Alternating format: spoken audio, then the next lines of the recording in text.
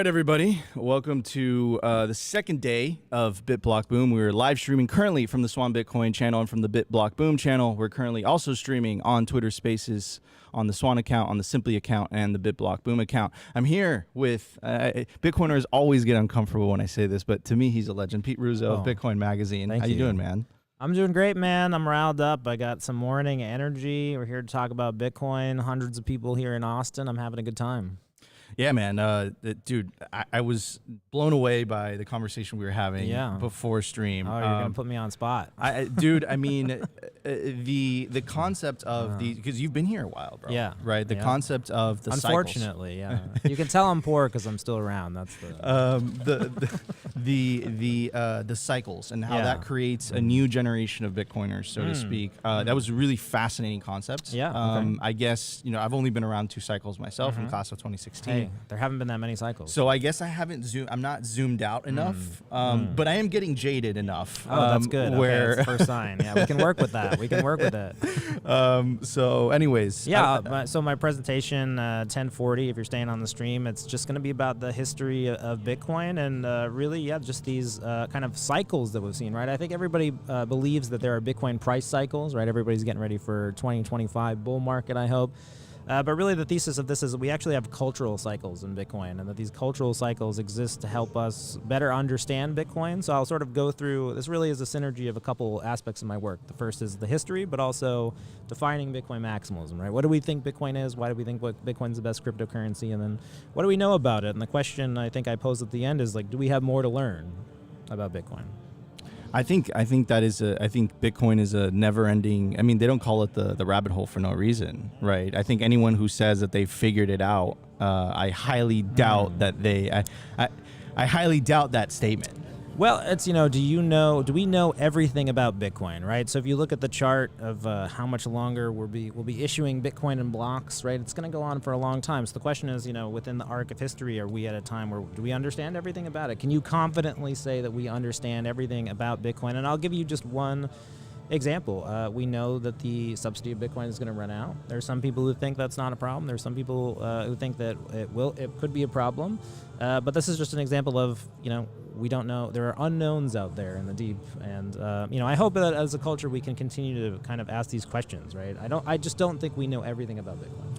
I agree. I think we're at the tip of the iceberg. Also, not to mention not only just Bitcoin itself, but also the societal impacts of Bitcoin. I think that hasn't even been explored. I think we're starting to feel it. I think the internet really started the fire in terms of disintermediating information, and then Bitcoin came along and is disintermediating money, and I think it's really causing a lot of chaos in the world. I would say in a positive way. But again, for all these institutions that have been around for a long, long time, that have had a monopoly on information, the legacy media or governments per se, that have had a monopoly on money. The internet and Bitcoin really, really shook things up, to say the least.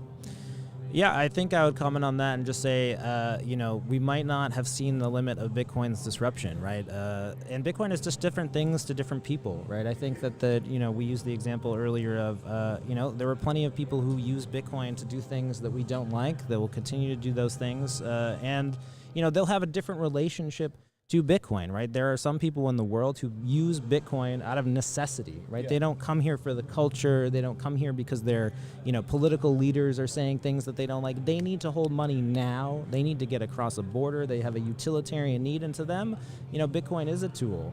And there are all these other layers around it. But I think, we're going to continue to see different people come to Bitcoin for different reasons. I'll give you an example. There used to be, we have our Austrian economics people here. They're here for sound money. There used to be a lot of hacktivists in Bitcoin. They were here to, disrupt the power structure. WikiLeaks, right, a very early adopter of Bitcoin, wanted to, destabilize maybe more actively some of these political apparatuses. So we've just seen different cultures come to Bitcoin. We may see other cultures embrace Bitcoin, right? Right now in the United States, the political right feels attacked. It feels disenfranchised, and they're turning to options and tools that can't be exploited. We might live in a world in the not too distant future where the political left is persecuted. Maybe where they're looking for a solution like Bitcoin. And at the end of the day, Bitcoin might provide both of those things to both of those people, even though they have completely different ideologies about the world. And one of my hopes would be that we actually see that happening, right? We actually see people who are currently negative towards Bitcoin in that camp embrace Bitcoin for the same reasons that right now their political adversaries are. That would be, I think, a nice thing, because I do view Bitcoin as a apolitical, it's a amoral, it is this neutral technology for both conflicting parties. 1,000,000%. I agree with you in the sense that, and again, right, the political right does feel attacked, right, and a lot of people are seeking an alternative, right. You have the debanking, you have that stuff. And but it's important to emphasize the fact that what you said, Bitcoin itself is apolitical technology, and it helps a lot of the popular left causes. For example, the Bitcoin, in my view, is the most inclusive, equitable money the world has ever seen. By far, nothing comes close, right? And not to mention the fact that, look, Bitcoin uses stranded energy sources that would otherwise have no monetary value. You can even say that it's a net benefit to the environment, right? So yes, I completely agree. But I think we should strive to get get away from the fiat political ideologies. Like I say, I really don't think it's left versus right or red versus blue. I think that's the divide and conquer mechanism that they've used for a long time. I really see it as the party of orange, the party of Bitcoin, freedom, peace, prosperity, versus the party of green. We might get our first orange candidate if Robert Kennedy runs as a third party. Who knows? Dude, I hope so. I mean, he did speak at the Bitcoin conference. How did you guys manage to do that? Oh, wow. A lot of phone calls. That was a last-minute addition, I will say. He came in hot and with a lot to say. But yeah, look, I mean, again, this is an example of someone who wants to speak to the people who feel left out of the political process, and right now Bitcoin is identifying with them. But it's a good example, right? He's a Democrat traditionally, right? Maybe he's changed some of his views, but this is a Democrat that's coming to Bitcoin for some of the same reasons that people on the right came to Bitcoin. So I just think, to me, that's great, is that we're really seeing these properties embraced by all sorts of people. And then I tend to be wary of people who want to use Bitcoin as a political tool for their particular ideology, right? So I think it's nice that we're seeing like an RFK to come to Bitcoin, a Nigel Farage, right, just debanked in Europe, where in the UK they're dealing with these same things. I don't think maybe RFK and Nigel Farage, they probably disagree on a great number of things. The fact that they see the same value in Bitcoin, that they can be united by that, I think that's incredibly powerful. And again, I think when you see certain factions, if you're the party of Bitcoin, and Bitcoin goes up and it becomes very popular and widely used, there's a real danger in one party being associated with Bitcoin. Again, it's not a future it has to stay bipartisan. I can't emphasize that enough. There's real importance in that, right? I agree, because it helps people. It helps people equally, in my opinion. People want to associate their personal beliefs to it, but the technology itself is completely. It doesn't matter who is you. It doesn't choose, right? Unlike the dollar, for example, right? If you happen to be born in a certain jurisdiction or a certain country, you can't open a bank account, right? Bitcoin doesn't care. It doesn't care what your religion is, what your skin color is, what your beliefs are.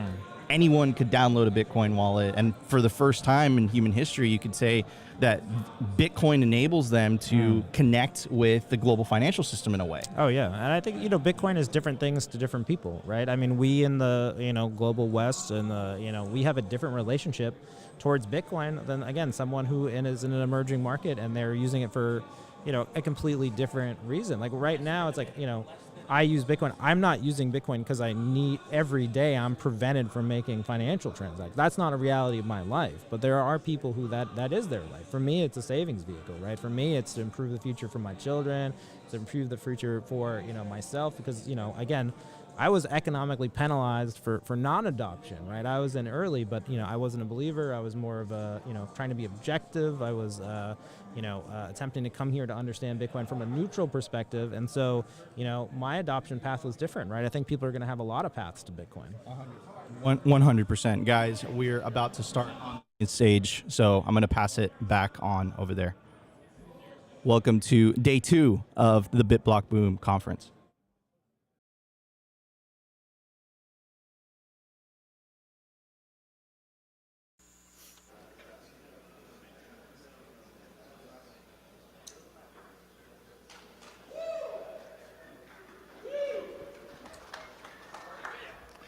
Howdy, howdy, howdy, howdy, howdy, howdy, howdy. Hope everybody's here having a good time. Everybody enjoy the party last night? I mean, that was kind of a good location. I'm not 100% sure that beat the town, but it was a pretty good damn party.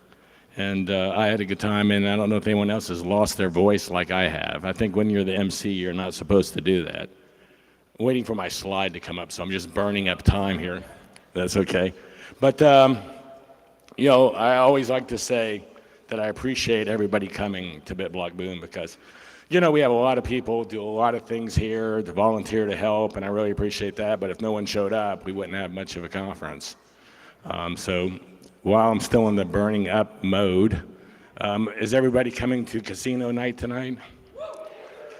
You know, just because I don't have the prizes listed this year, I usually have all the prizes listed, but we have a block clock from Kite. We have a mini block clock. We have millions of dollars worth of sats we're giving away. So we're doing quite a bit of stuff tonight. So you'll have a good time at that. You know, it's funny when we decided to do the casino party, my wife was like wanting to do that really bad, and I said, "Oh, that thing is going to suck. Nobody's going to have a good time at that." But I was definitely wrong, and I want to give my wife some credit because everybody's had a great time at that. So sooner or later, we'll be going here, and I want to apply some pressure to Mike because he's working his ass off over there. Now he's starting to get a little pissed off at me probably because I'm pumping the pressure on him.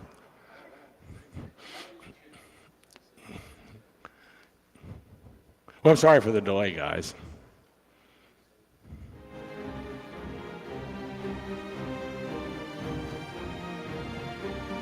I guess I'll be back in just a second. Talk amongst yourself. Subject is Bitcoin Cash. It's not cash and it's not Bitcoin. Talk about it.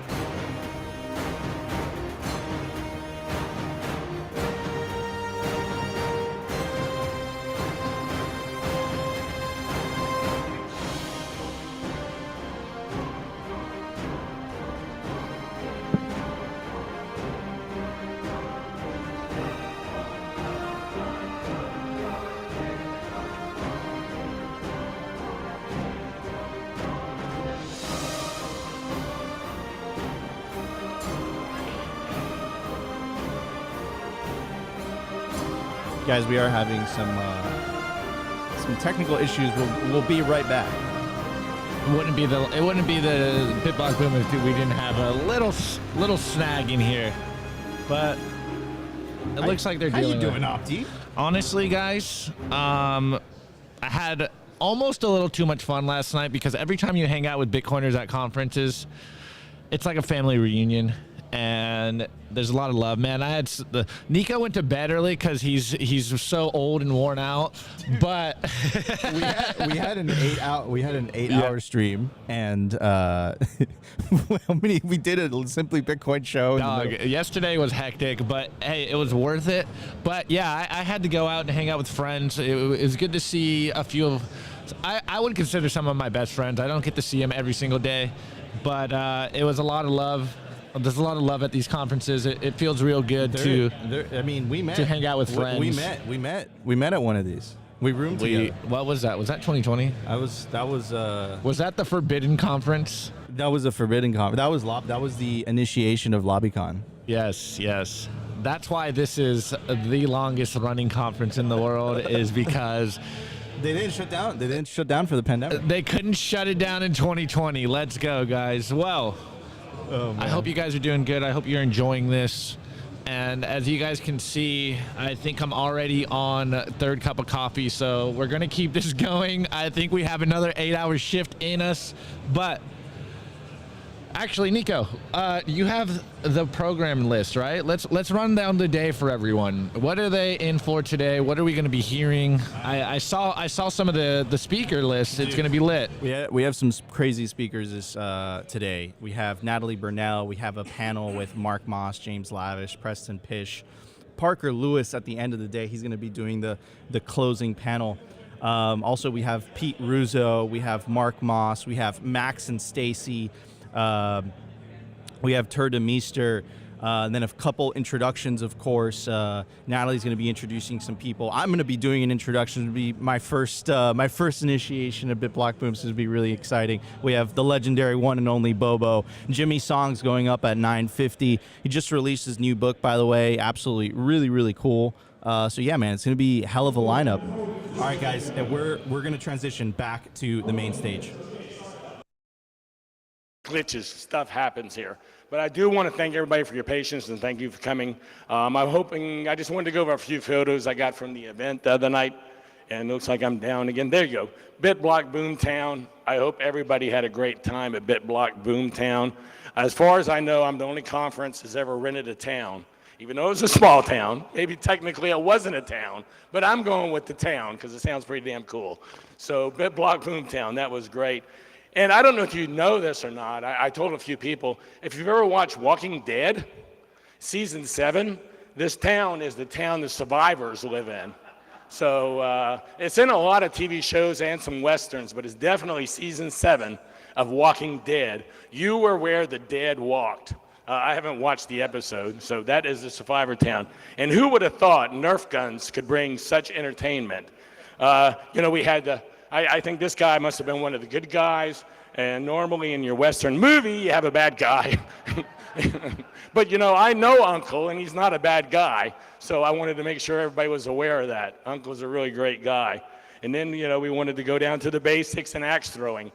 My wife has been wanting to throw an axe for 3 years, and there was one for free for her to throw, and she didn't get a chance to do it. Then we had the Wild West Poker Night from Tone, which they have every year here. That was fun.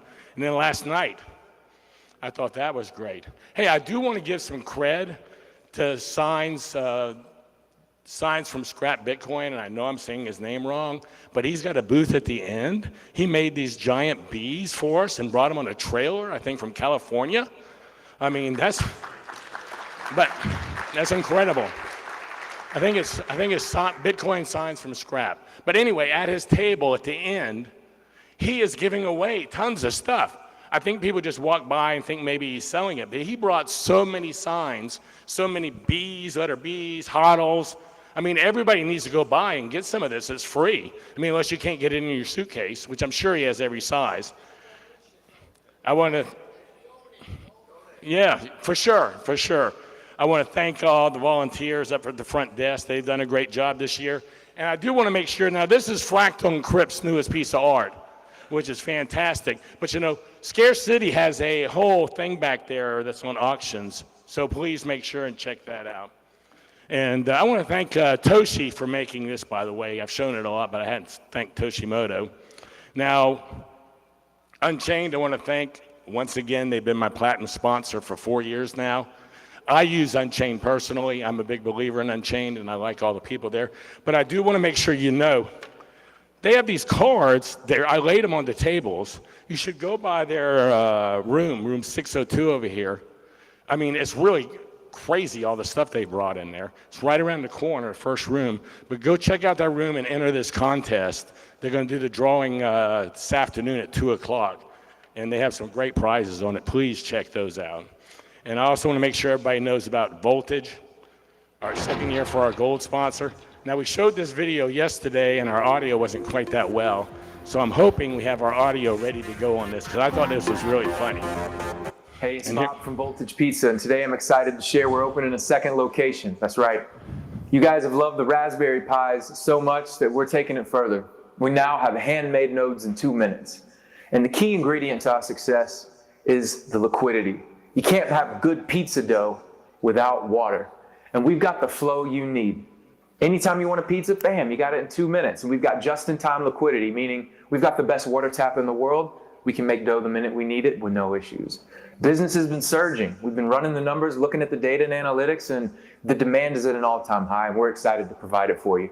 So give us a call at this number. What is it? 512-548-0669. So I got one of my guys there waiting for you to talk, but yeah, Voltage, baby, we're excited to serve you. So give us a call, come down, put the magnet on your refrigerator, don't forget, and we'll be here for you when you need us. 2 minutes, it's really that easy. How was that? After 21 takes, you got it. Thank you. All right. Now, when you go out the door here, their booth is right to the right. It's the first bit, and they've got these magnets. And call this number. This is really cool. That's why I'm bringing this up again. You need to call this number and check out what's happening there. I want to make sure you're aware of that. And then we have our bronze, our Foreman Mining, first year for Foreman Mining, and then our bronze sponsors. And I appreciate all our sponsors, and I appreciate y'all stopping by their booths and giving them a look. In case you don't have it yet, here's the Wi-Fi. It's also on a poster or a banner up by the front door. And we're streaming this live, plus Nico and the crew are running a live stream between sessions, which all will be on the site also and streaming right now. Then I want to thank Fold. Fold has been a great sponsor this year too. This is the 4th year. I think they were the drink sponsor last night, so you can thank them for all the drinks. But this is the 4th year for Fold, and I appreciate them. And now it's time for the Wheel of Bitcoin. Wheel of Bitcoin. Come on up, guys. And what's your name? Constantine. Eric Mills. Vikram Amatraj. 2 last names. This is getting better. We don't get many last names up here. And we're ready to go with the wheel. I'm looking. Have you ever spun the full wheel before, anybody? On the app. On the app. Yeah. Y'all all use Fold? You use Fold? Oh, hopefully you're going to use Fold after this. And we're loading the Fold wheel. So that's what you're waiting on, guys. Has anyone got a joke they want to tell me? I mean, y'all look like y'all might know some good ones here.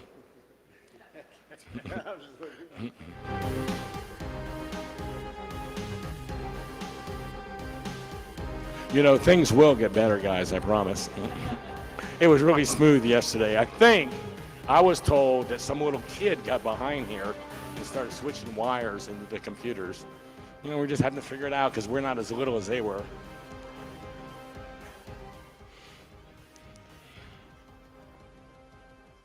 That is the wheel right there, for damn sure.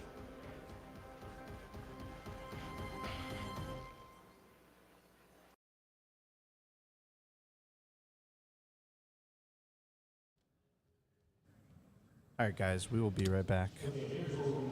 They are currently doing some interactive stuff. Opti got his second round. He's ready to roll, baby. Second round of coffee. No, I got some water. I was feeling the coffee headache already, so I got the water, guys. Gotta stay hydrated. You turned it down a notch. Anyways, how you doing, Russ?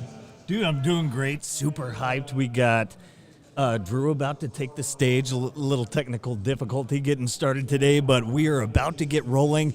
Super excited. I mean, we've got Preston Pish. We've Jimmy Song. We got Jimmy Song. Yeah, we got Jimmy Song coming. Max and Stacy are coming in today. It's going to be... The Max and Stacy one is what I'm most hyped about. I really want to hear their update on El Salvador. Actually, at one of the Swan salons in Miami, I was super, super lucky and fortunate enough to be able to talk to the senior presidential advisor for Nayib Bukele of El Salvador. And shout out Monica for watching the stream. She made it happen. But it's so fascinating, what's happening. Anyways, guys, we're gonna switch it back to the main stage. It was called the Texas Bitcoin Conference here in Austin. It was the first conference I'd ever been to. I was like, I'd been into Bitcoin like 2 weeks. I was really excited to go to this conference. Little did I know it was a shit fest. I didn't even know what shit fests were yet, but I went to a shit fest, the first one I went to. But one good thing happened at that shit fest. I met my first Bitcoiner besides the person who orange pilled me. And that was the next person who's speaking. And I can tell you what, I tell him all this time, and he's probably so sick of hearing this from me, because I remember it so well, but no one else knows this. You know, he was the founder of Unchained Capital, one of the founders, so he definitely was into it pretty much. But he was so nice to me. And I remember I was going, God, I don't even know what I'm doing here. I'm not even sure I understand all this completely. And he was taking the time with me. Drew is one of the best people I've ever met. He's kind, he's sincere, and he's an honestly nice person. I know you don't want to hear all that, but that's the way it goes, buddy. Come on out. My friend, Drew. Thanks, Gary. I think I'm good with this. Thank you, Gary. Hi, everybody. Can you all hear me okay? Doing good? Okay. So I've got 25 minutes to do a 40-minute talk. I'm going to try and get through it on 1.5x speed. If you all miss something, just watch it later. Okay, so the name of this talk is How Does Satoshi Think of Bitcoin? And I'm going to just tell you the answer right at the top. It's because of monetary policy. 21 million isn't just a meme. It's not just a shelling point. It's maybe not even just good economics. I'm going to make the claim that it's an essential technical simplification that was required for Satoshi to extend the work of historical projects and actually conceive of Bitcoin. So let me try to motivate that a little bit. First of all, this is not even what I want to be talking about. What I wish I were talking about were a much larger story about Bitcoin as layers of markets and how we need to stop cargo culting the blockchain and instead focus in on what makes Bitcoin really successful, which is market incentives. But I can't talk about that. I found that in trying to write about this, I needed to do a lot of research and go back to some of the original work, the white paper, the references it contains, their references, and I found myself asking constantly this question, hey, before I can tell this story, I really need to know what was special about the beginning. What was so new about what Satoshi did? Because a lot of projects came before Satoshi. This slide's a bit messy, excuse me. There's a lot of stuff that happened before Satoshi, and it turns out notions like proof of work, the blockchain, cryptography for transactions and public key ownership, all these concepts existed. So what did Satoshi really do? How did they think of Bitcoin? What was the key insight? So the plan for the talk is I want to start by just talking about decentralized systems overall, like Bitcoin, convince you that they have to be markets, they can be nothing else. I want to talk about specifically a decentralized system that we would use to build money, and how would that market necessarily have to work. I then want to talk about historical attempts, everything from B-money to BitGold, etc., at trying to build that market, why they failed, and maybe what they got right. And then I want to convince you that it's really monetary policy that Satoshi brought to the table, and that's what allowed Satoshi to succeed where others failed. And if I have time, which I won't, I'll talk about how really the point of all of this is that understand that Bitcoin is a market indeed, but it's also a methodology. Like, there's lessons in this talk, hopefully, that we can follow if we intend to build larger, more productive systems on top of Bitcoin to disrupt other human networks. Okay, so I'll start by just talking briefly about decentralized systems. This word is often misused. I'm going to try and define it for you in a very simple way. Decentralized to me means markets. Decentralized systems have to be market-driven. This is an idea I got from my good buddy Ryan. Check out our talk from 2 years ago. I forgot to promote that at the top. Decentralized systems have to be markets because no one is in charge of them. There's no central point of control. There's no main API server. There's not even anybody to really tell us the time. And in a system like that, how do we get it to observe rules? Adversarial behavior cannot be punished by a central actor, so we must rely upon local economic incentives or disincentives. It's the only thing that's going to work. We have to make it more profitable for individuals to cooperate and collaborate than to engage in adversarial behavior. Satoshi well understood this point, but so did almost everybody that came before Satoshi in the world of digital currency trying to build an online kind of money. Okay, but if decentralized systems have to be markets, then they have to exchange goods. There has to be a kind of trade of goods and services within that market. That's what markets are. Unfortunately, decentralized systems deeply struggle with traditional goods. They don't know how much money is in our checking account. They can't talk to payment providers. They don't know what real estate you own, because to know those things would require talking to, interfacing with centralized systems. That would no longer make the decentralized system decentralized.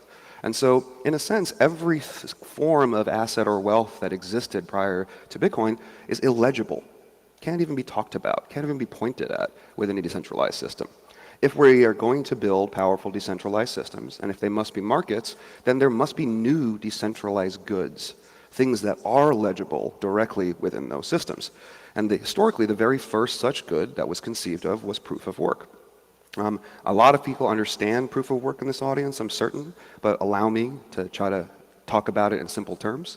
So remember, we're in a decentralized system, and proof of work was originally invented by Dworkin-Nauer in 1993 as a kind of access control mechanism.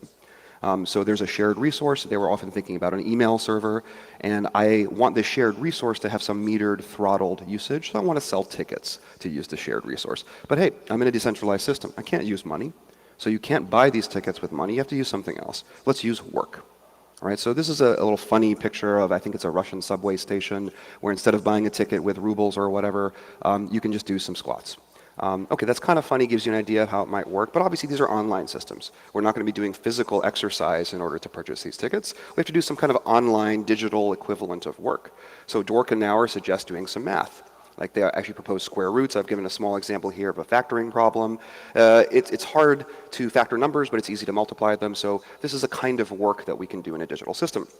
And it turns out that's not exactly what you want. It takes Adam back a few years later when he implements Hashcash to build a hash-based system that implements proof of work. This is slightly better, right? If you know something about mathematics, you'll probably understand that factoring numbers is an arena in which cleverness is very useful. By being clever, you can more efficiently factor numbers. Now, efficiency and greater performance is usually called progress in the world. But for proof of work, that's not progress. That's exactly the opposite of what we want. We don't want you to do better because you're cleverer. We want you to do better because you did more work. And so we want a problem that can't be solved through increased cleverness, and proof of work provides an example of that problem. We also want it to be tunable. As you'll see here, we really want proof of work to be something that we can inject the concept of a price inside of. And that is important, right? Because I'm making the claim that decentralized systems are markets. So let's look at this market for email delivery that was proposed by Dworkin-Nauer in 1993 and later actually implemented by Adam Back and Hashcash. It really is a market. Users pay email server providers in proofs of work for the ability to deliver emails. The user has an email, that's the data. They do some proofs, they do some work. They're guessing a bunch of random numbers, and eventually one of them meets the requirements of the math problem here, that is the proof of work. And the combination of the email and that winning number, the green one together, that's like the ticket, and then the email provider can verify that and send it along. So it's a market. But this is not how we actually solved the spam problem historically. Right? We didn't do this. This is not how it works today. We do not use a market-based solution to spam because this is not a very good market. And that's because computations are not a very good form of currency. I can't take the proofs of work I receive as an email server provider and then pay someone else for some other thing with those same proofs. Hashcash, the proofs of work are tied at a moment in time. They've got an email address. They're not fungible. And so proofs of work aren't a kind of money. They don't solve the coincidence of wants problem. They are a decentralized good. They are something that I can talk about in a decentralized system, but they're not money. So I need to make a new kind of decentralized good, something that is distinct from proof of work, perhaps related to it, but that actually has the monetary properties that I want. And this is hard, right? Because I'm still trying to build the first decentralized system over here, right? So somehow the market for this decentralized system must bootstrap the very currency it uses to perform settlement. This is a very hard problem. But in another way, it's trivial, it's easy. We know what the solution has to look like. I'm making the claim that decentralized systems are markets. There are two goods, proofs of work, and tokens of this new currency we're trying to build in this decentralized system. A market must exchange goods. We only have two goods. Ergo, the market must consist of the exchange of proofs of work for units of currency. There can be no other trade. The hard part is that this trade must do everything else the currency requires to exist. It must solve the problem of issuance. It must solve the problem of settlement. There must be a ledger somehow that is produced simply through doing this trade over and over. So let's look at some historical attempts to build this market. I'll start here with BitGold, I think first proposed by Szabo in, I think, 1993, though not easily available till maybe a little bit later when he published it again on his blog in 2005. Nick writes, it's really hard to build a currency because computers get faster over time, and if you make an advance in computing, you can swamp the market, so to speak, with BitGold, these tokens that you're going to make in Szabo's version of a decentralized currency. And the thing about currency is we want all the units to have equal value. Right? If there's a supply glut and there's some time period where because of increased proof of work, we're producing more tokens of BitGold, those tokens are just going to be worth less. There's a greater supply, so they should be worth less. How do we solve this problem? Like if the supply of proof of work changes, like how are we going to ensure that all the units of the tokens we're making from proof of work are actually worth the same? So there's a methodology that gets proposed here, which is think about cost, right? Like proofs should be timestamped. Now, this is not because of double spending or any of those. We'll get to those later. Proofs should be timestamped merely because a timestamp connects them to an economic climate and a certain market supply and demand of proofs of work. If you know, and Sabo says this very explicitly in his BitGold writings, if you know the time a proof of work was created, you can use that time to determine the average efficiency of computing hardware, and Dai says something very similar, treat it like a commodity market basket of goods and try to determine from that what it must have cost to do that proof of work, and maybe that's a way to value it, and that's how you can perform this exchange in the market. But this is actually really hard to do, right? You're kind of running into that legibility problem. Decentralized systems deeply struggle with trying to determine how anything in the real world operates at all, much less the cost of computing. And so what winds up happening is that these BitGold tokens are not really a kind of money at all, because we can't really value them like within the system that we're creating them in. They're really kind of collectible. Szabo proposes that since, quote unquote, anybody can look at the supply of BitGold tokens, that a collection of outside the system so-called dealers will take the tokens that were made and they will bundle them into larger units of approximately equal value. And these larger bundles, these will be the money that we make. That's the idea here. So this is not as good of a solution, obviously, as Bitcoin. This is a format of making money after we've made tokens later on in what should be a decentralized way, but this is very hand-wavy and non-specific. It's not clear to actually implement this. What we want is we want that for the network itself to adjust the price of money directly, not some external system that happens afterwards, but the network itself. And Wei Dai in 1993 as well actually proposes kind of a model for how to do this.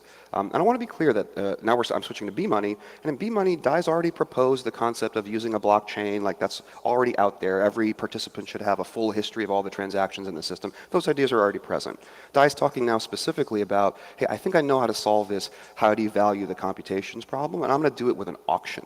So he proposes a 4-stage auction for how we can create the money supply and deal with the inherent supply volatility of proof of work. So phase 1 of this auction is planning. All the users get together and they talk and they figure out the optimal amount of money to create. I don't know what they're talking about because government agencies and whole departments and reams of economists, they can't seem to agree on the optimal amount of money to create. So I don't know how a bunch of nerds running software online are going to do the same thing. But in theory, they're supposed to publish macroeconomic calculations that support their bids. But even Dai admits they don't have to agree. They're unlikely to. What matters more is what happens in the next phase, bidding. Each user independently, this is important, each user independently puts out prices. I would like to create this many units of B-Money for this much work. And then someone else will put out a similar price or bid. I would like to create a different amount of B-Money for a different amount of work. So you have all the users in the system all putting in their own prices or bids for money creation. Now I've drawn 3 here, but you should think of this as millions of possible bids at any given moment in time for creating money within the B-Money system. And then phase 3 occurs. I don't know how phase 2 ended. It's not clear how we communicate to all the participants that we finished one phase and we're entering a new phase. That's a detail, a very important one that Dai does not address. But phase 3 is computation. Now that we have a bunch of these prices, these bids that have been submitted by the network, each individual user goes and works on their own bids. And in this case, you have the first user, they solved the proof of work that they bid on. The third user did the same. User number 2 didn't find a valid proof in the amount of time required. Maybe they bid too high and they couldn't do the amount of work. Maybe they just got unlucky. Regardless, multiple users are doing multiple amounts of work for different prices with different amounts of money being proposed to be created, and all the winning bids are broadcast to the network. In the 4th and final phase, the network actually creates money out of these proofs of work. And this is really tricky.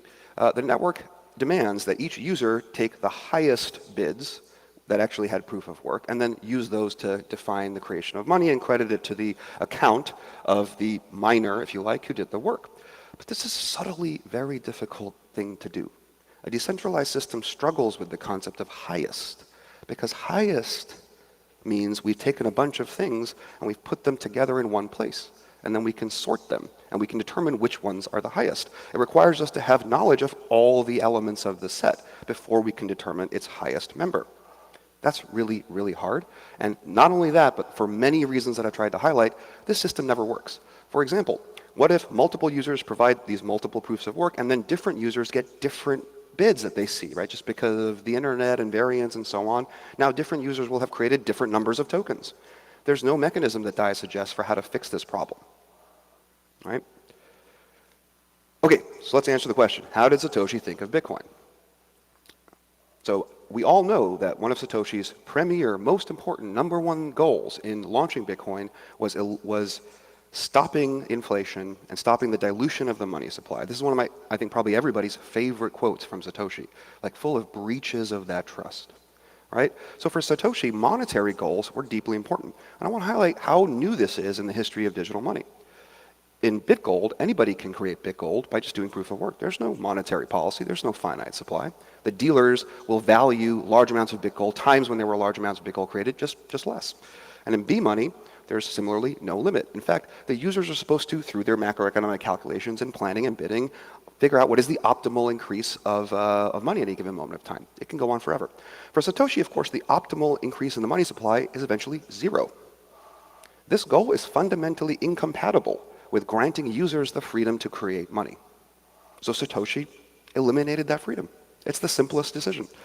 My conjecture is Satoshi read B-money, it's reference 1 in the white paper, and was like, this is pretty good, but I don't want these people to be creating money. I want to create the money. I want to have a finite supply. And my claim is that that thought was the key idea. Once you have that thought and that goal and you decide, I want to take B-money and I want to adapt the auction model so that users aren't creating the money, it's pre-created, and they're just auctioning off a finite supply. Once you have that idea, I think anybody could have discovered Bitcoin. Okay, maybe not anybody. Maybe you have to be really smart. Maybe you have to be one of the 10 nerds in the world at the time following these topics. But it's not as magical as it seems. I think it's a clear step from B-money through a finite monetary policy into Bitcoin. So let's see quickly in what looks like 9 minutes how this happens. How does this essential technical simplification emerge merely from the requirement that we should have a sound monetary policy? Well, let's start with phase 1 planning. In fact, we're going to find out that there are no phases anymore. We don't even need phases. That's one of the great parts of the simplification, because everything is just going to happen all at once. So phase 1, planning, this happened in 2008.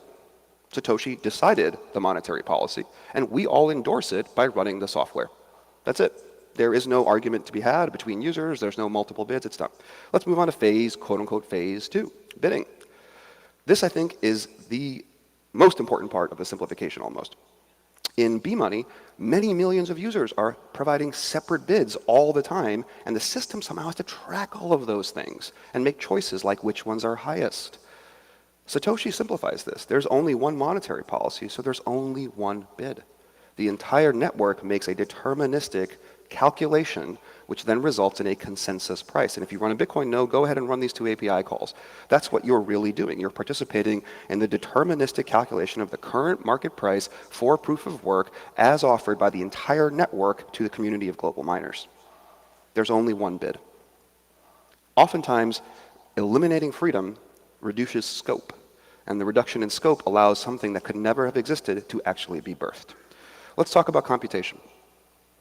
There's no phase here. We don't have to wait for bidding to end because there's always just one consensus bid that all nodes are aware of. And they just perform proof of work continuously. The first one to discover a block at the current network price, of course, broadcasts it back to the network. But there's no phases here. And then money creation. Let's talk about this. We're no longer under an obligation that each user must somehow determine the highest bid or the highest proof of work. We know that all valid blocks are going to be at the network price. And so each user can merely accept the first block that they see. And this is the key idea that actually makes Nakamoto consensus possible. If users don't have to wait and make a local determination of an optimal choice, if they can instead follow a greedy algorithm and just choose the very first block that they see, this turns out to be a valid consensus algorithm. In fact, it turns out to be a breakthrough in consensus algorithms. Satoshi spends 25% of the white paper writing this calculation up, replete with C code, proving to you that Nakamoto consensus and picking the first block actually is a form of consensus and therefore ultimately solves the double spend problem. And this is incredible. Right? Satoshi made a progress in a computer science fundamental domain field. It wasn't Leslie Lamport, right? It was Satoshi. And it's because they weren't focused on a computer science problem. They were focused on a monetary problem. Right? Like Bitcoin solves the double spend problem because of Nakamoto consensus. Nakamoto consensus works because it's a greedy algorithm that can be executed locally. Every user can just accept the first block they see. They can accept the first block they see because they know the block is only going to be transmitted if it's at the network price, and that's easy to validate. And the network price exists because Satoshi wanted there to be a sound monetary policy in which users aren't granted the freedom to create money. So it literally all comes back to eliminating that choice and then allowing the system to actually succeed. I really think that the lesson, if there is one from this, has to be that all 21 million Bitcoin already exist, right? And Satoshi, there's various ways you can maybe try to quote differently, but the way I read this quote is, Satoshi knows I can't issue coins. There's nobody to issue them. I have to issue them upfront, and then the best I can do is I can distribute them to the rest of the market over time. So the Bitcoin network is paying miners every 10 minutes in Bitcoin from an existing supply in order to perform proof of work, and the price is calculated deterministically, right? So all 21 million Bitcoin exist. Now, I think for a lot of people, if I had asked how did Satoshi think of Bitcoin, what's the key insight, the answer would have been, it's the difficulty adjustment algorithm. That's the most magical part of Bitcoin, I think, for a lot of people, myself included, prior to thinking about these things a bit more deeply. But I'm now of the opinion that the difficulty adjustment algorithm itself is something that you come to once you decide that you must have a finite money supply. Auctioning off Bitcoin's 21 million supply over 140 years is a very different sales proposition than doing it in 3 months after launch in 2009 because we didn't think about the temporal aspects of such an auction. No project before Bitcoin really framed the notion as, I want to restrict the rate in time at which money is created. It's not a problem in BitGold. If more money is created faster, we'll just devalue it later on with our dealers. And in B-money, if we are creating money too quickly, if our money creation periods are happening too quickly, our collective macroeconomic calculations should encourage us to increase the price and proof of work and fix that problem, but it's not really a problem. It is a problem if you are auctioning off an existing money supply. So one of the most natural things to jump to once you have this realization is, I need to fix the rate in time at which blocks are produced. And it turns out this is actually possible. You can measure through the blockchain what time blocks are coming in and use that as a basis to regulate the rate at which they continue to arrive in the future. So I'm kind of reaching the conclusion here, and I have actually a couple more minutes than I thought. Maybe I'll actually finish this. Let's see. So just to summarize, right? Layer 0, I'm calling this layer 0 of the Bitcoin market, really just is a market exchanging proofs of work for coins of this new currency. And the network calculates a consensus price, the blocks must be time-stamped, and the current tranche of coins is always being sold. I've called this layer 0, though, and not Bitcoin, or layer 1 even. And that's because I think this market is logically prior to the usual market we think of in Bitcoin for transaction fees and settlement. In fact, I haven't even talked about transactions. And I think transactions are a totally separate market. They're a second layer, I'm calling it a layer 1 here, that sits on top of Bitcoin's layer 0. So there's a single market in which, on the left-hand side in layer 0, users are exchanging proofs of work, miners are exchanging proofs of work with the entire Bitcoin network as their counterparty in that trade. That's for the purposes of distributing the initial supply of Bitcoin. There's a single consensus network price. In layer 1, users are directly trading with miners. There's not a single consensus price. There are millions of different prices. Those are the transaction fees that we include. The order book, if you want to think of it that way, in layer 0 is trivial. There is one price, and the very first block that shows up is matched. That's it. In layer 1, the order book is a little non-trivial, right? There's a mempool that has many megabytes of transactions waiting to be settled, right? It's non-zero, non-trivial.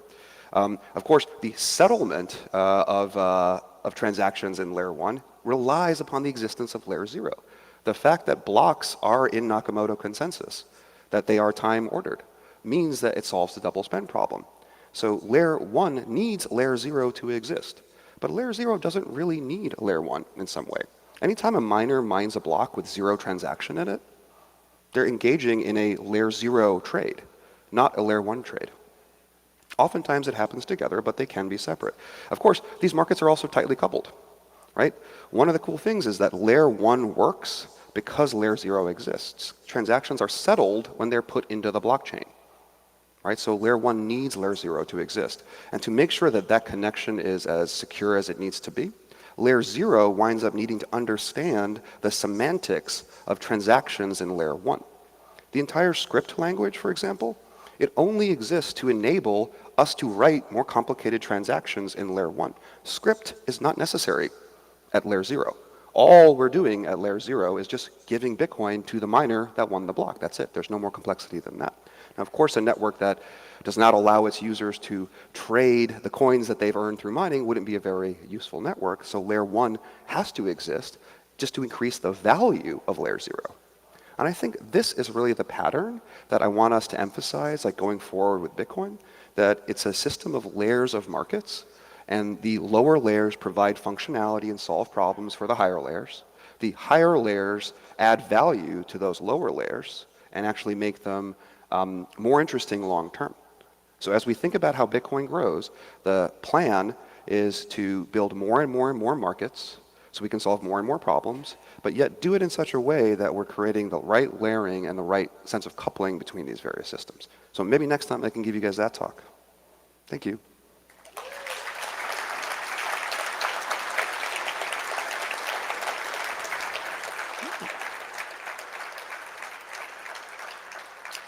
I've got 5 minutes for questions. All right. Anybody? For the next market, yeah. You should check out that talk from 2021 that Ryan and I gave. And I think my short answer is Lightning Network is really interesting because it looks like it's solving a question of payments and liquidity, which it is. That's part of the problem that the market for routes and the market for liquidity in Lightning is solving. But it's also solving a deeply unexpected problem of connectivity. How do I actually find you in the Lightning Network before I can send you things? I think this is an interesting, just general truth of the methodology, if you like, of Bitcoin is you think you're solving one problem, but you will wind up solving another problem that's deeply adjacent to it. So for example, in Satoshi's attempts to build a functioning digital currency, Satoshi has to build a clock. That's really cool to me. I like that idea. And I think similarly, as we're trying to build out Lightning, we're building a kind of routing table. And I think it gets even more interesting from there. Once we have a routing table and liquid routes and we have a global marketplace for quickly transacting information, what adjacent markets we build on top of that? What unknown problems we solve when we tackle those systems? Thanks for the question. Anybody else? Please.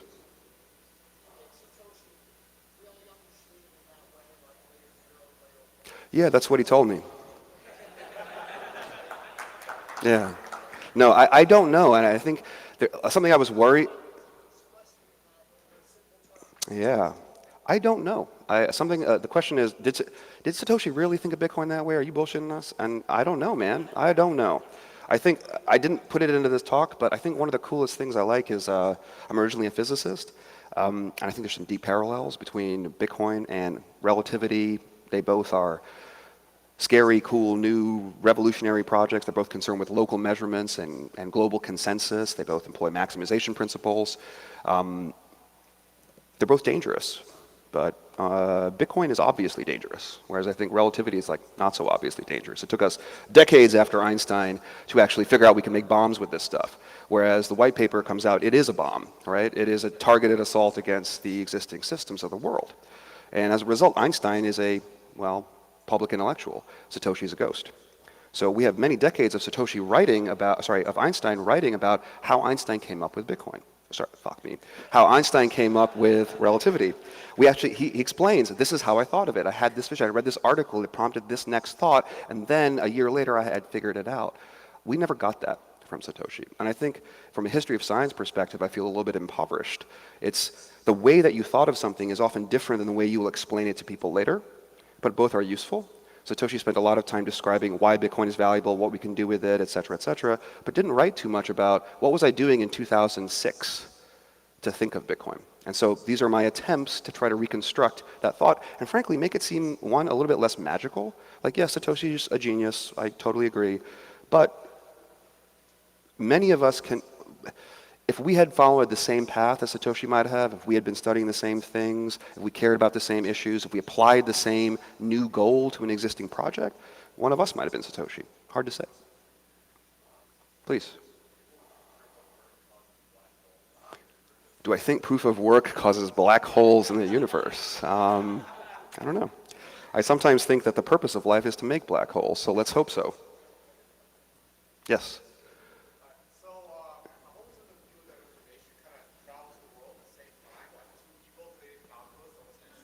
Mm.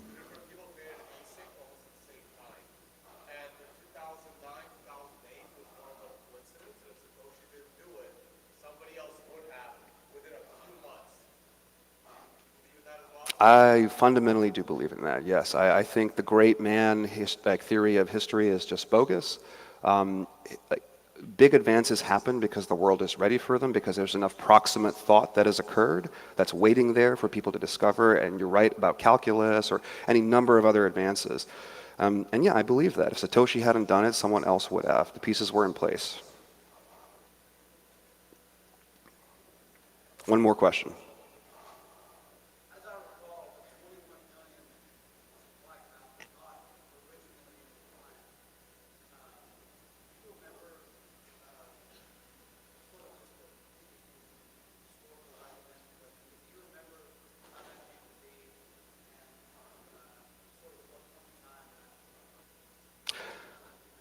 I don't know. I don't know the details, and I think a lot of people here probably do know some of those even better than I do. I get the sense that having a finite supply was definitely always part of Satoshi's plan.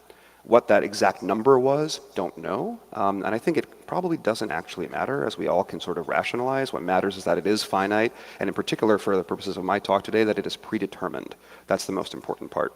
I have heard, I don't know if this is apocryphal, but I have heard that originally it was supposed to be 42 million. Like kind of a Doug Hoff or a Hitchhiker's kind of nod, and then maybe Satoshi was like, "Nah, that's like just one level too silly," and then cut it in half. I don't know. I don't know the answer. I think that's it. I'm out of time, guys. Thank you so much for coming in.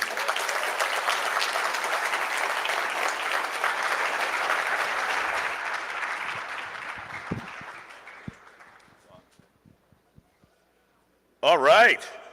How's everybody? I'm just kidding. I don't do that. I'm just kidding. I don't do that. Listen, I'll go pretty fast. I'm Billy. I do meetups. If you are not going to a meetup, please attend meetups. If you don't have a meetup where you live, start one. It's really easy. It matters. It helps. That's all I got to say about that. Gary hit me up and asked if I could do the easiest thing in the world, which is introduce the next guest to a room of people that definitely know who he is. He's been doing Bitcoin and eating beef before Bitcoin and eating beef was cool. He is an educator, certainly to me and most of this room, an author and a developer. So without further ado, please welcome Jimmy Song.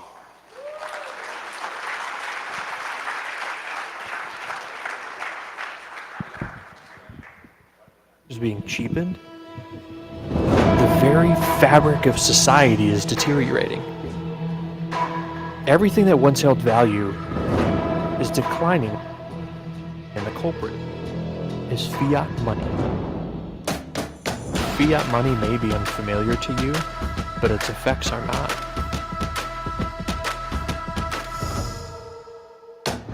Where are the moon bases we dreamed of? Why are there so many wars and economic crises? Why does everything we consume break in an instant or make us fat? How can we feel so disconnected despite our constant online connections? And why in a consumer-driven society do we get so little satisfaction? Join us on our journey to unpack all of these questions and to learn why life is getting harder, working longer hours still earns you less pay, and how there may still be a path to getting back some of your precious time with your loved ones. Get your copy of Fiat Ruins Everything today.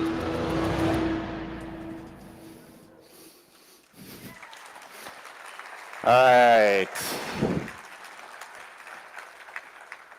Thank you guys for coming this early. I know it was kind of a late night last night. It is always a late night whenever you're at one of these conferences. And, you know, I really do enjoy hanging out with other Bitcoiners, and I'm sure you do too. So, but thank you for coming out this morning and coming out to hear my talk. So, my talk is called Escaping the Golden Handcuffs, and it's unshackling from the fiat system.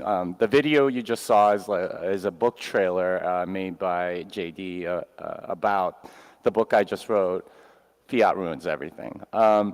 And in that book, I make the case that fiat money ruins all sorts of things in society today. Everything that we hold dear, everything that we think of as good, gets ruined by fiat money.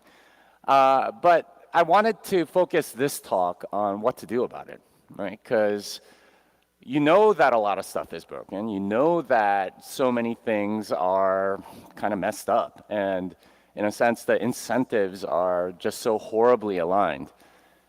So what do you do, right? And unfortunately, the system is set up so that you're kind of trapped. And this is what I call the golden handcuffs. Now, this is a bunch of pictures of me and, over the past year. I traveled the world with my family, took my kids out of school. We traveled all over the world. We traveled for 277 days, visited 34 countries, saw a lot of different things, as you can see in these pictures. And this is something that I got to do as a result of saving and planning. And it's something, the question that I got the most about this, especially from non-Bitcoiners, was, how the heck did you do this? You know, who takes out their kids for a whole year and just goes somewhere like that? And how are you able to do that? And that's kind of what I want to talk about, is what can we, this isn't even in people's minds as something that they can do. It's maybe sort of like a fantasy that they might have, but most people don't have the, ability or the path to doing something like that. And really, the reason is because we are all chained by golden handcuffs. And what do I mean by golden handcuffs? I mean the thing that sort of anchors you to a place, that prevents you from going. And, if it were just normal handcuffs, it'd be something like slavery. But golden handcuffs are slightly different because they seem very attractive.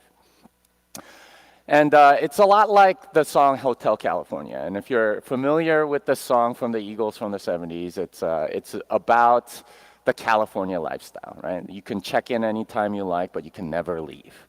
Or you can check out anytime you like, but you can never leave. You go there and then you just sort of stay, and you can't really ever leave because you're kind of stuck. And the fiat monetary system is very much like that. And in that sense, this song talks about that feeling that you have, that you're kind of stuck. The reason why the fiat system works the way it does is because in many ways it's attractive, right? Like you have a steady job, you have things that you can consume, and you get a lot of good stuff right away. And in many ways it's voluntary, right? You don't have to take out a loan for a mortgage on your house or something like that, but it's there and it's available.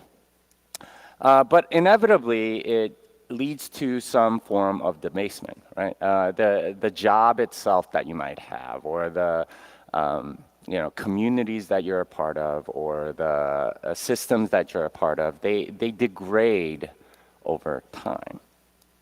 And that ultimately leads to a lot of sunk cost, right? You might have invested a lot into a career that you might not really like. You feel a little bit trapped. You feel stuck. And really, that's what that song is all about. It's Hotel California. You can kind of check out, right? Like you kind of become a zombie, but you can't really ever feel like you can leave the system. It's unfortunate, but that's how the system is almost designed. So what can we do about it? Well, but before we get to that, though, let's talk about what it is that kind of traps you. So here's one. It's like having a house, right? This is sort of like part of the American dream. And unfortunately, to get a house, you have to get a mortgage and do 5x leverage on your money to get one of these things. And you're in debt for something like 30 years. There's also university degrees, right? That's another one that entraps you because you have to take out loans to go to these things. It's now upwards of like $50,000, $60,000 a year. So over a course of 4 years, you got almost $250,000 in debt. There's, of course, other things like credit cards and personal loans and things like that, which let you bring consumption forward.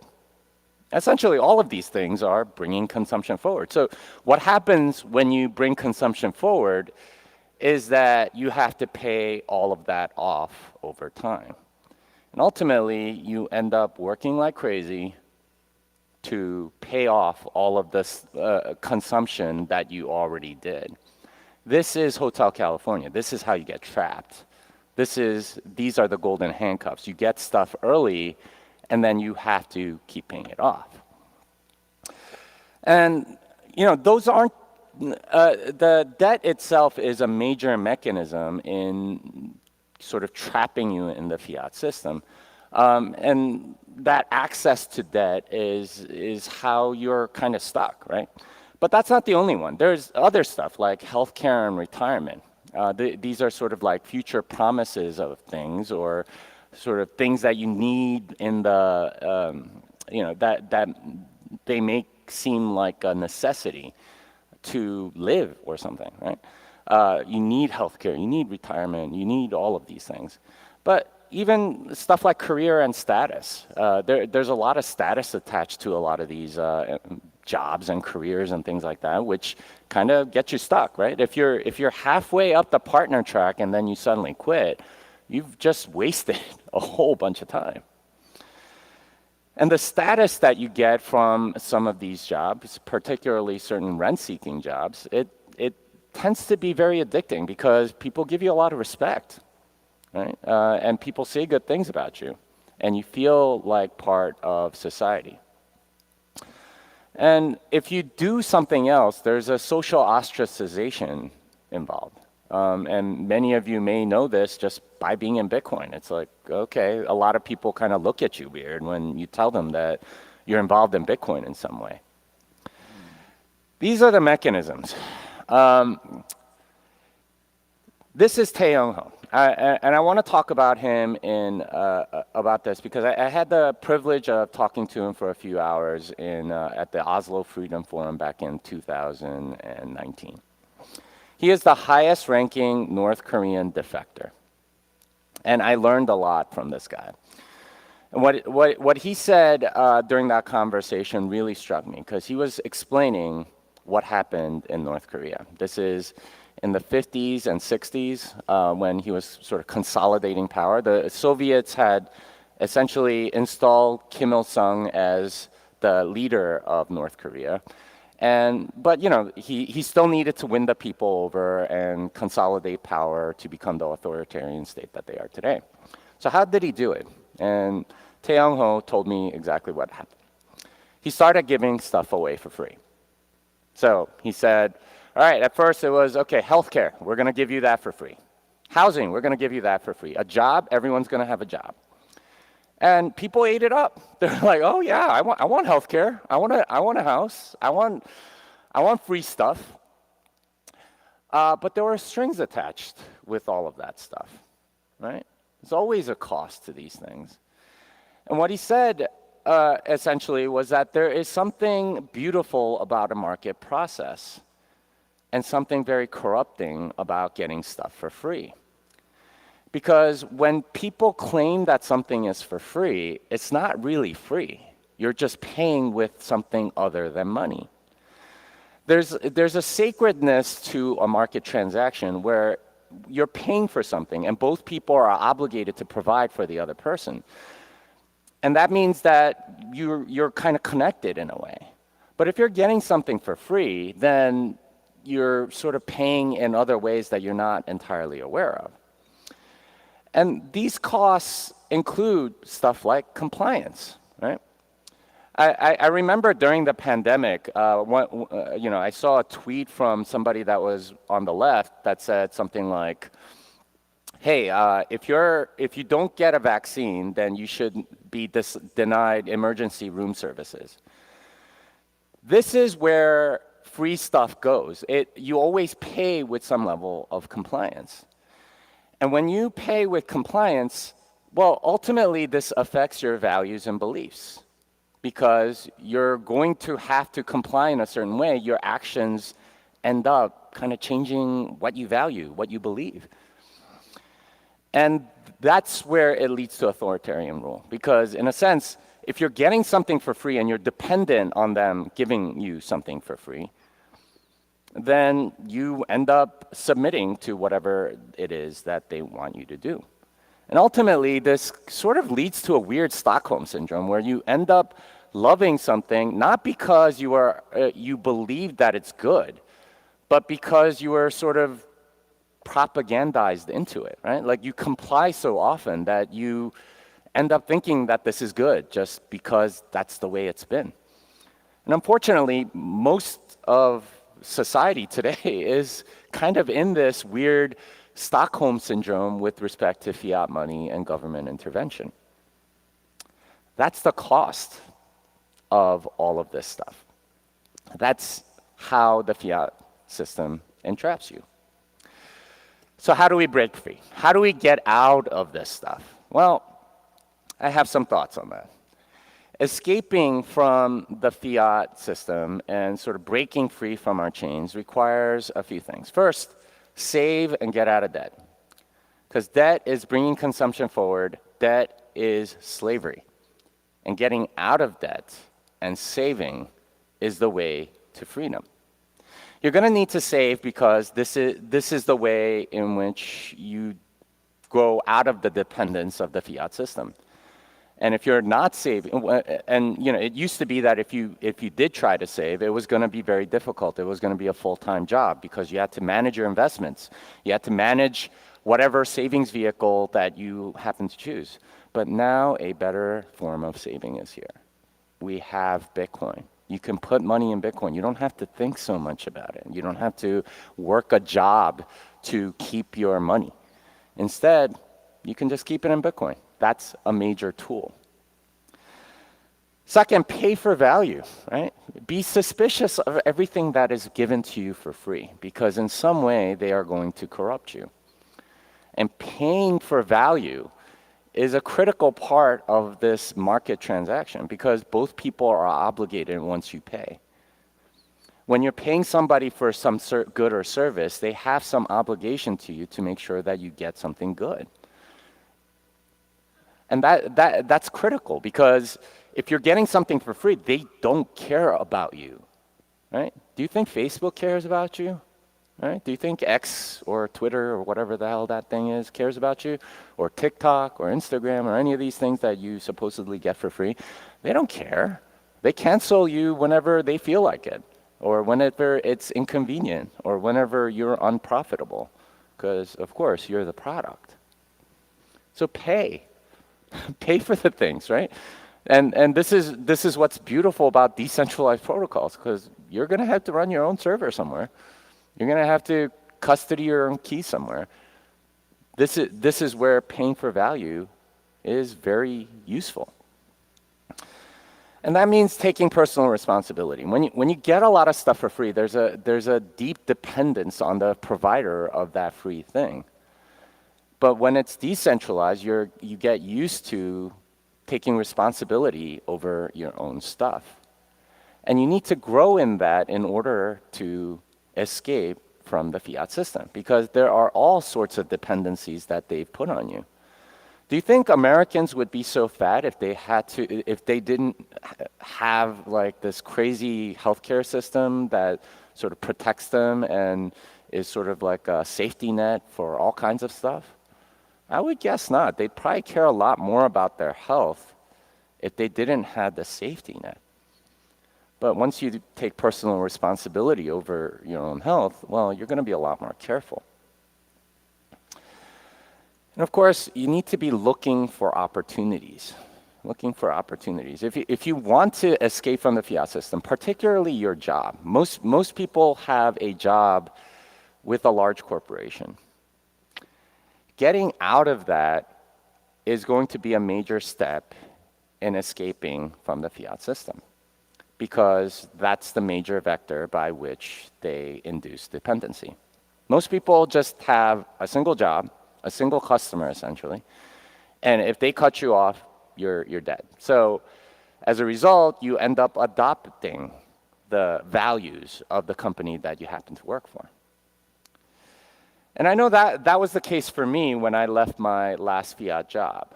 Right? I was working for a company in 2017. And I went off on my, before going off on my own, I did a lot of thinking.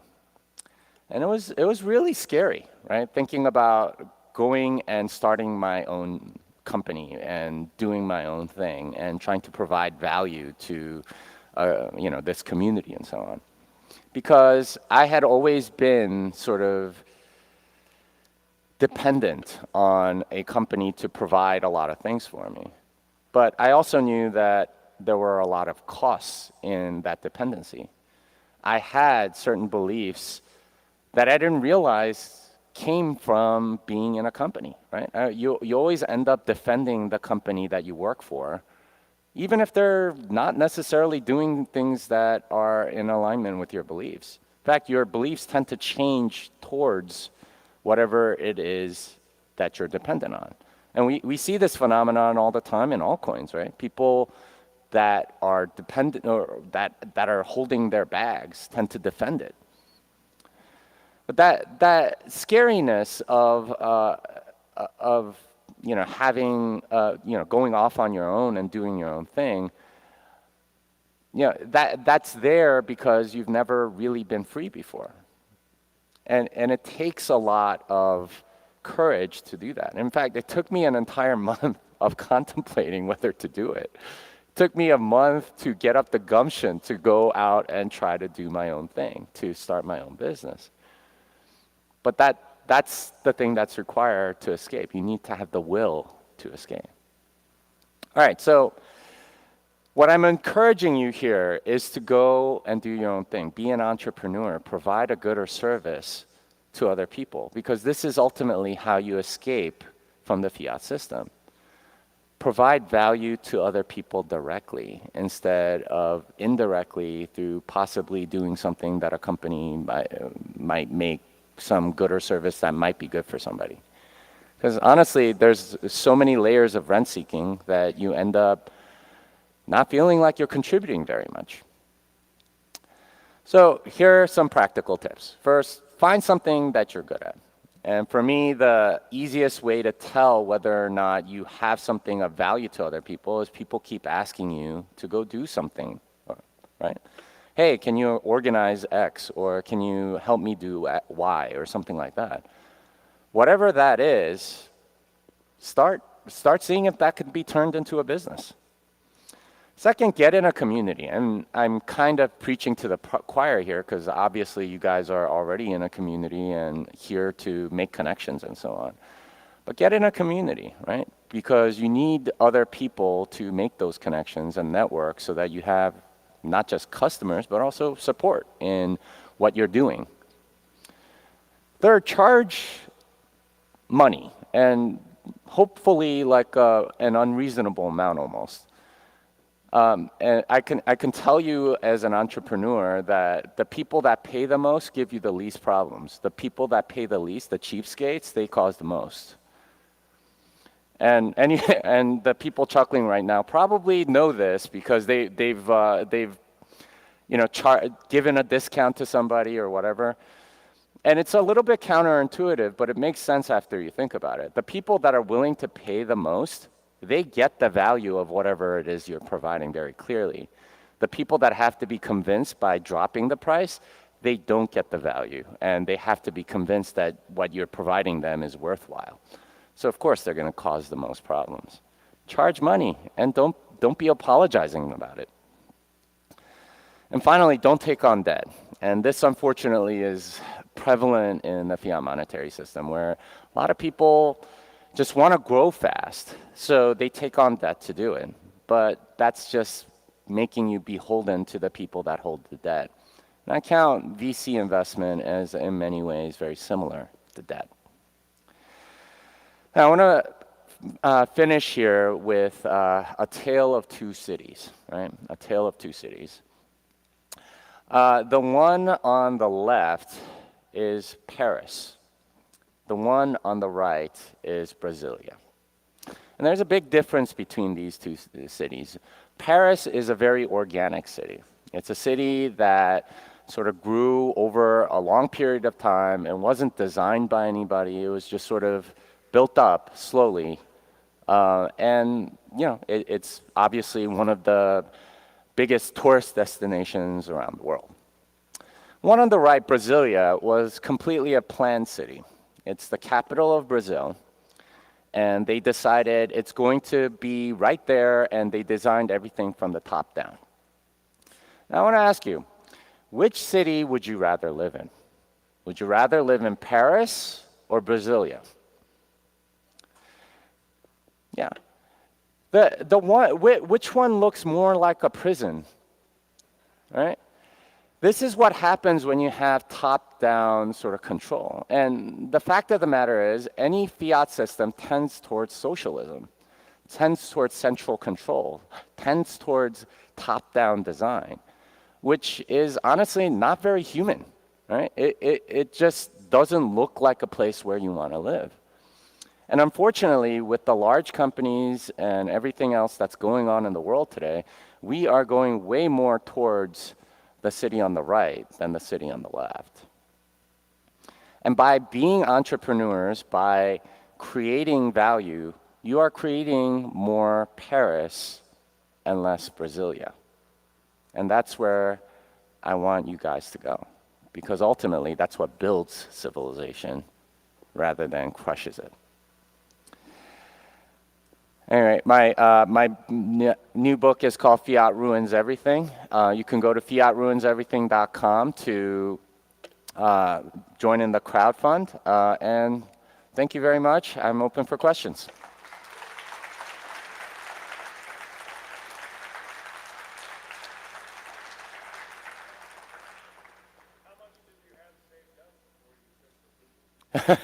How much did I have saved up before I took the leap? I guess you're referring to my world trip, or? Oh, having my own business. Yeah. So going off on my own business, I had like 2 years of salary saved up, so I could go try something like that. And the idea was, if I failed and fell on my face, I can always just go back and try again. Yeah.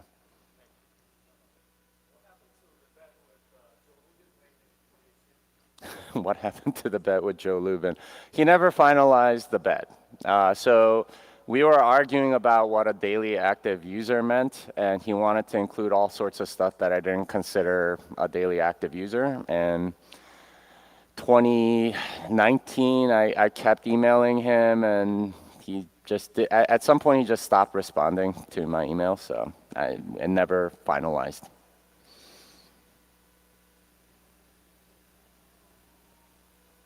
Yeah, back there.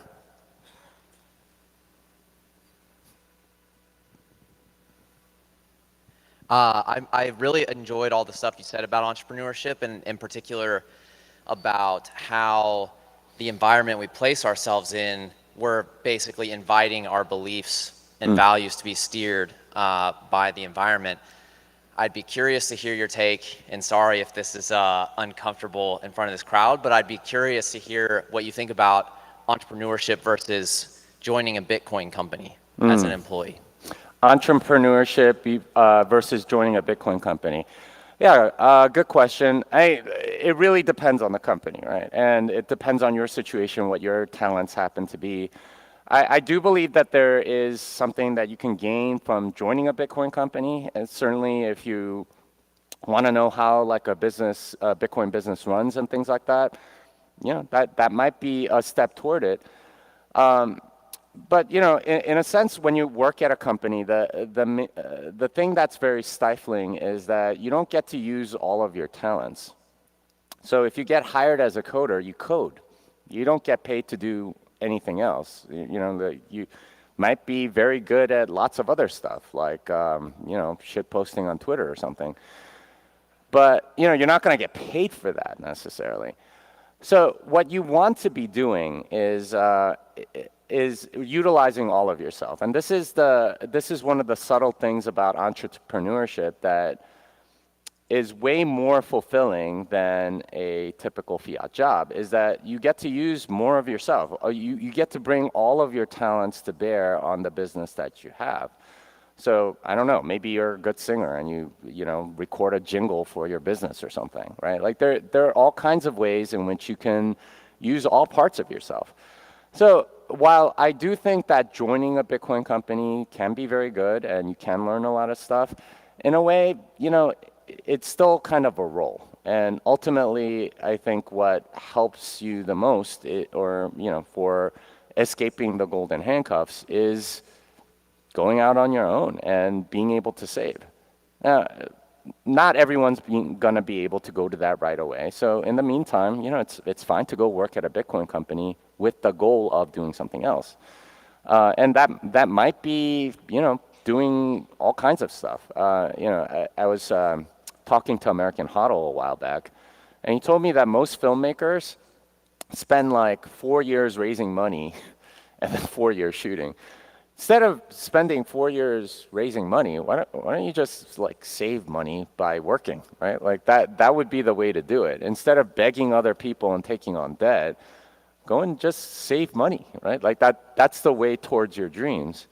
And you can get your dreams back as a result of doing that. So I would say that, you know, there is some saving that you need to do before you can pursue the dreams that you have.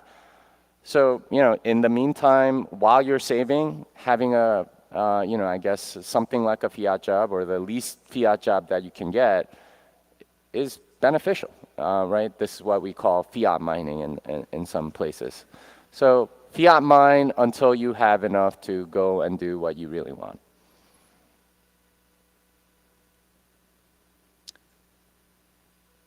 All right. I think that's my time. Thank you.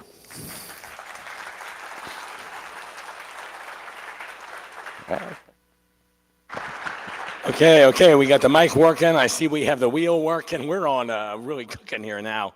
Hey, before I do, I want to let you know, if you ever wanted to sell Bitcoin vouchers through Azteco, Lightning Ventures booth at the end of the hall has the machines for sale, so you might want to check with them. Now let's get the contestants up here. And your name, sir? Wes. Wes. Your name? Pubby. Pubby. Okay. Who's going first? All right, guys, we are back at the news desk with my buddy Tone Vase and Jimmy Song. Hey, guys. How you guys doing? Anyways, Jimmy, amazing talk, like usual. Oh, thank you. I'm not sure. I couldn't tell how the audience was reacting because the lights were straight in my face. So I could barely see like a few people, but hopefully it went well. It's hard for me to tell, but it happens. There's something really interesting about Jimmy's talks. So he's a developer that teaches development, but he never talks about development. All his talks are about money, which is like weird. Why is that, Jimmy? Well, so I do have technical talks, and I have given them at lots of conferences, but that puts people to sleep, man. Like, I had one talk in Germany a while back, and I was doing like, you know, like something on like HC wallets, right? Like how to implement them and stuff. Started out with like 30 people, like 27 of them left during my talk because it was so boring for them, right? Or they couldn't keep up or something. You gotta make it exciting. You can't. You gotta make talking code exciting. That's gonna make it special. Well, so it's a challenge. Like Satoshi had a challenge. No. So I read an interview with with Elon Musk, right? And he was saying how like he prefers technical interviews, right? Like how does the like Cybertruck exoskeleton work or something like that? And he loves explaining that, but no one wants to do any of those interviews, right?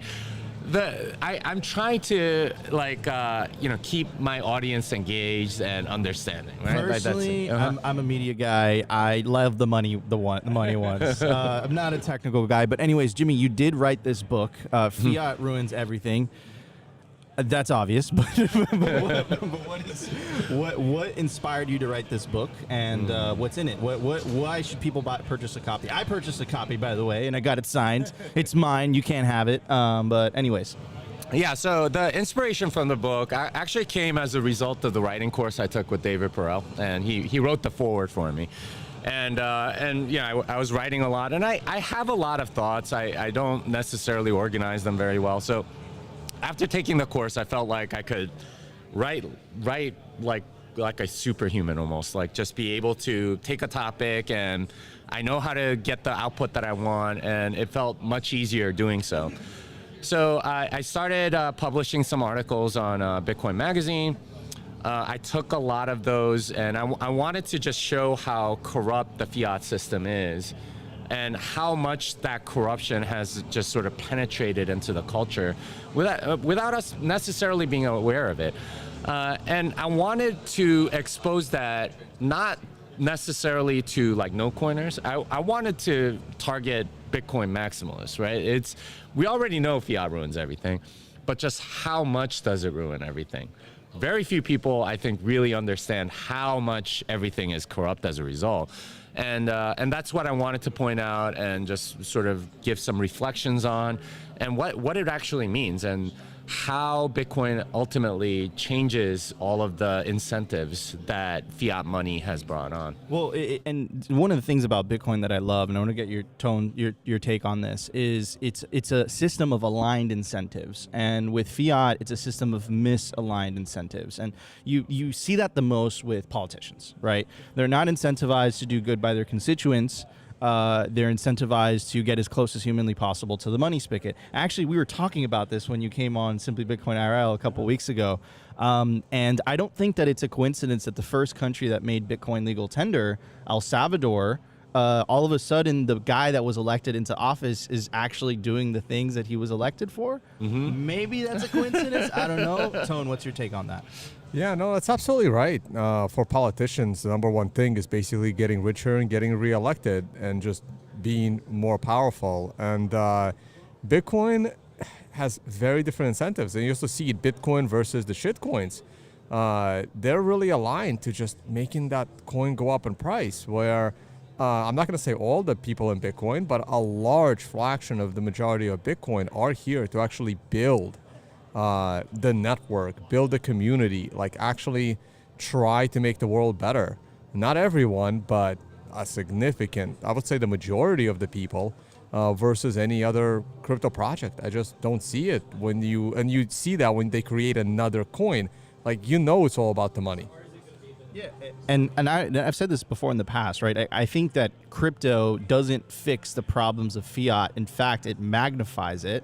And again, you have systems of misaligned incentives, right? Where, you know, whether it's politicians, a bureaucratic elite benefit from, you know, the privilege of creating money for free that everyone else has to work for. In the case of the shitcoiners, I said it.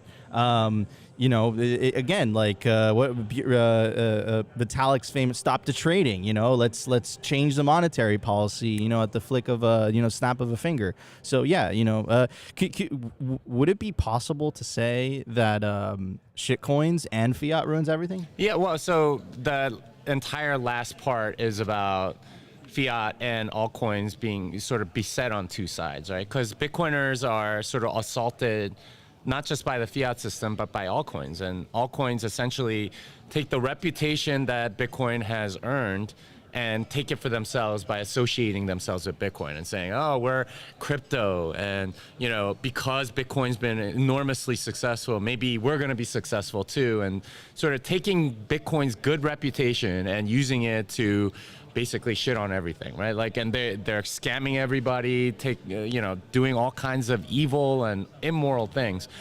But getting back to the thing about politics, there's a whole chapter in there about politics. Why is it that everybody in politics is super old? Well, the reason is they're getting rich, and if you're getting rich doing something, you're not gonna give that up, right? There's a reason Nancy Pelosi is worth like $200 million despite never having been anything other than a politician. How is that possible? Well, she's obviously grifting and like is 7 ways from Sunday, right? And not just her. I don't want to pick on the Democrat there, because obviously Mitch McConnell and lots of other people have had the same thing. And they're super old. They're able to just continue rent-seeking off of the Cantillon effects and just use that to enrich themselves at the cost of everybody else. If you have a position like that, you're not going to give it up. And this dynamic is everywhere in the fiat system. You have tenured professors that are not retiring. You have federal judges that don't retire, right? Like all the room at the top doesn't exist. So you get like a generation of people that can't reach the top, right? Like how many postdocs do you know that are in like year 12 of their postdoc looking for a tenure track position, right? Like there's just no room. Like you get so many rent seekers. Nobody has any, incentive to go out of those. It's never about merit anymore. It's all about just, hey, I'm already in this position. I'm going to make sure you can't get in because I want it. And that's the dynamic. And I suspect that that's the dynamic going on in altcoins right now too. Because what does Vitalik do whenever a new platform, altcoin platform comes out? He tries to flood them or whatever. The internecine conflict between all the other altcoins is just as vicious as Nancy Pelosi versus the Democrats the younger Democrats that want to come to power. Yeah, it's so true, and it reminds me of this video. I'm sure you guys saw it on Twitter, right? Where it was Senator Lindsey Graham and Senator Elizabeth Warren, and they were shaking hands with President Zelensky. And it's like another $28 billion to the Ukraine. And Lindsey Graham was like patting this guy in the back, and then I tweeted it out saying separate money from state, and then Lawrence Lepard quote tweeted it. And he said, like, in their words, like, we're all getting fucking rich right now. So, yeah, man, it's a system of misaligned incentives. Anyways, Tone, I know you talk about BRICS all the time. There's some breaking news the other day that BRICS wanted to get off the dollar. They officially announced that and move. And then potentially, the article was hinting to potentially Bitcoin becoming part of that.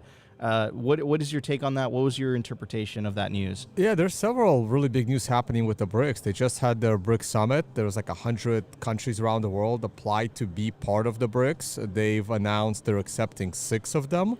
It was interesting which 6 they are accepting. I mean, if Saudi Arabia and Iran get in, I think those are the really, really big ones. As far as the 6, Argentina will be there. Hopefully they'll help. But the rumor is they want to create their own like BRIC currency, and there's a lot of rumors it's going to be backed by gold. I haven't really heard the Bitcoin backing of it. I think that's going to be really, really challenging for them to create a gold-backed currency. People don't realize there are challenges with that that are going to come in. They're probably going to be trading their own currencies with each other for a while. Either way, this is bad for the US dollar on a slightly intermediate term basis, not in the near future. But I think eventually they'll have no choice. They're going to have to just send Bitcoin to each other, which, again, Bitcoin market cap is not ready to handle that anytime soon. But maybe in about a decade, I think it's coming. What are Jimmy's thoughts on this? Yeah, I think what you're seeing with BRICS is that they're trying to make it into a bipolar world rather than a monopolar world from a monetary perspective. Because for a long time, it's been dollar domination, the dollar hegemony, as I point out in the book. But that dollar hegemony, like especially with this Ukraine conflict, because essentially what they did was they took Russian assets, and that Russia does not want to deal with the dollar at all, and they never will. I don't think that trust is completely broken. That's not coming back. That's not coming back. So they need something.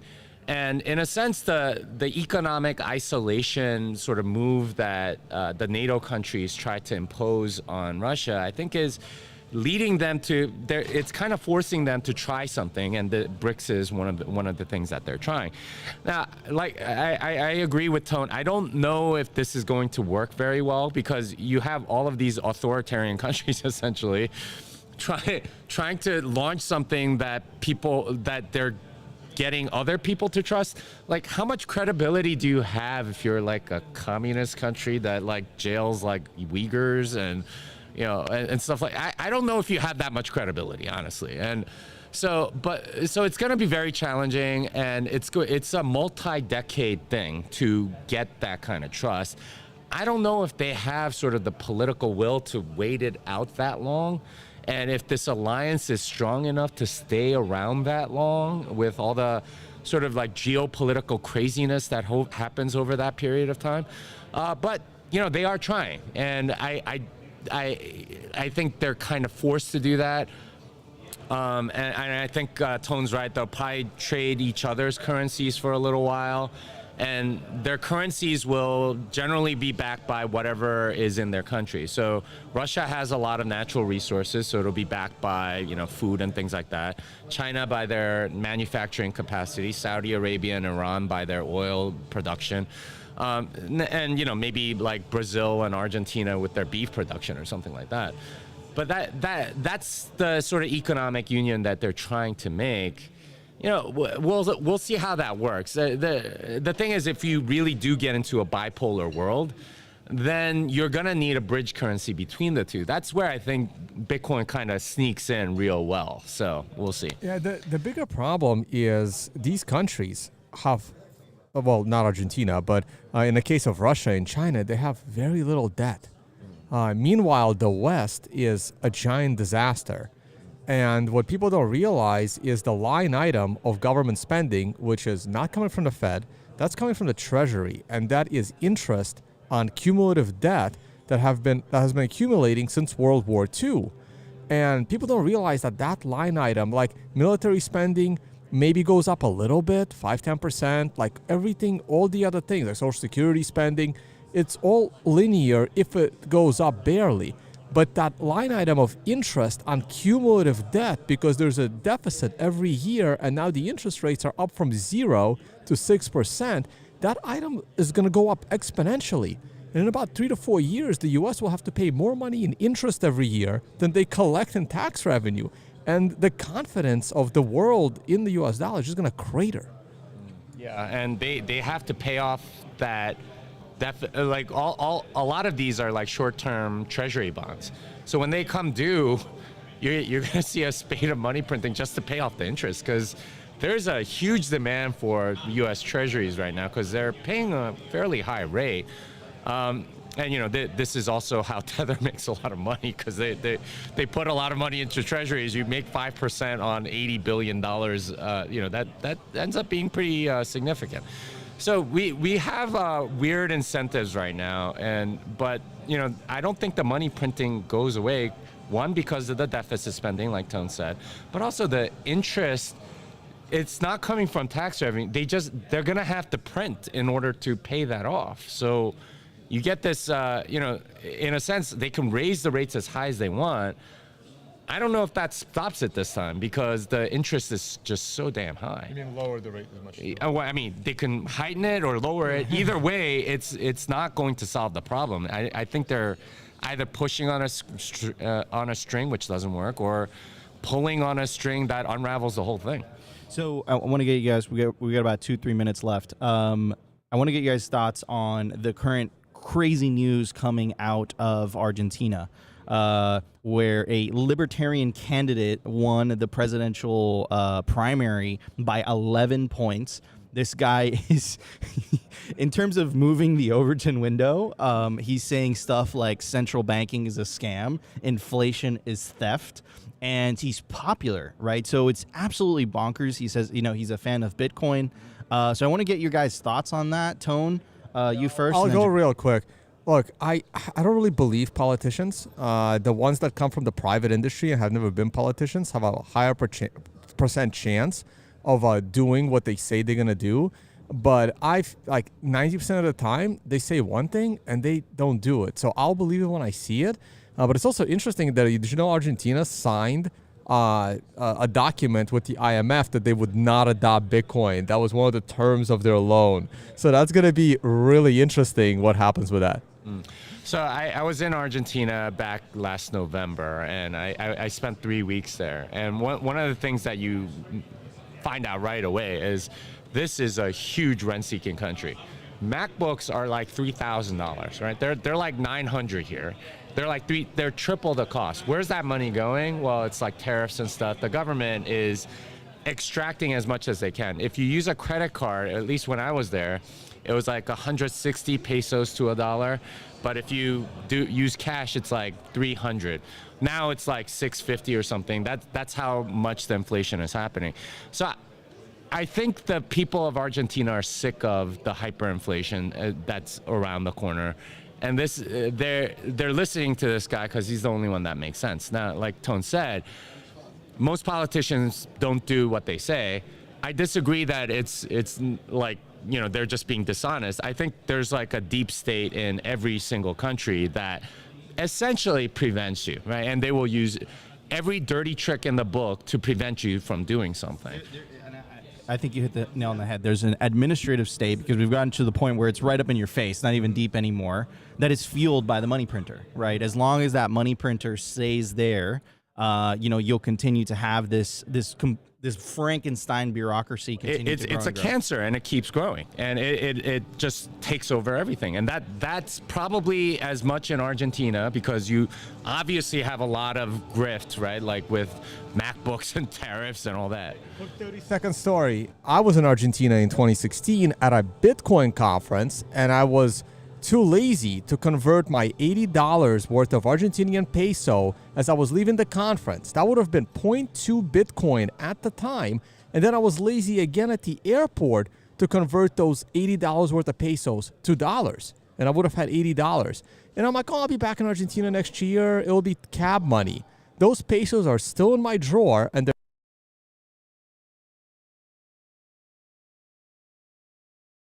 Ladies and gentlemen, Jimmy Song, author of Fiat Ruins Everything and Unconfiscatable, Tone Vase. Check out his YouTube channel as well. Switching it back to the main stage, Bobo Dread introducing Pete Russo of Bitcoin Magazine.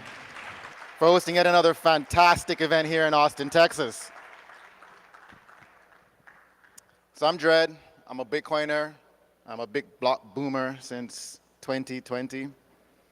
And I'm here to introduce a man that is one of the few high signals in a sea of media noise. So cypherpunks write code. You guys have heard that before. Their legacy can be seen in this room. Their legacy can be seen all over the world. But today, it's not just code that's being written that carries this legacy. Articles, memes, shit posting, debates, reporting, online communities, companies, conferences like this one, podcasts, many more forms of information are written and otherwise shared freely.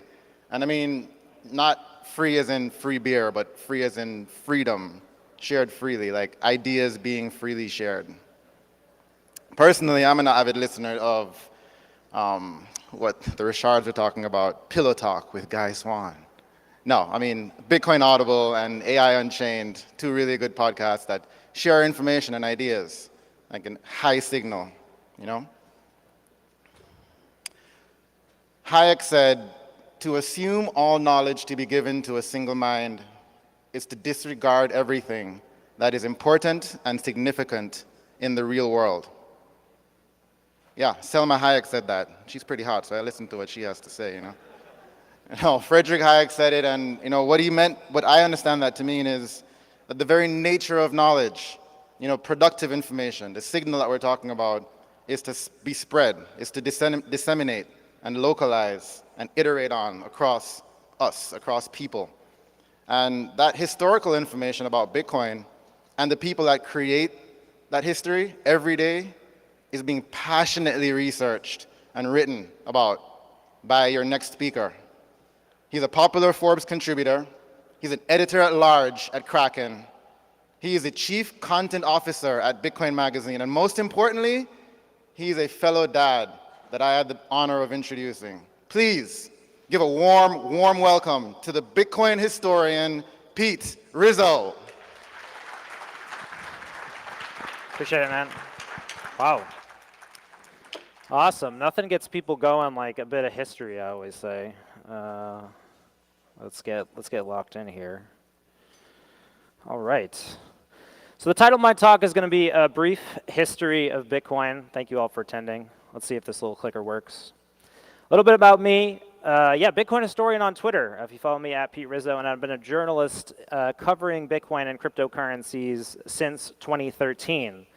And I'll lead with a bit of an admission. I was agnostic about Bitcoin and the larger cryptocurrency space until late 2017, which meant I was trying to be, objective. I didn't have an opinion. I wasn't investing. I wasn't active in the market. So I was someone who was trying to make sense of information, communicate it, but I, to an extent, did not have an opinion, right? I wasn't active in the market.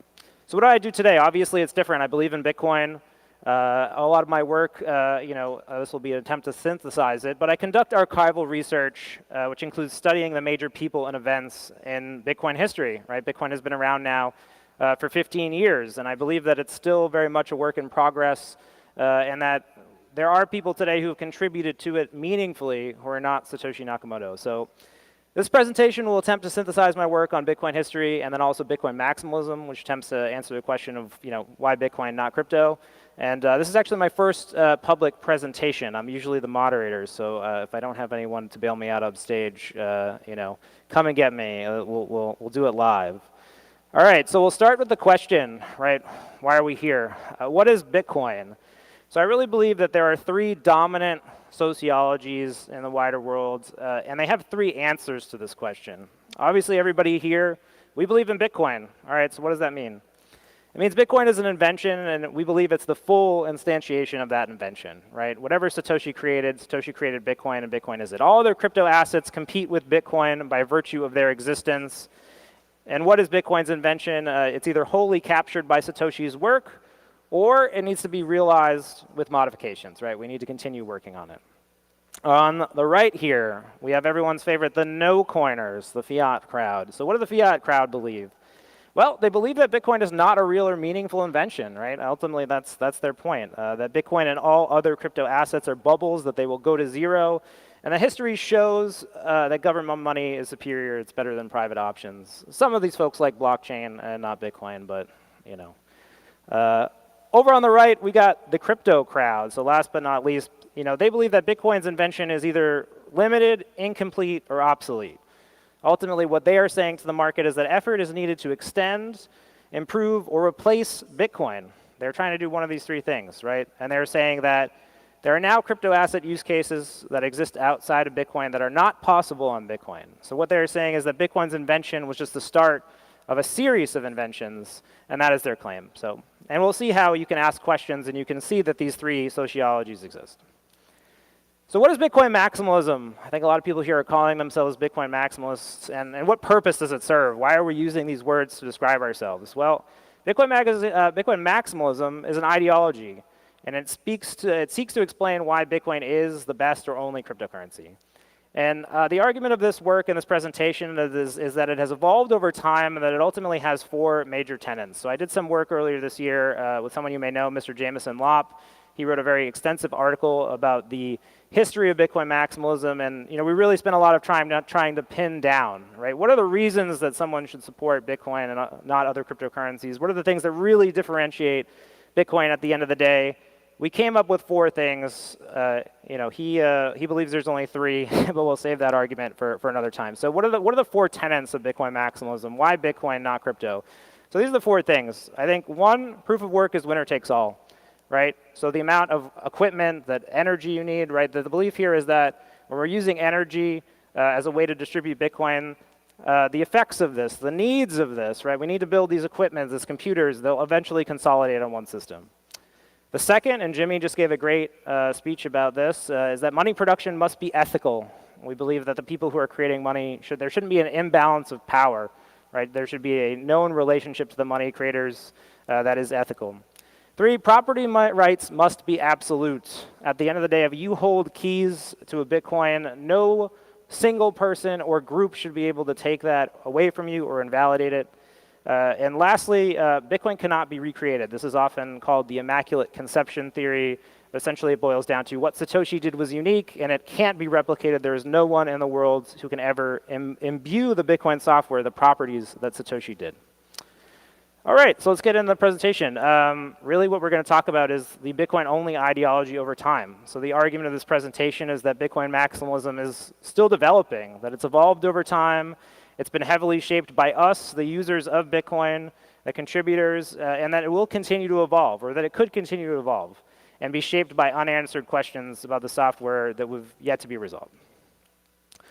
All right, fun slide, the Bitcoin cycle. I think everybody here knows that we're believers that the Bitcoin number will go up, and that largely what we've seen over time is that Bitcoin has had 3 monetization cycles, right? Whereas it hit some new all-time high, and then eventually, there is an event that happens, and we hit new all-time highs. So what are Bitcoin cycles? Sound money and the circular economy. This really means Bitcoin is programmatically scarce, and it's getting more scarce over time. And this results in periodic, somewhat predictable price increases, right? Come for number, go up. You guys are here today. To date, there have been 3 cycles. Each cycle is kickstarted by a halving event. Each cycle peaks at a moment of euphoria, which is a condition of optimism. Ron Paul, it's happening. And then it goes down. And you can tell again that these 3 sociologies exist because you can ask the question of, okay, why have we seen 3 market cycles for Bitcoin? Well, in Bitcoin, our answer is that it's the monetary policy and programming, right? Satoshi imbued Bitcoin with a monetary policy that makes Bitcoin programmatically scarce over time. And because he did this, we see periodic price reactions to that. The crypto people will tell you that it's their productivity and ingenuity. They will tell you that the reason that we are getting cyclical increases in the cryptocurrency market is because, doggone it, they just have such good ideas. They're just doing such cool things. Lastly, the fiat people, they will tell you that it's all an investment mania, right? What we're doing here is just AMC. We're the Dogecoiners. We're just another group like that, the game stoppers. All right, so I'm going to try to convince you that we've had different cultures over time and that Bitcoin has evolved over time. So we're going to take the Bitcoin time machine. We're going to get in the DeLorean, and we're going to go back through and do the brief history. So we're going to go all the way back to 2011, 2014. We got I want you to get in the mood here. We've got a woman up here on the left. She's riding a Segway, the future of transportation. You wouldn't be walking anymore. Underneath her, we've got Mr. Mark Zuckerberg. He's really happy. He just had his IPO. There's a movie coming out about him. The Social Network, he's happy. Up there, we've got a mentally cognitive Joe Biden with a very, Barack Obama who looks, happy and young still. We've got one of the first iPhones. Points, if you know, in the top right, that's the highest paid TV actor of the time, Mr. Charlie Sheen. He's drinking tiger blood out of that can. And then we got Psy, Gangnam Style, one of the first viral videos. So, all right, Bitcoin cycle 1, the culture. How many people here got into Bitcoin from 2011 and 2014? Okay, a few hands. I'm from this cycle. So a few images. These were all very mainstream, very popular images of the time. We'll just start front and center. The Silk Road, dark markets, anonymous currency, buying drugs with the Silk Road. That was a big narrative. To the left, we got, this was a sign that was actually held up at a college football game. Somebody raised a Bitcoin QR code. They received 25 Bitcoin for that. And that was a big news story at the time. Below, we have a billboard, and this was credited with really orange pilling a lot of Silicon Valley at the time. This is a honey badger, and this was paid for by Mr. Roger Ver. It says the honey badger of money. And again, this just shows the culture of the time. It was nerd money. Bitcoin was very much a thing of the internet. To the right, we have the Bitcoin faucet. Bitcoin users were giving away Bitcoin for free. They wanted adoption so badly they were giving away Bitcoin. You could go to this website and you would actually receive 5 Bitcoin just for answering a CAPTCHA and putting in a Bitcoin address. And over to the right, we have a conference that looks very much like this, Bitcoin 2013, and you can see the title, The Future of Payments. Very bonus points if you know the guy in the bottom right. That's Mr. Eric Lombroso, a great contributor to Bitcoin who we'd love to see around here more. But what were the major events in cycle 1? Bitcoin becomes money. It achieves a non-zero value. Satoshi leaves, and he leaves a developer in charge named Gavin Andreessen, who starts a Bitcoin Foundation, which is a non-profit organization that managed Bitcoin development. The first halving happens without issue. The first Bitcoin startups get funded. Merchant adoption really propels Bitcoin's growth, and payments is the narrative. And the first altcoins largely emerge and fail. So we see people come to Bitcoin and try to improve it. Here's a typical headline of the time, TechCrunch, that was very much the vibe. Unfazed by Bitcoin's wild swings and mysterious origins, Silicon Valley VCs place their bets, right? Bitcoin was a Silicon Valley thing. So the narratives, instant payments. Bitcoin is cheaper than credit cards. Credit cards charge fees. Bitcoin is free and instant, no chargebacks. Bitcoin allows online payments without fraud. Merchants would adopt it. Micro payments, you could do things on the internet like send small payments. Free trade, we can now trade anything, drugs, paraphernalia, whatever might be illegal. And of course that there was no bailouts or central bank. The '08 crisis was still fresh, and there was a belief that a new financial system might be needed. What do the politics look like? So Bitcoin actually ended up being a savvy way for Democrats to signal their popularity in Silicon Valley. So if you know the guy on the left, that's Gavin Newsom, current governor of California. That's Jared Polis. He's the governor of Colorado. Both still current politicians. They took Bitcoin. They were popularly associated with it at the time. So Bitcoin maximalism really gets its roots at this time, right? So Bitcoin needed to recruit and retain developers. It had to discourage other qualified coders from starting projects. There simply weren't that many developers working on Bitcoin. It was possible that you could have gotten 10 people together and started a competing project. There would have been more developers there. Some people experimented with altcoins, but generally this was encouraged because we didn't want them to lose focus on what we were building on Bitcoin, right? We encouraged competing blockchains. So cycle one really ends with a couple conclusions. One is that proof of work is winner takes all, right? Because proof of work is how, and using energy to distribute cryptocurrency is the only way we can do it fairly. But again, it has these attributes. We need hardware specialization. We need these large data centers. There was a belief that Bitcoin would achieve the greatest network effect. And the second one would be that money production must be ethical, right? So as these other cryptocurrencies were starting, they had to figure out how do we distribute the coins without energy? And the answer is they did it in pre-mines, which is they allocated coins to themselves. They tried to build a market around Bitcoin. And from this, we learned that altcoins, they'll never be as decentralized as Bitcoin. All right, next stop on the time machine. 2014 to 2018, we got some fidget spinners up in the top left. We've got some more colorful iPhones. We've got the Angry Birds, typical of the mobile app era, big phenom. They had their own movie. We've got a BuzzFeed article about BuzzFeed articles, because that was the internet at the time. And then top right, we've got Hillary Clinton. She ran for president. So Bitcoin cycle 2, what does the culture look like? Well, in the top left, we have the inventor of the credit default swap. She came into town, and she had a blockchain startup. She raised a bunch of money from banks to try to subvert Bitcoin. Below her, we've got a photo of a conference called Scaling Bitcoin. There was actually 90% of the hash power on a single stage. There was six people on a single stage, and they represented 90% of the mining power in Bitcoin. Real bonus points if you know the individuals there in the top. That's Junseth and DeRose, the first Bitcoin podcast, Bitcoin Uncensored. That little ant being stabbed to death, ant bleed. I don't know if I have time to explain that one, but essentially it was a time of conspiracy theories. Everyone was wondering who was subverting Bitcoin, who was out to stop us. So what were the major events? Gavin Andresen is deposed as lead developer amid the fork wars. There are fierce technical battles globally as miners and developers debate the future of Bitcoin. Mining consolidates in China, giving rise to a powerful regional cartel that really exerts on Bitcoin, blocking some of the technical proposals. Merchant adoption stalls. Many Bitcoin companies begin working with the banks. They just, maybe Bitcoin isn't working. We have Ethereum and the ICO boom, and there's the rebrand of Bitcoin to crypto. And the price falls and later regains record highs, really at a time of great uncertainty. I'm traveling around the world to conferences like this, and there's grown men fighting in rooms about the future of Bitcoin. The politics, political polarization really spills into Bitcoin with the Hillary-Trump era. We see two factions, the Bitcoin cashers. They want Bitcoin to be for payments, and then the UASF crowd. They want Bitcoin to have smaller blocks. I'm sure you've heard a little bit about this war. Here's what the headlines look like. Here's the New York Times, the Bitcoin believers' crisis of faith. On the right, we have Gavin Andresen. He's forking Bitcoin, the lead developer actively forking Bitcoin. This was the turmoil and strife of the time. What are the narratives? Well, the developers were trying to make altcoins obsolete.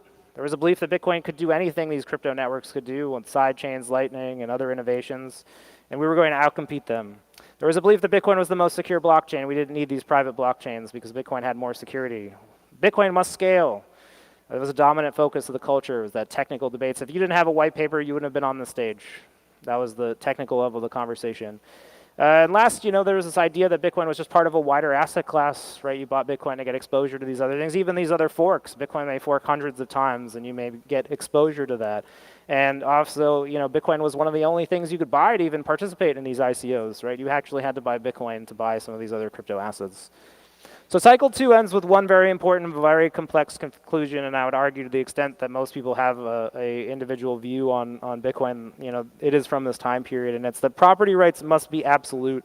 Hard forks are unacceptable. In no case can a Bitcoin user be forced to call a specific software instance Bitcoin. You get to decide what Bitcoin is based on the software you run. Organized governance is unacceptable. Bitcoin cannot be in a democracy. We cannot have a formal governance. It cannot be subject to voting. And that minority rights must be protected in all cases. Bitcoin cannot function in a way or at all as a sound money if there's some majority that can rescind your rights to your Bitcoin. This is what happens in hard forks on Ethereum and other things like that.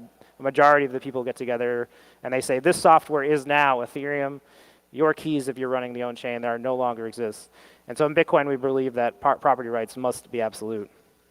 2019 to 2022, this might be a little bit more painful, a little bit more fresh. We've got a very angry Greta Thunberg. We've got a very stern Dr. Fauci. We've got a bunch of people spraying some subway station, presumably in China, and then we've got the vaccine. So what does that do to the culture? What does Bitcoin look like? Have fun staying poor. I hope we're having fun staying poor now, but that was the the meme of the time. We've got a bunch of laser eyes. We've got podcasts. We've got Jack Dorsey, of course, has put his assets in his company to the Bitcoin cause, for which we're very thankful. We've got the stock to flow model, which promised that we could predict the Bitcoin price and that it would go up predictably. And we've got a very happy Saifedean and Moose there. He's got a big ass stake, and he's very, very happy about that. Who doesn't love that? What were the major events? Bitcoin emerges as the winner of the fork wars. The market declares Bitcoin the winner. Saylor, Jack, and all these public figures, they embrace BTC. Self-custody improves. There's a rise in Bitcoin as freedom money. You can hold your keys. We have the Canadian truckers. The Bitcoin standard is published to acclaim, leading to a new renewed focus on economics. Bitcoin's a store of value. The focus of the community is on modeling Bitcoin's price appreciations. We're sure it's going to go up. We just need to figure out how and to what price. Bitcoin upgrades again with Taproot, though the process is once again controversial and convoluted.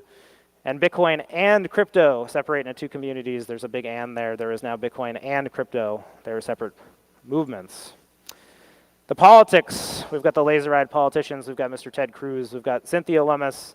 Bitcoin becomes a savvy way for the political right to signal dissatisfaction with government overreach. Headlines I'm sure you've seen, Bitcoin hits record as inflation drumbeat grows louder. These were the faces who were talking about Bitcoin. What were the narratives? Bitcoin is an inflation insurance. Bitcoin is freedom. Nation states are going to adopt it to get out of the US-led system. Bitcoin and energy. Bitcoin is going to re-incentivize renewable energy and reinvigorate it. And then Bitcoin, not crypto. Bitcoin is fundamentally different from other crypto assets. It's the true invention. Anything else is obsolete or a scam. So what did we learn from that process? I would argue cycle 3 was really about reinforcing and scaling one big belief, which I would argue we got across the mainstream media, Bitcoin and crypto. Bitcoin won't repeat. There was immaculate conception. Bitcoin is different than the 10,000 other cryptos because Satoshi gave it special properties that cannot be recreated or replicated. There's a leaderless community. There's a fair supply. There's predictable distribution, and there's no one in charge. Bitcoin is not only an invention, but is moral, just, and perhaps inevitable. All right, so I'm not going to leave you hanging here because there's another fourth thing on the slide over here, which is an unfinished price chart. So we got 2022 to 2025. What's coming up? I'm going to get out the Bitcoin crystal ball. We've got Suraman there. He's thinking. So what I hope to present here is this argument that Bitcoin culture is cyclical. The Bitcoin culture and narrative has changed over time as we, the users, have tried to answer questions about the software. I hope that I've been able to show that Bitcoin has been championed at different times for different reasons, and that some of these ideas are still true and some of them aren't, right? And we are still attempting to use Bitcoin for payments. That's why people use Lightning, and that was something that the culture in 2013 was trying to achieve. Each cycle brings some new insights to our understanding, but it also reinforces some misconceptions, right? There are things we get wrong. There are things that we simply don't know about Bitcoin because it's an evolving system. There's also a danger in these cultural transitions because new users lack the context to understand them. They believe that Bitcoin, as is presented to them, is how it always was, and it was never anything different. And these users are actually the most likely to be stuck in prior narratives. So I think a lot of people here have, may look down on the folks who went over to the Bitcoin Cash or Bitcoin SV camps, and I would say to you, well, they sat at conferences like this. They loved Bitcoin as well. They bought Bitcoin with the same hopes that you do, and now they are not here. They're a different group, and part of that was they were not able to change their mental impression of what Bitcoin was. They were told Bitcoin was a certain thing, and they were unable to ever accept that it could be something else. And there may be a risk that the same pattern repeats. I can't say, but it has happened. So Bitcoin maximalism reviewed. Bitcoin maximalism is an ideology. It seeks to explain why Bitcoin is the full extent of Satoshi's invention. We've covered that, and I've covered these 4 tenets, though my numbers are horrible. I don't know why they're all off. What would another thing look like? Originally, this was a 5. I'm not sure what happened here, but if there was 5, what would a 5th tenet of Bitcoin maximalism look like? So I'm going to show some images here that might be a little bit taboo. Please save your gasps. All the way on the left, we have Taproot assets. This is a proposal by the Lightning developers to form a network on which arbitrary assets, such as stablecoins and other things, could live on the Bitcoin network. In the middle, we have the dreaded Taproot wizard. This is a Bitcoin ordinal. This is an image that is forever enshrined on the blockchain. If you're running a node, you have a copy of this image. It is distributed all across the network. And to the right, we have drive chains. This is a very controversial, complex proposal for changing Bitcoin, such as the image implies that there could be many cryptocurrencies that operate and run on top of it. We don't need this crypto apparatus. It can be reimagined on Bitcoin. I think these 3 things are really trying to get at more fundamental questions. And as much as we have current strife over these proposals, I think that they're useful in hinting at we as a culture are still trying to figure out. So one of these things here, if you look at this chart, one is the Bitcoin issuance schedule. Bitcoin is being issued over time, and eventually we won't issue any more Bitcoin. The subsidy will go to 0. And to the right, we have a full mempool. I think a lot of people here might have paid high fees for transactions, knowing what it's like to now get in the mempool at certain times when there's congestion, maybe like we haven't seen before. And so I think the question here is, what guarantees Bitcoin's security in perpetuity if we know that the subsidy is eventually going to 0? So there's this debate around the, quote, security model of Bitcoin. And I would argue there's 2 theories about Bitcoin security in the future, and both of which are pretty poorly understood. The first is this idea, I think Paul Stort's the big evangelist for this, that we need to proactively increase the amount of Bitcoin fees that are being paid to replace the subsidy, and that in the future will be a reality of full blocks. Bitcoin blocks will always be full. They need to be full because miners need to be being paid enough to defend the network from attack.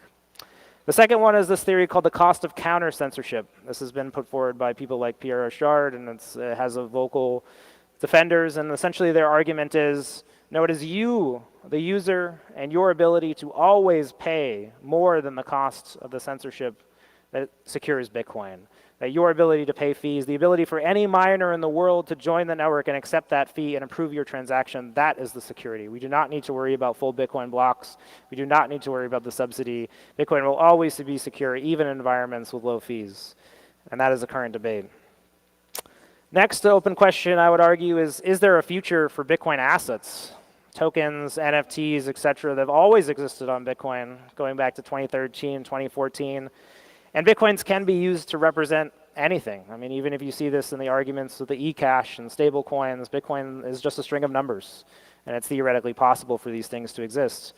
But our culture views all these assets as competing monies or scams. I would argue that, the ethics of money production has now applied to any and all assets that could possibly exist on Bitcoin. And I'm not sure if that's true. And I think the question about Bitcoin assets is, can they play a useful role in the Bitcoin economy? Will they ever live here? What are they? And I think that's something we still need to ask ourselves and figure out. Final question that I think is at the root of a lot of this debate is, what type of user do we want to acquire? So here we have a man in a suit. He's looking at pie charts. I'm pretty sure that's what institutional investors do. They just sit in glass offices and they look at pie charts. And to the right, we have a script kiddie gamer. I'm assuming that he's aping into some NFT drop. He's got a Red Bull there that he's drinking. So institutional investors have more capital, right? But they also have regulatory and cultural barriers. They have to appease regulators. And look, a lot of them they're old. There's an older demographic, right? Do you really believe that, the golden generations will risk their capital on Bitcoin? The crypto degen, I mean, he's more familiar with cryptocurrency. He uses keys. He may have a wallet, but he wants to speculate, or he or she, and he may be uninterested in boring old Bitcoin unless he can get his JPEG. So the question, I think, is is one of these paths to adoption better, or to an extent, can they both coexist? Is there a way for different groups within Bitcoin to target both these users? Can they both be accommodated? And I think that's the last lingering question. So I'll leave you with that. This has been my presentation.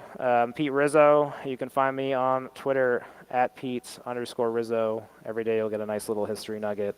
And I think we're going to go to questions if we got any. Thank you.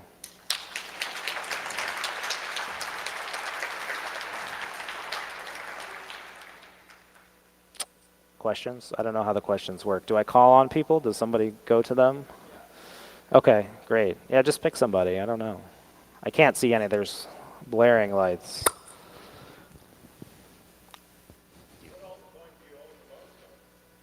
What altcoin do I own the most? I do not own any altcoins. Yeah. Sorry about that. Yeah, thank you, I guess. Thank you. Well, I guess the US dollar, maybe that's a good answer. Yeah. Unfortunately, I'm sorry to disappoint you that I still have dollars. They seem useful, I guess, for some things. Hi, Pete. Where am I looking? Sorry, I can't really. Right here. Oh, okay, sorry. Yeah, sorry. Probably see my silhouette. Yeah. Ordinals, good or bad? Other than, I guess they're meant to replace NFTs on Ethereum, but what is the use of them? Is there a business application? Is there a business application for something like an ordinal? For an ordinal, yeah. Well, on a technical level, what the ordinal is doing is that's just storing data on the blockchain. So I'll give you an example. Let's just say you had to get some sort of image file, or there was some file you wanted to distribute, but you were worried about it not being available in perpetuity. Let's say you live in a country where there's an authoritative regime, and you wanted to, put some plans for something in some place where you could always rely on it being accessible on the internet. Well, Bitcoin is a distributed database, and that has constant uptime, right? There are thousands of nodes, so you would be able to retrieve that file. So, I can't comment on the value of NFTs. Obviously, my view on that hasn't changed. I think most of those will trend to zero over time. But, the application of embedding data into the blockchain in an immutable fashion, such that it might be only useful to that single individual, could be valuable. So I think the answer is we don't know. We got another one here. Hey, Pete, thanks for the presentation. That was great. What sources are you looking for, and what sources are you archiving? Oh, good question. Yeah, so one of the interesting things about Bitcoin, as opposed to other technologies, if you think about the airplane or the television or something, is we just have such a great body of material about the early days of Bitcoin. So there were tons of forums and internet channels where, we don't have a transcript of what happened when the U.S. Constitution was founded, right? When they wrote it, we don't know what John Jay said at lunchtime that convinced George Washington to write something else. With Bitcoin, we really do have, through the eras, there are exhaustive channels where people were talking 24/7, having constant debates, talking about certain attributes of Bitcoin, and we can go back and we can look at these conversations and see how they've occurred in real time, and see, okay, where does this idea come from? Who's the first individual that proposed it? How did he propose it? What was the reaction? And how did that specifically develop? So there are certain ideas you may be familiar with, like Bitcoin toxicity, right? This idea that we need to defend Bitcoin at all costs, or that no one can tell me how to run Bitcoin. That comes from a single individual. That comes from someone who proposed that as a way to think about Bitcoin, and we can go back and we can read his posts and we can see how he evangelized for that idea and see how it spread in the culture. But ultimately, I think that's valuable because we can go back and we can trace the genesis. In this case, this was an individual who he was living in Romania, right? This is a country that had been devastated both by communism and by democracy, where all these things had failed. And he was one of the first users to come to Bitcoin from a non-Western perspective and really see the failure of the political apparatus. And he was horrified that the idea that politics might come to Bitcoin. And so, I believe his perspective is really useful. And I think to the extent that it helps us understand Bitcoin today, my hope is to eventually present some of this work. So I think we might have time for one more. I got a minute.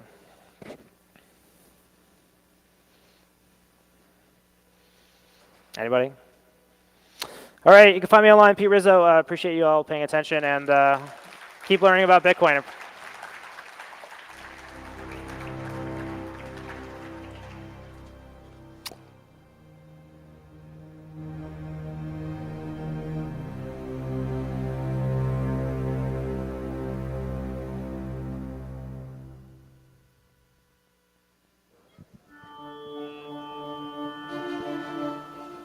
Check, check. 1, 2, 1, 2. I always wanted to do that. No, I want to say hello, everyone. Yeah, what can you say about this weekend already? We're coming up now, sort of towards the end, it's always bittersweet. Just a shout out to Gary for putting this on, as always. Some of you know me as Pubby or Pub Lord. Do spaces with Anders each day, usually Monday to Friday, 2 to 4. And it's called Toxic Happy Hour, and where this was born out of was when you come into Bitcoin, you're overwhelmed in a way. You don't have friends. Your family are tired of you talking about Bitcoin. But when you find this community, when you get together, you got to educate yourself. There's ups, there's downs. The bull markets, the bear markets. How do we get through? It's through everyone here that hangs out, everyone that volunteers, and educators. When I started in 2017, basically you're stuck with old Andreas Antonopoulos videos. You guys know what I'm talking about. This is just how it was. But you dive in, you find the podcast, you find the people that educate, right? The people that understood Bitcoin well before you. I got the pleasure here of introducing our next guest, who, if you think 1 year in Bitcoin is long, 2 years long, a halving. God bless all of you for having a halving under your belt, if you have. Our next guest, he's been here around. I think he's on his third halving. I believe 2011, 2012.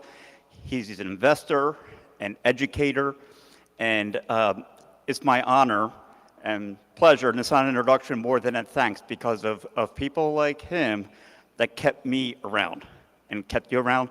The one, the only, Tordemeester.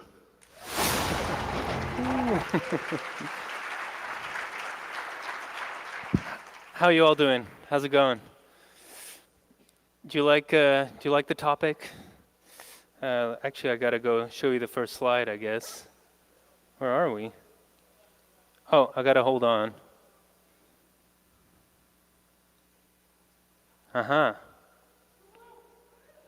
Ready for that? Okay. Let's get going. I have a whole bunch of slides, so let's get into it. Yeah, I want to talk about inflation economics. I want to talk about what I call the end of the bailout binge, and also I have some interesting maps that I think a lot of you won't have seen yet about potentially the demographics of Bitcoin. First of all, big picture, these are not at all normal times that we live in. What I'm showing you there in blue is the cover of a little book published in 1988 by Gerald Swanson. It's called The Hyperinflation Survival Guide. And on the inside page, he explains why he put that red crazy chart on the cover. And he's saying this is the government debt. He's saying where we are now in 1988, it's at $2.5 trillion. And he projected it at 13 trillion by the year 2000. And he was spot on. If you include unfunded liabilities, he was spot on. I mean, debt has just absolutely exploded. Officially, it's $31 trillion, but really, if you talk to an accountant, they'll say it's actually $160 trillion. And it's not like that debt is all long dated. Like, most of the debt is actually very short dated paper, which means they have to turn it over very quickly. Just to renew the debt, right, as you would, which means government debt is very sensitive to inflation, very sensitive to interest rates. And so what you see there on the left, that chart is showing you the interest rates on 1 year government bonds, which is now the highest it's been in well over 20 years. So real serious problem. Just to like make it a little more concrete, like imagine the US federal government being a household. They would have about $59,000 in annual income. Their annual expenditures would be $100,000 a year. Like, can you imagine? The outstanding debt, again, extremely conservatively estimated, $416,000. Well, right now, the interest rates are estimated to be over 20% of the tax income of the federal government. That's because of these interest rate rises. This is more than military spending. I'm going to skip the next slide, but if you pause it, if there's ever a video of this, you can just see for yourself the interest rate, the interest payments on the debt jumped 34% in just 1 year. Now, of course, when we read the media, when we look at the news, like clearly there's a lot of denial about what's going on. The White House talks about the immaculate disinflation, which, what is disinflation anyway? It's like, if you actually figure out what it means, it's like, it's not deflation, it's not the inflation like going away, it's just the pace of the inflation slowing down a bit. So it's like the cancer is growing, but a little bit slower. They're talking about there's no recession. I mean, yeah, in an inflationary environment, everything is skewed, so of course you're going to see headlines like this.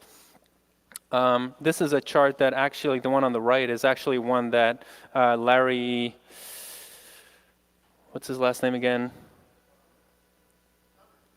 Yeah, Larry Summers, exactly. Larry Summers shared that one. He's correctly pointing out that inflation comes in waves. Don't expect inflation to be linear. He's comparing current inflation with what we saw in the 1970s. And I think it's kind of a tempting narrative for people to go to now. It's like, oh yeah, we've been here. This is like the 70s.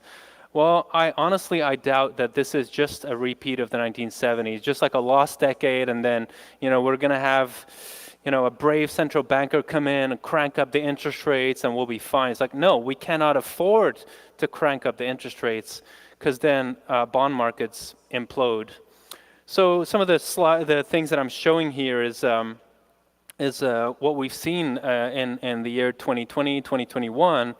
We saw the NFT craze. We saw people going insane with flipping houses and trying to get in the housing market. We saw Wall Street bets YOLOing into crazy stocks like AMC and just throwing around money to pump up stocks.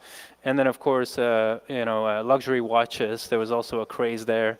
So all that stuff, like, what does that really mean? Like, does it have anything? Does it mean like people are just losing their minds nowadays? I want to argue that not. I think this is a byproduct of living in an inflationary age. I want to share with you a quote from a book by Bresciani Turroni, who wrote the book The Economics of Inflation. So this is about Weimar Germany. It's about 1920s Germany. I'm going to read the whole quote. To avoid the effect of the monetary depreciation, German farmers continued to buy machines. The, quote, flight from the mark to the machine, as a German author wrote, was the most convenient and easiest means of defense against the depreciation of the currency. But towards the end of the inflation, farmers realized that a great part of their capital was sunk in these machines, whose number was far above what would ever be needed, right? And so that's how I see these things. These are kind of the smaller bubbles with the exception of housing. But we actually have seen this across the board for the last 15 years. The money has gotten worse and worse, and so people have been trying to find surrogates, substitutes for saving their money, substitute piggy banks. Of course, real estate is a big one, so we'll look at that. The next chart I'm going to show you is a chart denominated in commodities. And the reason I do that is that I think the dollar is the wrong pair of glasses to put on anymore. If you look at charts in dollar terms, they're long-term charts, all you see is number go up. Like it just goes up and up, and like it doesn't make sense because the denominator is broken. So we need a different way to look at markets. I think Bitcoin is too volatile. I think gold is confusing because the dynamics are changing. So just a basket of commodities does the job for me. Because in the end, we all need them to live. We need metals, we need fuel, and of course we need food. So this is real estate, US real estate expressed in commodities. So this chart goes back to just before the 2008 crisis. And so what you see is a 12-year, and note this is a This is a logarithmic chart. So we see a parabolic uptrend that lasted 12 years, fueled by all this stimulus money. And then finally in 2021, the market started to break down.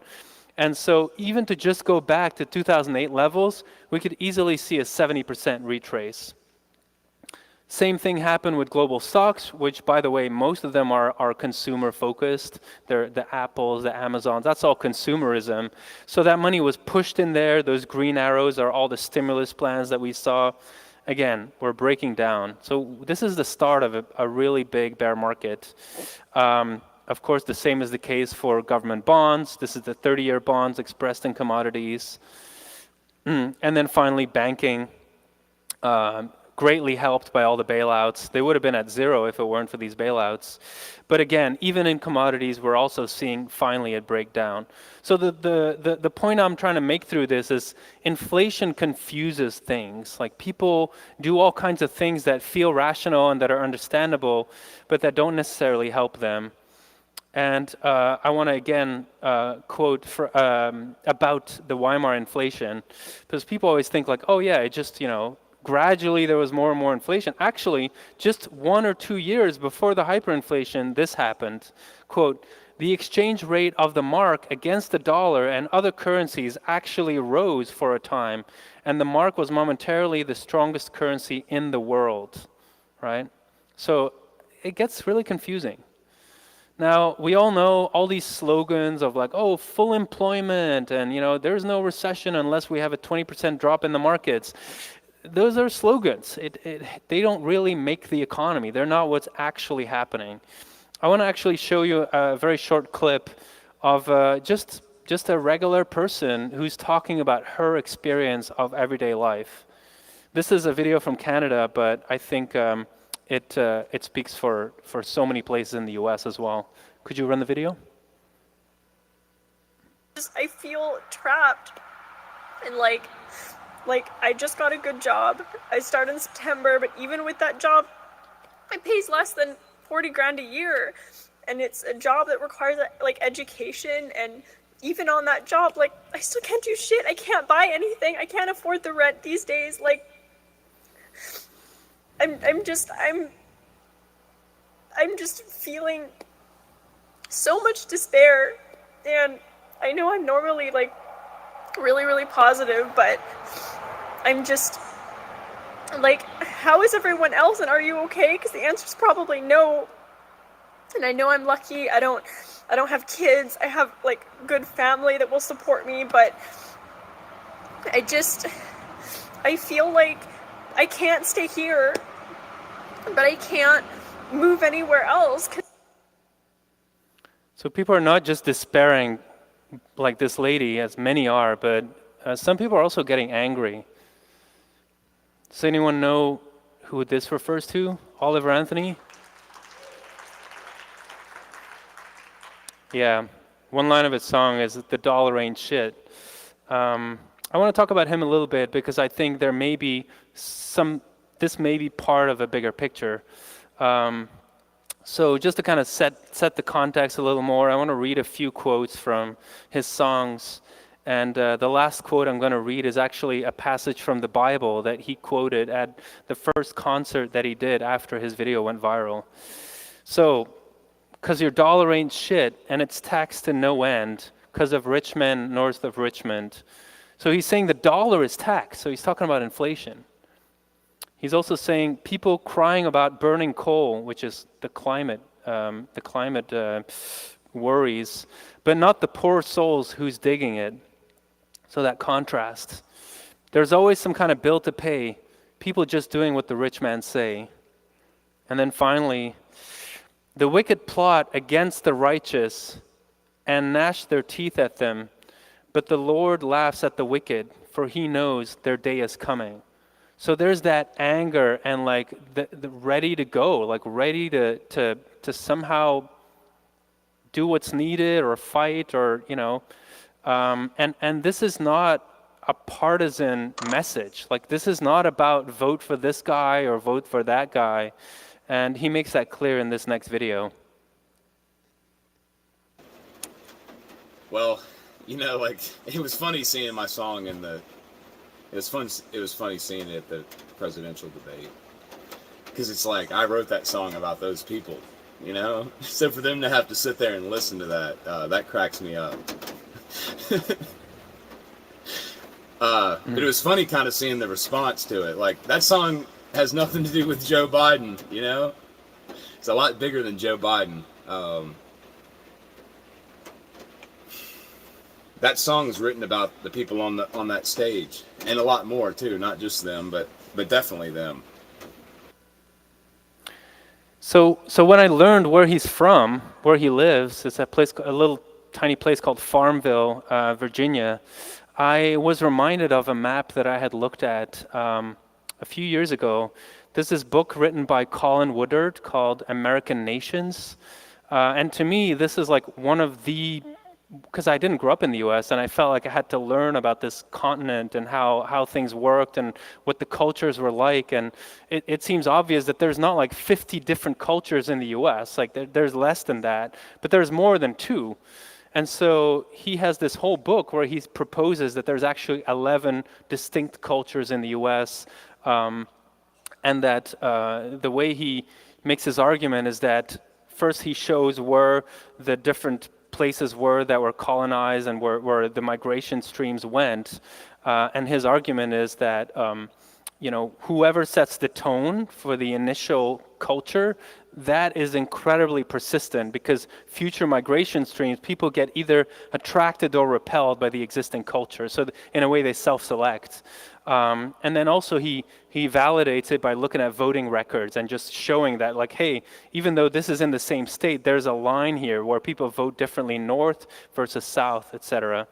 So the map I had in mind was this one. These are like the 11 nations. And so he really makes the argument that it's these ethno-regional nations that really define the political picture in the US. He says, since 1877, the driving force of American politics has been a clash between shifting coalitions of ethno-regional nations, one invariably headed by the Deep South, the other by Yankeedom. So you see Yankeedom as Northeast, Deep South is, of course, in the South, and then there's these other nations. So what I was thinking of when I listened to Oliver Anthony, his name is Chris, by the way, but it's apparently a homage to his grandfather, who was a musician, is that he's sitting right on the edge of these 2 nations. One is Greater Appalachia. You see it in the red there above the Deep South. And then to the east of that, there's Tidewater. And so Farmville is right on the edge of those 2. And I want to read you a little bit about what Colin Woodard says about those 2 regions. And the reason I bring this up is that basically this is very, you know, I'm very cautiously suggesting this because I put together this presentation like between last night and this morning. So this is not some like big thesis that I've been working on for months. But yeah, is that this dynamic, you know, that has been shaping politics, maybe that dynamic could change somehow. And maybe some of these other regions could have more of a sway in how the votes turn out. So let's read a little bit about Tidewater, which that is where the Richmond, north of Richmond live, right? I mean, that's Washington, D.C., and a little bit around that. So Tidewater, what does Colin Woodard say about Tidewater? He says, Tidewater was led by settlers who were the second sons of the British aristocracy, whose lack of inheritance back in England brought them to the colonies. They sought to recreate their more feudal society in their new homeland. With themselves at the top and indentured servants and enslaved people at the bottom, they sought to create a paternalistic, mannered, class-based society. He says, the Tidewater ethos was that your betters knew best and would take care of you as long as you stayed in your place. Not my words, his.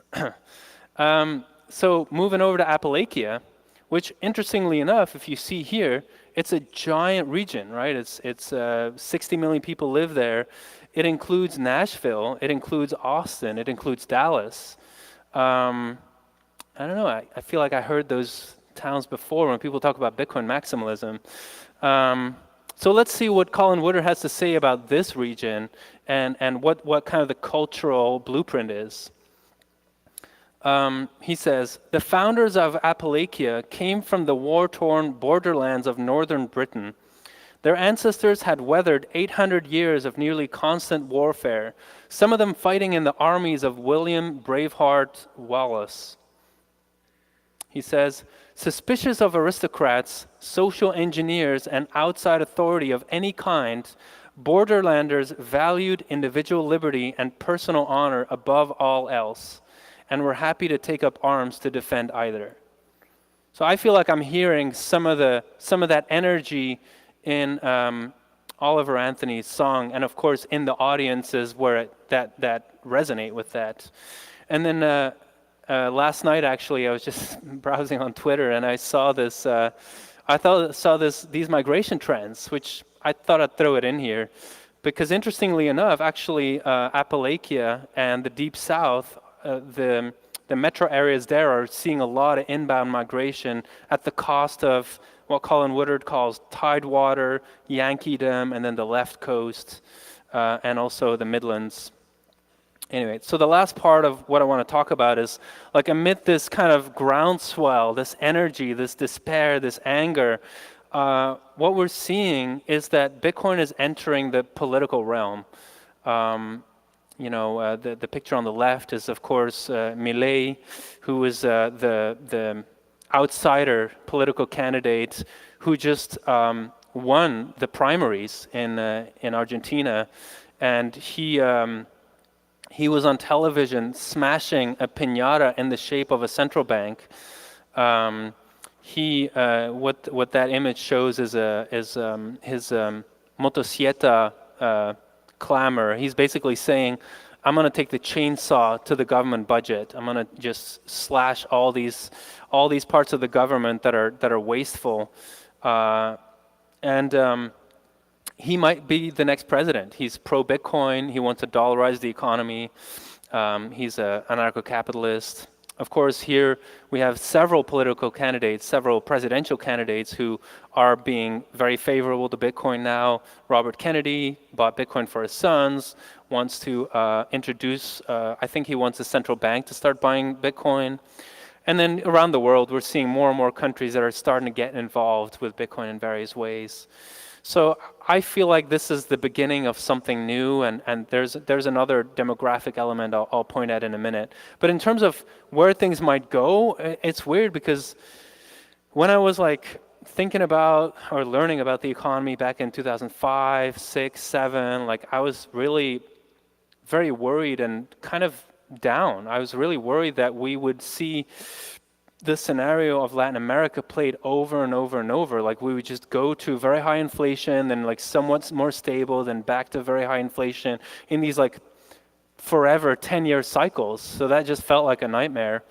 And so, yeah, I really thought like maybe Argentina is kind of like the best that's possible, where it's like life still goes on and it's still a good place to live despite all that monetary destruction. But so now with Milei, we're just seeing this something that's very new. Like there's never been a candidate like this that's been as popular with the youth, for example. Like this guy's like a rock star. Like just look at this video. This is in the streets of Buenos Aires.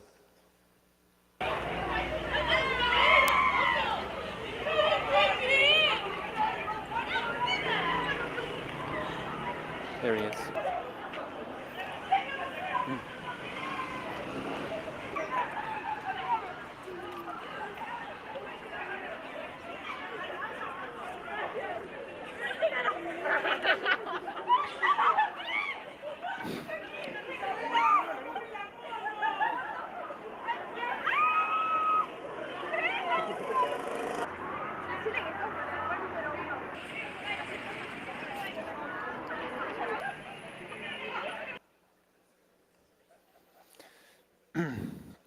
So that's the phenomenon, Milei. By the way, I heard the word anarcho-capitalist be pronounced on public radio a few days ago. It's really weird. I've never heard it in my life.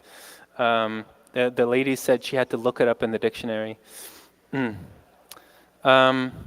So something else I ran into is this recent survey, and it's about crypto, but let's just assume this is Bitcoin. because they always mush it together, but let's just assume these numbers are about Bitcoin. What they're saying is that basically Democrats own, about 13% of them own Bitcoin, about 10% of Republicans own Bitcoin, and then of the independents, 17% are Bitcoin holders.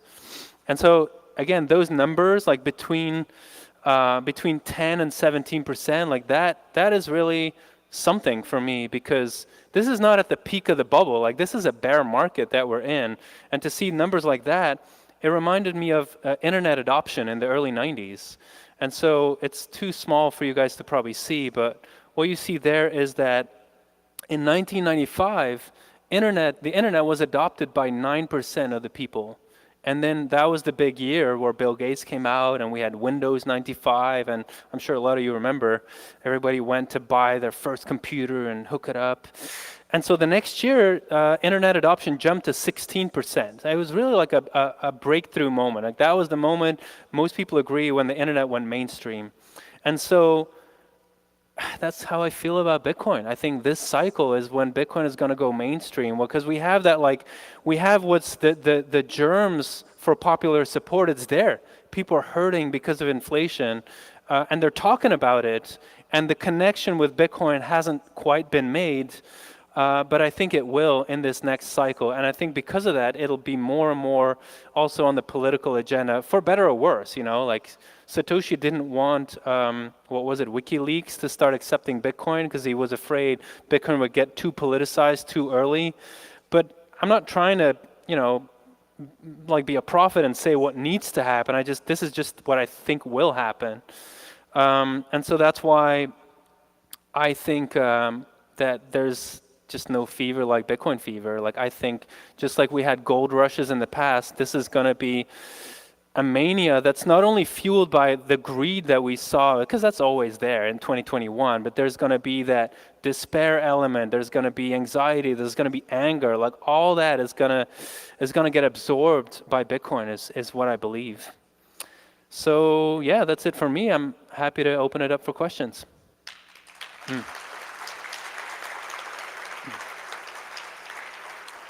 And by the way, I'll be around for the rest of the day, so I'm happy to talk to people. So I'm happy to catch up and hear if people want to share things. But for this little part, let's just keep it at just questions, if you wish, if you would. I think that's the microphone over there.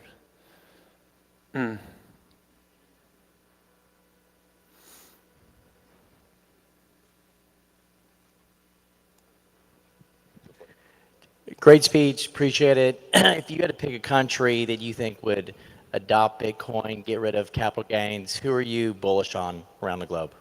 Wait, could you repeat that? I'm so sorry. Which country do you think is going to make a next big move in Bitcoin? Whether it's adopting it, legal tender, getting rid of cap gains? Thanks, yeah. It's hard to say which country I'm bullish on. It doesn't seem to be that there are political leaders right now of the caliber of Bukele that have already been elected. Like, Bukele in El Salvador seems to be a maverick, or seen as such at least. So I think it depends on elections a lot. It seems that most governments are just hesitant, and there's a few countries in Latin America that are really looking at what El Salvador has done, but so far I don't really have a big horse that I'm betting on. Of course, like Argentina is one to watch, even though it does seem like if Milei gets elected president, he might still have a lot of the, whatever it's called, the Senate or the Parliament that could vote against him. So it remains to be seen how much he can actually change. But I think it's just becoming clear that the Bitcoin voters, they could become single issue voters, right? If you live in an inflationary environment, it's like, come on, like, liberate my savings. What more important of an issue could you have in a inflationary depression? So, yeah. If you can come closer over here, the mic. Oh yeah, for questions, far. Yeah, feel free to come over. Come on over here. We have another 4 minutes. Try it here. Got it. Thank you. Thanks, Tur. Insightful as always. I totally agree with you that this Oliver Anthony thing seems to be a marker of a cultural moment of kind of connecting the dots. Do you think that the 2024 election is kind of like too soon for it to become a mainstream issue between the two major political parties? Yeah, that's pretty much it. Yeah. Yeah, it's hard to say, right? Because if it was like 2025 or 26, I would feel more confident to be like, yeah, for sure, this is going to be the Bitcoin election. But 2024, I don't know, because we could, markets are looking like they're gonna roll over. Like the Fed is saying they're gonna raise interest rates. They won't raise it by much, I don't think, but at least they're kind of signaling they're not gonna lower it anytime soon. I think they're waiting for some kind of excuse, like a market sell-off or something like that. And so that means that the like disinflation, quote unquote, could continue for a while. I mean, I guess I'm leaning no. I heard someone speculate that this coming cycle, Trump is going to team up with RFK and they're going to go independent, and Orange Man is going to endorse Orange Coin. But that's just some speculation in the streets of Austin. Yeah. But yeah, I mean, in some ways, all bets are off. Like I don't know of any time in my life that was like this, and a lot of older and wiser people that I talk to don't know either. Like they don't know the analogies. So, I think you got to stay humble in an environment like this. So we saw the woman despairing, about her economic experience. What do you feel the influence of AI and unemployment? Do you see unemployment like are we going to see a tipping point where society will look much different? Yeah, like the influence of AI and unemployment in general. I mean, I think the main thing is just that because of all this artificially low interest rates and this money printing, the whole economy has gotten skewed. It's totally skewed, and there's so many malinvestments that have happened. Everything is skewed towards consumption in the moment. It's kind of like the travel, Instagram, and I'm not casting any moral judgment on that. It's just how it is. People have been encouraged to buy the latest thing because you got 0 interest rate loans and everything. Like just lever up. Buy your house even though you don't have the cash. Like just put 10% down and do it. And so people's savings have been so incredibly undermined, right? People don't really have any savings anymore on average. And so that consumerism, I think, is going to have to go away. Like you just tighten the belt at some point. Like this lady, she can't afford to go to Six Flags or whatever. Like it's just, try to get fuel for the car, try to get food, and that's about it. Pay the rent. So all that innovation, I feel like a lot of it has been like, I don't know, make Amazon more efficient or make Apple more efficient or customer service, like this whole service economy. I think that had to shrink anyway. So maybe AI is going to make that shrinkage go faster, maybe. But I just don't see AI helping us dig ditches, right? Or pull iron ore out of the ground or grow corn, right? I mean, some of it is maybe going to make a little difference, but I just don't think it's making a big difference in the next 10 years. Also, to run all this AI stuff, you need CPUs, and that's the bottleneck. The bottleneck is chips and energy, so you're back to your commodities again. So yeah, I think it's probably a bit, the peak of overly inflated expectations probably happened already with AI, at least in the short term, is what I think. Sorry? It might cause the crash. Yeah, I mean, like at some point, if things are so fragile, if a forest is like totally dried up, you only need a little spark, and there's no knowing where it's going to come from. But you're right, something like that could also be a spark. Yeah, I got to wrap it up here. Thanks, everyone.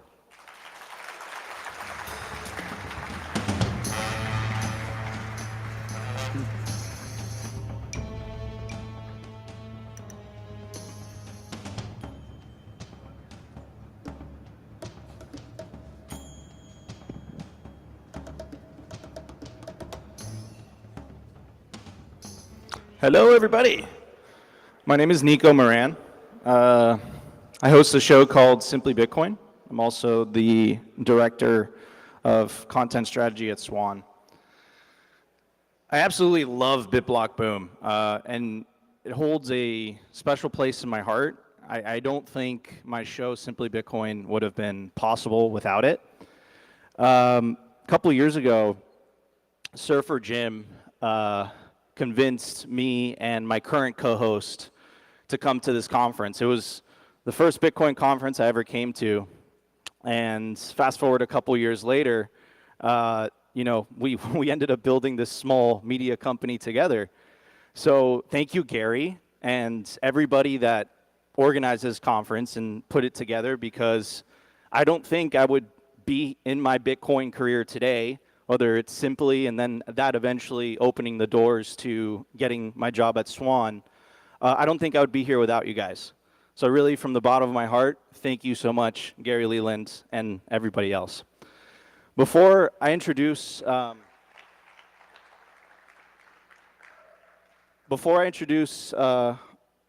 next speaker, I want to talk a little bit about self-custody.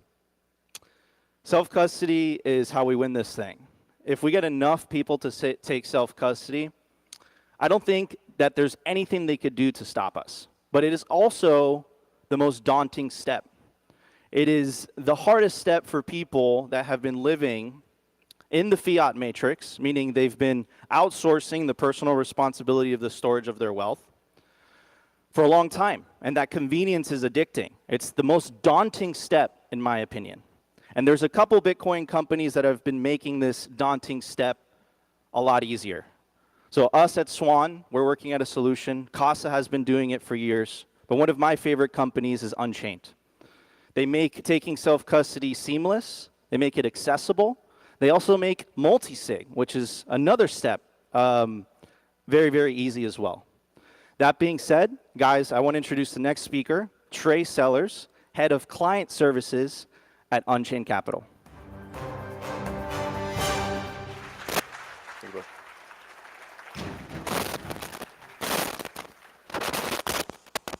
Morning, everybody. As Nico said, my name is Trey Sellers. I'm Head of Client Solutions at Unchained. Yes, I still have my laser eyes. Shout out to all the laser-eyed plebs out there. I don't know what you guys are doing removing those things. I'm committing. My lasers are not coming off until our job is done.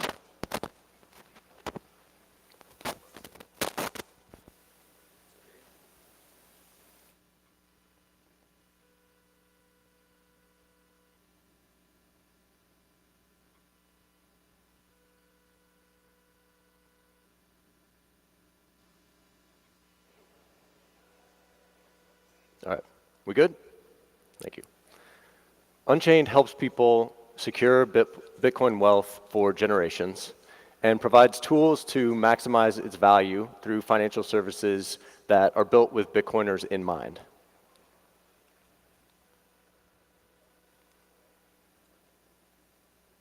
Is this working?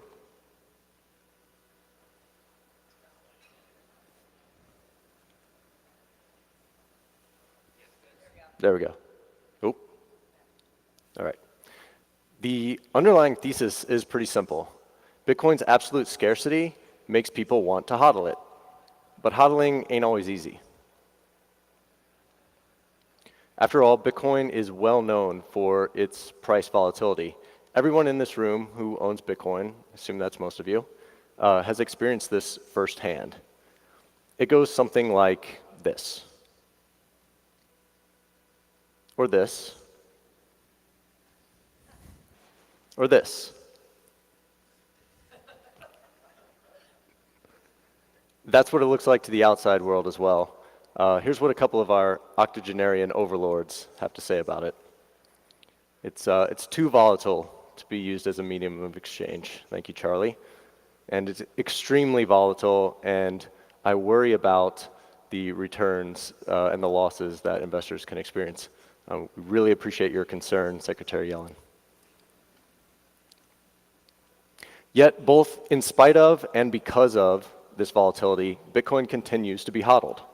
After a while, you kind of start to enjoy it. I certainly know I do. The wider public, however, is completely unaware of the extent that this HODLing behavior is happening.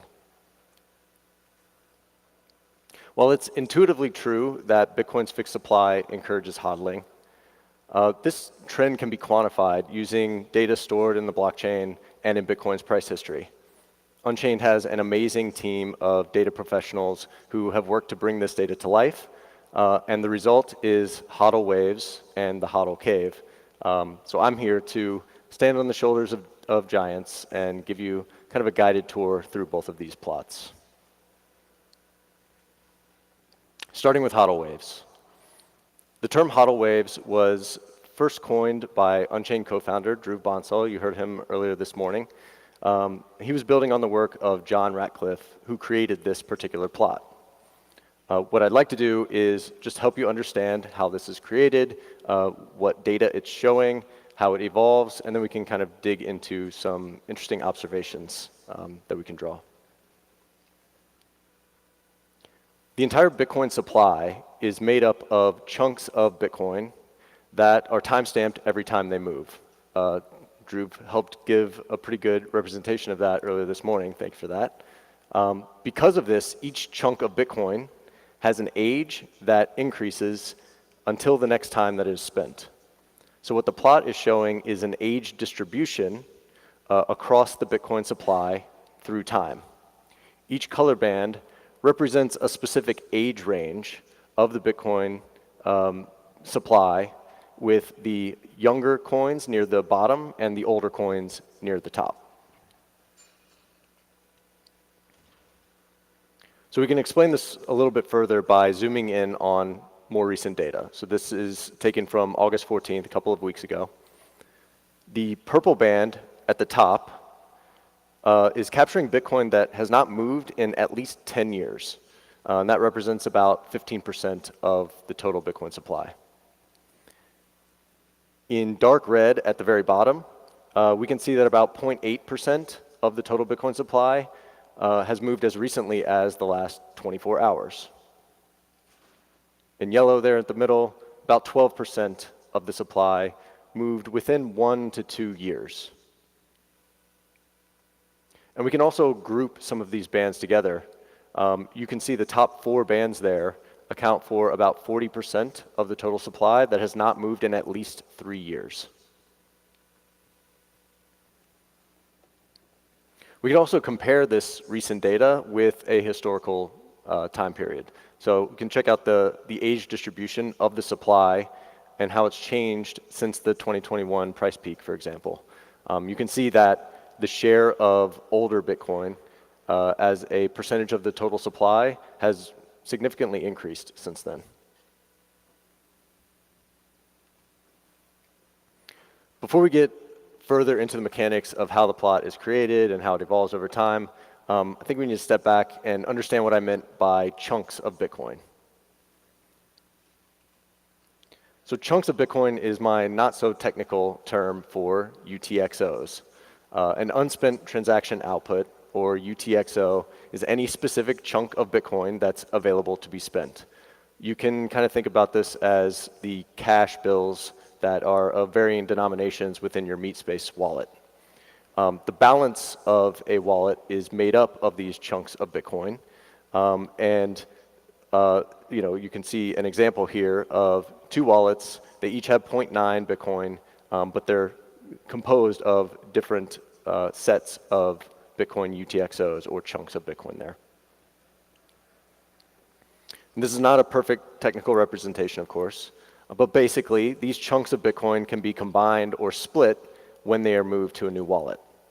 This is the moment that the HODL waves distribution chart is capturing.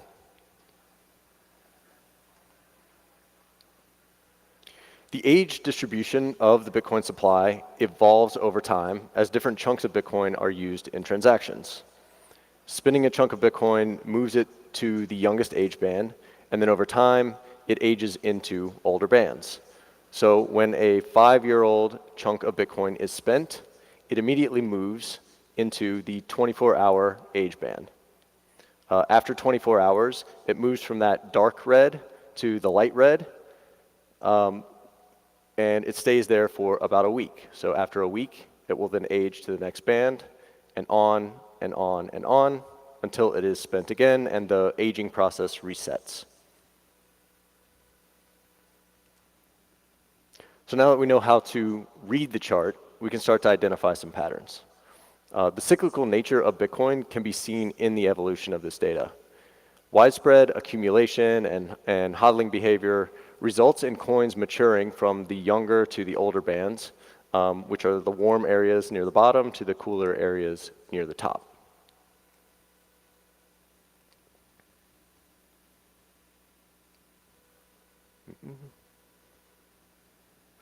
This results in the proportion of the younger coins dropping related to the proportion of the older coins, right? And you can kind of see how that happens over time.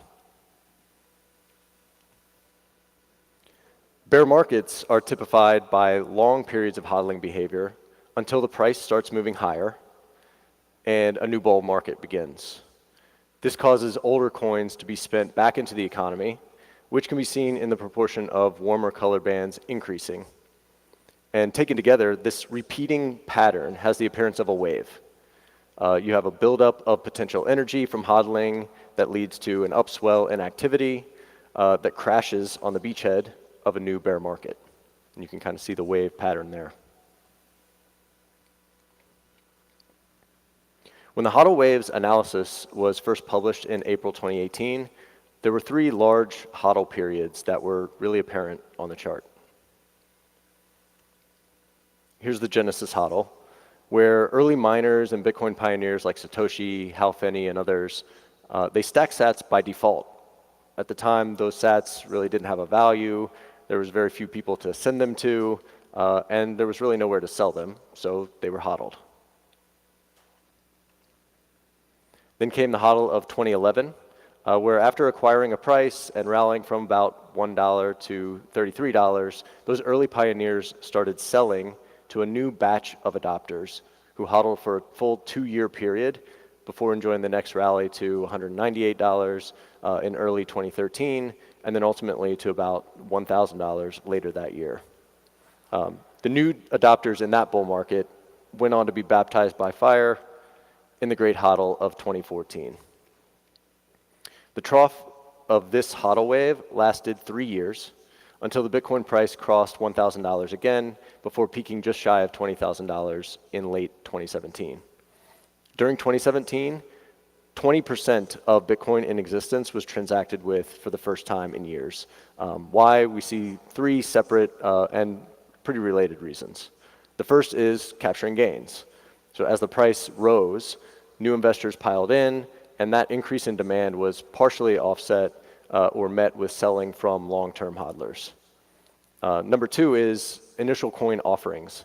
So during this ICO craze back in that time period, the primary way to get exposure to those shitcoins was by selling your Bitcoin. So people sold Bitcoin to buy those ICO shitcoins. And the third is the Bcash fork. So you can see a pretty pronounced increase in short-term activity around the time that Bitcoin Cash forked away from Bitcoin. You can see it right there in the chart.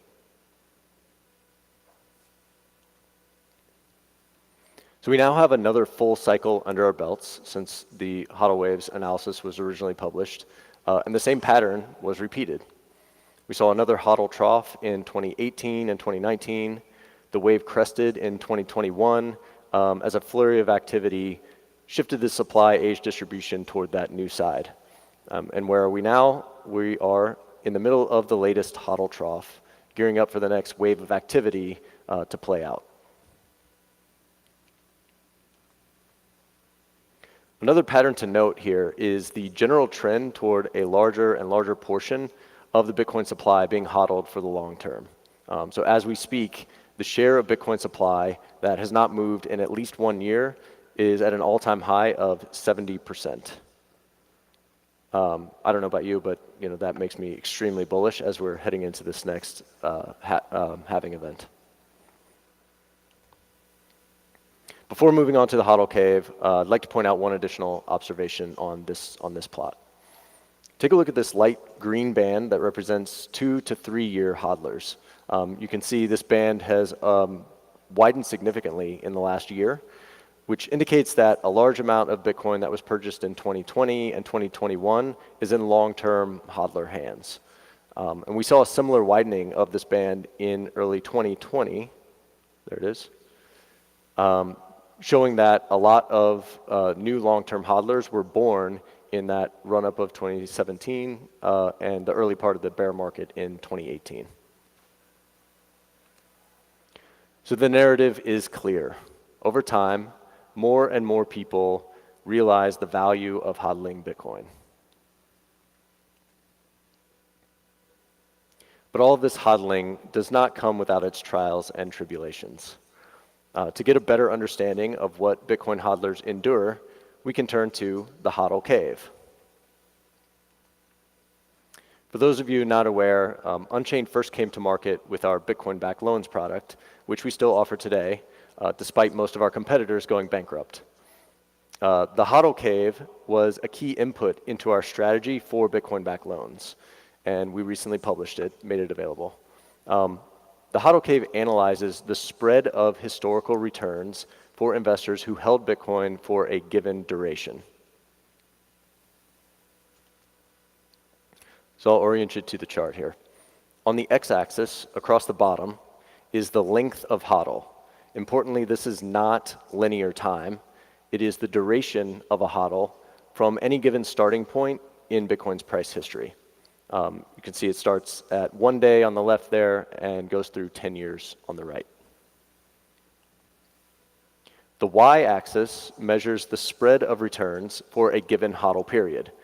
For example, historically speaking, for all 5-year HODL periods, the spread of returns goes from being slightly down. For instance, you bought at the top of 2017 and then sold 5 years later at the bottom of this bear market in 2022. Or it could be up as much as 1200x. And as you can see, the plot resembles a cave. Long-term hodlers are tasked with traversing this cave safely as time passes and volatility inevitably comes.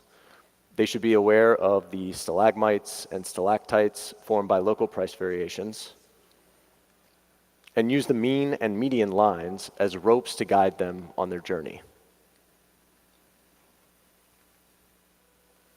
So now that we're oriented to the cave, we can go through another few interesting observations from the plot.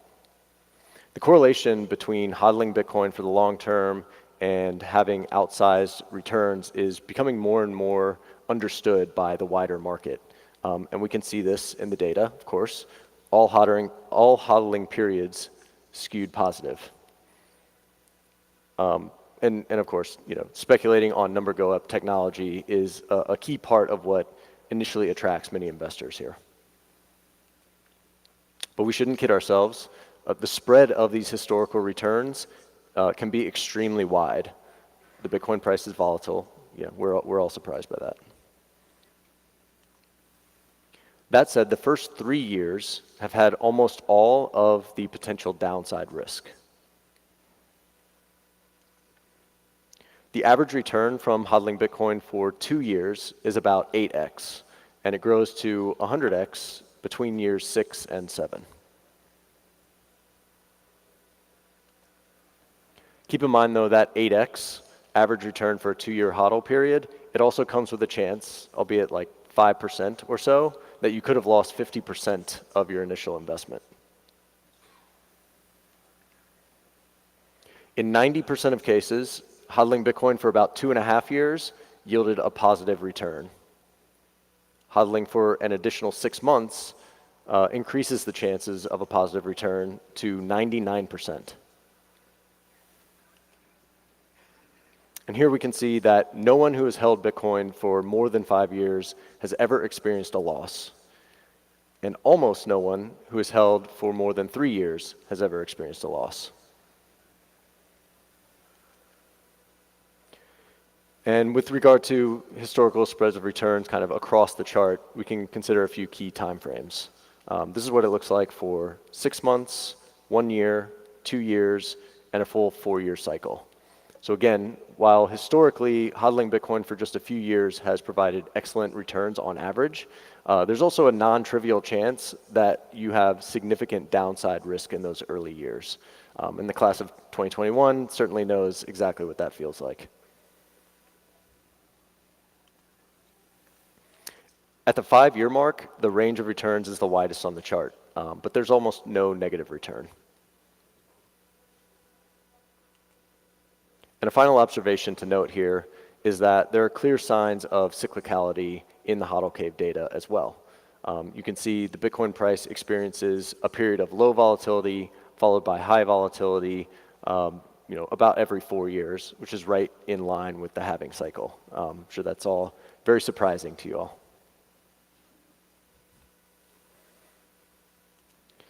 All right, so we can bring it all together. To me, HODL waves and the HODL cave can help to visualize the process of pricing a perfectly scarce asset as it monetizes. They give us insight into the behavior of hodlers over time and the volatility they experience while they're hodling. The cave exists because the waves exist, and vice versa. Hodlers in the trough of a wave create that supply shortage that causes the price to rise. The rising price brings activity from old hodlers selling to new entrants, some of which become hodlers for the next wave. And this cyclical process helps to generate Bitcoin's infamous price volatility, which then serves to attract new investors, and the cycle keeps going. Hodling Bitcoin is a journey. In the depths of a bear market, it can feel like a dark cave. If you find yourself in that short-term period of negative returns, it's helpful to see the light at the end of the tunnel as the reversion to the mean, which very consistently rises over time, as you can see in that data. On the other hand, you need to be aware of the reversion to the mean if you've experienced a really high rate of return in a short period of time.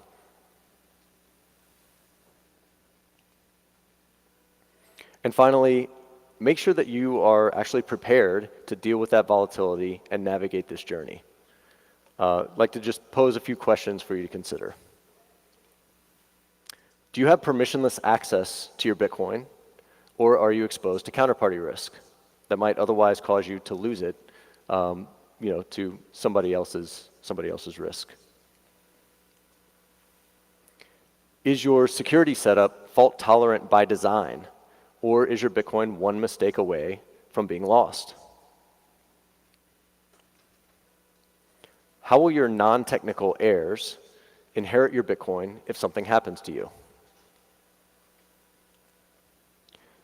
And finally, how might you and your family benefit from having Bitcoin experts available to guide you through your journey through the cave? It's so important to choose a HODL-mobile that is designed to withstand both the tremendous growth and volatility you will experience as the fiat system spins out. You'll need financial services that are built to help you HODL. And you'll need a custody model that is resistant to mistakes and theft and put your family in a position to safely inherit that Bitcoin. Putting that in place is going to allow you to sleep just as well as Steve Martin in the front seat of this car here. After all, the Bitcoin that you're hodling is precious cargo, and the journey can be treacherous. We are here to help. Thank you.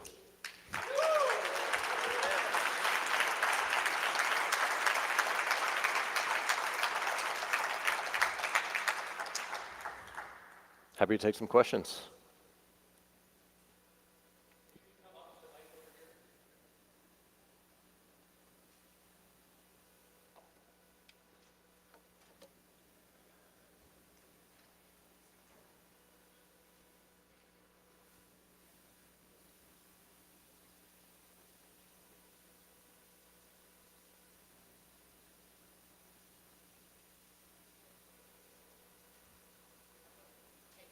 Hey.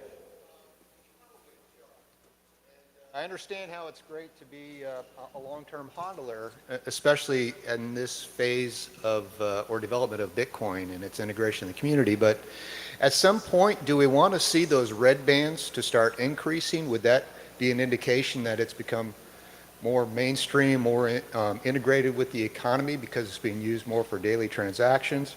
And those red bands, do those include the Bitcoin that's being traded on exchanges, or is that just like daily activity for like citizens of El Salvador that may be using it for day to day?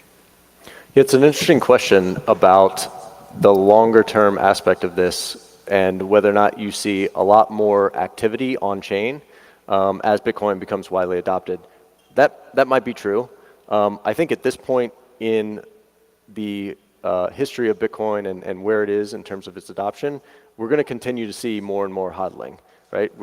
Tor was just talking about all of the craziness that's going on in the world. Bitcoin is monetizing, and it needs to do that with an order of operations that starts with store of value. So we're starting to see the signs of payments functionality and other use cases for Bitcoin. But that store of value function, I think, is going to remain the primary use case for Bitcoin, at least in the near term. But what was the second part of your question?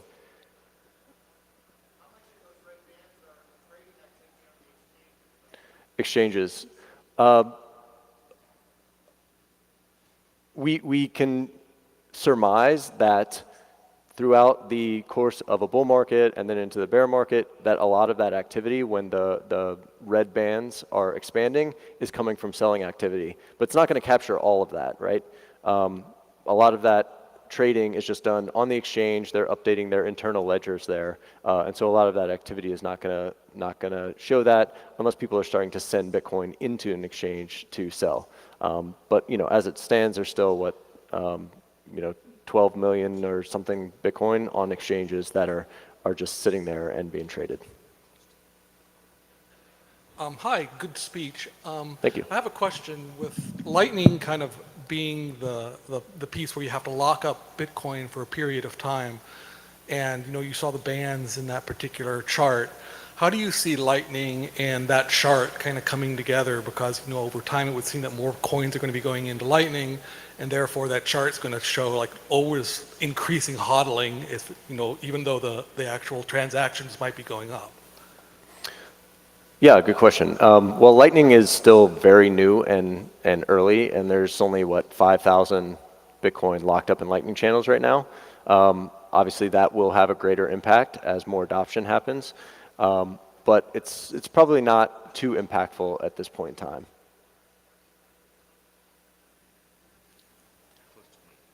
How important is it to consolidate small denomination UTXOs into larger ones? Well, everything has a trade-off, right? So if your primary concern is about fees, you want to make that consolidation now while fees are relatively low, because you might not be able to spend some of those smaller denominations in the future if fees rise, right? You might end up with a bunch of dust in your wallet. So fees are one concern. The flip side that a lot of people bring up with regard to consolidations and that kind of thing is privacy. When you are consolidating Bitcoin, you are creating a single UTXO from a bunch of smaller ones, and that will tie the history of all of that Bitcoin together. And then in the future, when you go to spend it, you're going to see this larger chunk of Bitcoin that essentially doxes the amount of Bitcoin that you've got, at least in that one UTXO, when you go to spend it. So the receiver will be able to see that this came from a 1 Bitcoin UTXO as opposed to a 10 million sat size UTXO. So there are different trade-offs there. But if fees are your primary concern, that's really what you should be thinking about is when fees are low, we want to do those consolidation transactions such that in the future you don't have as much data going into a transaction that will increase the amount that you're spending to send that Bitcoin. Thanks. Thank you.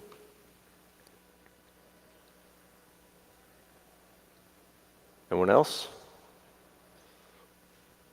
Going once? Going twice? Thank you, everyone.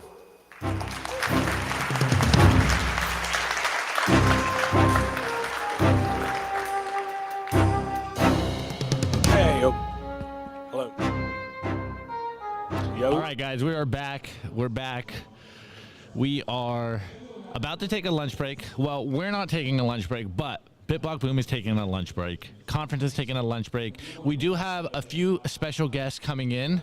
I think we had a few different reorganizations on who our lunch guests are going to be, but we got some double whammies coming up. Yeah, back to back. We got some big ones. We have Nick Bhatia coming in, author of Layered Money, and we also have Matt Hill, the CEO and founder of Start9.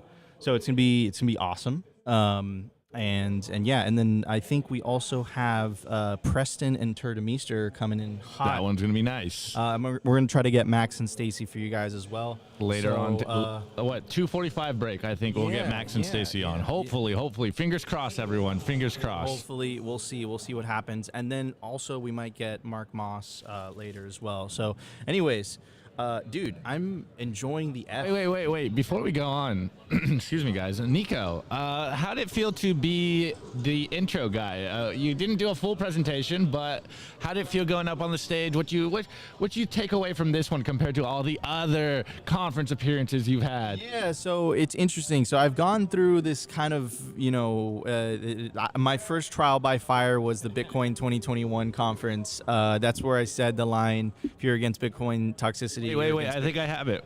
You're against Bitcoin, you're against freedom. There we go. And that went absolutely viral. So that was surreal. That was my trial by fire, but it was a panel. And when you're not the moderator, it's actually pretty easy because you just sit back and you just answer questions. So it was this year at the Bitcoin 2023 conference. Shout out to the Bitcoin Magazine guys. I love you guys. And I moderated 2 panels, and that was like a first time for me. It was interesting. It was interesting. I had a fireside chat with Alex Gladstein. Thank God for Bitcoin. That was a first time for me too. And you think when you're in the moment doing these things, you're like, wow, like I'm doing terrible. But when you rewatch them, you're like, I didn't do so bad. So, this was like kind of like a first time for me, speaking at BitBlockBoom and, introducing someone and whatnot. And I prepared this whole thing on my phone, that I was going to read off my phone, but I ended up doing it off the top of my head. So I think I'm getting the reps in, bro. It's almost like you're a professional now, Nico. Getting the reps in, I'm feeling more comfortable, but yeah, man, it's like I said, absolute honor, Gary for allowing us to do this, and it's a great time, and yeah, man, I'm really, really enjoying this conference. Hopefully I'll get to have some fun tonight. I literally went to bed at 8 yesterday after doing like 4 interviews, doing Simply Bitcoin live from the news desk, streaming for 8 hours. I literally went home and I passed out at 8 p.m. Opti, you went a little bit crazy. How was the dinner? Hey, I only half snetted. I was being a professional because tonight is the night where all the fun's happening. I'm not much of a gambler, but I guess casino night is where all the fun is. So I don't know where that's going to be, if it's here or what's going on, but there is plans tonight. And look, hey, I know Nico looks kind of young and he's got blonde tips and everyone thinks he's an influencer now, but I'm going to make sure he makes the rounds, kiss some babies, shake some hands, because everyone was asking for Nico last night. They're like, where's Nico? I'm like, he's in club. What do you call it? Club Cama. With DJ Pillow. Yeah, Club Cama, which means Spanish in Spanish. It means bed in Spanish, and DJ Pillow, of course. But anyways, tonight it's going to be Rakamoto. Really excited. And Sophie is actually going to sing a version of Richmond, North of Richmond. I actually have the video for you guys, so I'm going to play it, and let's check it out, Opti. I've been selling my soul, working all day. Overtime hours for bullshit pay, so I can sit out here and waste my life away. Drag back home and drown my troubles away. It's a damn shame what the world's gone to for people like me and people like you. Wish I could just wake up and it not be true, but it is. Oh, it is. Living in the new world with an old soul. These rich men north of Richmond, Lord knows they all just wanna have total control. Wanna know what you think, wanna know what you do, and and they don't think you know, but I know that you do, 'cause your dollar ain't shit, and it's taxing no end, 'cause of Richmond, north of Richmond. Oh, I wish politicians would look out for miners and not just miners in an island somewhere. Lord, we got folks in the street, ain't got nothing to eat, and the obese milking welfare. But God, if you're 5'3" and you're 300 pounds, taxes ought not to pay for your bags of fudge rounds. Young men putting themselves 6 feet in the ground, 'cause all this damn country does is keep kicking them down. Lord, it's a damn shame what the world's gotten to for people like me and people like you. Wish I could just wake up and it not be true, but it is. Oh, it is living in the new world with an old soul. These rich men north of Richmond, Lord knows they all just wanna have total control. Wanna know what you think, wanna know what you do, and they don't think you know, but I know that you do, 'cause your dollar ain't shit, and it's taxing no end, 'cause of Richmond, north of Richmond.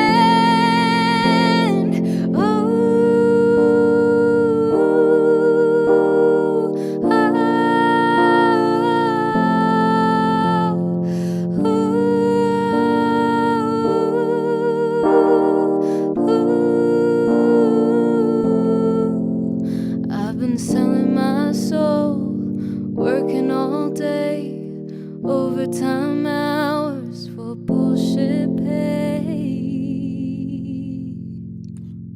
All right, guys, that was a cover by Internet Sophie of Richmond, north of Richmond. She'll be singing it live tonight at Rockamoto, so it should be awesome. I'm here live at the news desk, hosted by Simply Bitcoin, streaming live to the Swan Bitcoin channel and the BitBlockBoom channel with Nick Bhatia, author of Layered Money and a friend of mine, and CEO and founder of Start9, literally my go-to node, the one that I use at home myself. I finally figured out how to connect it to my Electrum wallet over Tor, and it is magic. I can connect to it remotely, and of course, my legendary co-host and my brother, Optimus Fields. How you gentlemen doing? Doing great, Nico. Thanks for having me back. Thank you so much for joining us. And how you doing, Matt? I am also doing great. Thank you. Opti, how you feeling? Are you alive? I know you went out. I'm halfway there. We're almost there. We're almost back, guys. We're good to go.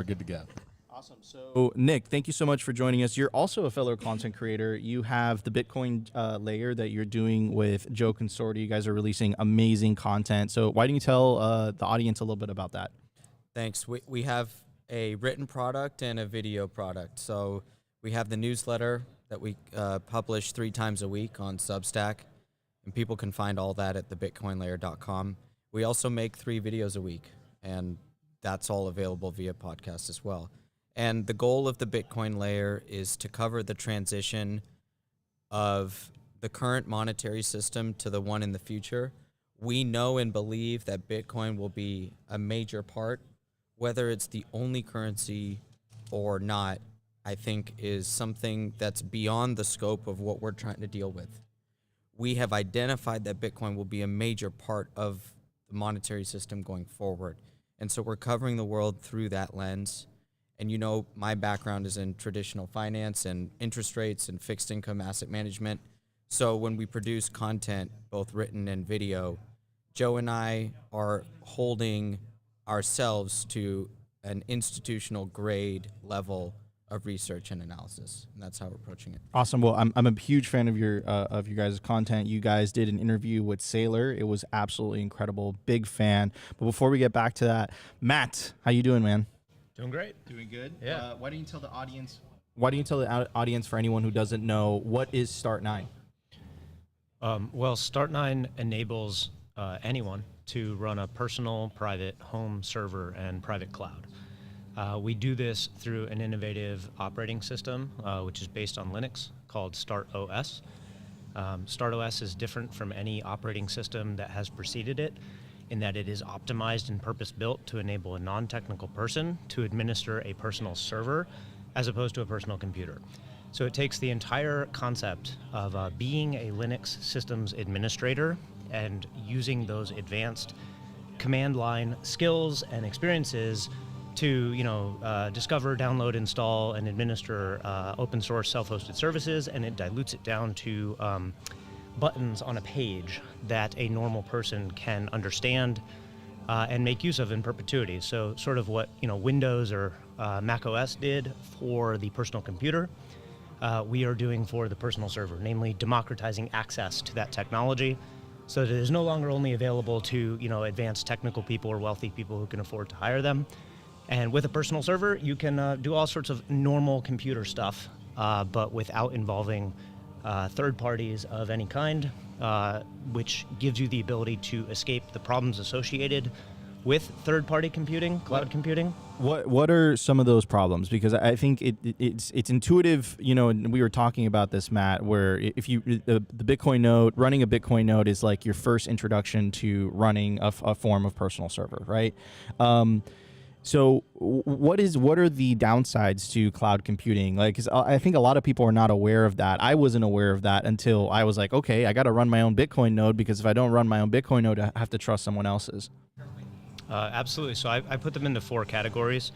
The first one is talked about a lot. It's invasion of privacy. When you use somebody else's computer to do normal computer things, even like messaging and data storage or password management or even hosting your website, they can kind of see everything that you're doing. And, regardless of how benevolent or competent they are, there are incentives that they cannot deny, namely to harvest that data and sell it to advertisers or whoever they see fit. And so that's number one, and that's fairly well known. Number 2 is censorship, and that is becoming increasingly a concern, especially over the last few years, is that when everyone is communicating through trusted third parties, those third parties can censor either directly through deplatforming or in a much more insidious way through algorithmic amplification or censorship, which is not always apparent and is what makes it so effective.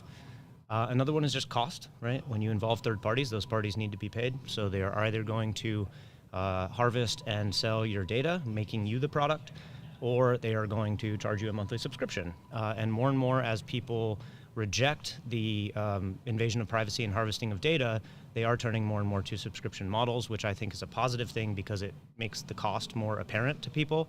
And so more and more people are looking for a way to avoid that cost. And then lastly is just counterparty risk of honeypotting everyone's data together on third-party servers. So when a server hosts everyone's data, it becomes a very attractive target for hackers of all sorts, including nation-state level hackers. And when that server gets breached, and we make the claim that any server worth breaching will eventually be breached because it can be done by an insider who can be bribed, blackmailed, coerced, social engineered, etc., that your data will be leaked along with everybody else's, even though you were not being explicitly targeted. You're just collateral damage in a cyber warfare that you never opted into or were possibly unaware of. So our solution is stop using other people's servers to do normal things. It's undignified, it's unsafe, and it's expensive. Instead, use your own server from your own home, host your own software, access it from anywhere in the world over your own private networks. Everything I just said would have been impossible a few years ago for just about everybody. We make it possible for everybody, and we make it easier for people who could have done it otherwise. Gotcha. And you guys have different versions of, right? Because you have the basic that runs on Raspberry Pi, and then I think you have a mid-tier product, and then you have the top-tier product, which is the one that I personally use myself. I think you had a change in the name of the branding, but I think it's called the Start9 Pure. Is that correct? Yeah, the server Pure. And we have the server 1, which is the mid-tier product, and the server Lite, which is our Lite product. Start9 does not do anything particularly innovative on the hardware front. We are operating system developers. StartOS is an open source piece of software. More specifically, it is source available. Currently, I like to make that distinction because people tend to get very passionate about these nuances and licensing. It is source available. You can do anything you want with it except sell it. That may change in the near future. We are actively discussing that to go either MIT or GPL. But either way, you can download this software for free, install it on any piece of hardware you currently possess, whether that's a laptop, a desktop, a mini PC, or a Raspberry Pi. We have builds for x86 and ARM. You can download and install it. We sell hardware at very reasonable prices in order to fund development, right? We purchase wholesale, sell retail at a similar price that you could buy it anywhere else. So if you don't already have the hardware, please buy from us. There's no reason not to. If you do decide to DIY and download the operating system onto your own hardware, you're welcome to throw us a donation. And yeah, the one thing I'll caveat all that with is that our top tier device, the Pure that you mentioned, was a collaboration with a company called Purism, who spent an enormous amount of time and difficulty making sure that the entire software stack, all the way down through the firmware and the drivers, is open source. So there are no closed source proprietary drivers or blobs on the server Pure, including Intel's management engine, which has been disabled in firmware. There's almost no other computers on the planet that you can say that about. Your laptop, your desktop, your phones, all of them have closed source proprietary blobs of software running, and you have no idea what those are doing. So arguably the Pure running StartOS is the most secure open server operating system in the world. And it's awesome. And again, like I said, guys, personally use it myself. Huge fan. Nick, back to you. You said something that, like, literally I had alarm bells going on in my head. You have a traditional finance background. So I have a buddy of mine. I grew up. I went to high school with him, and he took that route. He currently works at Goldman Sachs, and I have six original friends I went to high school with.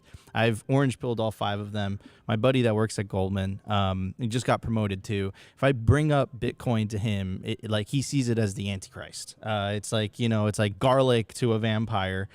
So how did you transition from that traditional finance background to Bitcoin? What got you interested? Well, as I was working in finance, and even before that when I was still studying, I was obsessed with monetary history, how the financial system works, the creature of Jekyll Island. And because I had all of that within me already, once I actually decided to read about Bitcoin, it only took me a few weeks, a couple books, and then a couple months later, I realized that this is something I need to dedicate most, or all of my intellectual capacity toward for the rest of my life, not just here in the next few years to catch a trend. And so 2013, 2014, I saw the word Bitcoin across zerohedge.com hundreds of times, but never clicked on a single one of the articles because nothing forced me to do so at the time. There wasn't any urgency I felt to do so. But when a research report did fall into my lap that was written by Wells Fargo, it covered some of the startups in Africa on the ground using Bitcoin technology.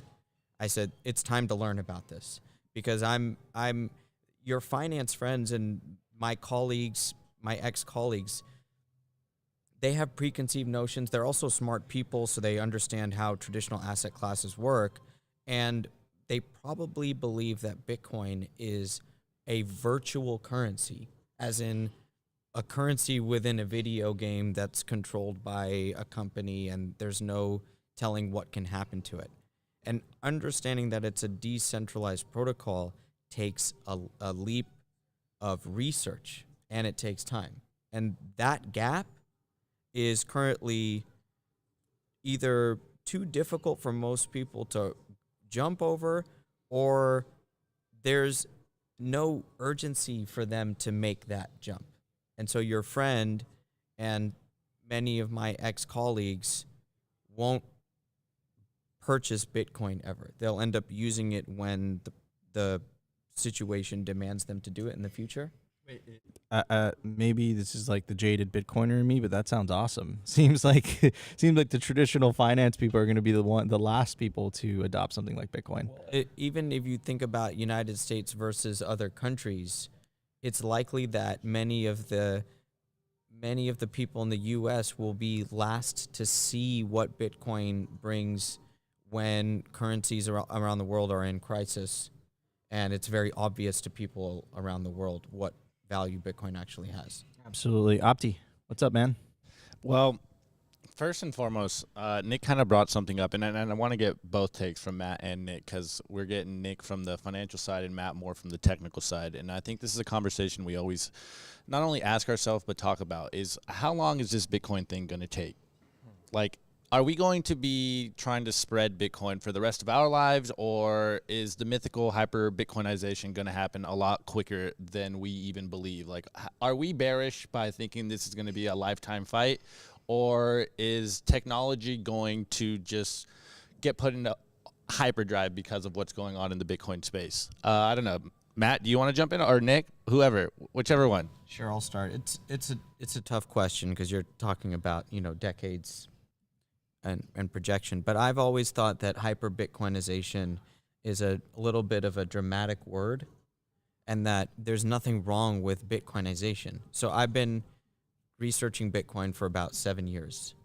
In that time, there's been great adoption and a 30x price rise, and country adoption and institutional investment adoption. However, would you call 2016 to 2023 hyper Bitcoinization? Not, I wouldn't. And so I'm not sure that even with the same sort of trends continuing, that in the next 7 years that you'll be able to call that part hyper Bitcoinization either. So I don't know if we're going to be trying to explain that a blockchain is a chain of blocks for 70 years, but I don't think that we're heading into this hyper Bitcoinization if that means that it's a currency that just starts to swallow the world really quickly and we're all using sats in 10 years. I don't buy that, but somewhere in between would be my best answer. I remember vividly, Matt and I were having a conversation about this, and he actually made me change my outlook on it as well. Matt, you said it was going to be a multi-generational thing. I specifically used the term 70 years, which is really funny. Why 70? Because it's roughly 2 to 3 generations. And I believe that is what is necessary for any kind of meaningful geopolitical restructuring, because adults don't change and children kind of change, and then their children can really be the real change. I think it was Stalin who, notoriously was like, give me 2 generations of children, I'll give you a nation of communists. We like to say, give us 2 generations of children, we'll give you a world of sovereign individuals. And that is a multifaceted endeavor. That is not strictly the money. The money is definitely the sort of lifeblood of society, and is, luckily happening, and is one of the first things to change and facilitate the rest of the transition. But, I, by nature of my work and background, I do not think of this as like Bitcoin only or hyper Bitcoinization. I view the money as a very important aspect of society, but I also recognize that there are traditions and cultural norms and political realities, economic realities outside of just the money, infrastructure, that all has to transition as well along with the money, and that change can be quite turbulent, potentially even dangerous. And so that's why we do what we do, is we try to round out the picture by saying, look, like, the last thing I want right now, and I mean this genuinely, is a short-term hyper Bitcoinization. It sounds terrifying. It sounds like people would be destitute and desperate, and the existing powers would be furious and also desperate, and desperate people with a lot of power, especially the incompetent people who are currently and sort of invariably in power, is just not in a world that I want to be raising children in. So I really hope for a slow, measured transition over multiple generations, and holistically so.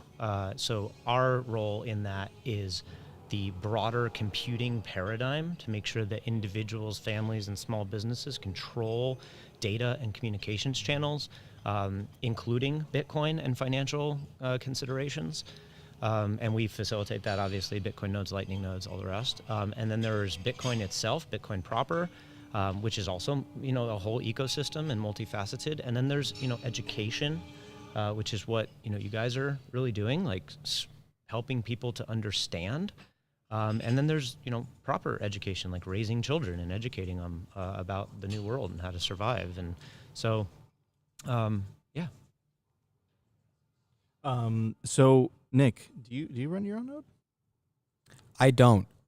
I don't run a node. I have excellent. And by the way, I'm not sponsored by Start9 for anyone who's thinking. I really recommend getting yourself one of these. They make it incredibly easy. And that's the thing. I have the Bitcoin software on my laptop, but I don't say that I run a node because I don't have it on most of the time. Like I'll sync my node and download the last month of blocks, but I don't continually run a node. So I would argue that does qualify as running a node, but also I make clear to people, because we get people who show up and say, I want to run a node and I want to help the network, right? They view it as an altruistic sort of, donation to the network. And that is not essentially true. Running a node is a very selfish endeavor in that it allows you it guarantees access to the network, right? Nobody can stop you from accessing the network. And it also guarantees you privacy, at least insofar as, the origin of the transaction. Obviously, the Bitcoin blockchain is a public chain, and there's other considerations for privacy. But when it comes to receiving transactions and sending transactions, that final mile can be private. And lastly, it's a matter of avoiding fraud, right? So we don't see a lot of this, but if your wallet is connected to somebody else's node, they can fake transactions to you, make you believe that you have received money that you have not. And they can also hide transactions from you, make you think that you have not received money that you have. They can also fake the sending of transactions. I send a transaction, my wallet says, okay, it was sent. Well, it was actually blocked. Again, we don't see a lot of this, but the fact that it's possible means that it is a growing, brewing problem. So let's not go there. So if everyone does what I just described, if everyone is running their own node, performing their own verification, and guaranteeing their own access, then the network is robust, right? But just turning a Bitcoin node on and then going about your life and not using it for access or using it for verification really does nothing. The network doesn't benefit. And then the last thing I'll say, because I kind of forgot a second ago, was that running a node is your voice. It is your vote for the consensus rules, right? When you run a node, you are choosing what consensus rules to follow. So in the event that there is a political division, like contentious soft fork or even a hard fork, you get to voice your opinion of what you think Bitcoin should be by running a node that follows the rules that you decide, and then either accepting the consequences of that, whether you're right or wrong. Yeah, and I think it's interesting because when I think about SegWit and what happened during 2017, my biggest responsibility was to sit back and shut the hell up and listen to the people break down why this is important, why 2x is dangerous, why it's a slippery slope. And as just a non-technical, non-software person, I feel that I have to listen to those that are running the nodes and expressing their vote to even get any signal myself, because I can't have an educated opinion on the rules and any of those adjustments. So from my perspective, and I agree with you completely, but I almost feel like my vote in that scenario wouldn't add value because I don't know what I'm voting on. So that's why I listen to, and that's what Bitcoin Twitter is for me, is just being able to learn from smart technical people. 100%. Guys, we have about 2 minutes left before Turda Meester and Preston Pish. I want to end it with you, Nick. What are your thoughts on the recent announcement from the BRICS of dropping the dollar? You got 2 minutes. Yeah, the BRICS have been trying to lay the groundwork for a de-dollarization for a long time. And I think it goes back to the plumbing of the financial system. For that system to de-dollarize, I think would take at least a generation or more. And if that is to take place, then you have to think about what would be the new currency that is used in cross-border transactions, swap agreements, Forex transactions, and collateralized lending, which is repo. Would it be the euro? Would it be the Chinese yuan? Would it be some BRICS coalition currency? Now, the euro actually has a great financial plumbing system and is actually positioned to do a lot of the things that the dollar system does. But the BRICS are not. China is not. And so even if they're doing cross-border non-dollar transactions, guess what the financing mechanism is? It's a London bank or a European bank that's funding the trade with a dollar basis swap on each side of the Forex transaction. So you're not actually going away from the dollar. So it is the BRICS currency and de-dollarization to me is quite fantastical.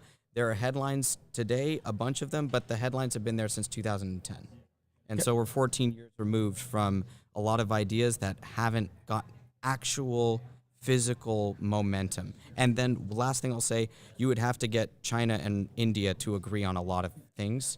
And I think that's highly unlikely given the current relationship between those two countries. Got you. Ladies and gentlemen, Nick Bhatia from Layered Money and Matt Hill from Start9. We'll be right back with Preston Pish and Tur de Meester. But in the meantime, I'm going to once again play you the cover by Internet Sophie of Richmond, north of Richmond. I've been selling my soul, working all day, overtime hours for bullshit pay, so I can sit out here and waste my life away, drag back home and drown my troubles away. It's a damn shame what the world's gone to for people like me and people like you. Wish I could just wake up and it not be true, but it is. Oh, it is living in the new world with an old soul. These rich men north of Richmond, Lord knows they all just wanna have total control.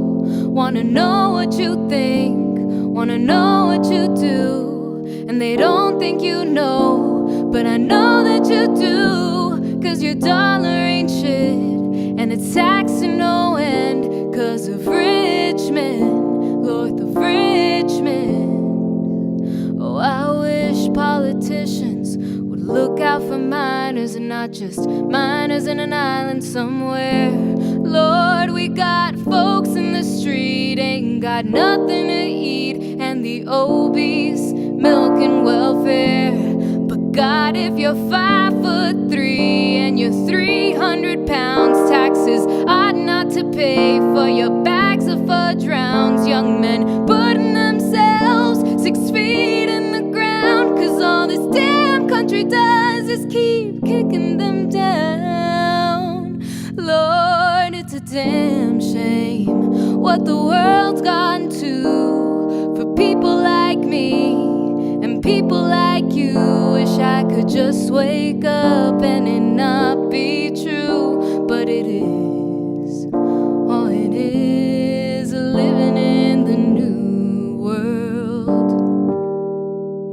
with an old soul. These rich men north of Richmond, Lord knows they all just wanna have total control. Wanna know what you think, wanna know what you do, and they don't think you know, but I know that you do, 'cause your dollar ain't shit, and it's taxing no end, 'cause of Richmond, north of Richmond.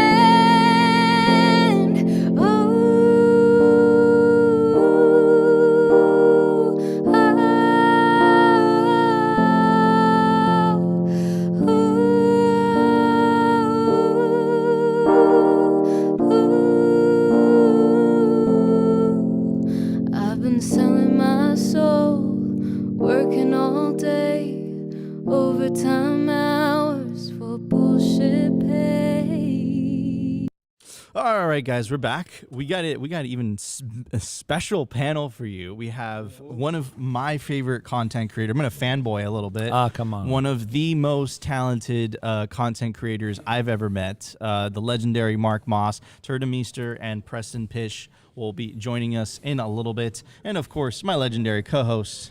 Hey, I'm just the pretty one here, okay? Someone's got to be. Anyways, Mark, what's up, man? Yeah, man. How you been? What's up, Nico? Doing great. Doing great. Sorry I was running late. I had to go get some barbecue. You know what? That sounds like a good priority. I dissed you for some barbecue. I'm just gonna be honest here. I don't take any insult at all. I think I would. One of my favorite things about Texas is the barbecue, and there's this place Terry Black's that has like the best barbecue. If you know, you know. If you know, you know. But like the line gets super long, and it just took long, and I'm like, dude, I gotta get this barbecue. Man, it sounds delicious. So what's up, man? What's on your mind? What have you been covering lately on your YouTube channel? But also give it a shout out, man. I'm sure most of you guys are already subscribed anyways. Yeah, you know, Mark Moss is the YouTube channel. I've always tried to talk about why Bitcoin. So, you know, there's lots of, I look at Bitcoin sort of like hunters and farmers. So you certainly have the BTC sessions and the What Bitcoin Did, which are amazing, and you should certainly watch them. And if you're a Bitcoiner, definitely learn new types of things about Bitcoin. But if you're not a Bitcoiner, people ask why. Why do we need something like Bitcoin? What's wrong with our money today? Things like that. So those are the topics I try to hit on. So mostly around monetary policy, what the heck the Fed's doing, inflation, geopolitical pictures. I think most of the catalyst for Bitcoin's growth is really coming offshore, not onshore. So everyone's like holding their breath for the BlackRock ETF. I don't think that's the big catalyst. So I talk about the geopolitical picture and then freedom censorship stuff because I think that's a big catalyst. So those are the topics I tend to talk about and then present Bitcoin as a solution to try to answer the why question. That's typically what I talk about. At this event, I'm going to be doing my keynote here at the end of the day. And I'm going to be talking about, it's very difficult to wait when you don't know how long you have to wait for. And I find that most people's problem with understanding Bitcoin is they think that it's going to happen too fast, too soon. Bill Gates, who I don't want to quote, but he said that most people underestimate what they can do in a year, or overestimate what they can do in a year, and underestimate in 10 years. And I think that's Bitcoin, right? And so they think Bitcoin's going to happen really fast. So my point of my talk is to give some time frames as to how I see this unraveling, as well as how it unravels, what the stages are, and what we should do in those stages to help push the adoption. Yeah, absolutely. And one of the things I love about your channel, Mark, is the fact that what I see with a lot of Bitcoin content creators is they're creating content for the Bitcoin echo chamber. They're creating content for Bitcoiners that have already been orange pilled. But I love your approach because it's like you're presenting the problem, and at the end you're sprinkling in the solution, which I think is really cool. So I think you buried the lead there, and I found it fascinating. BlackRock is not going to be the catalyst. Do you think? Why is that? I don't think so.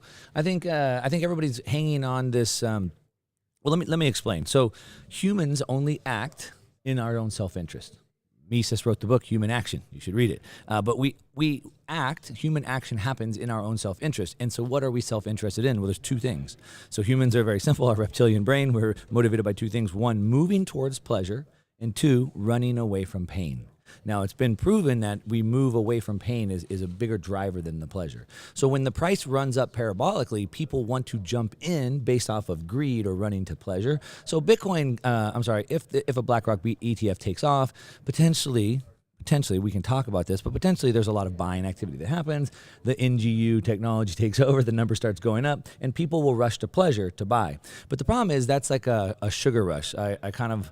I wouldn't consider myself a biohacker, but I'm an intermittent faster. I'm a fat-based energy driver instead of carbs and sugar. And so carbs and sugar burn really fast. Your energy levels go up and down. Every 3 hours I have to eat. But then when I have fat, my body sustains that. And so I look at if you're driven off of the greed, if I'm coming in to buy on the ETF sugar rush, those are people chasing money. And they're gonna leave just as quickly as the price goes down. Pain is the bigger driver. And so when I'm moving away from pain, what kind of pain? Well, potentially living in double or triple digit inflation, potentially living in harsh authoritarian regimes. So when I'm living in Argentina with double or triple digit inflation right now, in Argentina, the official exchange rate is, approximately 250 to 1 officially. Unofficially on the black market, it's like 550 to 1. But I was just recently in an event in Spain with a whole group from Argentina, and they're only able to spend, I think it was $300 per month on their credit card. So here they are traveling abroad, but they can only spend $300. Otherwise, it gets exchanged at $750 to 1. So their pain is extremely high, and they will do anything to get out of that pain. And Lebanon, they're burning down the banks. We can look at North Korea. We could make a list. But the problem is their pain is so high, they don't care about the volatility. And I believe that's a much stronger catalyst. And so I would just ask people this question most often. I would say, one, do you think governments, all central banks, print more money or less money in the future? And two, do you think governments become more authoritarian, or do they give us more freedoms back? What is the trend? And of course, in my opinion, the trend up and to the right is both money printing and authoritarianism. And I think that's the big catalyst. I think that's the real driver. I think the ETF potentially could give us a little bit of a sugar rush, and I even have my doubts about that. But even if that's a short-term sugar rush, it's not the long-term catalyst that Bitcoin's here to solve. Interesting. And I completely agree, by the way. So I'm originally from Venezuela, and which endured hyperinflation. It was around 2016, 2017 when I got into Bitcoin, and it created these crazy mining opportunities in the country because of course they try to control the exchange rate, but everyone's playing the black market rate. So you were essentially, there was a period of time where you were mining for free, essentially. But anyways, what are your thoughts on Javier Milei, who just won the presidential candidacy in Argentina by 11 points. He's a hardcore Austrian economist. He has some thoughts, to say the least, about central banking, about the theft of inflation, and moving the Overton window in the process. So I know he's a politician. I know politicians will say whatever it takes to get votes, but not in his case. And he is breaking that norm. And so there's actually something very interesting going on in just regards to what you just said. First of all, Austrian economist. I believe he's named several of his dogs after like these old Austrian economics, something funny. But what he's breaking my mindset, in a sense, to what you just said. People will say whatever they need to get elected. And so the problem with democracy, I forget who said it, maybe it was Friedman, but the problem with democracy is, or no, actually it was someone else back in the 1800s. The problem with democracy, as soon as a group of people realize that they can vote themselves more goods and services, they will continue to do that. And so democracy is really the tyranny of the minority by the majority. And so what politician, my thought process has always been, what politician could win on a platform of taking away goods and services for people? If I want to reduce welfare, reduce benefits, reduce Medicaid, whatever, who's going to vote for that? Nobody. But he's disproving that because he's literally running on a campaign to reduce government spending, to bring central banks in. And so it's destroying the model that I've thought of. And so I think it's super, super interesting. Now, we'll see if he gets elected. But he is running with the majority by a decent amount at this point. So I think something is interesting in that. Like I said, one, it breaks my mental model. But I think maybe two, it also proves the thesis of what I just said, which is people only take action when the pain is high enough. And pain is more powerful of a driver than greed. And so what we're seeing in Argentina is the pain is so bad that they would rather take care of the pain than take more greed of handouts. Maybe. And that's insane. That's insane, right? That it's gotten to that point. And Argentina has been running these experimentations, like, they went through heavily socialist governments, then they had on the other extreme.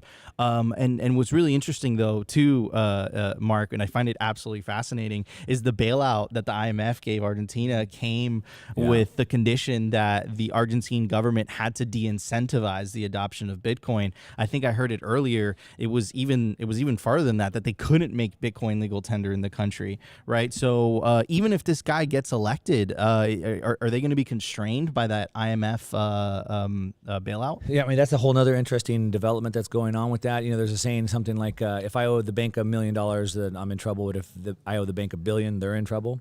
And so if you look at the IMF, the three largest debts on the IMF books are Argentina, Egypt, and Ukraine.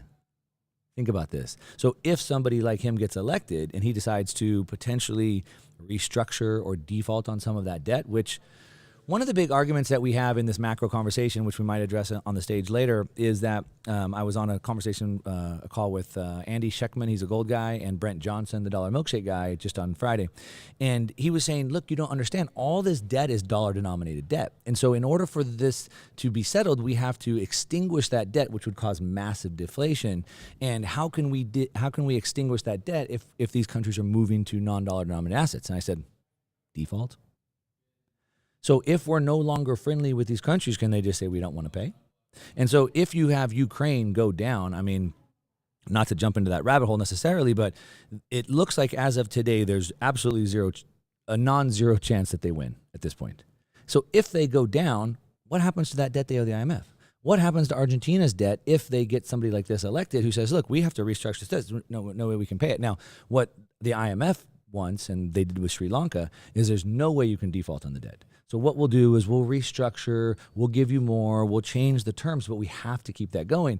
But back to the point that you're asking, what could the IMF do? Well, they could do a lot of things unless he decides he just doesn't want to abide by that. Yeah. And I know he's not a fan of the IMF whatsoever. I know he's been vocal about it as well. Anyways, I want to welcome on to the panel Preston Pish. How you doing, man? Doing great. We were just talking about the Argentine election that's potentially going down with an Austrian economist, and I was bringing up the fact he had asked about the IMF and the debt, and I was saying how interesting it is that the IMF's 3 largest debtors are Ukraine, Egypt, and Argentina. And if Ukraine goes down, which looks at this point highly likely, what happens with that debt? And then if you get somebody like Milei, or whatever his name is, in Argentina, if he decides to restructure or default, like what happens to the IMF?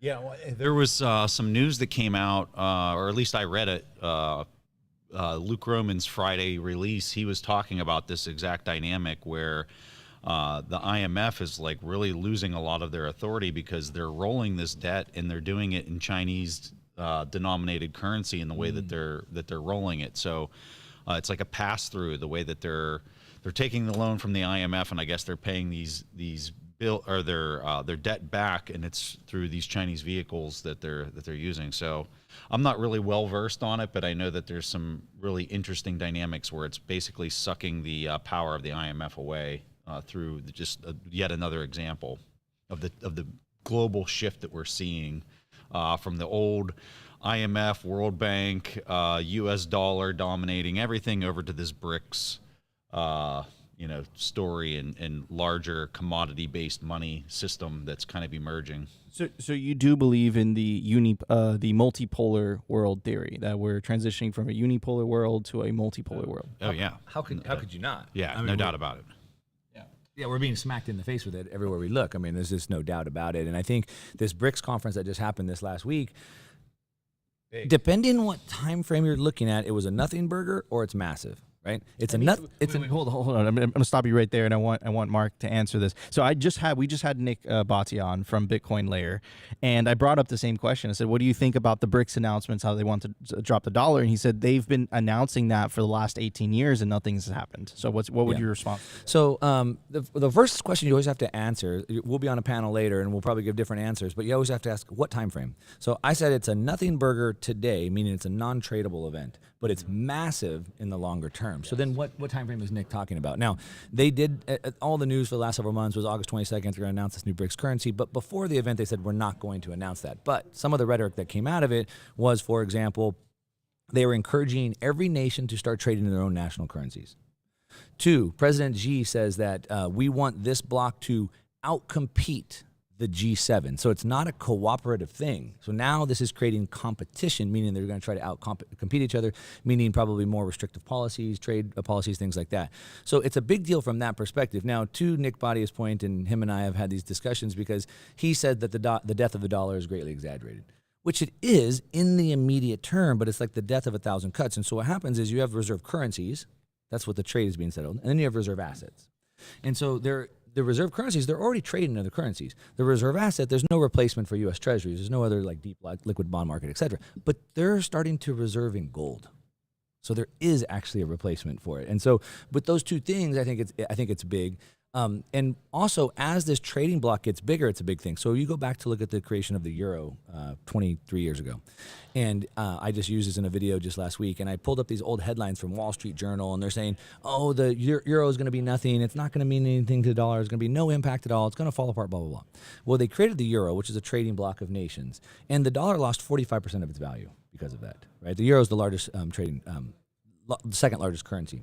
And so what happens is, as that European trading bloc, what is 19 countries now, has gotten bigger, it's made the euro more powerful. And so now, with the BRICS getting bigger, bigger, bigger, with the addition of these 6 new countries, they could potentially have a currency that could compete with the euro. And it has a long term, not an immediate impact, but long term. You couldn't say it any better.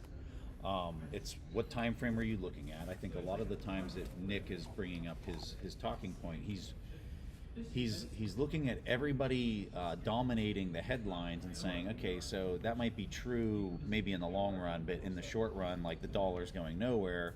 But you know, it's going to continue to dominate markets. I think some of that's true. I'm much more in your camp that, like, hey, this is the reason why there's so many headlines is because we're seeing that we've reached a moment where this shift has occurred. Prior to COVID, prior to the BRICS really kind of getting a lot of headlines, especially last week with 3 more, the UAE, Saudi Arabia, and Iran potentially joining the BRICS. This is becoming a major, major deal. And that's 80% of the world's oil. 80% of the world's oil. So if they are controlling the price of oil, congratulations, the central banks thinking that they can control the price of treasuries in the EU and in the US. I don't think they are on the controls anymore. I think the BRICS nations are on the controls if they can control the price of oil, because if they let the price of oil run, I'm sorry, that's going to leak into the price of everything because it's energy. Luke Roman does such a great point talking about, like, people have this misconception that it's the treasuries dominating, and I just retweeted a comment that he made. The equivalent that he says is, people look at Earth and they're like basically saying the solar system in our solar system is rotating around the Earth, and it's not rotating around the sun. That's the equivalent of people saying, oh, it's rotating around the treasuries and the dollar, right? It's rotating around energy. That is the number one input to the price of everything on the planet. And if you now have this block of countries that used to be very, U.S. friendly and allowing the dollar to price all of that oil around the world, shifting to basically every net producer on the country in the world, dominating that, I think it's a huge story. I think that the transition is going to maybe be a 5 to 10 year kind of time frame for it to really start to take hold. But make no mistake, like, this is really big, and this is very concerning for U.S. treasuries and European treasuries and Japanese treasuries. And I think it's a major mark in the timeline. Like, if you would really zoom out and look at it from like an 80-year lens, you'd say right here, 2020 COVID was a pretty strategic and important milestone that the tide had changed. And I think that's what the headlines are all about. Yeah, absolutely. And I want to welcome on the panel Turda Meester. Thank you so much for joining us, man. Thanks for having me. Yeah, sure. Did you notice how Preston elbowed me when he said, if you saw what I tweeted? I've been locked out of Twitter for 3 weeks. Thanks, Preston. That was like an elbow. Yeah, I tweeted. I've been in the dark about that. I think there's something else that's like really interesting with this development, though, that I think you gotta look at. So first of all, the talk I'm giving later today is sort of giving this time period of what I think Bitcoin does over the next several decades. And back to kind of what Preston says, if you look at this over decades, and so when you look at the dollar taking over reserve currency status of the British pound, that was a 30, 40-year process, right? So this is a process. Yeah. But there's something else I think that's super important. One, in the shorter term, they're obviously going back to gold. These central banks, they're buying gold. They're reserving into gold, right? So there's that in the shorter term. But in the longer term, what comes next? How do we go back to an old technology that certainly can't have final settlement or instantaneous settlement, but there's it failed. Right, it failed. But what was interesting is, like, you hear this rhetoric of like these BRICS nations, how will they ever get together and align together? They can't, right? And so you have BR, the R is Russia and China, right? So arguably the two biggest, Russia and China. President Putin could not go to the summit because he would have been arrested. So how the heck are these people going to trust each other and agree when the leader of arguably the second largest country couldn't even go to the meeting without being arrested? So like I think it's a big deal, but like what future does it have when they can't even trust each other to go to a meeting? They've got a common enemy. And the enemy is the U.S. Treasury is dollar, dominating and the SWIFT system and all of that. Like that's where they're totally aligned. But so like, let's say they really start pushing on that. We go 5-10 years into the future, and it's really there's a lot of energy now being denominated in their local currencies. It arrives at this point that you're very clearly making, is like, they've got an issue between themselves and any other country in the world of like, how can we trust? How can we conduct exchange in a trustless kind of way? And that's why we're all here on this panel, because we're talking about that solution, right? Absolutely. I mean, and that solution, all roads lead to Bitcoin. Turtermeister, what are your thoughts on all this, man? I haven't disagreed with things that I heard. I guess all of a sudden I felt like if Bitcoin is the currency of the BRICS countries, and it's like they're using it to bash the dollar, I do worry a bit, like, is that gonna jeopardize Bitcoin's legal status in the US at some point, or is there gonna be a president that's gonna try and run on that program? I don't have the answer, but it does worry me a bit. Absolutely, and I wanted to talk about this, Preston, because you retweeted about the other day, Oliver Anthony. It's not right versus left. My fiance just did a cover on it. We were playing it earlier. So, and that was really interesting because you would think in that song that it seemed like he was talking a lot about the right-wing talking point, so to speak. But I just love the fact that it was pointed to DC. Like, I think people inherently know that there is something wrong with the system.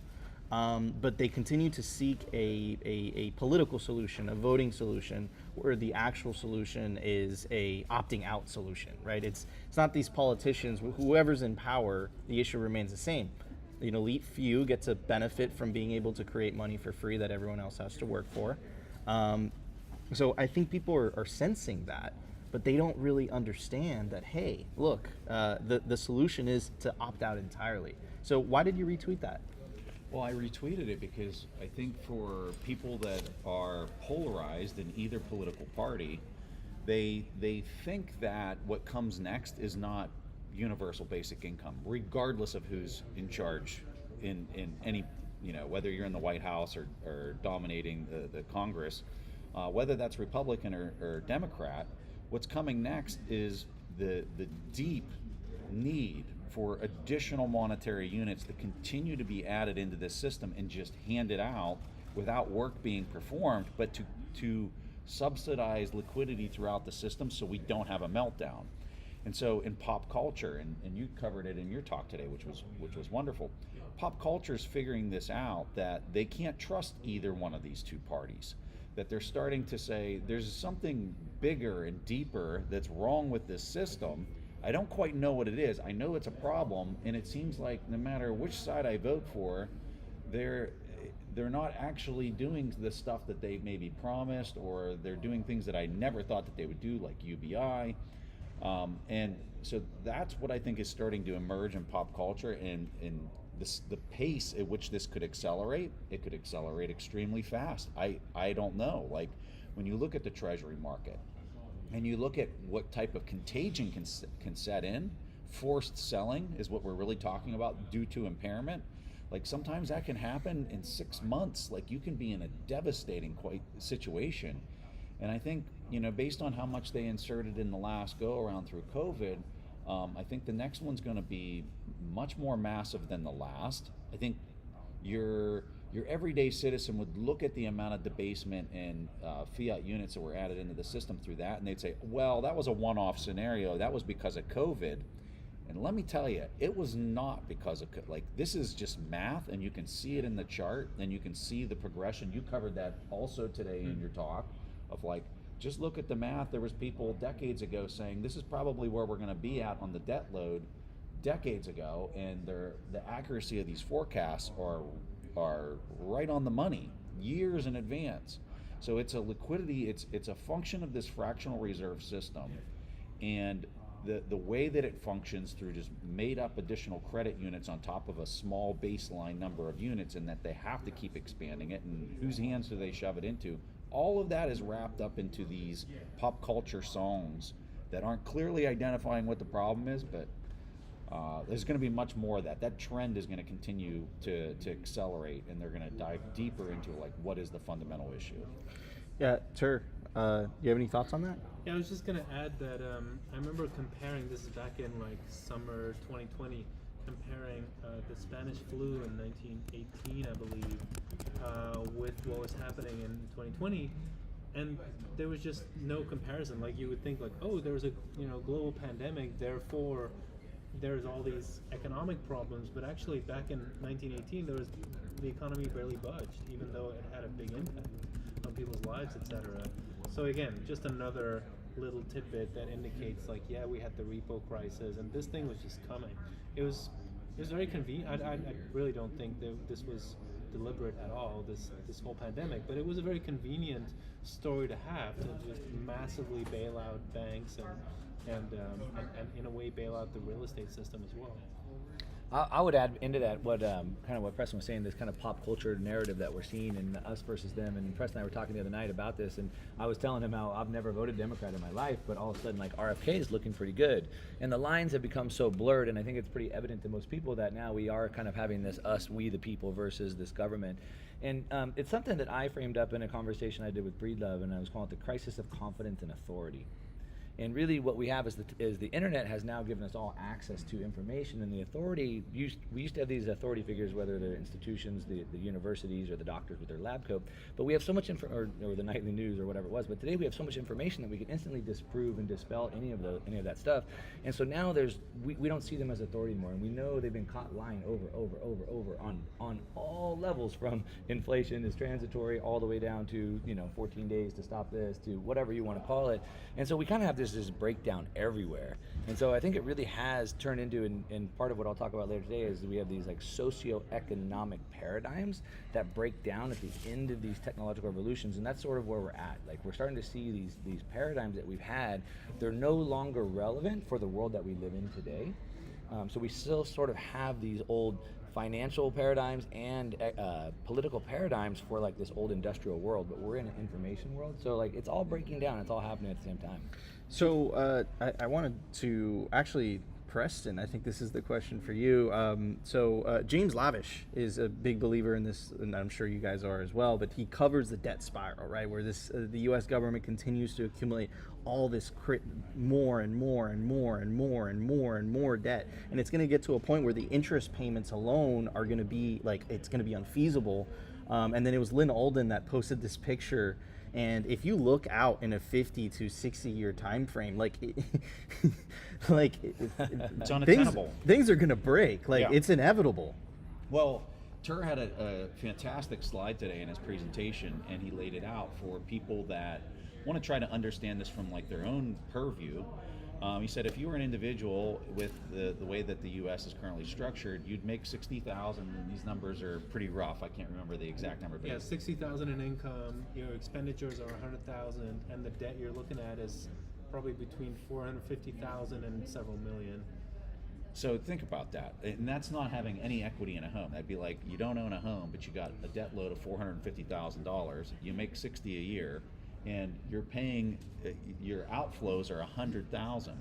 So think of that scenario, but instead of having a constant fixed income income expense on your line, it's going up as you're rolling the debt. That interest expense is blowing out 3 times higher than what it was before, or maybe even more so than that. And so that's where it's becoming unattainable, and it goes back to what we were talking about earlier, which is if you're losing control of that interest expense, and you're losing control because now you have BRICS nations that are controlling the price of oil, which is your number one input to the price of everything, right? It's all constructed above the cost of energy. When you have that, when that leaves their hands, that they can't say, well, let's keep rates around 3% or 4%, let's bring them back down to those levels. When you lose control of that, What's coming next is this yield curve control, where they're going to say, well, we're going to just control the price, and they're already doing it in Japan, that it's going to be this, and it can't go any higher than that. Is that coming to the U.S.? Oh, it's coming to any G7 net consuming country. It's coming full steam. It's coming. And you could argue that it's already there in some. You absolutely can. I would argue that this facility that they stood up, this backstop facility, what is it actually doing? It's any bank that is underwater in treasuries that they're holding. It's saying, well, you can just put them on deposit here, we'll hold them, and then hopefully the price, the interest rates will come back down, and then we'll just put them back on your books, and we'll just act like the price wasn't trying to drop below a certain threshold. So when you're saying, I don't want that price to drop below a certain threshold, what is that? It's a form of yield curve control, whether people want to believe it or not. They'll get into a terminology debate. And most arguments manifest themselves around your definition of something versus my definition of something.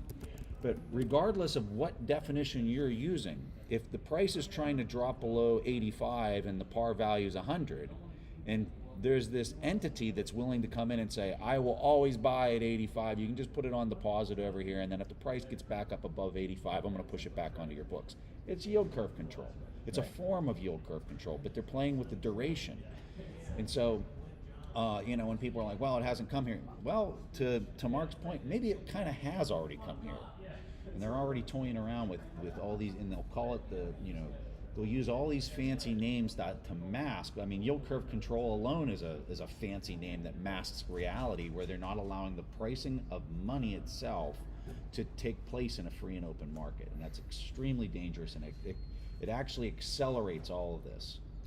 So we got about 10 minutes left, and so things are clearly breaking, right? This is not tenable over a long period of time. Can I just add? Yeah, of course. Saying over a long period of time, but like right now, the projected interest payments of the U.S. government is going to be on par with military spending.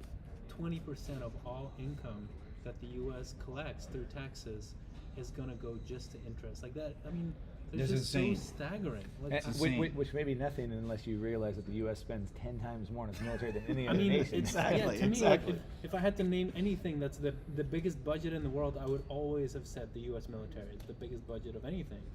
So it's just staggering. And just to kind of like, because people talk like, oh, in the next 20 years it's going to go out of control. I'm like, no, this is out of control. Yeah. And to Preston's point, he called it an untenable situation. The Treasury put out a report in 2021 called it an unsustainable path.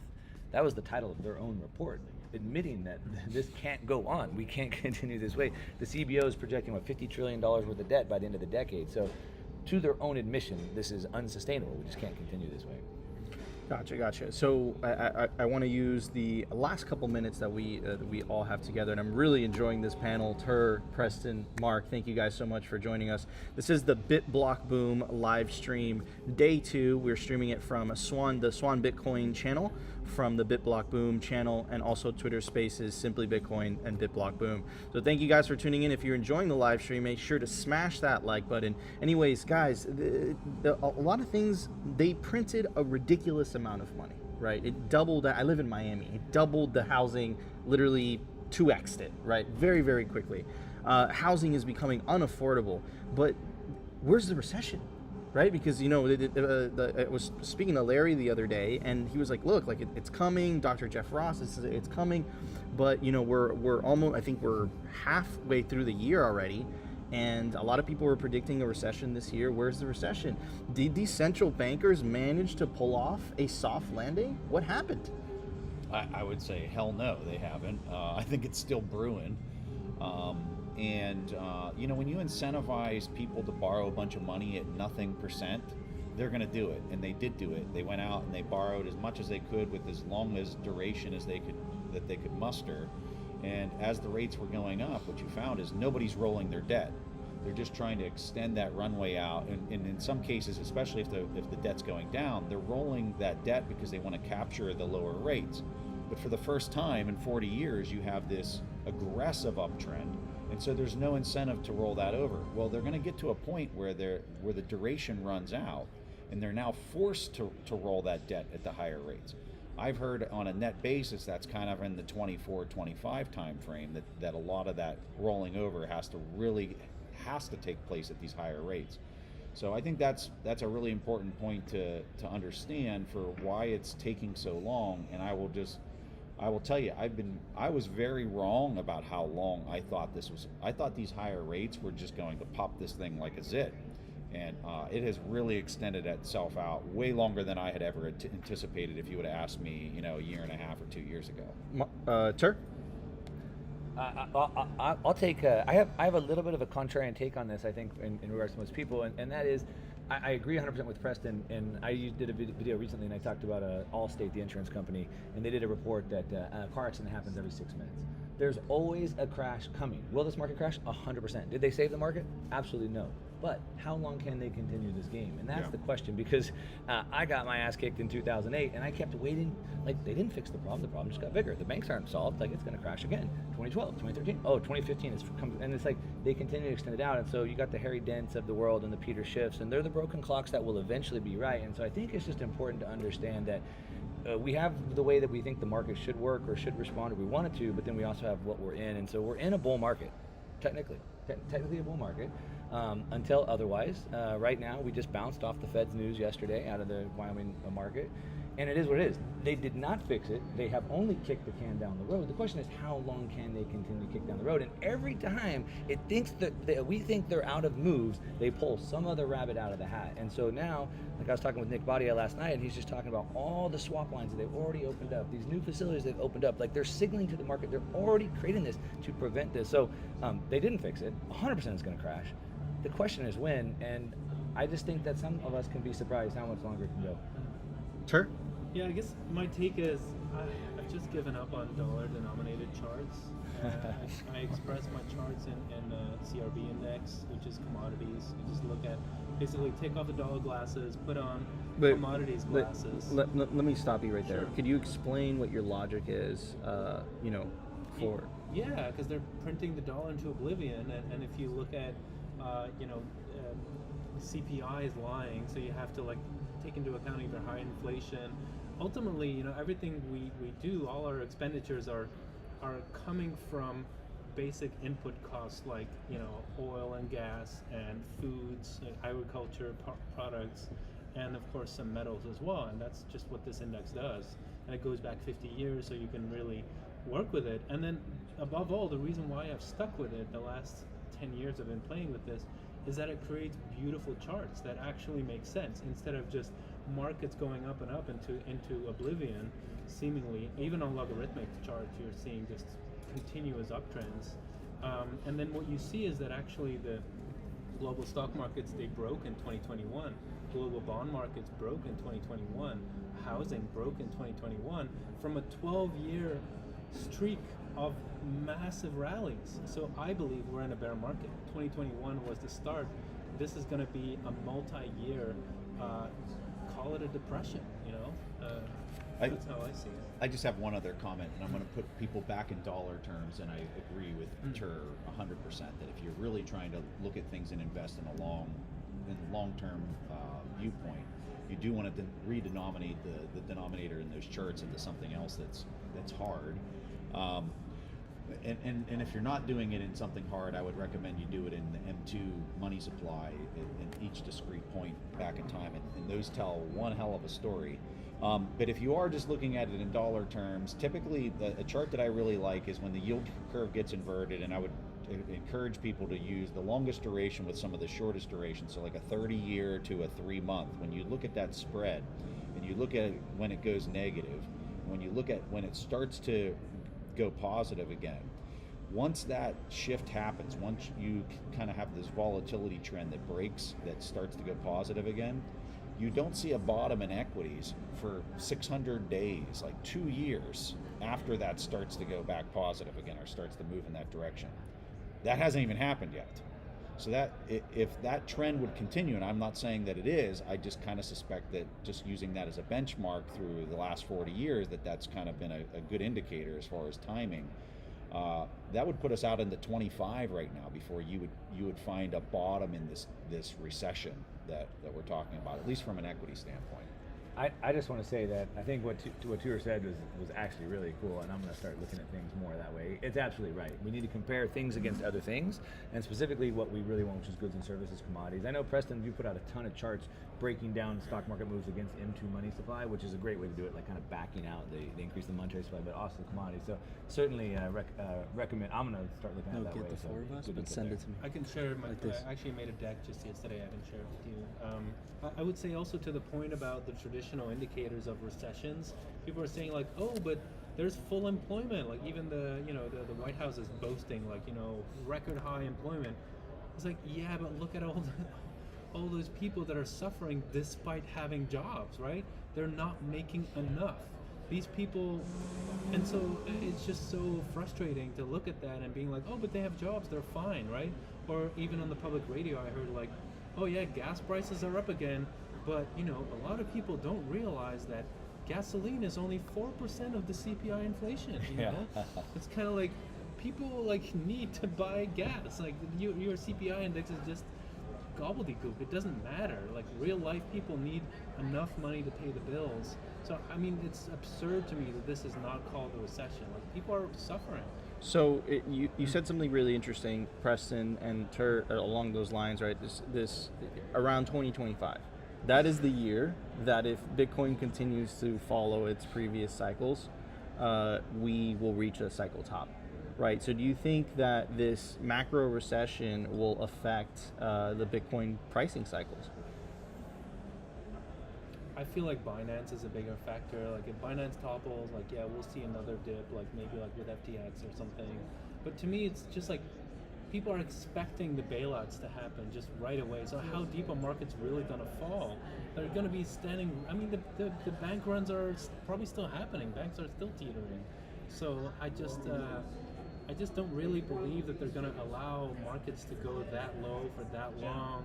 And what we've seen, I think, this is the big takeaway for me. Bitcoin doesn't correlate with much, but it does correlate with new money entering the system, M2 especially, and that's bailouts. So as soon as we're seeing bailouts, smart money is going to move in and predict the inflation down the road and just buy Bitcoin. And I would tell people to look at global M2, not just the M2 in the U.S., but like take each major country that has a significant amount of currency in the overall global economy, and you got to dollar convert that M2, and then you got to combine those M2s to really kind of have a global sight picture of the liquidity that's being added or taken out of the system.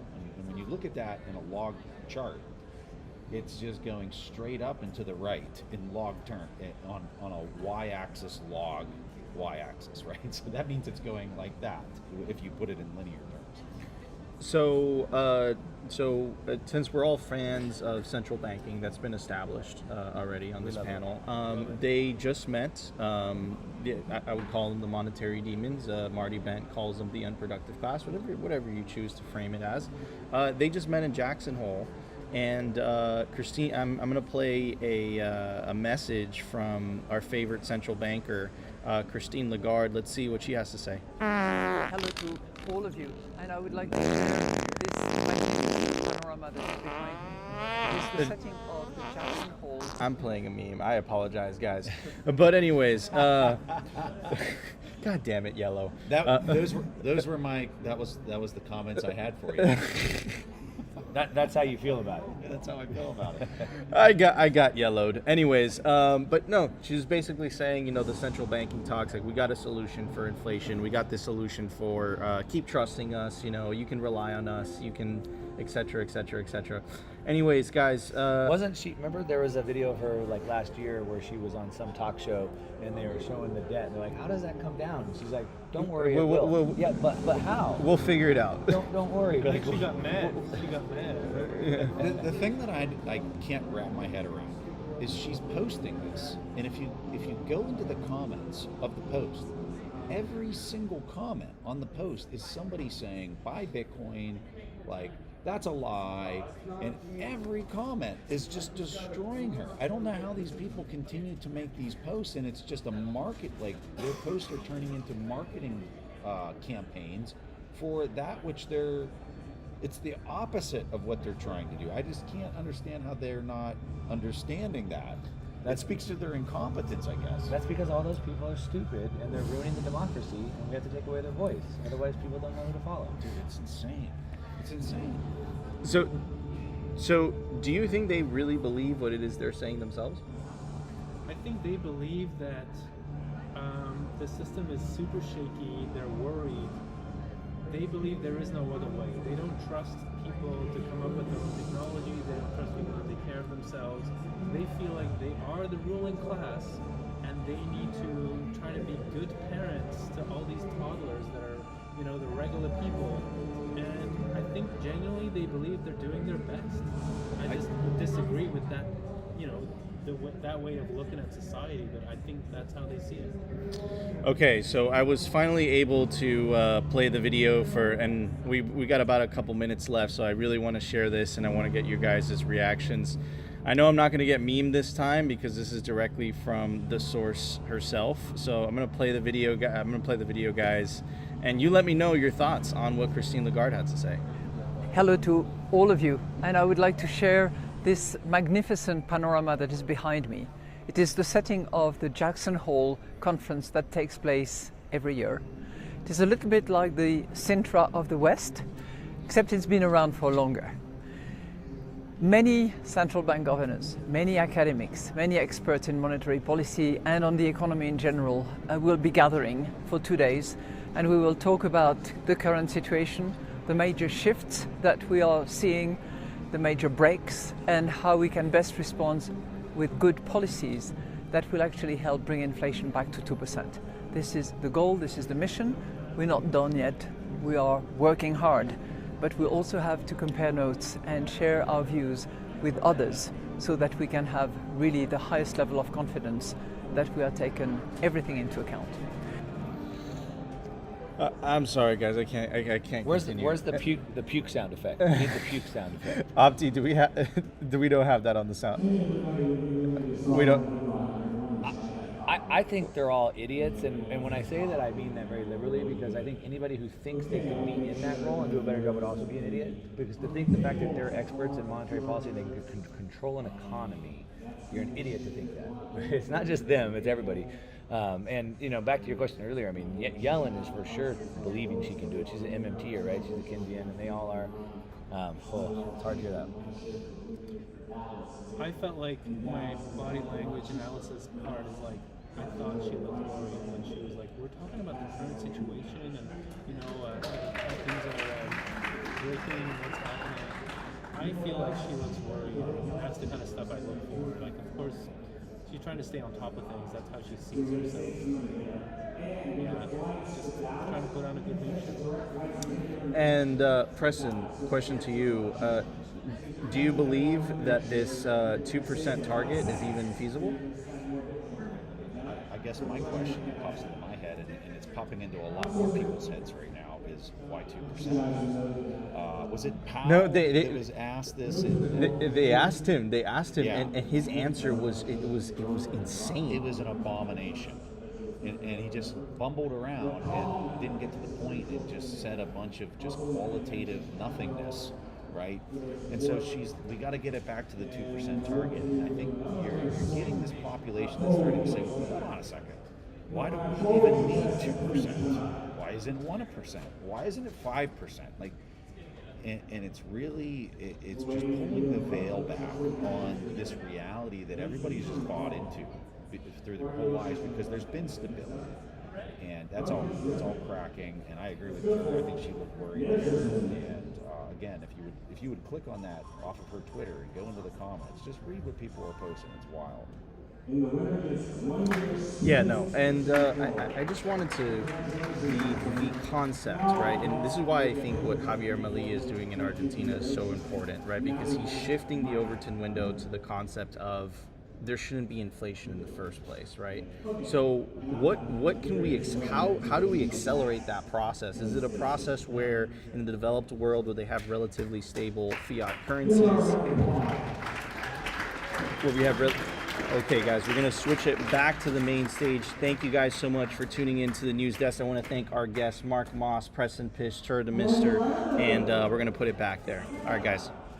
I had the opportunity to meet you yet. My name is Lynn, and together with the awesome surfer Jim and Gary, our host, we do a weekly Twitter X Spaces, BitBlockBoom Twitter Spaces on Tuesdays at 7 p.m. Eastern Time. So when you get home, a couple weeks from now, a month from now, you're feeling that withdrawal of the BitBlockBoom community, be sure to tune in, join us, stop in. We have special guests. We love to talk about Bitcoin and self-sovereignty and all those things that make life worth living. So by way of a little intro, I live in Mexico City. I am class of 2013 Bitcoin, and for about the last 10 years, I've been running a venture capital fund that supports tech startups, early stage from Mexico and Latin America. And I'll be winding that down to focus this year to focus more fully on Bitcoin, so expect to see more of me.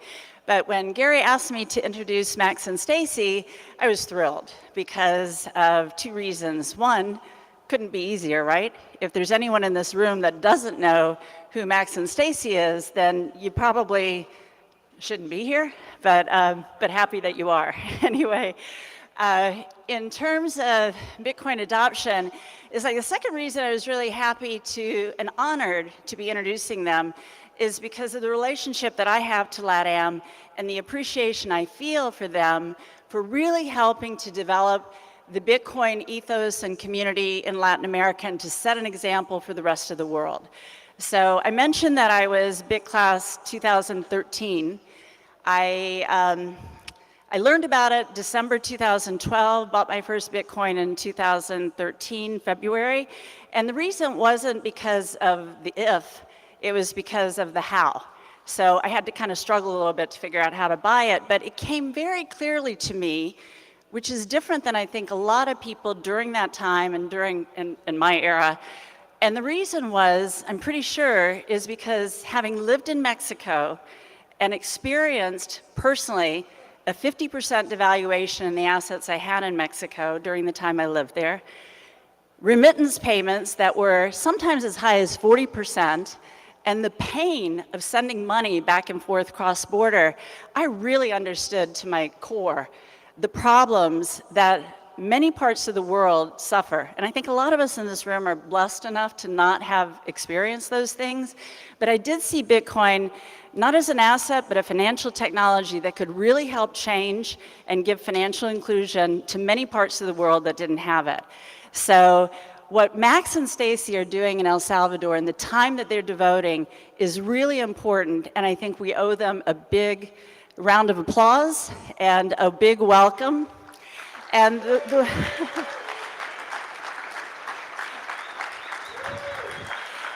and the one other thing I want to mention is not only is it adoption, but they are really helping lay the groundwork for a whole new industry and a way of life for the El Salvadorian youth. So Max, Stacy, welcome to BitBlockBoom.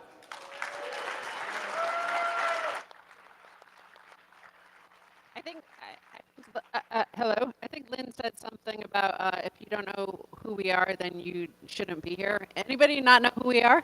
Raise your hand and then get the fuck out. Whoa, that's harsh. Right. Dun, dun, dun, dun, dun, dun, dun, I already blew this. dun, dun, dun, dun, dun, dun, dun. Yeah. So, hello. First of all, get your ass to El Salvador because it's not nearly as hot as this place. Holy shit. Like, whoa. It is so hot here. What the hell? What do people do here in Austin, Max? It's hotter than a crab's ass. Oh my God, I couldn't believe this. And it's like 32 degrees inside. Yeah.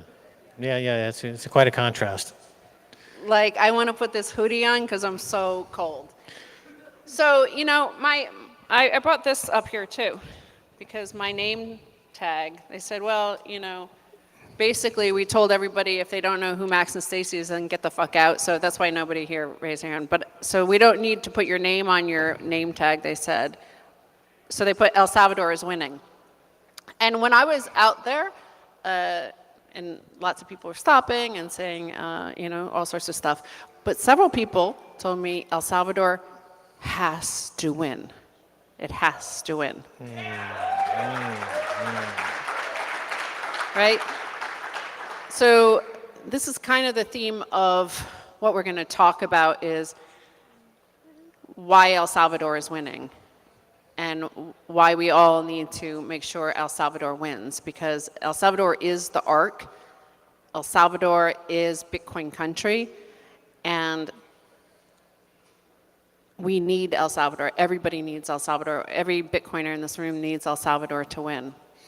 Yeah, it's the indispensable nation at this time.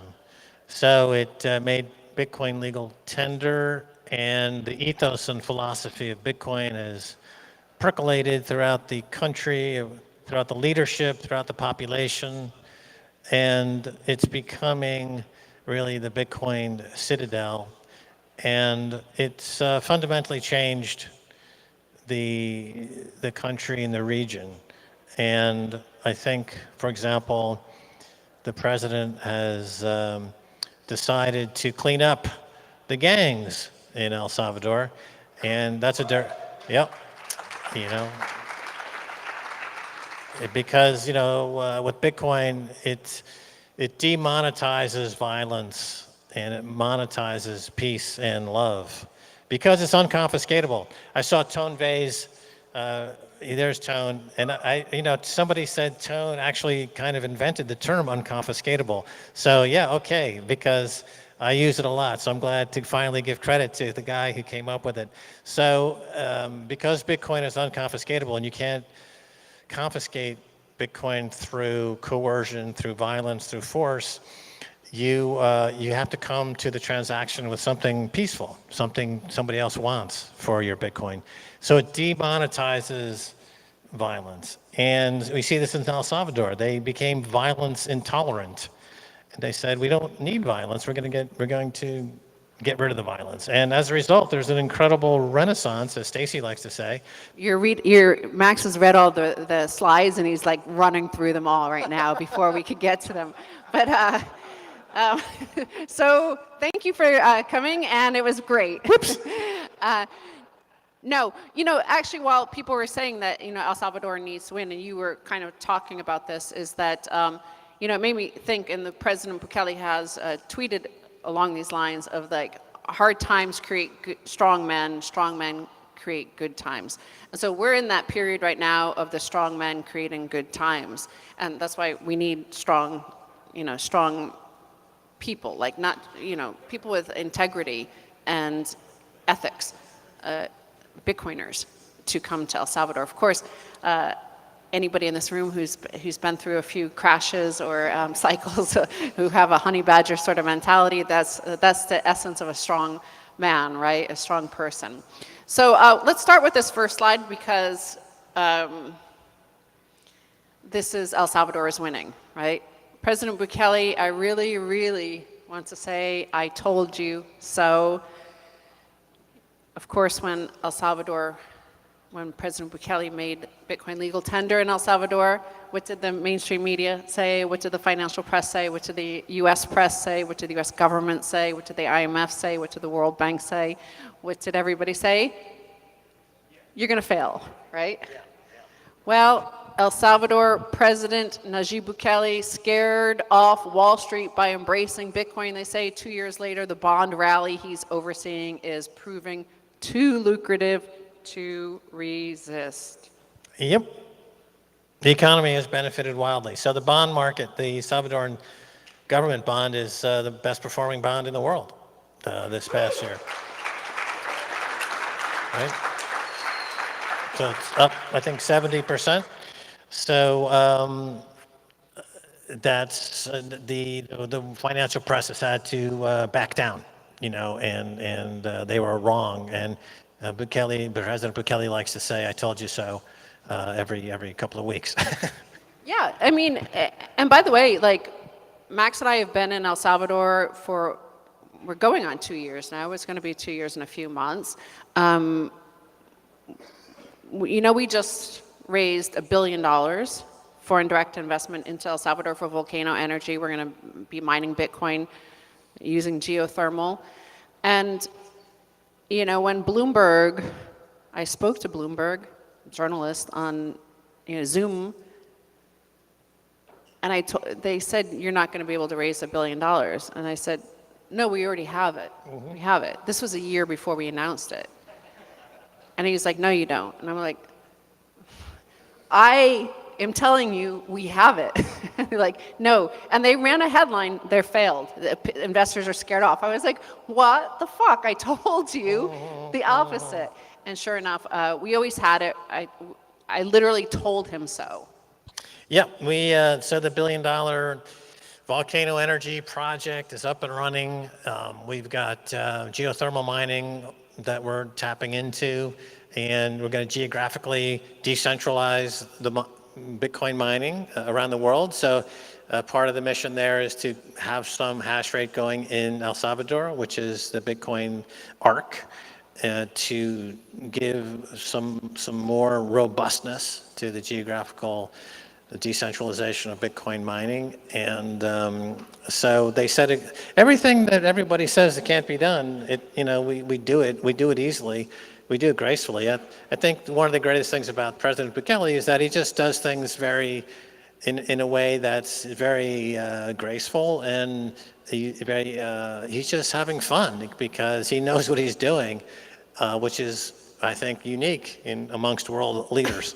Well, actually, that's a good point, because President Bukele makes it look easy, but this is proof of work. This is hard money, and it's hard. Like, it's not as easy as he makes it look. So we're going to talk a little bit about that, about how to keep that first mover advantage. Of course, Ben Franklin, when they wrote the U.S. Constitution, and famously a woman asked him, hey, Mr. Franklin, what do we have? And he goes, you have a republic if you can keep it. Well, we have a first mover advantage if you can keep it. This is the same for all Bitcoiners, right? You have Bitcoin, you have the perfect money if you can keep it. And the longer you're in it, like, maybe it gets easier now, but it certainly was hard in 2011, 12, 13, 14 with hacks and securing your Bitcoin and shitcoins coming along. Like, if you still have Bitcoin after any amount of time, like, you deserve it. Like, you've held it, you've kept it.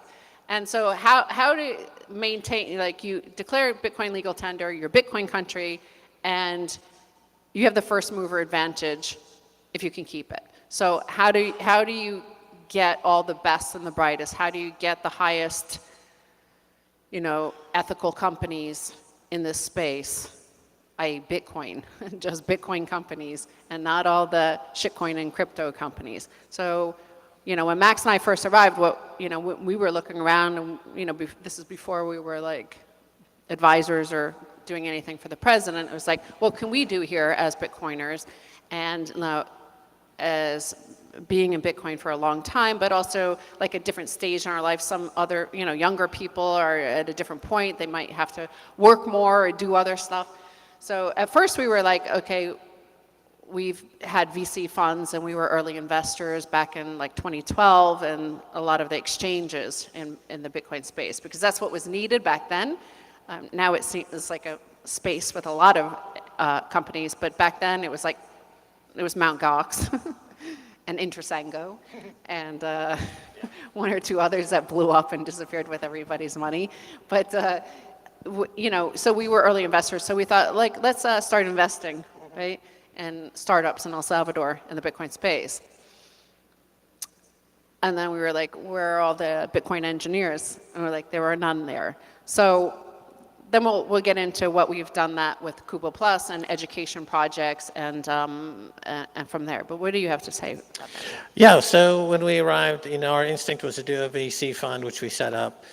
And then it was clear that there was a need for engineers. We wanted homegrown engineers, and we wanted to develop the talent there. We knew the talent was there. So there was a call out. We made some help with the government to essentially canvass the country and to put the call out to every university, really, every student, that if they're interested in becoming Bitcoin developers and Bitcoin programmers, to come to this program that really started. I don't know if you've gotten into with the Jimmy Song program. Yeah, we're going to get to that in a few slides. Right. But I just want to, so, you know, when we're looking at El Salvador and how to maintain this first mover advantage when we first arrived there, you know, what we understood and what we knew as being Bitcoiners were, first of all, Renaissance 2.0, Bitcoin maximalism. You could only do this, you can only win. The only path to winning was Bitcoin maximalism, right?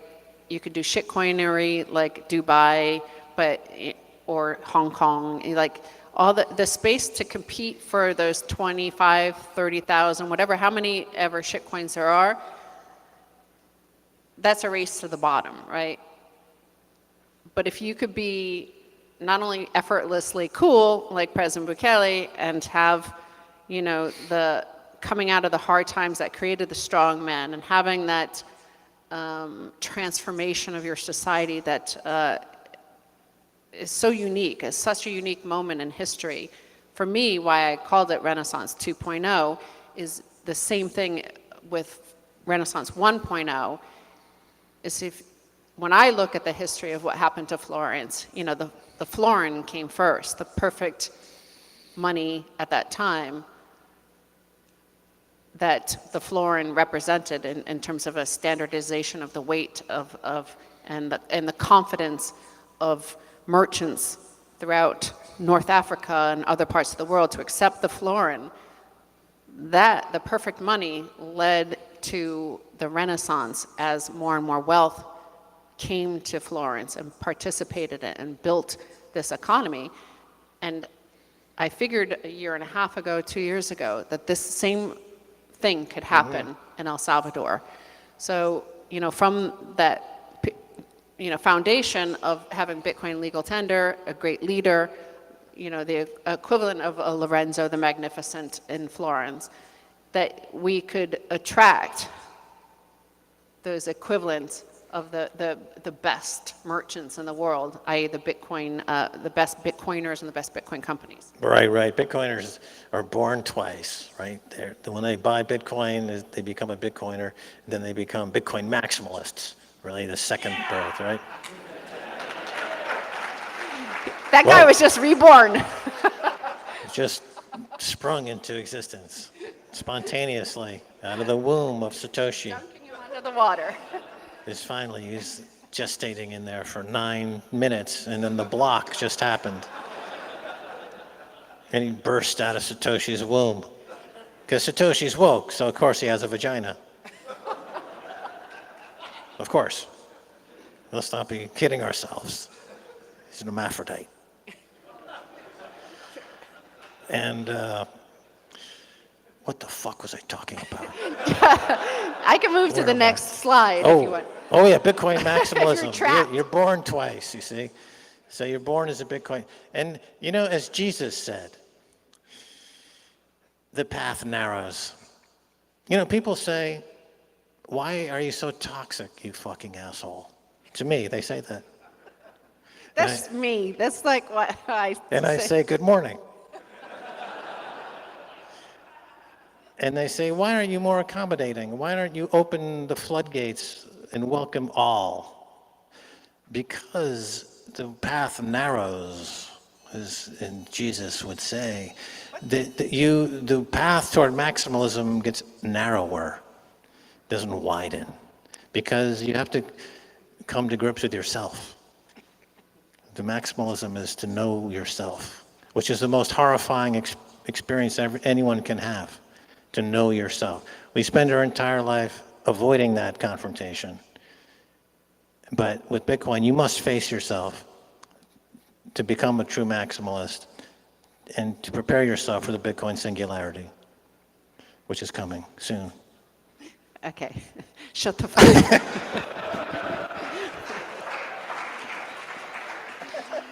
Okay. So, because I see the time, like, draining. Time is flying. What's the next slide? TikTok, next block, Max. TikTok, next slide. So, Enlightenment 2.0, life, liberty, property.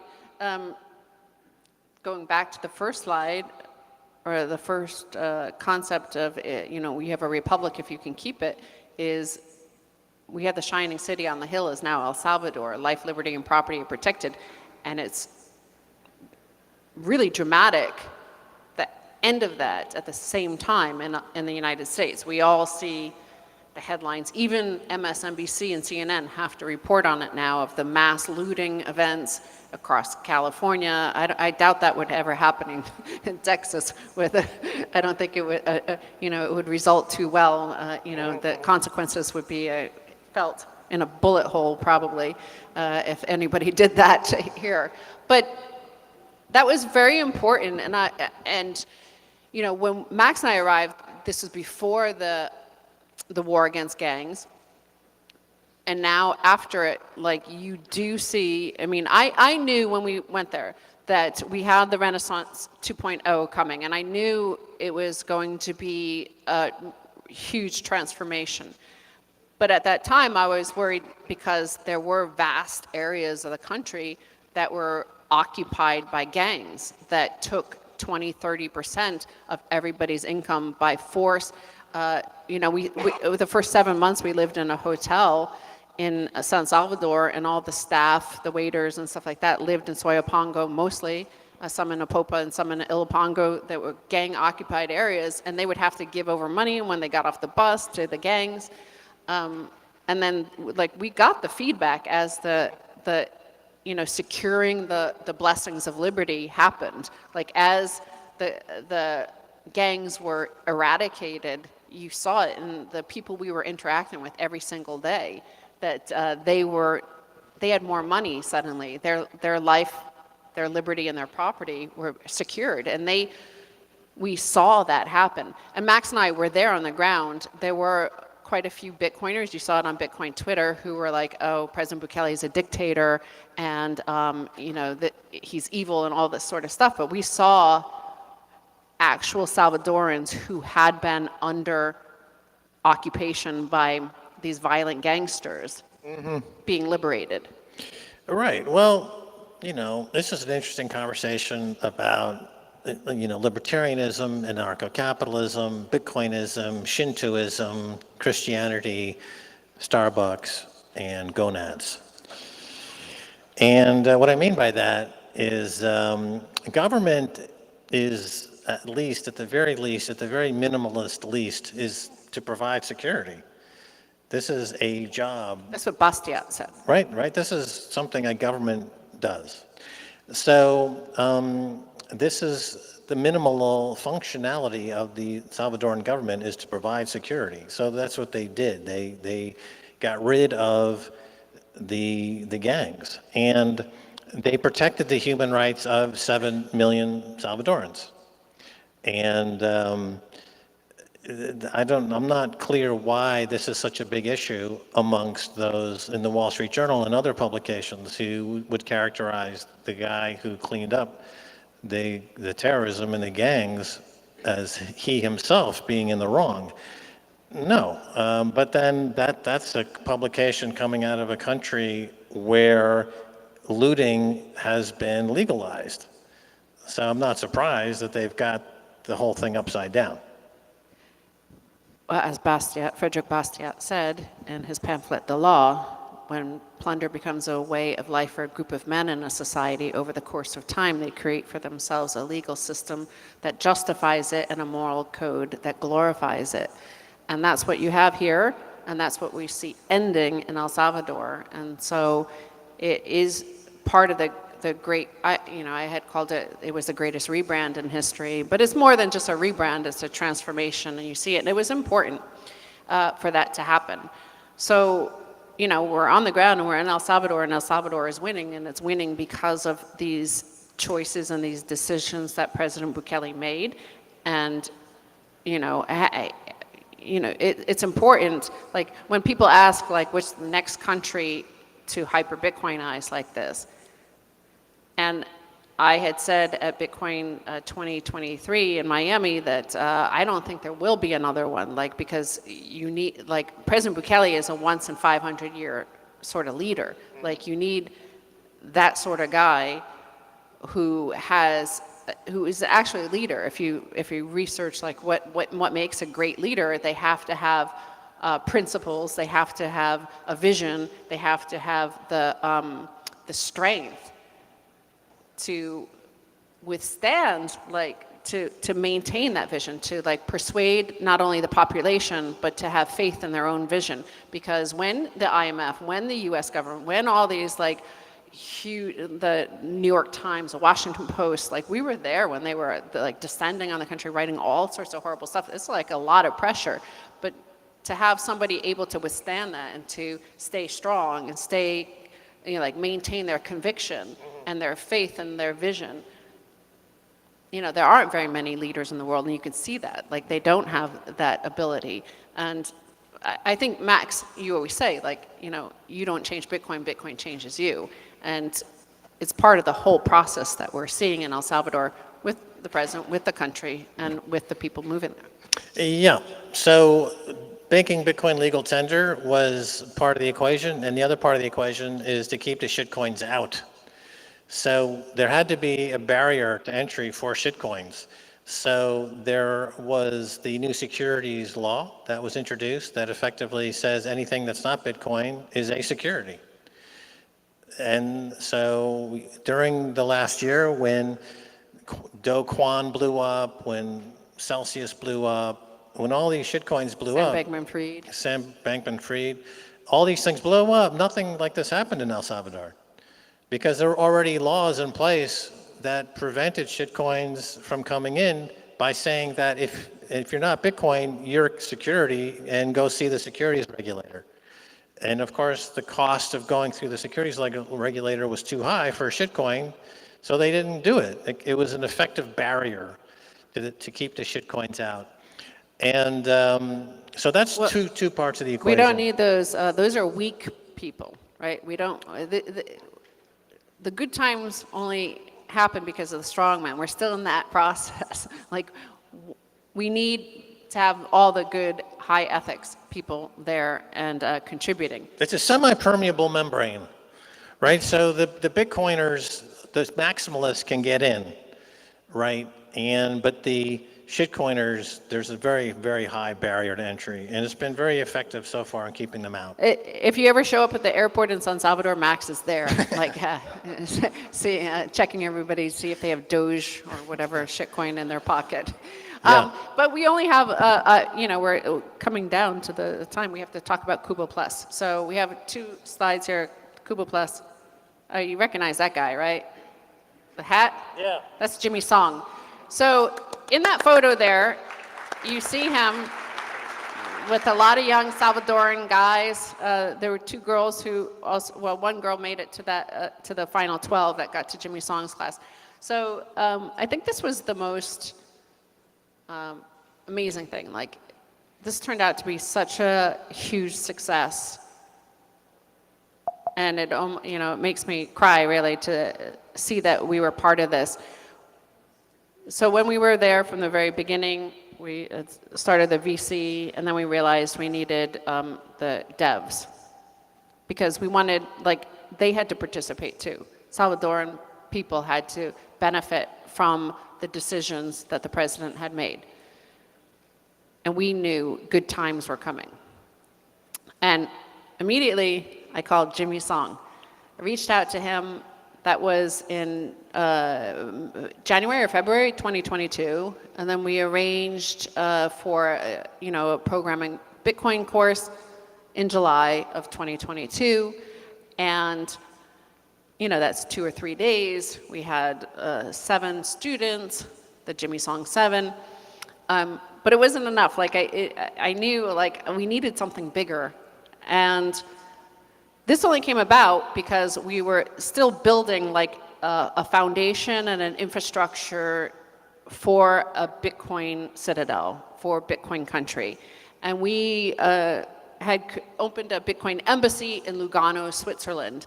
And the reason why we opened a Bitcoin embassy in Lugano, Switzerland, were, like, some of our partners, including Bitfinex, Paolo Arduino, Folger Ventures there, who are really hardcore Bitcoiners. Folger invests a huge amount into Lightning. And working with them was the real spark, right? Because Folger, Oleg at Folger has a huge, long history of academic excellence. Like he's transformed universities actually. In Moscow Polytech, for example, he came into this project, and not only did we find all the funding from Lugano, because it's a really expensive project that we've done, but they got all of the top coders in the world, like Peter Todd, Jimmy Song, Giacomo Zucco, Lisa Nygut. We had all these people participate, come to El Salvador, and train the best of El Salvador to be Bitcoin and Lightning devs. Yeah, big shout out to Jimmy Song. There's a local Texan. That was the first call, and now there's 7 young programmers in El Salvador wearing cowboy hats. Now we now have 21. We have now 21. There's 21. And there's a huge bet that if the message went out there that there was this fantastic program that these young devs would show up, and they did. And so this is really at the beginning of it's that little piece in the oyster that becomes the pearl, right? This is the beginning of the formation of a pearl of a volcano, alley, or of a Silicon Valley, Volcano Valley, El Salvador homegrown talent. And it was very funny because it was don't trust, verify, right? So we went to University Don Bosco in San Salvador, in Soyapango, and they, I think it's like a Christian university, private university, that they have some computer science course, and we asked them, they emailed all of their students to invite them to participate in this. And there were forum boards, apparently, like Facebook pages, saying this must be a scam. Like, there's no way this is real. Safe Dina Moose, by the way, also came over and taught the students on the philosophy and economics of Bitcoin. But there was a lot of doubt. And when we met the parents at graduation, they all thought, several of them said that we thought like you were going to ask us for money, like that there was some con at the end of this because it seemed too good to be real. But these are the good times. These are the strong men that will create the good times. This is the Renaissance 2.0, the Enlightenment 2.0. These are the people, these are the kids that are going to maintain it. So they've all graduated and they're now getting internships for the next few months. Some of them are going to Lugano for the Bitcoin conference there and for further education there as well. Yeah, and I just again emphasize that everyone should come visit us in El Salvador because it's really a country that's been liberated from 30, 40 years of civil war and then gang war. And people are just out of their house and they're partying, and the atmosphere is fun and it's joyous and it's liberating, and it's a great change of pace. If you ever want to overcome feeling like, oh my God, things are rotten, come to El Salvador and feel like a rebirth. And speaking of rebirth, even Reuters has some of the worst headlines ever about El Salvador. They were one of the biggest fraudsters on earth about El Salvador. And here's a headline: El Salvador partnership to build $1 billion Bitcoin mining farm. So $1 billion foreign direct investment into El Salvador, that's 3% of GDP in one investment into El Salvador. So this is a sort of transformation that's happening. Max is the chairman of Volcano Energy, and that's just the start. And we know this is the heart of, we're talking about Bitcoin mining. Probably for Texas, this is like, oh, that's puny. Okay, we know you have massive Bitcoin mining operations here, but come to El Salvador, join us there, and we encourage more of you to actually come and build with us. I have a booth outside as with pamphlet for how to move to El Salvador, how to move your business there, how to come join us, how to participate in Bitcoin country. Because El Salvador has to win, and El Salvador wins with Bitcoiners. Yep, and I think the Miss Universe contest is coming to El Salvador. They've allowed me to enter for obvious reasons. The best legs of Bitcoin. I think no one would argue that. So very excited. I root for me to win Miss Universe. What else? Fuck around, find out. Last two, and this is why we want Bitcoiners to come, because fuck around, find out. That was CAR, because of course Central African Republic did make Bitcoin legal tender. They were the second one to do that, and that didn't turn out quite well because of course certain shitcoiners and private jets showed up and introduced Sango coin, and the whole thing fell apart very rapidly. So luckily we never went down that path, and because we have a once in 500 year sort of leader. But you know, we welcome everybody to come join us in Bitcoin country. Yeah, everyone's welcome. Come on down. And vote for Max for Miss Universe. Vote for me.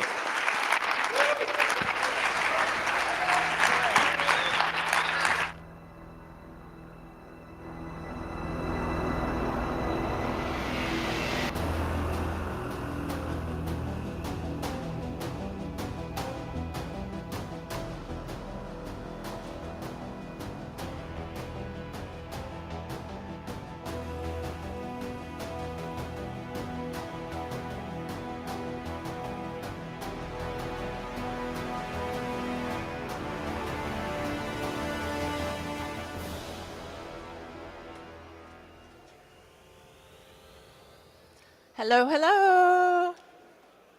I'm Lisa Huff. Some of you don't know how to say my last name, but it's like tough, which I am not.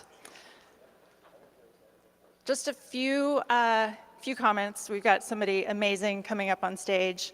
I wanted to tell you a little bit about myself and what I'm working on, and please reach out to me if this is something that you're interested in or you want to talk about Bitcoin with somebody. Hit me up on Twitter or hit me up on LinkedIn. I do reply to everything. So I came out of the energy trading business, and it was a great career, probably the best career in the world until you find Bitcoin. Worked at Enron, Fibro, which was a division of Solomon Brothers, a couple of other big utilities, and I ran a spec trading book where we spent a lot of time figuring out how to arbitrage hard assets. Fast forward, here we are in Bitcoin mining. And how I spend my time now is really helping energy companies figure out how to touch Bitcoin. So I'm going to give you one example as to why this is really compelling. In Houston, we have one of the largest power producers in the country. 4% of the time, they pay to have power taken from them because there's not enough demand on the grid, and it's economically more viable for them to just pay to get rid of it. Enter Bitcoin mining.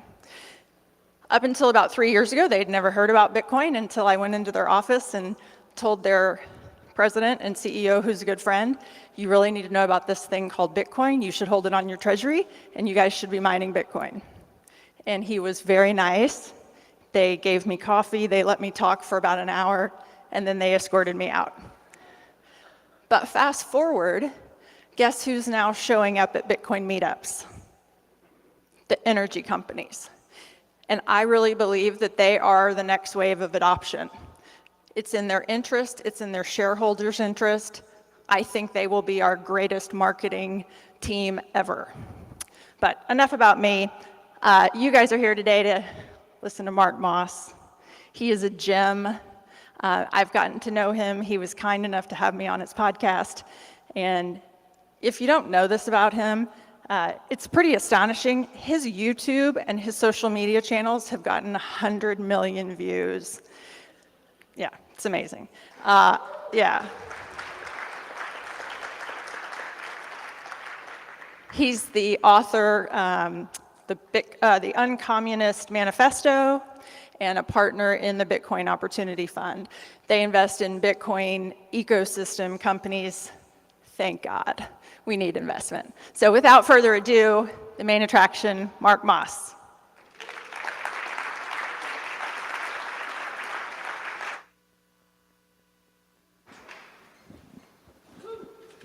So guys, woohoo!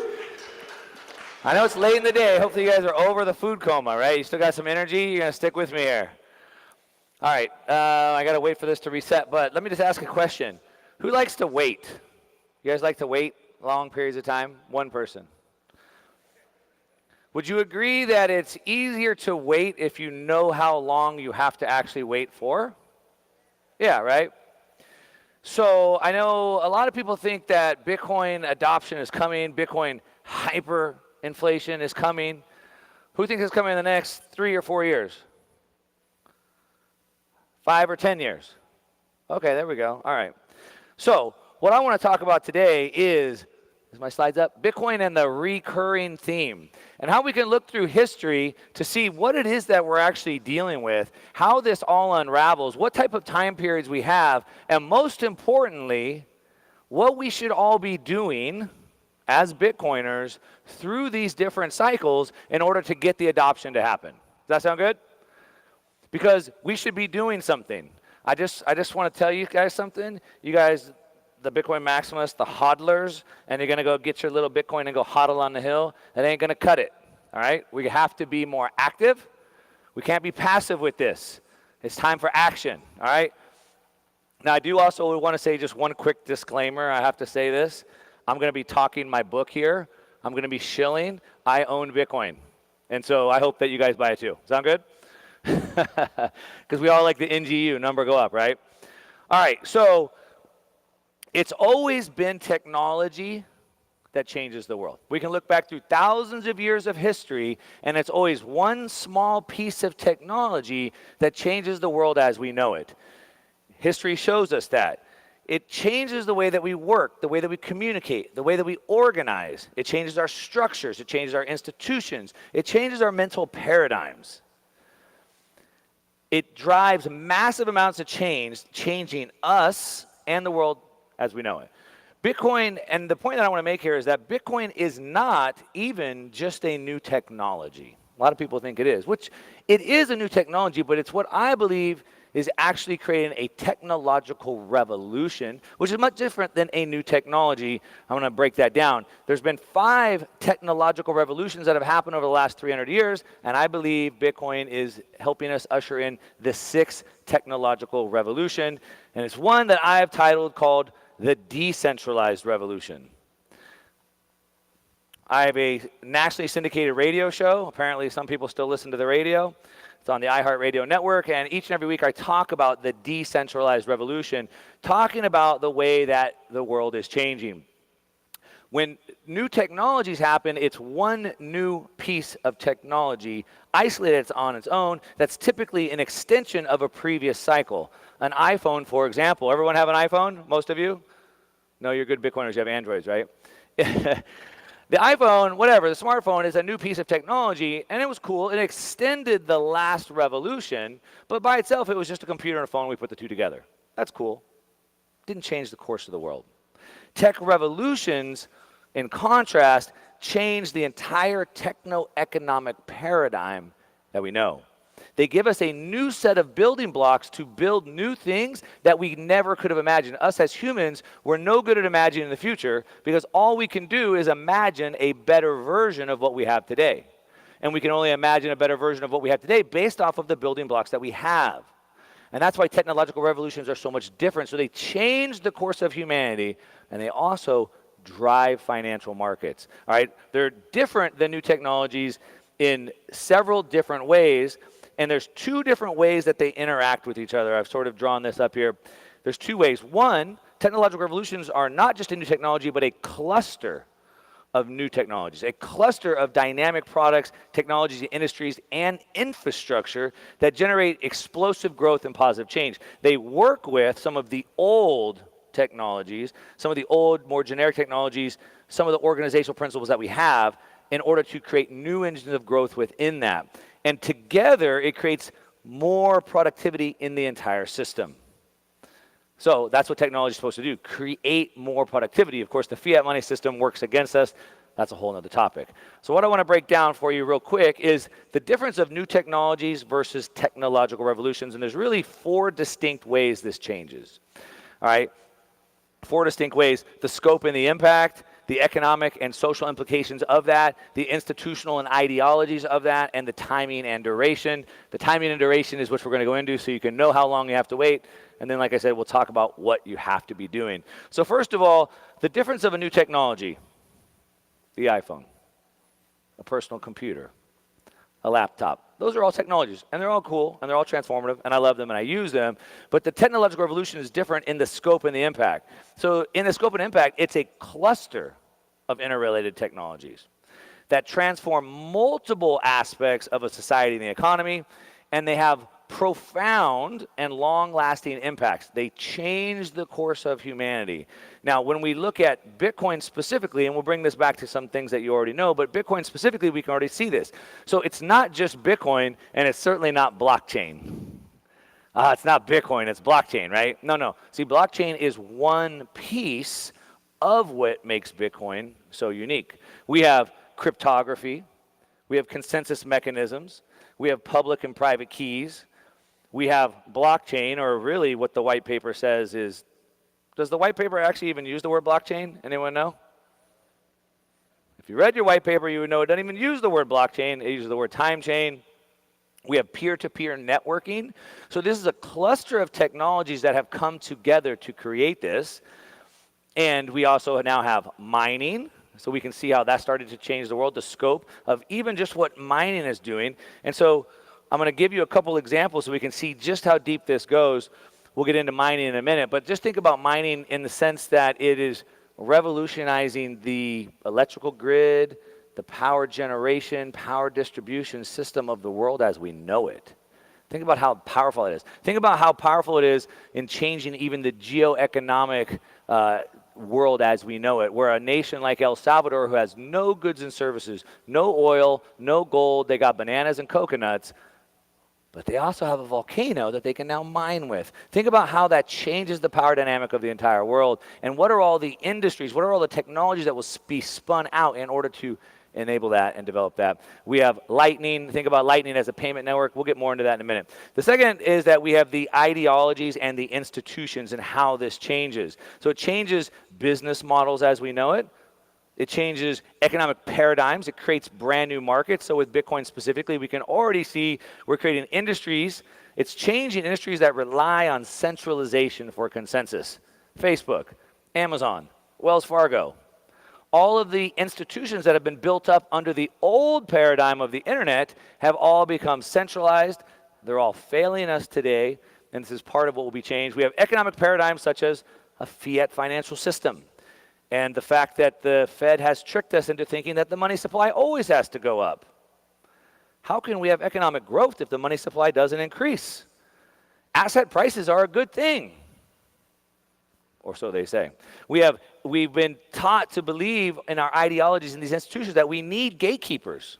We have to have gatekeepers. Who else will be who else will tell us what is true? Who else will handle the consensus? Who else will make the payments? We've been told that we need debt in order to have velocity of money. So these are all ideologies and institutions that have fed us this that we believe. All this has to be challenged. We see that there's a difference in the societal values.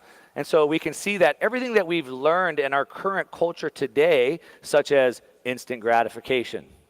People think that the way to get wealth is now through gambling or theft. All of these ideals have to be changed. Bitcoin is changing that now. Bitcoin is ushering in long-term thinking, prioritizing saving over consuming, helping us all to realize that what we need to be doing is providing value to the world instead of consuming or taking, showing us that cooperation leads to more economic growth than coercion.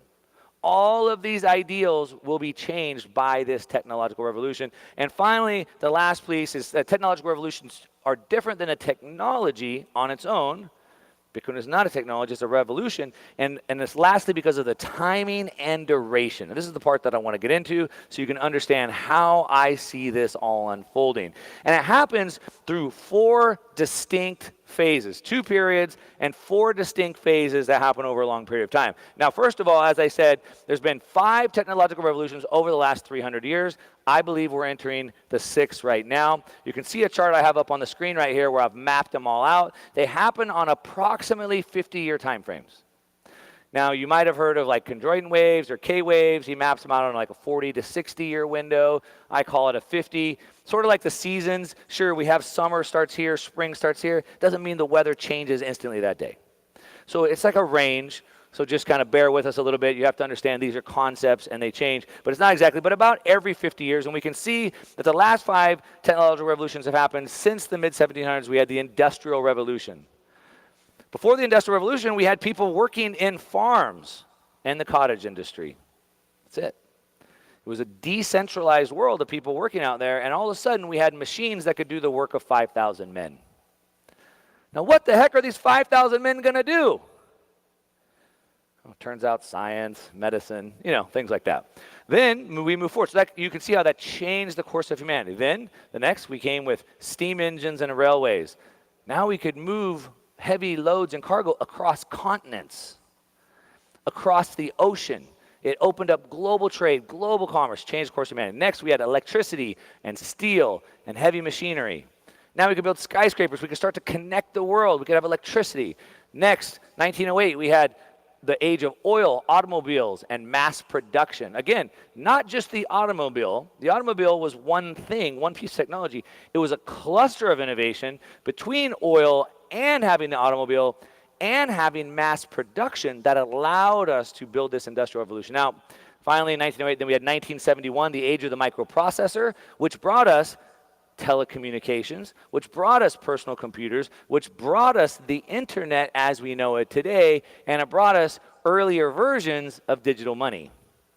DigiCash, DigiGold, you've heard of some of these things, all right? So these are technological revolutions, and I believe we're entering, like I said, the 6th decentralized revolution. Let's break this down a little bit into a little bit more detail so you can understand. So going back 2 revolutions to 1908, we had the age of automobiles, mass production, and heavy machinery. Now, during that time, if you think about this, what we had was a new types of technology. So we had automobiles. That was cool. All of humanity, people walked and rode horses. All of humanity, we walked and rode horses. And now we could drive. Now we could move stuff in trucks. Now we could transport stuff. That was cool. We also had the age of oil. So now we had cheap oil, access abundant to oil, and oil fuels. Because what good is a car without oil and fuels? Then we had petrochemicals. So that created all types of things. So petrochemicals help make the tires, also help make my shoes, and also help make all kinds of medicines, pesticides, things like that, cleaners. And then we had the combustion engine. We had home electrical appliances. So we had this cluster of new technologies. What was created out of this cluster of new technologies? Well, we had networks of roads, highways, airports. We had networks of oil ducts to move the oil around the world. We had universal electricity. We had worldwide analog telecommunications. Now we had instant communication and things like that because of this cluster of technologies. So that's what happened back then. Now, one thing I want to point out is that these technologies on their own are nothing without their infrastructure, which seems pretty obvious to us in hindsight, but I'm going to apply it back to something where we're at today so it'll bring more sense. But it's pretty obvious in hindsight if you think about what good is a car if you don't have any roads to drive it on, and if there's no gas stations to fill up in. Just recently, I think it was the president of Ford took the brand new Ford F-150 Lightning EV on a road trip, and there was a whole article that came out, and he was completely shocked because he didn't realize the reality of driving an EV across the country when there's nowhere to charge. And he was devastated to think about that, and so now they want to partner with Tesla to try to figure that out. But this is the reality that they're finding themselves in 120 years after that revolution happened. All right, so that's sort of comparing one. Now let's look at the one that we're in today. This is the age of decentralization. Now, Bitcoin is one of many technologies that are a cluster of technologies that are ushering in this age of decentralization. And again, we have cryptography. So we have Nostr. Anyone using Nostr? I'm trying to. hit me up on there. Well, maybe I'll start posting some messages. But it uses some of these technologies like cryptography to allow us a new form of communication, open communication networks, consensus mechanisms, public and private keys, blockchain, or as I said, time chain, peer-to-peer networking, mining digital wallets. We talked about all those. Now, those are new technologies. What can we do with this cluster of new technologies? Well, we don't know the future, but some things we can see that it's redefining the infrastructure of the world as we know it, as in money, banking, and payments. All that's being changed as we know it. The way that we even exchange and transfer value between each others. For example, a content creator could put his content directly out peer-to-peer, say on Nostr, and get paid back instantly peer-to-peer with money. As we stream content down, we can stream money back up. So it's changing the entire way that we even imagine transferring value. It's changing the world of peer-to-peer communications. And it's even changing, as I said earlier, the way that we even imagine, the way that we even generate energy and distribute energy, manage energy, and so much more. So we're starting to see how all of this is changing the world as we see it. Now, what happens is, as we've gone through these 5 technological revolutions, one starts to die out and another one picks up. So in 1971, we saw the microprocessor bring us personal communications, telephone, telecommunications, internet, etc. But the internet has a problem. It's got a fatal problem. The fatal problem is that it's been co-opted. It's been taken over. It's been centralized. I can tell by looking at all you guys are all big fans of being censored on the internet, right? You guys love that? Oh no, you don't like that. That's why you're here, right? So we can see that the internet is no longer working in our best interest anymore. It's been taken over. Now, the internet by itself is actually somewhat decentralized. They wiped Alex Jones off the face of the earth, but yet he's even bigger today on his own internet. But it's the payments piece that was missing. So this is where we start to look at a new technological revolution that takes pieces of the old one and continues on. So I've kind of mapped out, as you can see, centralized networks or systems going down as decentralized networks and systems are going up. I put some years on the bottom of how I think this plays out. But let's get more into the timing. So specifically, as we're looking at technological revolutions versus technologies, as I said, they happen in 2 distinct phases, and really there's 4 periods. So as you can see on the screen, we sort of have phase 1, which I call the surge. This is the new technology and the revolutions start to emerge, they start to be used, they start to increase in activity, and it's broken down by 2 different phases within that, the eruption phase and then the frenzy. Now in the eruption phase starts with what's called the Big Bang. Now, when we go back through, as I said, 300 years of history, we can see each one of these technological revolutions have happened in the exact same recurring theme. Now, doesn't mean the future is always going to be exactly the same, but so far, each one has been broken down into this exact recurring theme, and in my study, in my opinion, this is how I think it's rolling out. So, we start off with the Big Bang. As I said, the internet has started to lose its value to us because it's been co-opted. We saw earlier attempts at digital cash, but they couldn't quite figure it out because they didn't figure out what Satoshi figured out, which was how do we create the decentralization? How do we solve the double spend problem? And so with that, we had the Big Bang. It was created. I put that at 2010 right there just for easy numbers. And so from 2010 to 2020, that first 10-year period is this eruption phase and this explosion, which we've all been living in. All right, then next comes the frenzy phase. The frenzy is when we're starting to put it into everything. It starts to take over. It starts to move into everything. And we're starting to see that adoption happen all over the world. We're seeing nations adopt it. But as I said, it's not just about a piece of technology, but rather a cluster of technologies. And so even in the way that we're seeing, like some of the early examples that we have today of how it's reimagining even the electrical systems, the electrical grids, like what all the companies here in Texas are doing and exhibiting in the back. All right, now this is intense funding of new technology and a disdain for old assets. Who here likes putting their money into Bitcoin instead of like the S&P 500? Oh, so you guys have a disdain for old assets. You see, so this is what happens during this period. Then we have the frenzy. This is a time for finance. This is where we start to see a financial bubble, and really we start to see a separation of paper and real value. What makes these things worth so much money? There's no economic value behind that, is there? What's the PE ratio of this? There's not. We're not in that phase yet. Then we start to have this turning point, this is in the middle, where all of a sudden we start to rethink and reroute the old systems and old paradigms into the new, and we start to get into the synergy. The next phase is what we call the deployment phase. Now this is where these new technologies are actually starting to be used. We're not there yet. Sorry to tell you that. We're not there yet. Everybody wants us to be what's the use case? What do we do? I've talked to many of you guys in the back room. I'm still trying to think of how we go apply these things. Yes, we're still in the early stages trying to figure that out. We will get to the deployment stage later, and this is where we start to see the synergy, time for production. This is the golden age. We're starting to see actual production. We're starting to see actual employment happening, and then we start to see a recoupling of the real wealth and the paper wealth, and then we have the maturity.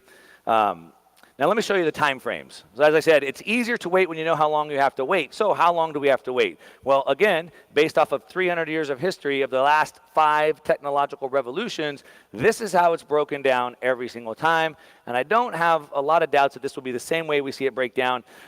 Technology does change things, so maybe it happens a little bit faster, but they typically happen in 10-year cycles, as you can see there. My co-author of my book, The Uncommunist Manifesto, Alex Fetsky, he recently put out an article on Bitcoin Magazine, and he called it the 3 generations theory. I don't know if any of you guys read that, but basically kind of giving the same timeline but from a different perspective, more of a generational thing where my grandparents will never buy Bitcoin, but my grandkids will never buy gold. And that's sort of the 3 generations, and it lines out with this type of thinking. Now, the way that we move through this is there's three different forces, sequential forces that drive this recurring change every single time. And it's based on causal mechanisms, and they're in the very root and nature of capitalism itself. These mechanisms stems from 3 features of the system that interact and influence each other. 1, the change occurs by clusters, as I've already said, of technological innovation, building on successive technological revolutions of the past. So we're not going to throw away everything that we've learned. Obviously, we're still going to use cars, but we might have autonomous vehicles driving that have their own Bitcoin wallet and can earn on their own. So we don't throw away technologies of the past, but instead we bring some of that forward and merge it with the new technology that we have. 2, the difference between financial and production capital is what I want to get to next. There's interrelated types of capital, but they're separate because they have different criteria and different motives. And then 3, the inertia and resistance to change the socio-institutional framework versus the techno-economic paradigm. So it looks like this. So in these 2 phases, and this is a key piece here, in these 2 phases that we have between the surge and deployment, the first 20-year period and the second 20-year period, there's 2 distinct types of capital that are needed. Are you guys socialists or are you capitalists? Capitalists? Do we have any capitalists here? Raise your hand. Okay, great. So you have capital. So that means you believe in strong private property, and you believe in creating efficiency, and you believe in using your capital in cooperation with others to increase the level of living, right? So we use our capital in ways like that because we're capitalists. So we have to understand there's 2 types of capital that are needed in a technological revolution if we would like to see this revolution take place. Some of us think of ourselves as revolutionaries. No, we don't have to go commit suicide by putting our name on the Declaration of Independence like our founding fathers, but it's a new type of revolution that we're fighting today. Now, the first stage is set up by what we call financial capital.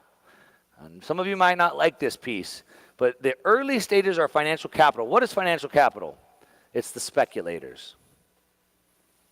Remember, there is there's a separation between real and paper wealth right now. There is no PE ratio. There is no way to back into the profits of Bitcoin because there is none, which is why Warren Buffett doesn't get it. The first stage starts with the speculators. The speculators have the capital. Capitalists and speculators are looking to deploy that capital in order to increase the capital. They want to make money from having money. So you have money, you want to put it to work, you want that money to bring you back more money.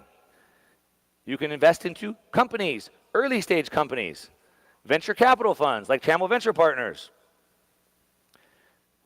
Bitcoin Opportunity Fund like I work with, and you can put that money to work and hopefully make more of it, all right? That's the first phase, speculation. Finally, later, the second phase will come, which is what we call production capital. Now, this is where we put money to work in production and we get money back. Let me give an example. When automobiles were created in 1908, that's cool. You just bought a Model T. Awesome, I'm stoked for you. You have it on blocks in your yard? Because you can't drive it, right? Because there's no roads and you got no gas stations. And there's no one to change your tire if you break down, right? So cool, you got a car. It don't do you any friggin' good because you got nowhere to drive it. The problem is someone needs to go build the roads, and someone needs to build the gas stations, someone needs to build the tire centers. But who's going to put the money up to build the gas stations because they're not going to make any money? They're not going to make any money because there's no freaking cars. We got a chicken or the egg scenario. What are we going to do?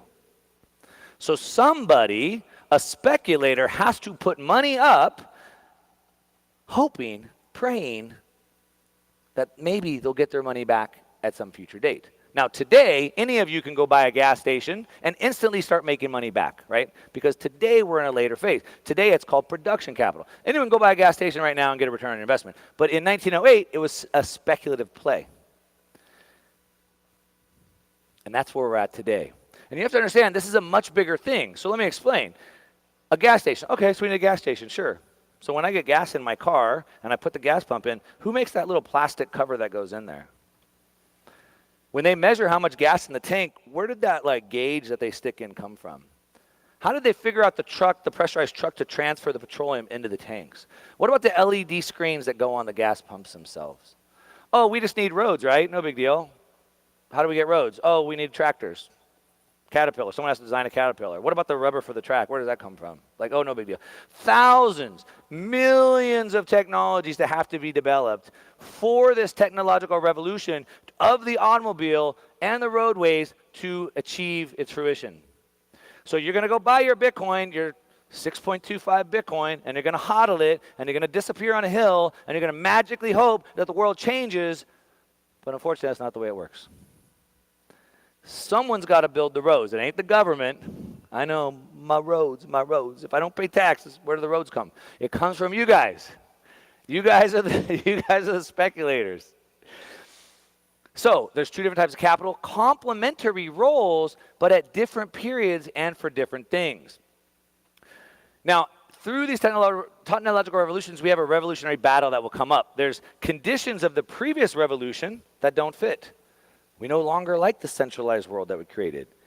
And then we have a process called creative destruction that destroys the old for the new. It has to dismantle. It has to tear down all the old frameworks and install brand new ones. And that's not easy. The old guard doesn't like to go out easy, and we don't like to change either. The old guard is resistant to change. Kodak didn't want to go out of business. They did. We also have massive social implications because of this. There's radical changes in the patterns of production, organization, management, communication, transportation, and people don't like that. Some people get phased out. They don't want that to happen. They resist that change. It requires massive amounts of effort, investment, and learning. That's why you guys are here. You're here learning.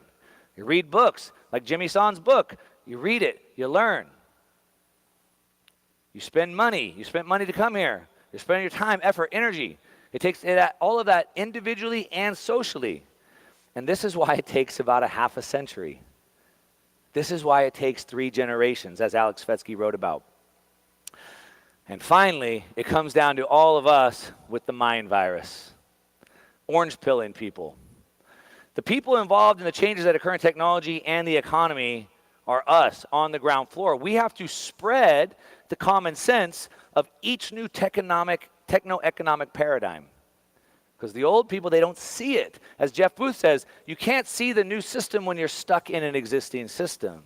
So for us that can start to see that, it's up to us to spread that and to spread it to their other spaces like a virus. From person to person, weakening the old mental maps and introducing the new.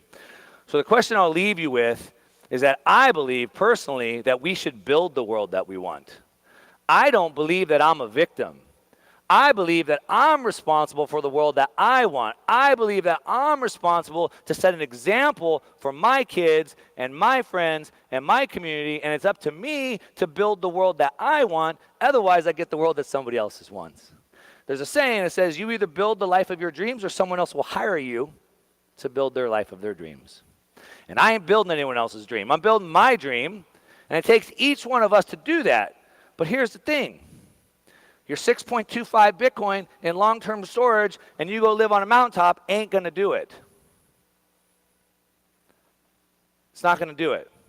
So what are you going to do? Again, you don't have to go storm the beaches of Normandy in World War II like my grandfather's generation had to. But you might have to sacrifice some of your time, your effort, and your energy. And yes, you might even have to put some of your capital at risk in order to build this environment. I think it's worth it. Anyone else think it's worth it? And I'm going to ask you, because supposedly Gary calls this the Bitcoin Maximalist Conference. You guys maximalists?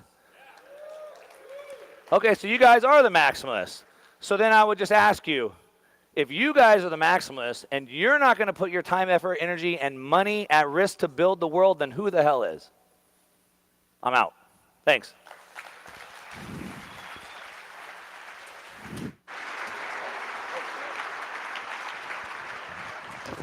Wow, that was good. Okay, got a couple announcements here. Number one, for the... All right, guys, we are back at the news desk. We are streaming live to the Swan Bitcoin channel. I'm here with two Bitcoin legends. I am building. Opti, what are you doing? I was trying to give him the horns. The air horns. And Max and Stacy, and you guys were inspirational to the creation of Simply Bitcoin. And I'll say, I just told Stacy, but I'll tell Max, I copied the Kaiser report format, and that was very, very inspirational for you guys. And you and Andreas, were who orange pilled me. So your guys work at the Kaiser report. So I actually just we had a Swan Salon. I had an interview with Damian Merlot. He spoke super highly of you guys. Could you guys give an update? What is happening on the shining country on the hill, the savior, El Salvador? Oh yeah, well it's the update is that it's growing by leaps and bounds, and it's going from strength to strength, and it's happening during a time when these fiat money countries are collapsing or falling apart. So the timing is exquisite because you have the President Bukele, who's the right guy at the right time in the right country with the right currency, the right money, Bitcoin, in a world that is just dying from a 300-year experiment with fiat money that it didn't work. El Salvador is winning. El Salvador is winning. Hello, where's my audio? Opti? No. No, so that's the update. El Salvador is winning, and it's important that El Salvador keeps winning.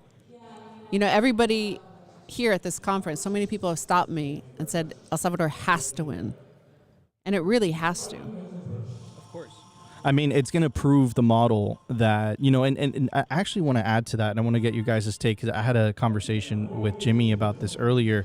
I don't think that it's a coincidence that the first society which fixed the base layer, right? The base layer, which, the base layer of society, put it on a sound money standard. I don't think it's a coincidence that, the politician who got elected, I'm talking about Nayib Bukele, is actually doing the job that he's elected to do. And I think that as long as countries have fiat money, politicians are not incentivized to actually do good by their constituents. They're incentivized to get as close as humanly possible to the money printer. So El Salvador is the beachhead.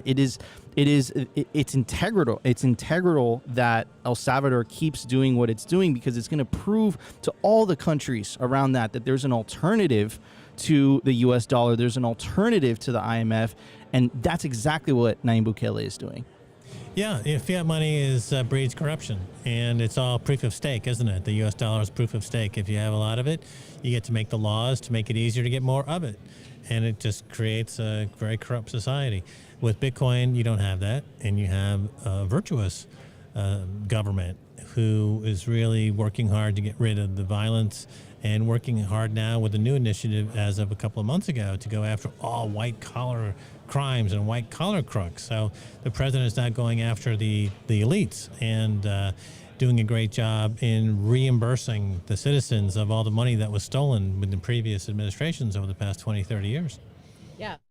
I said it on stage, and I'll say it again here. Frédéric Bastiat, the French statesman, and I would say President Bukele is a statesman. There aren't very many of them in history, but Frédéric Bastiat, in his pamphlet called The Law, he wrote, when plunder becomes a way of life for a group of men in a society, over the course of time, they create for themselves a legal system that justifies it and a moral code that glorifies it. So the United States, after all these years, since 1971 especially, of having this all fiat standard, which is an all plunder standard, they glorify plunder. And you see that everywhere glorifies plunder to the point of like, yeah, like don't call those people looters who go into the CVS and rob it blind. Like these are just liberator, whatever they glorify these people in a way. So it makes sense that would happen under a fiat standard. And it makes sense that the opposite, that the plunder would end, that because plunder is no longer a way of life for a group of men in the society of El Salvador. So you have the opposite. The legal system no longer justifies it. You had 40 years of plunder there from the politicians and from the gangs. So the legal system no longer tolerates those people, and the moral code no longer glorifies it. And you think that has to? So Opti and I, we've been talking about this for weeks now. We really believe that Bitcoin has something to do with this. Max, what's your take on that? Absolutely. You know, Bitcoin, the president was attracted to Bitcoin years ago, starting back in 2017 or so. He was tweeting about it.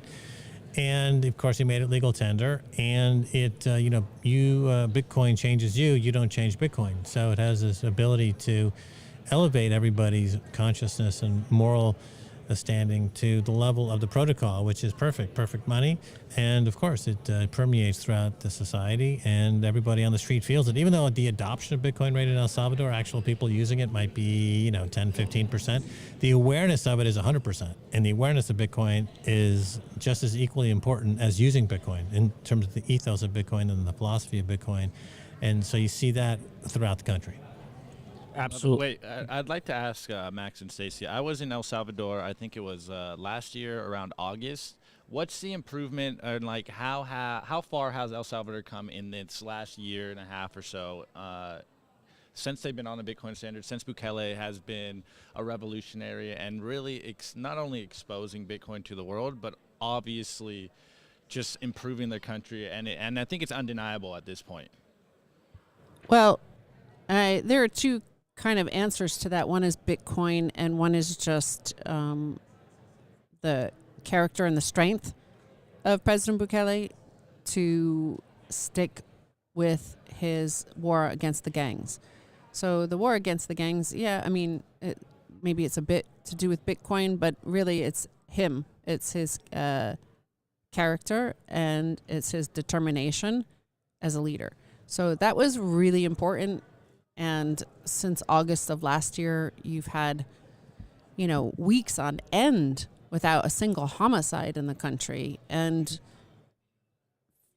we weren't, we're not Salvadoran, like we didn't grow up there. But we know so many people who were captives.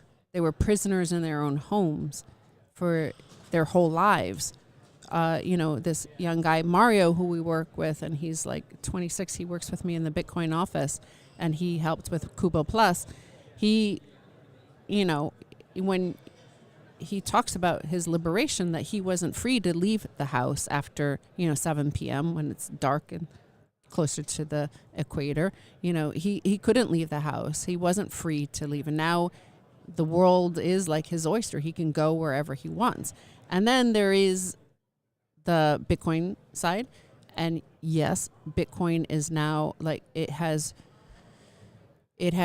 helped. Along with that, there are two sets of optimism, and they're like converging into like this overwhelming optimism and in a sense that all is possible. Whatever you want to do, you can do, and you feel that. And Bitcoin is part of that, and the liberation of the people from the gangs. And as a Latin American and Opti as well, it is inspiring. I live in Miami, okay? And Miami's it is like part of Latin America. Miami. It is, but to my point, if you reach Miami as Latin America, you've reached the promised land. I've heard people in Miami, El Salvadorians, saying, "I want to go back." That is unheard of. You don't hear that, which is absolutely insane. But before I get to that, I actually want to pull up this article by Bloomberg, and it is a big "I told you so" moment by the president. And I think he said, I don't want to say "I told you so." I can't believe this. This is not my word. This is Bloomberg. It says El Salvador President Nayib Bukele scared off Wall Street by embracing Bitcoin. 2 years later, the bond rally he's overseeing is proving too lucrative to resist. And if you read the article itself, it's saying that it's the most successful bond in the region. So what are your guys' takes on that? Right. Well, that's what he said he was going to do. He was going to improve the creditworthiness of the country, and by getting rid of the violence, you've got an entrepreneurial renaissance and boom. You've got a lot of foreign direct investment. Tourism is up 100%. So this is a great bond, and the bonds are up 70-80% year on year. And we've always thought that we could help the country become debt-free by 2030. Effectively debt-free by 2030, and to be able to issue the IMF, which is an important goal, to be able to be free of international bankers, and that's just another whole state of freedom. Also, when I talk about statesman or a great leader, that is one of the most important qualities of a great leader, is to be unflinching in his resolve. And his resolve is unflinching. He is determined, and he saw the path, and he knew where he wanted to go. That's actually the phrase that first got me and Max to El Salvador. He said, where El Salvador is going is to the place we want to be. So that's a leader leading his people, right? A leader is supposed to persuade through great oratory ability, but they have to be unflinching. They have to be able to. That's the hardest part to have, because you have to have real strength of character to withstand that pressure, to withstand the mocking. And the mocking was relentless. We were there. Like, the mocking was relentless about Bitcoin. It was about the war against the gangs. And he was just calm as fuck. Like, he was just like, he knew where he was going. He knew where El Salvador was going, and that it was the place he wanted to be, and that he knew the people would want to be. And sure enough, that's what you see now. Yeah, and I love how you said it. He did exactly what he said he was going to do. And you mentioned the response, and Opti and I, we were covering this, the relentless attack by the legacy corporate media. The Economist came out with, if you would search El Salvador and you put El Salvador Economist on Google, right? It would just be Nayib Bukele is a danger to democracy. Nayib Bukele is a danger to democracy, et cetera, et cetera. You search China and The Economist, there was nothing. It was either neutral news about China or whatever news about China, right? It was nothing was mentioned about the Uyghurs. Nothing was mentioned about the fact that China doesn't even have democracy. And speaking of democracy, Nayib Bukele has the highest approval rating in the world, right? So you would think, do they really care about democracy, or is this more so about control? Max? Well, the experiment in El Salvador that's proven to be wildly successful is a threat to the status quo. and it's a threat to the fiat money world. And of course, they're going to be panicking at this point, and you can see the panic in their faces, that what if this becomes a model for the region? What if this becomes a model for the world? What if Bitcoin becomes global reserve standard? What if the fiat money world collapses? And it means that all of those folks are going to be existentially threatened. And so they're panicking and they're fighting, and they are really just throwing all the mud that they possibly can to try to stop this juggernaut.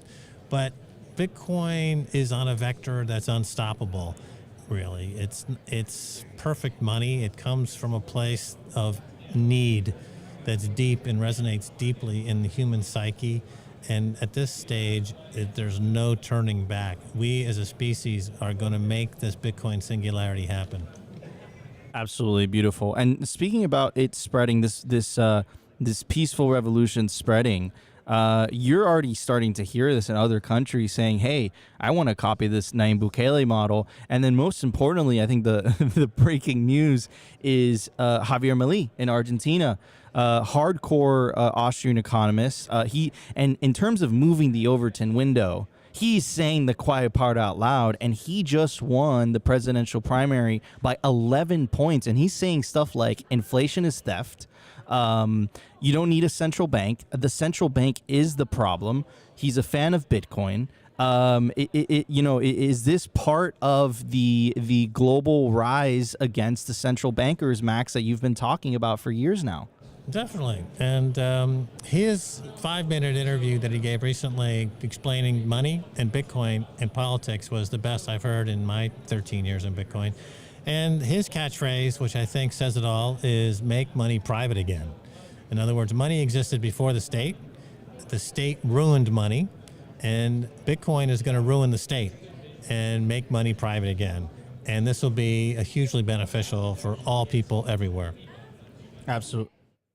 But I also want to say it's interesting that he only ever mentions Bitcoin. He doesn't say crypto. The same thing with the U.S. candidates for president, whether it's Robert F. Kennedy Jr. or Vivek. I can't say his last name. Ramaswamy. And there's one other candidate. Who is it that's... Ron DeSantis. Ron DeSantis, RFK Jr. and Suarez. Francis Suarez. Francis Yeah. Suarez. He is a former shitcoiner. Yeah. Now he only talks about Bitcoin. You know, Robert F. Kennedy Jr. mentioned crypto in his first tweet. He said crypto. And that was the last time he ever said crypto. He only says Bitcoin now. And that's quite interesting. Politicians understand the zeitgeist and have the pollsters and know what the people actually want. And they know that the word crypto, that is toxic. Crypto is toxic. Bitcoin maximalism is not toxic on a political sphere. I mean, Bitcoin maximalism is life. And I actually, it was the first time I met you guys. It was Bitcoin 2021. I was a nobody back then. It was backstage. I think I scared Max a little bit because I just bowed like that, and that's where I said the line that went absolutely viral. It scared Eric Voorhees. It was quoted in the Financial Times. I said, if you're against Bitcoin, and Max, you retweeted this, and I said, if you're against Bitcoin toxicity, you're against Bitcoin, and if you're against Bitcoin, you're against freedom. So yes, I 100% agree with you. Talk to me about volcano bonds. What's going on over there? Sure. Well, Volcano Bonds became Volcano Energy, and Volcano Energy is a $1 billion Bitcoin mining startup in El Salvador, which was tapping into geothermal as well as wind and solar. So the project is up and running, and it's a huge investment. As Stacy mentioned in our talk, it's a $1 billion investment. That's 3% of GDP. So in one go. And that's just the tip of the iceberg. There's a lot more behind it.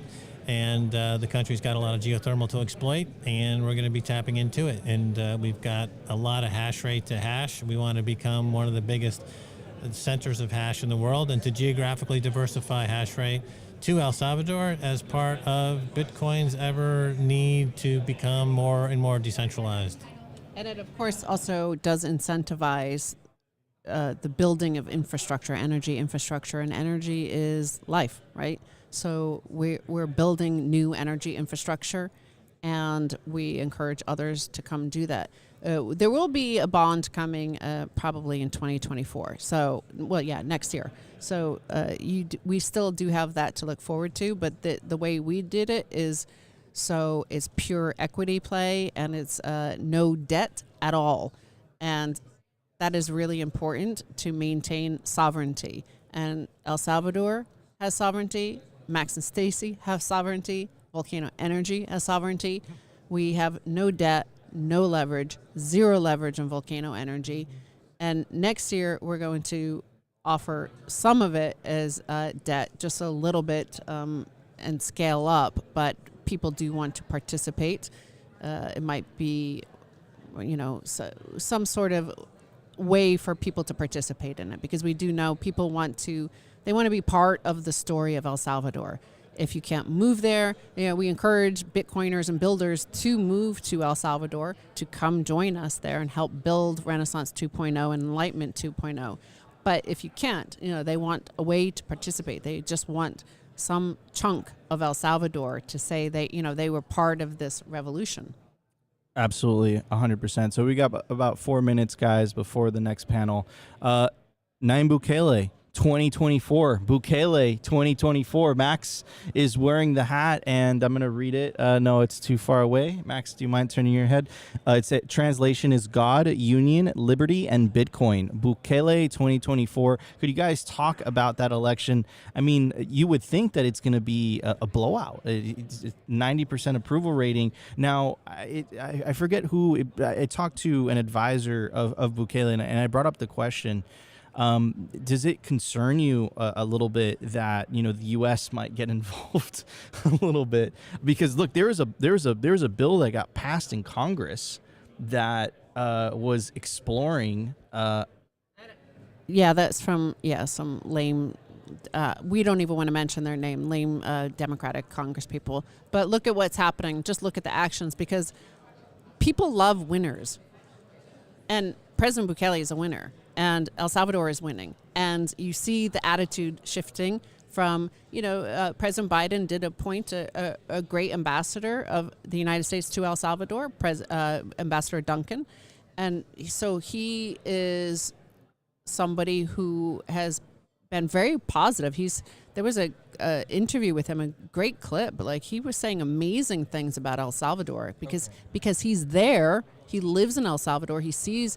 If you see it, don't trust, verify. Anybody who comes to El Salvador, even if they're a hater, you can't deny what you see. You can't deny the liberation. You can't deny the freedom. You can't deny the optimism.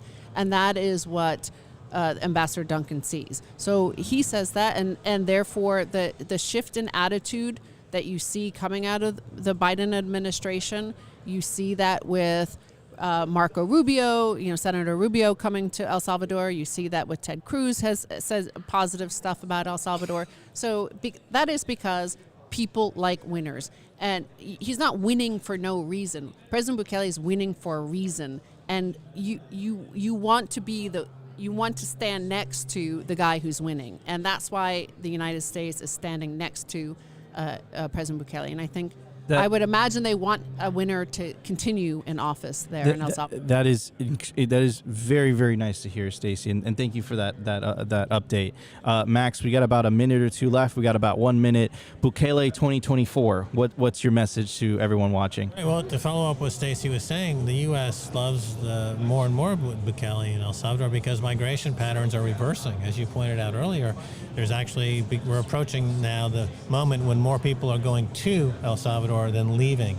And the diaspora that lives in America, 3 million Salvadorans, we project that 500,000 are going to be moving back to El Salvador. So there are going to be very few people leaving El Salvador because it's the new land of opportunity. It's the new Camelot. It's what America was back in the 1950s. This is the land where the land of the free, home of the Bitcoin. So this is why the popularity is soaring, and this is why the U.S. is all for it, because it solves a problem for them on the border. Yeah, absolutely. It looks like we have a little bit more time here. Anyways, okay, current projects. What are you guys focusing on? Other than the Volcano Energy? Anything else? Well, we just wrapped. Well, we're almost wrapping on Cuba Plus, which is a Bitcoin and Lightning Devs program in El Salvador, and that is born out of our Bitcoin embassy, the first ever official Bitcoin embassy, which is El Salvador's Bitcoin embassy in Lugano. And so we've had Jimmy Song, Lisa Nygut here from Austin. We had Peter Todd. We had Safetina Moose. Like, we had some of the best and brightest of the Bitcoin world teaching Salvadoran students, the best and brightest of El Salvador, how to become Bitcoin and Lightning devs. So they're all getting great jobs right now. They're being flown to Lugano to go meet other people there and more education and Bitcoin. So Cuba Plus was, it's now, I think, going to be a benchmark against what all other Bitcoin education projects will be measured at the elite level. Peter Todd, who everybody knows is a very early Bitcoin core dev, he says like this was the best one he's ever participated in. So I seek excellence. Right? Amazing. All right, guys, we're gonna bring it back to the main stage where it's gonna be a crazy lineup. Looks like Natalie Burnell, Mark Moss, and many more. All right, guys. And advisor to Ego Death Capital. Super honored because these are all household names and macro gurus. So first of all, you know what? This is where I'm going to start this conversation. Learning about Bitcoin sent me down the macro rabbit hole, and normally I gobble up all of the macro interviews on YouTube and on all the podcasts, and lately I've just felt fatigue. I've felt fatigue with asking the questions and listening to some of the shows because it seems like all of them are repeating the same topics. When is the recession? When are things going to systemically break? When is the credit event? Why haven't we, we initiated the money printer again and reversed the policy. So can we zoom out for a second? Can you set the scene? And anyone can start. Let's, be super casual about this. Where are we at right now? And why haven't things, quote unquote, broken? I'll start with, I was the one that provided that video because I found it absolutely hilarious, and Yellow does such a perfect job, I think, kind of encapsulating what Natalie just said, which is there's a lot of fatigue and frustration because you'll listen to shows, and I know I'm guilty of this and many others are as well, where we get all excited and we're talking about macro and we're having these in-depth conversations about valuations and whatnot, and that central bankers are breaking the world, but yet it just seems to like inch along and nothing's actually like truly breaking, right? And I think that if I was going to really zoom out and describe why is that the case, it's because these cycles, they don't move quickly. For people that are maybe just coming into this and they've heard some of these conversations, it might feel and it might sound like it's going to happen tomorrow or it's going to happen in a month. And the reality is when you look at the sheer size of Bitcoin and you look at the sheer size of the legacy financial system and all these trillions upon trillions of fiat units that are in that system, the one's microscopic and the other one is just an absolute behemoth. And so the analogy of like a speedboat and a cruise liner and like turning a speedboat and turning a cruise liner is probably very apt to describe why these cycles take so long to kind of play out. I was doing a discussion over here on the side before we came up here, and not to dive into the nuances of some of these charts and like really more obscure ideas, but 30-year versus a 3-month bond, when you're looking at this chart and you look at it over the last 40 years, once that negative inverted where you're getting a higher yield out of a 3-month note compared to a 30-year bond, which doesn't make any sense to anybody that's hearing that, but when that goes negative and it actually starts to reverse itself, we haven't seen a bottom in equity markets for 600 days, basically 2 years after that has been bottom and it starts to go the other way. We haven't even seen that yet, right now. And that spread between 30-year bonds and 3-month notes just continues to go deeper and deeper negative, the difference between them. So when I'm looking at this larger macro picture and we're having these conversations that things are going to break, sure they're going to break. We saw Silicon Valley Bank and some of those things like breaking, but they're continuing to put these patches on the dam, and then there's just a new hole that pops over here, then they stand up another backstop facility. But when we really zoom out, I'm of the opinion that a lot of this has a lot more time to kind of manifest itself, at least from like traditional markets. Now, when you talk about Bitcoin and like the implications of what happens to Bitcoin with all of that macro backdrop, I kind of think that some of it is overlapping, and Mark, you do a great job talking about some of that stuff from time to time, where you have this macro backdrop that's creating a tailwind to something that's naturally happening in the organic Bitcoin cycle. And then sometimes it's at odds with it. And I would argue right now, over the last year and a half, we've had intense selling pressure in Bitcoin, where actors that I view as being bad actors, SBF, Three Arrows Capital, the Luna, just all the altcoins that sucked up a lot of the speculative interest that in previous cycles would have gone into Bitcoin. All of that is unwinding. You could even make the argument that Binance could potentially be the next addition to that, long list of quote unquote bad actors. And so we're a year and a half into that, just from a Bitcoin standpoint. And that selling pressure is eventually going to come to, an end. And I think that might be in a different time frame than all this macro, backdrop that we're talking about. And so once you get so much sell pressure and so much suffocation, and I'm sorry I'm going on and on, but this is a very high level. And we got a lot of time. There's the sell pressure is going to eventually fizzle out. And because there's nobody adding more units of Bitcoin, the buying and the accumulation and all of that Bitcoin nesting itself into the hands of very strong-handed individuals like the people in this room that have a ton of conviction, that's going to drive a bull market, sometimes regardless of what's happening in the backdrop with the macro.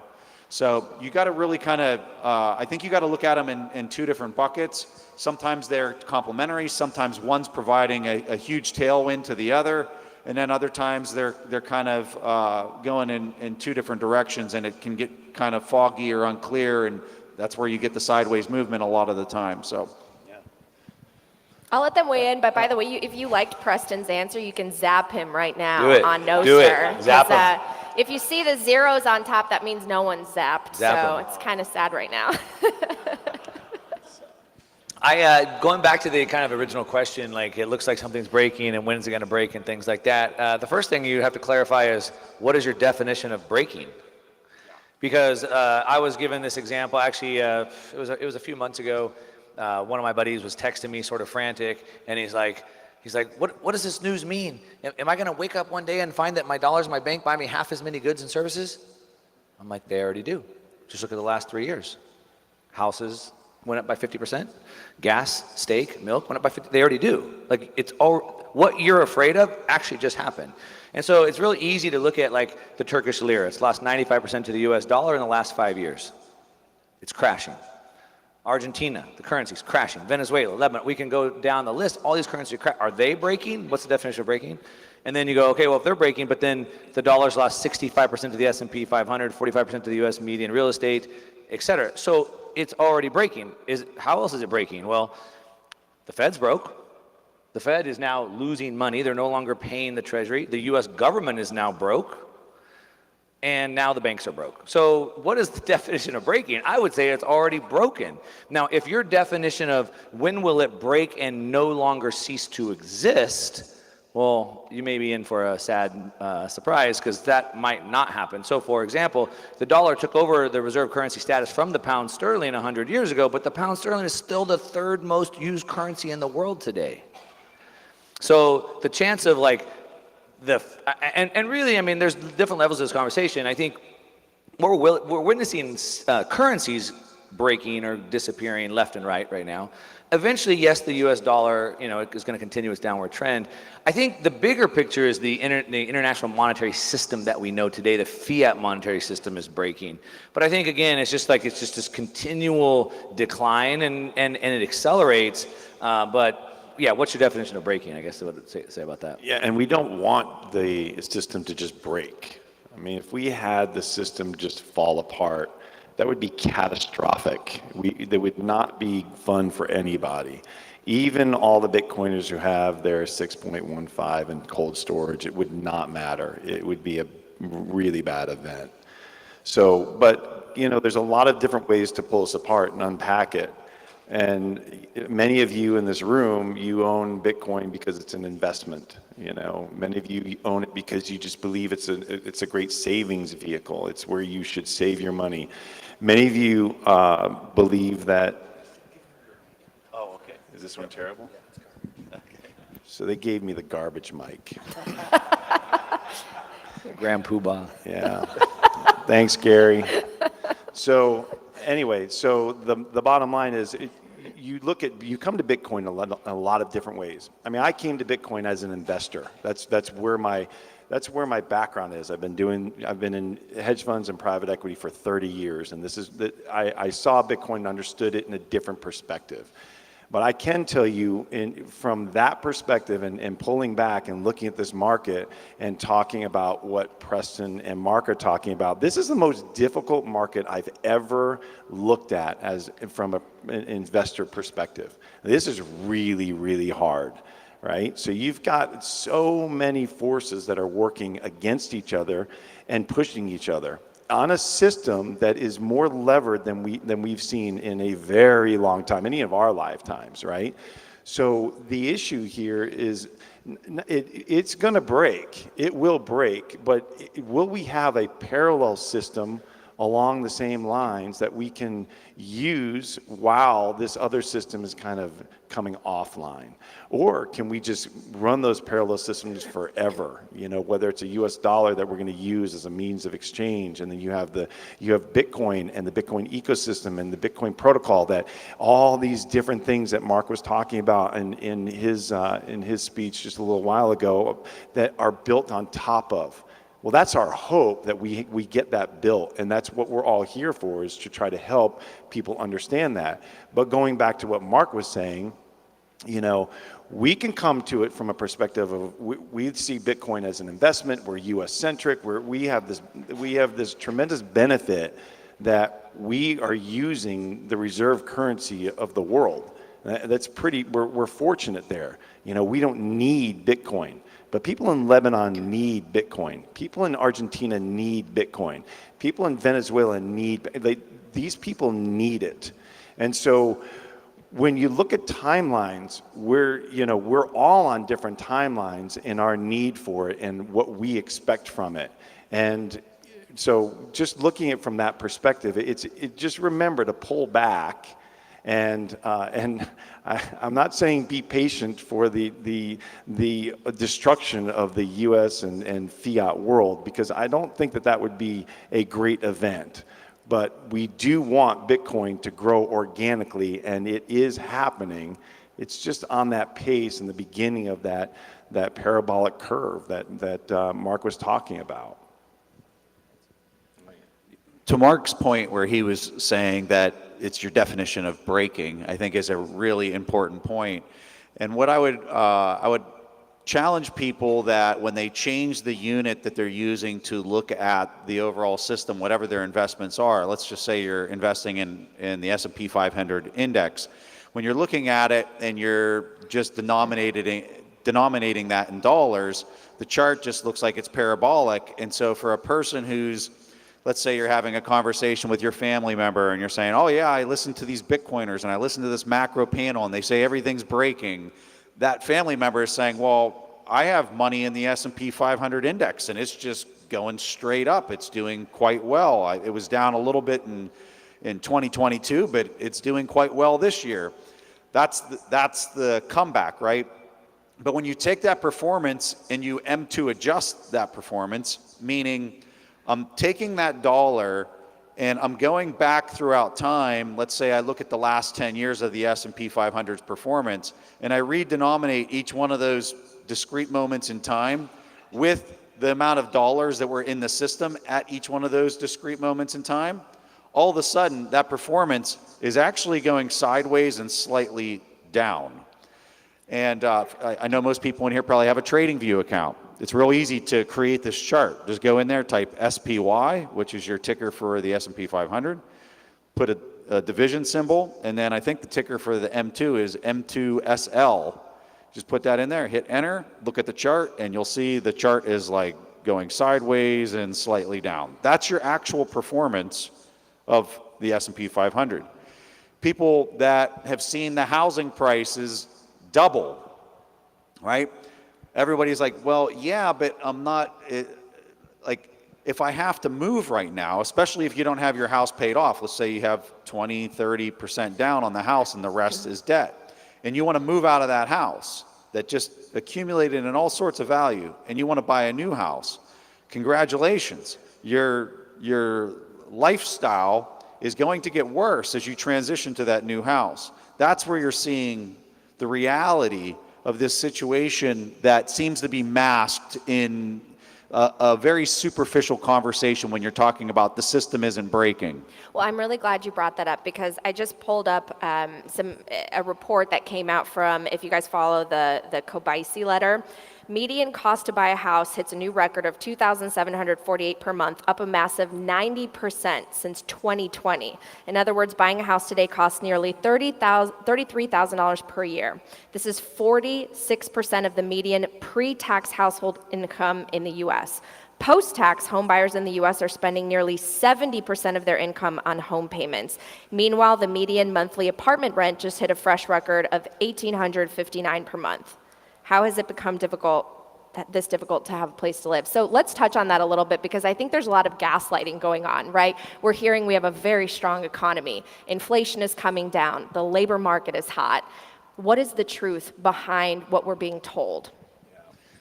Go ahead. Yeah, the labor market's hot. Everybody's working and they're all making $1 an hour. Full employment means nothing, right? Not if everyone's working for $1 an hour. So there's a lot to unpack within that number. So sure, unemployment's low, but the labor force participation rate is also very low, which means a lot of people aren't working. We also know that the people are working that are fully employed are working for lower wages. And so the problem is that the quality of life is going down because asset prices are going up faster than your wages are going up. And so that's like the big thing. So while they want to tell you the headlines, to Natalie's point, they're gaslighting you with data, with facts. I call it, I call it factually correct but intellectually dishonest. Because yes, that number is factually correct, but it doesn't really tell you the context to understand what's going on. So yeah, in that example, who cares if everybody's working if they're working for low wages as asset prices are going up?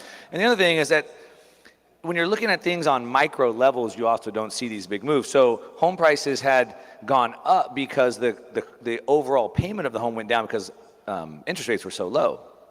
But now they've jacked the interest rates way up, which has pushed the prices up. But that doesn't even really tell, even that letter doesn't really tell the full picture because you can see that home sales are at all-time lows. No one's selling because most people locked in 2% and 3% mortgages. And so that's one of the reasons why the housing market hasn't really been impacted as much as a lot of people expect it to be, because those people that locked in those rates haven't really been affected. And so even to that report, while that is correct, most people aren't paying those payments because they're locked in. Now, it does affect you if you want to buy a home, certainly. And that's why that activity is very, very low. But yeah, these are all forces that are happening under this fiat money system. If you look at WTF app in 1971, you see all of these stats. And so, for example, you can see the cost of living go up. And really the way that I like to measure it and the way that I talk about it is like stealing your life. And so really, if you go back and look, what is the average wage and how many hours does it take them to buy the average car or the average house and things like that? And so that's one way to look at the productivity. And you can see that it's taking, at 8% inflation at a $32 average wage, it takes 10 more hours per month to have the same standard of living that you would have had to have the month before. That's 10 hours of your life that were just taken that could have been spent with your wife, your kids, a second career, your health, etc. And so they've literally stolen that from you just to maintain that quality of life. And not just that, but you're talking about full employment, the participation rate, but also many people have more than one job, and that's a problem in and of itself, right? But let's go back to inflation, okay? Inflation in the U.S. is typically measured by a segment that's called the CPI, okay, and it's a measure. CPI. CPI, right, and by the BLS, which we shorten to BS. So, but the problem here is that it's a measure that they use to gauge what inflation is, okay, and so they put this out repeatedly, like very regularly. You get this inflation gauge, okay, and you hear what this is, but it is a lie. And why is it a lie? It's a lie because the United States needs inflation, okay? They need inflation to continue. They just can't let it to get out of control. It can't rage out of control. We can't have hyperinflation. Why? Well, you need inflation because we operate in a perpetual deficit. We are always borrowing money, okay? We don't make enough money in productivity in order to pay for all the expenses that Congress has agreed to, has put into legislation. We just can't meet those needs. So we have to borrow more and more every single year. But we're borrowing so much, the debt is growing so much. We borrowed, what, $1 trillion in June? I mean, in June. So we're up over $32.5 trillion of debt in this country. And we've got unfunded liabilities added to that, which puts us at about $200 trillion in debt in this country. So we're talking about the everything bubble. The problem is we will never pay that back, ever. The only thing we can do is keep kicking that can down the road. So going back to CPI and the measure of inflation. Well, they're gaslighting us. They're telling us that inflation is down to 3.2% from last year. Raise your hand if you think that your groceries are up 3.2% from last year. Are you effing kidding me that that's the number they're giving us? Really? Okay, but they're telling us that. They're telling the world that. Why? To instill confidence in those treasuries. Because if you're going to loan the U.S. government money for 2 years, 10 years, 30 years, and you're going to get that principal back after those 10 to 30 years, and that you've been running inflation at 5, 7, 10% over those years, what do you think that those dollars are worth when you get them back? Not a lot. Less. Yeah. Mark and I were having a conversation earlier, and we were talking about the BRICS and why we think that this is a really important macro theme and something that is a major pivoting point than what we've seen in the last 40 years. And I don't know if people saw the headline, it was just yesterday or the day before, where it's not just the BRICS nations. Now you have Saudi Arabia, you have the UAE, and you have Iran that's looking to join. And when you combine all of them together, they make up 80% of the production of oil. When we talk about CPI and we talk about this keystone of valuation, which is inflation and how much these monetary units are expanding, beneath that, right, is energy itself. And any Bitcoiner who really grasps why Bitcoin's important, you know it's backed by energy, encrypted energy. And so when we talk about oil and how it's this number one input to move, like if you have crops, how are you harvesting those crops? How are you then transporting those crops to where they need to go? If you're pulling metals out of the ground, what machines are you using to do that, and how are you powering those machines? So when you think about oil and you think about this energy and you think about the people who actually control the amount of supply that they can put onto the market versus the natural demand that's there, when you have 80% of the people that are supplying that critical input, and they're now saying that we're going to team up together and we're not going to be aligned with the United States, that is a very, very big deal. Because when you look at this treasury market, that the treasury market that central bankers, G7 central bankers have been working together to control the price of that money, regardless of what's happening with energy, it was almost like they were able to wag the tail of the energy market. But now all of a sudden you have this unification of all these producers of energy that, in my opinion, and many other very smart economists, Luke Roman being a very vocal person on this particular point, he's saying now that they're starting to unify, all of a sudden the ability of the central bankers to call the shots, no more.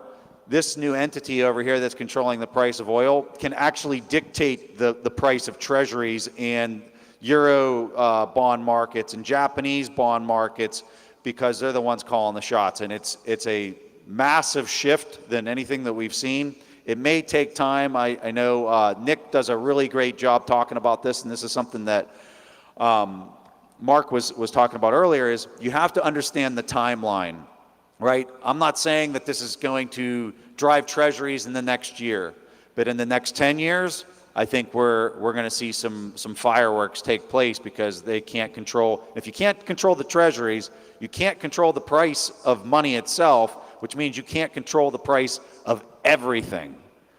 Everything you buy when you go out to a store, how you spend your money day to day. That's what this is all about. And this is a macro conversation, which by definition means a very big picture, wide view. So that's what we're talking about. The way too often quoted, great one, Wayne Gretzky, of skating to where the puck is going to be, so to speak, right? And so really what I'm always looking for, and I think most of us, and I think what all of you should also be looking for, is the directionality. None of us are traders. I mean, even James, who spent his career on Wall Street, I don't think you would consider yourself a day trader. Like, we're not looking at each piece of information as a tradable or actionable event, but rather it's to see the directionality of the world so we can be in position for that to happen. Kind of like Charlie Munger said, that the big money is not made in the buying and the selling, but in the waiting for these developments to happen. But kind of back to what Preston's point is, it's even a bigger deal, because not only are they ganging up, and it's 80% of the world's energy, and so the whole world moves off of energy, which again, back to the CPI, they give gas like 3.5% of the CPI basket, but it's probably the single most important ingredient in the entire basket, because the whole economy moves off of energy. So if the price of gas goes up, the price of every other thing in the basket goes up. So anyway, that's kind of crazy. But if 80% of them, so that's one thing. At the same time, we have the United States, who's also a major oil producer, trying to shut that off. The United States has goods and services that we export like every other nation, and we have our GDP, which is pretty massive. Now, if you break it down into goods and services, the services are mainly financial and social media services. Putin called out the United States and said, what are you going to do? Eat your social media stocks? Ha. So the main three exports of goods that we do is energy, oil.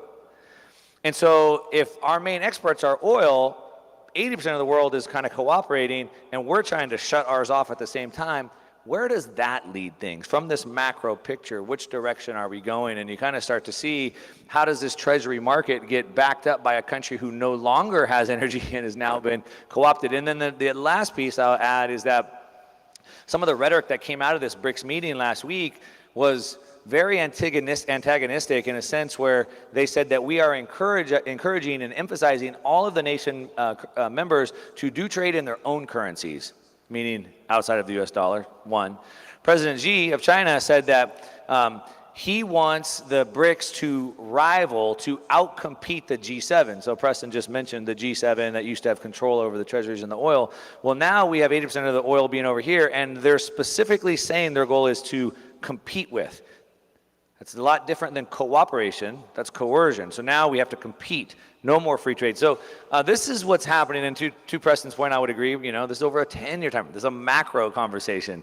This is the directionality of where we're going. And the G7, the GDP of the G7 doesn't even match the original BRICS nations: the Brazil, Russia, India, China, South Africa. So when you add UAE, you add Iran. This is a massive jump up in like you were talking about with oil. I mean, so one thing though, yes, BRICS it's a kind of a warning sign, okay? But this is not happening overnight. They have structural problems themselves. I mean, they can't even trust each other, right? So that is a major problem, and I don't see them as trying to create the new world reserve currency. But I do see them trying to get away from the dollar. And it's obvious why.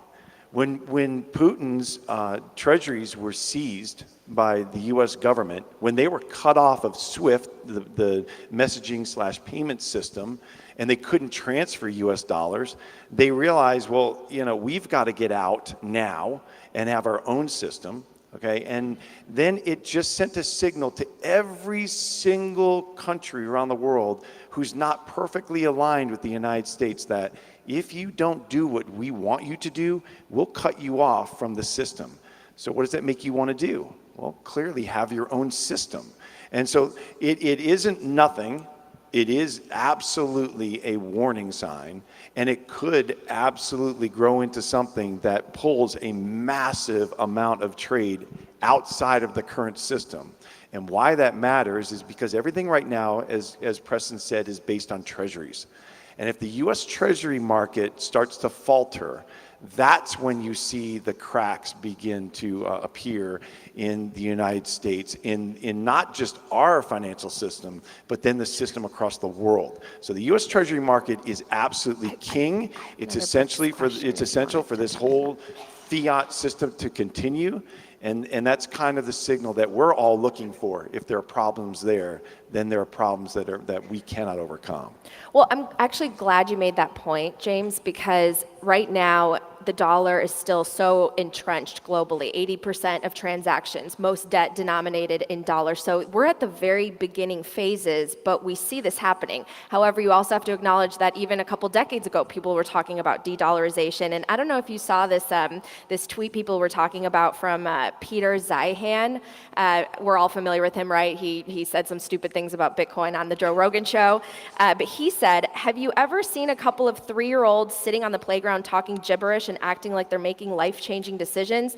That's what's going on at the BRICS summit in South Africa this week. He names the countries and he says they have limited economic ties, diverse interests, and they struggle to connect on anything meaningful. They have all these extra countries that are applying, but this is the worst. Try to come up with a worse list of mid-tier countries to bring on if you want to expand your geopolitical influence. The varying interests of the current and new members will likely halt any meaningful conversation. So, I mean, talk about gaslighting. I mean, these are going to be the messages coming out, that this is of nothing important.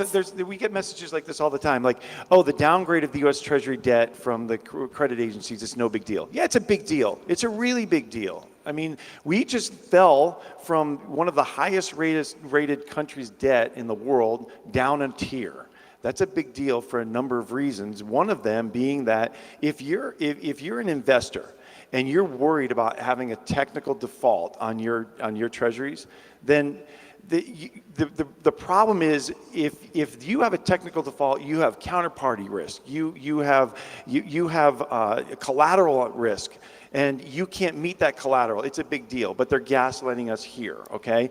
You've got the White House, you've got the Fed, you've got Congress, you've got the Treasury, and they all have different goals that they're trying to meet. They all are in their silos. So we think that we have this playground where they're all in the sandbox and they're trying to fight and elbow out. Like the Fed can't raise rates too much because the Treasury is going to default, and the Treasury can't issue too much because then Congress won't get reelected. That's not the way it works.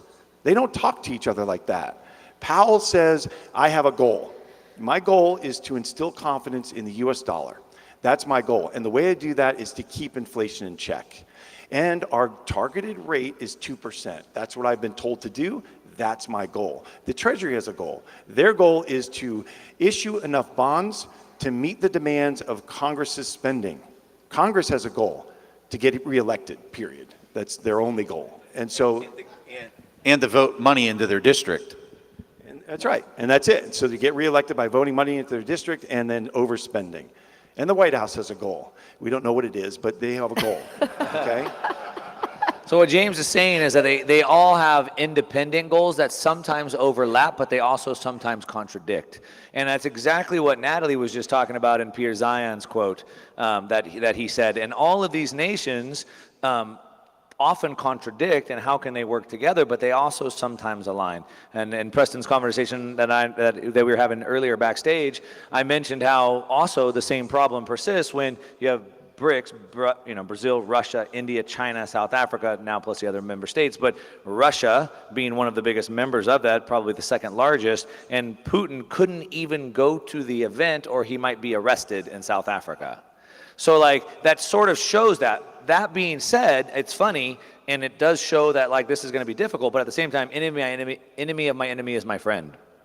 And when you're coming to kill me and James, we may not like each other, but since both of our lives are in danger, we will work together. And so you have a lot of dynamics you have to understand. Yeah, we like each other, but I'm just saying. But you understand. So while Zion's sort of right, what happens in capitalism is that we can all be free to be individuals, but we come together where our interests align. And while in a lot of ways these countries cannot align, in a lot of ways they can. The other thing I'd say about Zion, I mean, you have to understand the source of the news, and obviously he's like a CIA mouthpiece, so you understand that. The other thing that you have to understand is that it's pretty categorically false. I mean, we can pretty much, he's saying that none of these nations matter. But the whole news media right now is being fed the line that the U.S. is scared because we're being threatened by China being the rival, overtaking. So China's nothing, or they're overtaking the U.S.? Which one is it? So China's certainly a global superpower, maybe on par with the U.S. That's debatable, whatever, but they're certainly there. Russia as well. And so to call them collectively nothing, I mean, that's just false. I would just say this whole BRICS conversation is the tailwind to the issue that we were talking about at the start of the conversation, which is the math already, and James has done an amazing job kind of outlining this. The math alone, just in the U.S., being able to control the spending that's needed, the amount of liquidity that's going to be needed to be pumped into the middle class and lower just to subsidize people not to rise up, which we're already seeing some of the social unrest manifest itself. Like all of those issues I would put over here. And then I would say all this BRICS conversation is the tailwind fanning the flames of those issues. So I would compartmentalize both of them separately.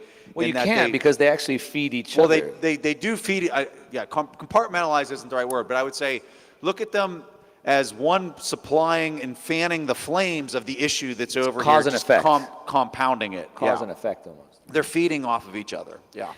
Well, while this international summit happened, right now we have our favorite central bankers, including Powell and Christine Lagarde, in Jackson Hole, Wyoming, threading the needle and trying to get us back to 2% inflation, that nice little target that the New York Times opinion column wants to increase to 3%. So let's move back to U.S. policy, because I think that it would be good to sort of give us the difference between monetary and fiscal policy, because I think that's the important difference right now. Is they've contracted the monetary side, and we're seeing fewer, lending. We're seeing more tightness on the monetary side.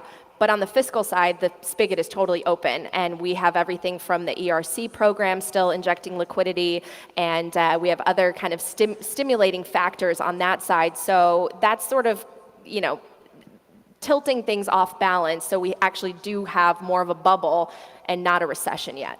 Yeah, it's counterintuitive, but when you run deficits, it's inflationary, and so what do I mean by that? Well, you're creating dollars. You're just continuously creating dollars and pushing this debt into the system, into the economy. Okay, so debt.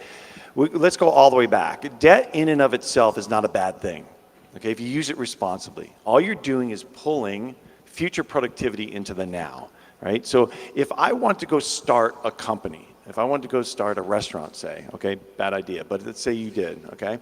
And if I did, and it's going to cost $100,000 to get the lease, to hire workers, to buy the equipment, to get the food, okay? But if I don't have $100,000, I can either go work my day job until I get enough money to get that $100,000, and then open up the restaurant. Or I can get a little bit of money, go to the bank, get a loan, and then just immediately get the lease, buy the equipment, buy the food, hire the workers, and start generating productivity now. All I've done is pulled future productivity into today. So it's not a bad thing.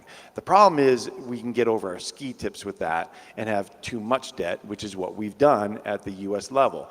So going back to what Preston was saying is that, yeah, we are in a path that's unsustainable. The Treasury even admitted it, putting out a chart, and it was subtitled An Unsustainable Fiscal Path, showing how debt to GDP is just exponentially rising in the next 50 years.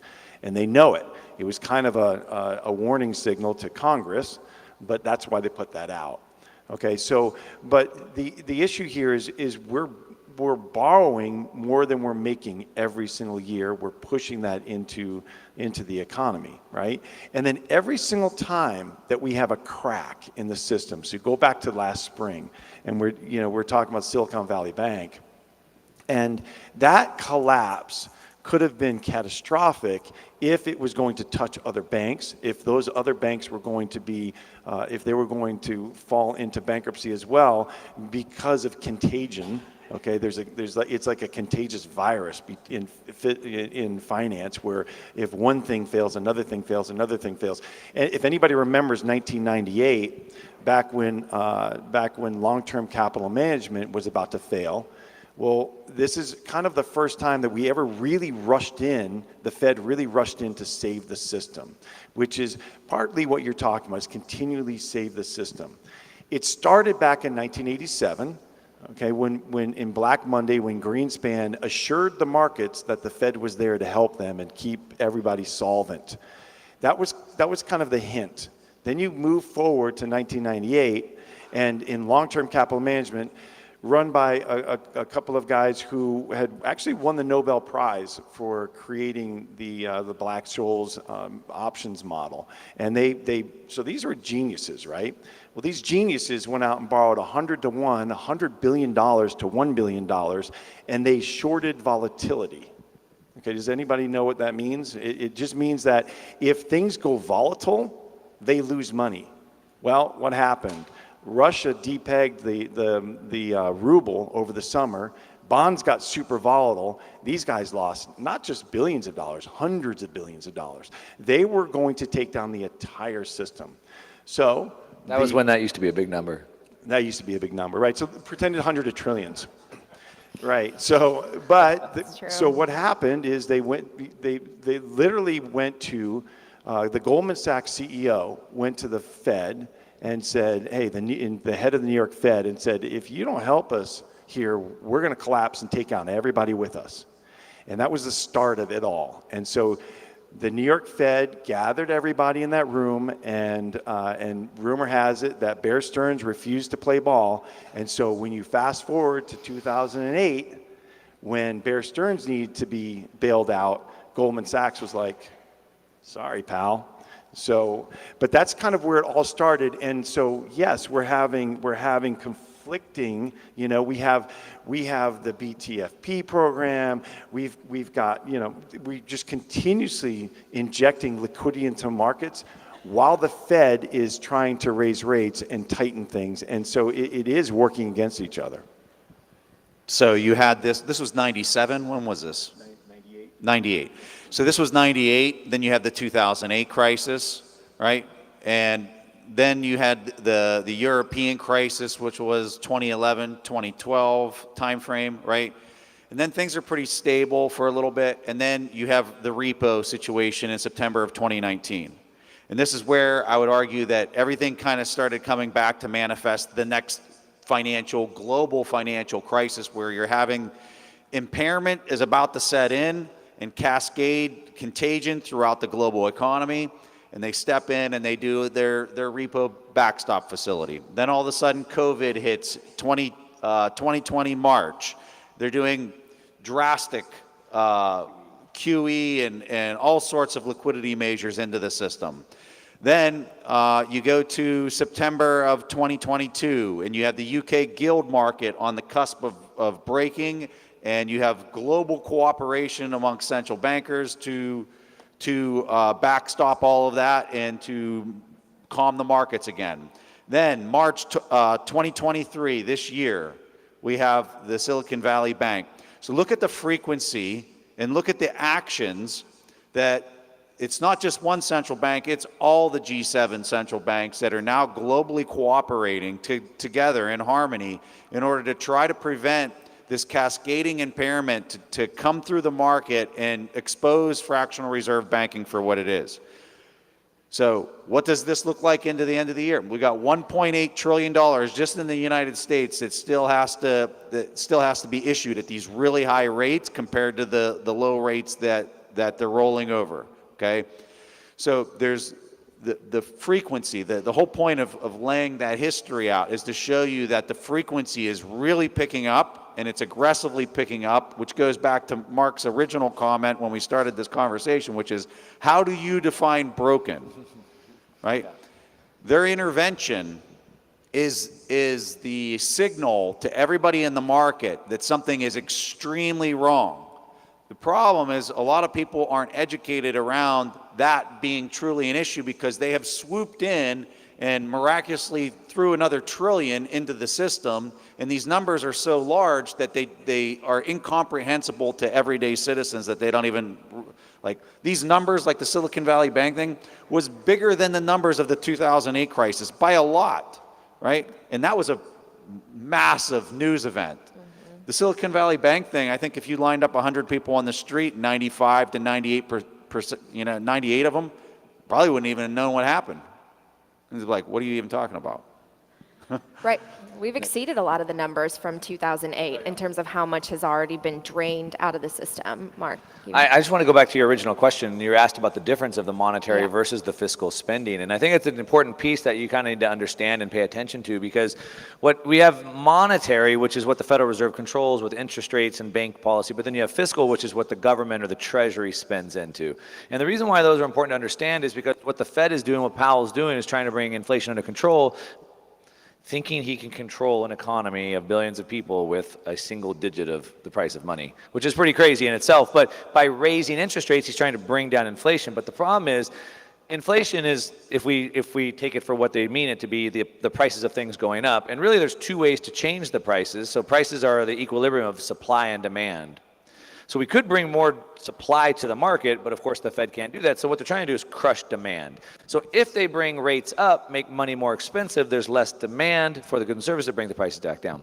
The problem is that affects you guys mostly. But it's the fiscal, so that's the monetary side. The fiscal side, it's the governments that are spending all the money. Pre-pandemic, the US Treasury was spending about $4.6 trillion per year. That increased by about 50% to about, or it was 4.8, and now it's 6.4 trillion per year. Now, what we saw in the last debt ceiling debate is that they argued about trimming the debt, bringing down the fiscal spending, and of course, that could never happen, and so they baked in that new number. So the government, the fiscal spending went up by 50%, which caused massive inflation, and that's the new norm. That's the new number now. So while the Fed is over here trying to change the price of money, and trying to make you guys broke so you don't buy as much stuff, the problem is it's the government. The problem is the government that's the one spending all the money. And they have decided not to bring it back down. As a matter of fact, with the debt ceiling debate, they said now that these numbers are baked in through the next election cycle of 2025. So there's that. And then the other piece I just want to add on to it, kind of what James was saying about the different types of debt, good debt and bad debt. My mentor and my friend Robert Kiyosaki talks about good debt being productive debt if you buy a rental property or equipment for your business, bad debt being like going out to dinner on vacation. And so when you look at the types of debt that are being issued, and so you have productive debt, and so really we live in a debt-based monetary system, so dollars are liabilities. Dollars are liabilities. Debt is the asset. So I want a house, I get debt for the asset. That debt is backed by the house. The dollars are the liability for that. And the problem is, if you or I get a loan on a house, a boat, a car, or a business, at least there's an asset to back that. But when the government takes on the debt and just blows the money into nothing and spends that fiscally into the economy, it's highly inflationary. And then back to James's point about the Treasury's own admission in the report in 2021, it's an unsustainable path. The interest is now higher than what we spend on the military, which is more than the next 10 nations combined. And so it's the doom loop. And so it's debt being accumulated into non-productive assets, which is highly inflationary. Because if the goods and services increase with the rate of the money supply, you don't have inflation. But because of the type of debt that's being taken on and being spent fiscally, it's a big problem. I was listening to a podcast earlier today talking about the employee retention credit and that program, how much fraud there is, but it's still pumping like 20 billion, 30 billion every month into the economy. But again, these numbers, they're so big, but yet they're starting to feel really small. So employment's a big deal. And so one of the things that the Fed points to, okay, they say they need to keep inflation in check, and they're supposed to keep high employment, right? That's their goal. Well, they know, just like Mark just said, they know that they have to crush demand. How do they do that? They raise interest rates, okay? So that makes people borrow less, from the consumer up to the corporations. They'll borrow less. It'll just decrease productivity, and it'll decrease the amount of demand. But you get to the point where the interest rate gets high enough, and enough debt has to be reissued, right? So you have debt that's going to expire, it's going to mature, that you have to reissue more debt in order to keep operating. Well, maybe that debt is a little bit too high for you to operate at. Maybe demand comes down just enough that you do what happens is you trip a covenant and you don't make enough money to cover those expenses on interest, that the lender will call that debt. And they'll wind up owning your company. And what do? They're going to fire people. Okay, so when you hear full unemployment, just remember that these things happen in stages. Okay, so we will get to a point where a number of companies will start to falter or go out of business. They'll start to cut back employees. And then you're not going to see it happen until we actually enter a recession where the unemployment spikes. And it happens every single time. You don't see unemployment spike before a recession. It's a lagging indicator, exactly. But the Fed knows this. So the Fed knows that they can just keep tightening and keep tightening and keep tightening. And Powell has said it over and over again. They have tools to deal with a recession. They do not have tools to deal with hyperinflation. So he's not scared about a recession, and that all of us could be casualties to the job market and to productivity and to earnings. He doesn't care. He knows that he can swoop back in, enter the QE program again, flood the market with liquidity, and start that inflation engine going again. Okay, so let me ask something, because it seems like the consensus among macro Bitcoiners is we're going to have a recession. The last one that I think was, most people in this room are very familiar with it feeling really deep and severe is the 2008 recession.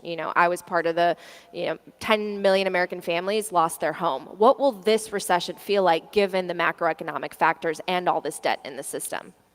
So I just want to follow up on James's point, and then I'm going to touch on that.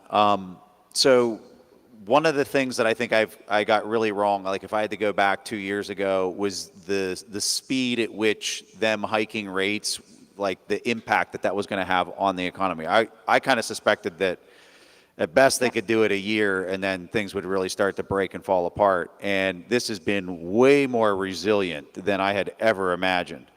Now, it's real easy to Monday morning quarterback the why, and for people that are wondering what the why is, when you look at 0% interest rates and how long they stayed there, and you look at the incentive that's around 0% interest rates, businesses are highly incentivized to load up on as much of that as they can possibly gobble up, some locking in 5-year terms or longer, because when it's 0%, you want to lock it in as long as you possibly can. I'm sure a lot of people in here maybe refied their house at really low interest rates, and if they could give you 100 years, you would have taken a 100-year loan instead of 30, right?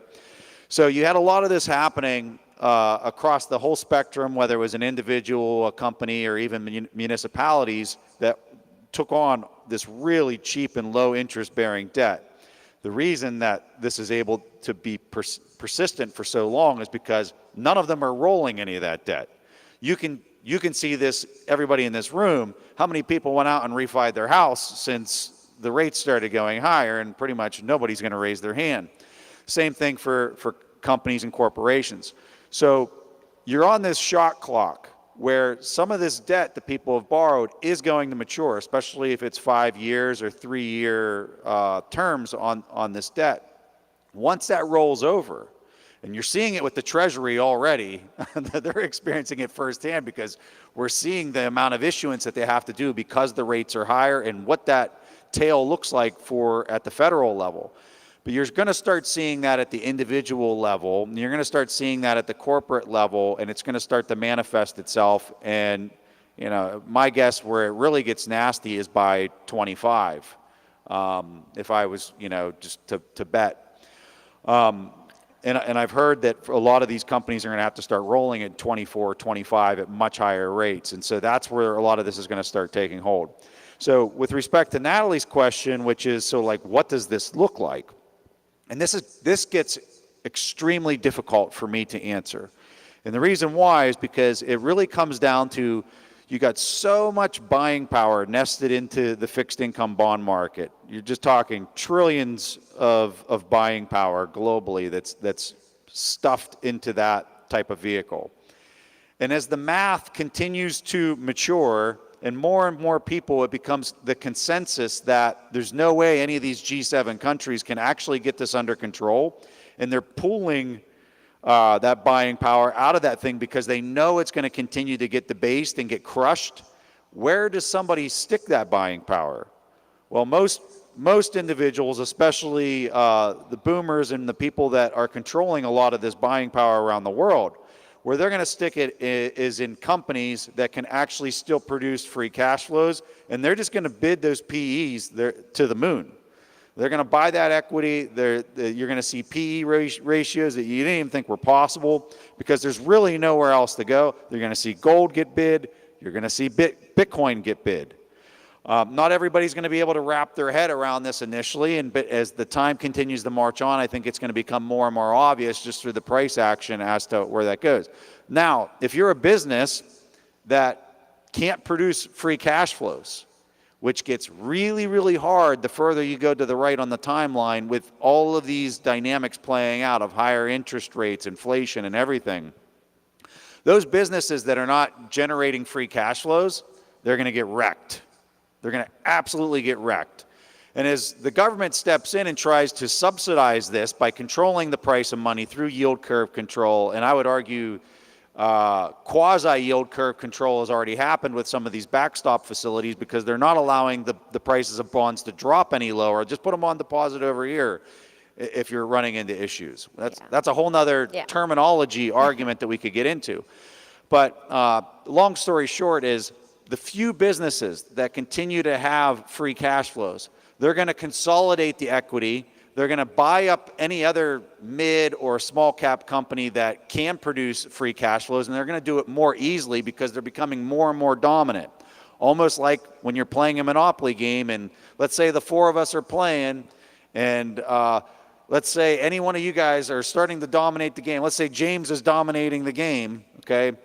It'd be like going up to that game and watching and looking at James holding all the properties and saying, yeah, I don't think he's gonna monopolize the board at this point and start taking the property. Get out of town. He's gonna buy all these properties from the rest of us, and at the end of the game, it's not linear, it's parabolic, and it starts taking off. So I think you're going to start seeing some of those things really play out in 24 and 25, where it really, you see consolidation of equity. You see this disparity that really starts to express itself even more than what you're already seeing. Yeah, I think that's generally probably what I would also view it as well. I think, it's really important to understand, to kind of, as I said, like, this is the macro picture, it's the big picture, and so trying to understand the directionality. And so some of these things, there's just no option. The Treasury admitted it's an unsustainable path. There's no other option.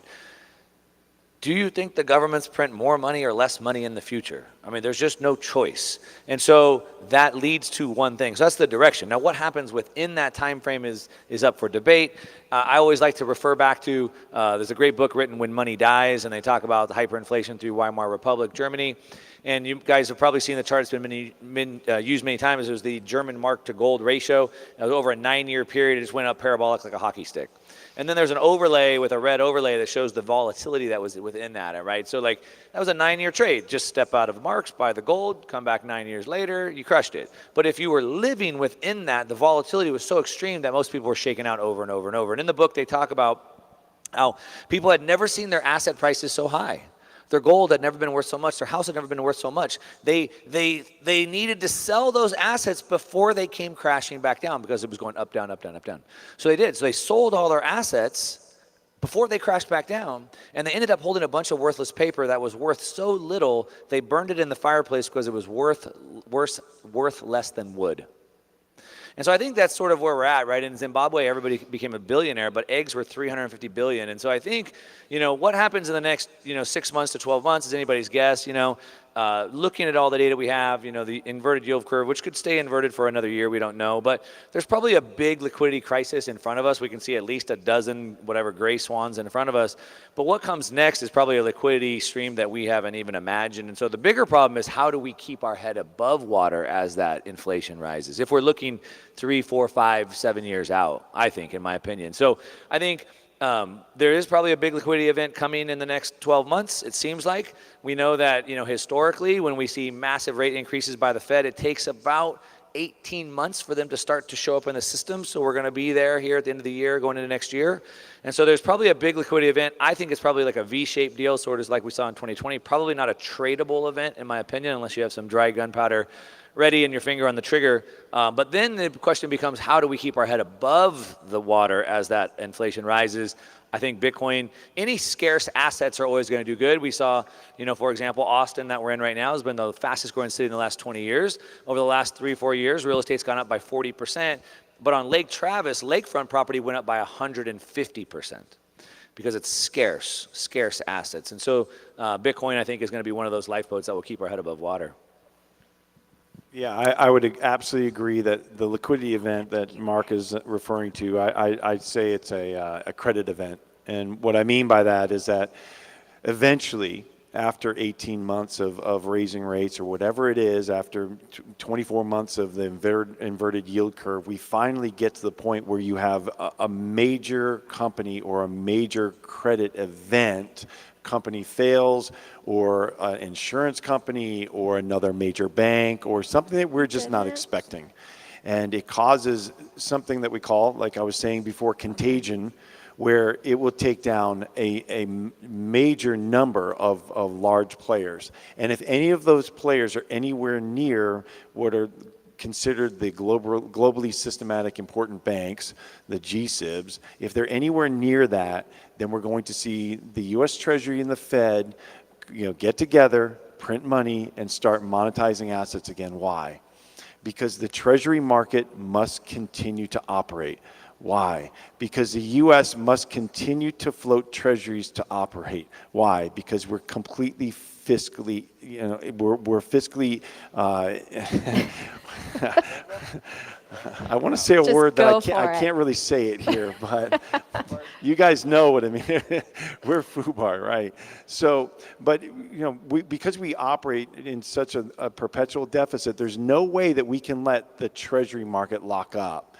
And so it all comes back again to the money printing, to expansion of the money supply, to expanding M2.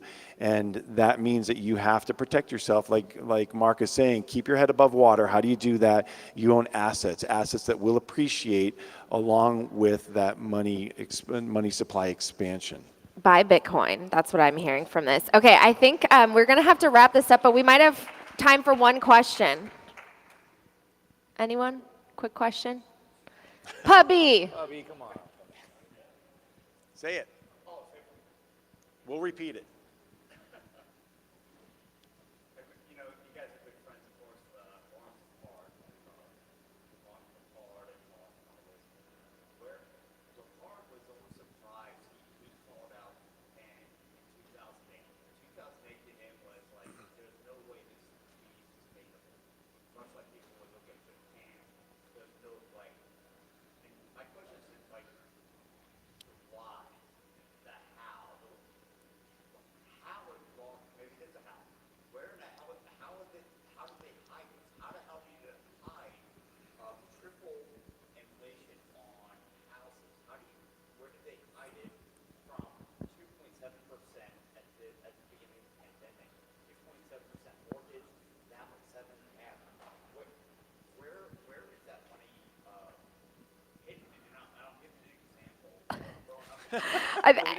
We're gonna have to ask that behind the stage.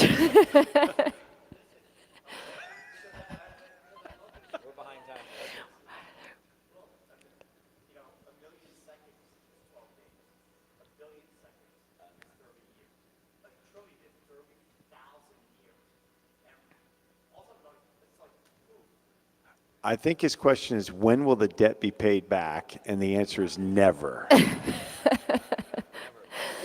Yeah. Never, Laura, never, yeah. I think it's hidden in inflation, the most pernicious tax of all. So when you look at the CPI, right, I can make CPI anything you want it to be. You want it to be 80%, you want it to be -3%. I can just go in there to all the different categories and I can just weight them however I want to produce whatever number you want. And this is Michael's brilliance where he's talking about inflation's a vector. And he talks to like, your inflation's different than yours because your spending habits are different than his. So if I'm sitting at the government and I want to try to manufacture numbers, you know, you can look at the UK, you can look at what's being reported, you can look at what they're actually, you know, an everyday person is experiencing who has a house payment, a car payment, medical bills or whatever. And it's grossly different than what the reality is. So that's how, I would argue that's how they hide it, is through the weighting of the various categories. Basically, we're being gaslit. Sorry, guys, we're out of time, but give it up for this panel.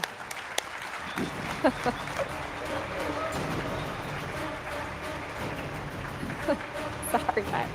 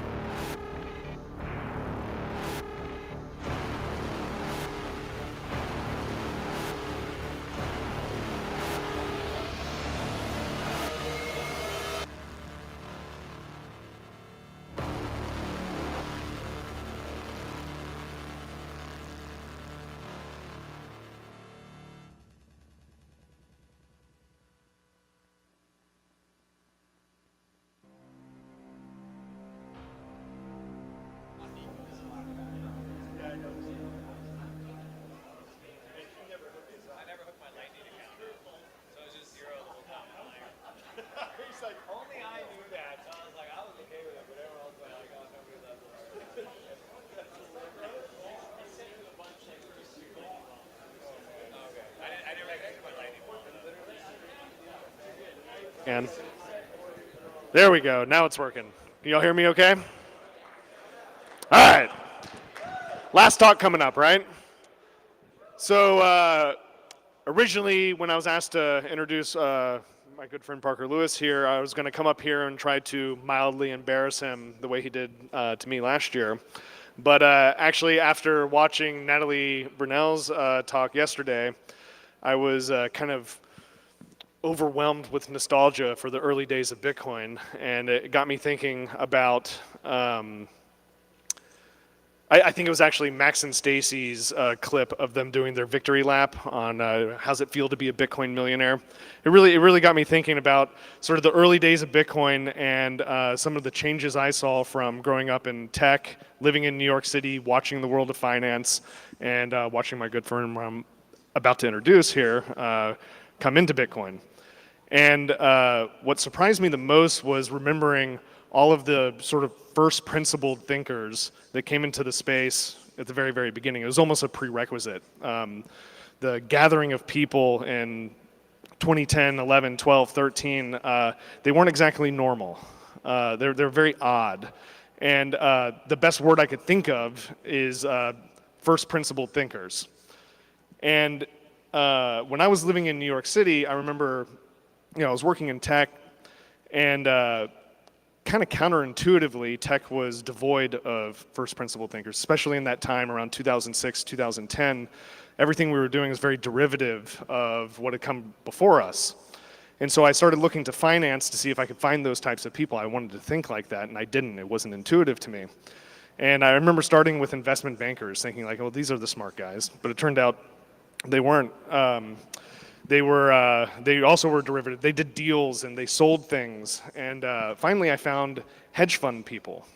And it turns out, I know it's a little bit different today, but back then at least, hedge fund people actually did know something about the world.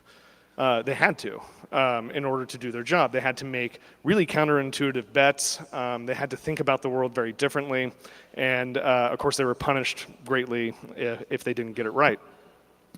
And I got to personally witness my good friend Parker go through this process of understanding Bitcoin, one of the few people that talked to him about it early on. And he had gone through this process of investment banking into the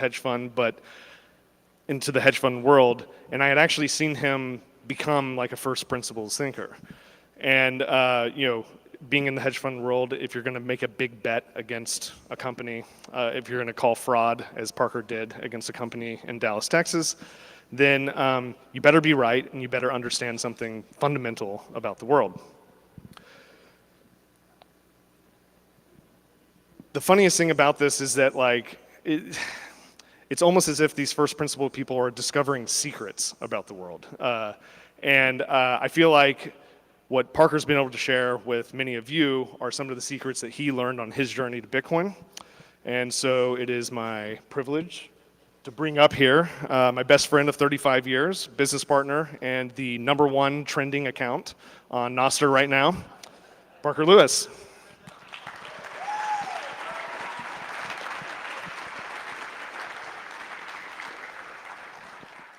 All right, thanks, Will. I am not formally on Nostr, but it feels good to be trending on Nostr and having people pay you sats because you can pay Lightning anywhere in the world. So thank you, Will. And I also want to start with thanking Gary Leland. So let's all give Gary Leland a hand.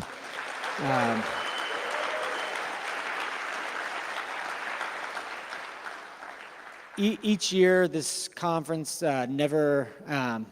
it just never fails to one-up the prior year. Each year, it has a lineup of speakers that I always want to learn something from, or I've already learned something from.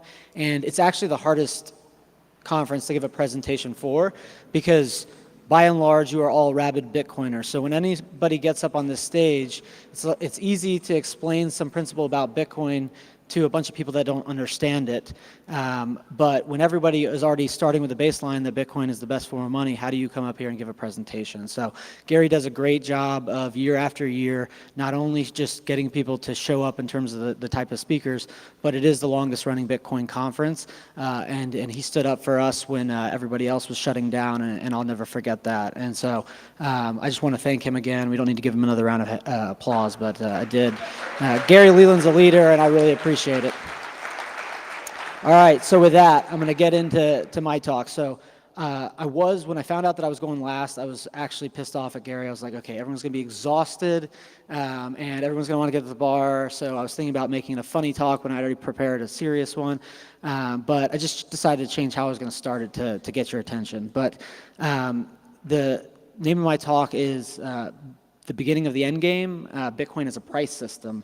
And I'm going to talk about a principle, but just as I am starting with the baseline that you guys already understand Bitcoin, I'm going to talk about it from a perspective of helping you better communicate, because it's the principle that I think is most important but least intuitive to help you better communicate to your friends and family why Bitcoin is important and why the world's converging on it. But then I'm going to have a call to action that's more specifically for you. So the first half is going to be about helping you help your friends and families and the normies out there, and then the second half is going to be a call to action for you guys. So I'm going to start with Secretariat. How many of you are familiar with Secretariat? How many of you have seen the film from Secretariat winning the Belmont Stakes in 1973? Okay, good. Not many of you. All right. With that, the idea here that I'm going to talk about is Bitcoin as the Triple Crown winner, as the store of value, the medium exchange, and the unit of account, and the end game is the unit of account. Secretariat, for those of you who are not familiar, won the Triple Crown in 1973. Winning the Triple Crown is hard because each of the races are different lengths, and certain horses are built for speed, certain horses are built for stamina. It's very difficult to have all three things in the same horse or to be the best at it. But it's not just that Secretariat won the Triple Crown, it was how he won the Triple Crown. And so that, I'm going to play the full 2-minute video, and then we're going to talk about it. On the outside, Sham getting ahead in front as they move around the turn with Secretariat second. Then there's a large gap. Make it 8 lengths back to My Gallon in third and Vice Prince fourth. And Private Smiles is still the trailer. They're on the backstretch. It's almost a match race now. Secretariat's on the inside, by ahead. Sham is on the outside. They've opened 10 lengths on My Gallon, who is third by ahead, with Vice Prince fourth. Then it's another 8 lengths back to Private Smiles, who is trailing the field. They continue down the backstretch, and that's Secretariat now taking the lead. He's got it by about 1.5 lengths. Still Sham, 10 lengths back. My Gallon, Vice Prince. They're moving on the turn now. For the turn at Secretariat, it looks like he's opening. The lead is increasing. Make it 3.5. He's moving into the turn. Secretariat holding on to a large lead. Sham is second, and then it's a long way back to My Gallon and Vice Prince. They're on the turn. And Secretariat is blazing along. The first 3/4 of a mile in 1:09 4/5. Secretariat is widening now. He is moving like a tremendous machine. Secretariat by 12. Secretariat by 14 lengths on the turn. Sham is dropping back. It looks like they'll catch him today as My Gallon and Vice Prince are both coming up to him now. But Secretariat is all alone. He's out there almost a 1/16 of a mile away from the rest of the horses. Secretariat is in a position that is impossible to catch. He's into the stretch. Secretariat leads his field by 18 lengths. And now Vice Prince has taken second, and My Gallon has moved back to third. They're in the stretch. Secretariat has opened a 22-length lead. He is going to be the Triple Crown winner. Here comes Secretariat to the wire. An unbelievable, an amazing performance. He hits the finish. 25 lengths on the outside. Sham getting the outside. All right, so the takeaway from this is that on the back stretch, when that was the third race, that was the third and final leg of the Triple Crown, and that race was over before everyone in the stands knew it and before every other horse on the track knew it. That Secretariat knew he was about to just hit the burners, and most races are won by maybe a nose, maybe a length, but what we're seeing in Bitcoin is that Bitcoin's already won. And that Bitcoin winning starts with its fixed supply, but it ends with Bitcoin as a price system. And while it might not be particularly obvious to everyone in the world, that Bitcoin isn't just going to win, it's going to destroy the competition. And what that horse did, that second place horse, its will was broken. And its will was broken with 1/4 of the race left, and then it fell back and ended up in 5th place. But the big point being that Bitcoin, that horse had everything that it needed to do everything. And sometimes people will say, well, Bitcoin can do this, it can't do that. And the ultimate reality is if Bitcoin can enforce its fixed supply, it will be everything that money needs it to be. It will be a medium of exchange. It will be a unit of account. So we're going to talk about that, and then I'll get into the call to action. So Mike, if we can skip ahead, I don't want to start the race again. All right, so the end game is beginning. And so this is what I'm talking about: store value, medium of exchange, and the unit of account. So the principles that I talk about when I go through with normies, I'm going to talk about this to you first, and then talk about it in a way to abstract so that you can relate it. It is that there is a best form of money.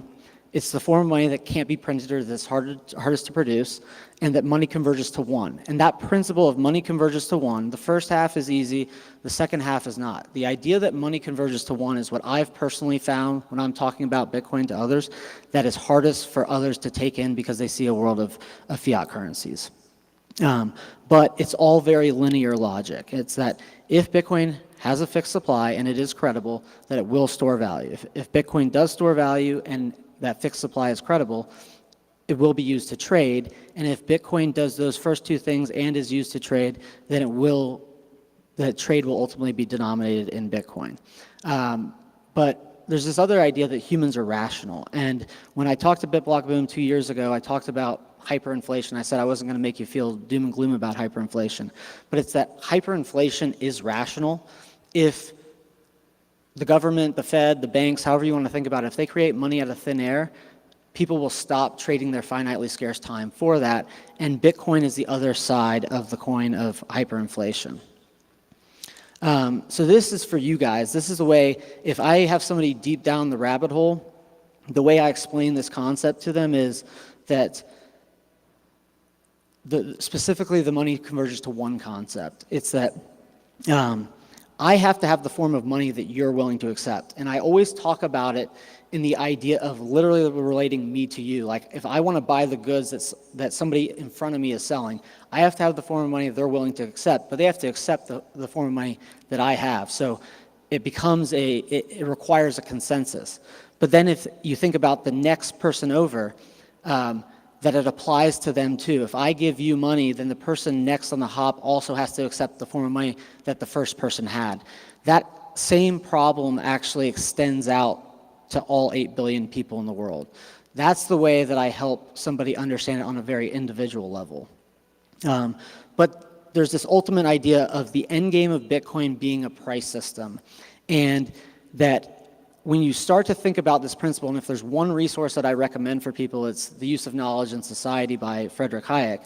It's that prices don't exist if a massive amount of people do not converge on one form of money. Or said another way, that a price system is the output of convergence on one form of money. And that might seem obvious, but it's not obvious to most people.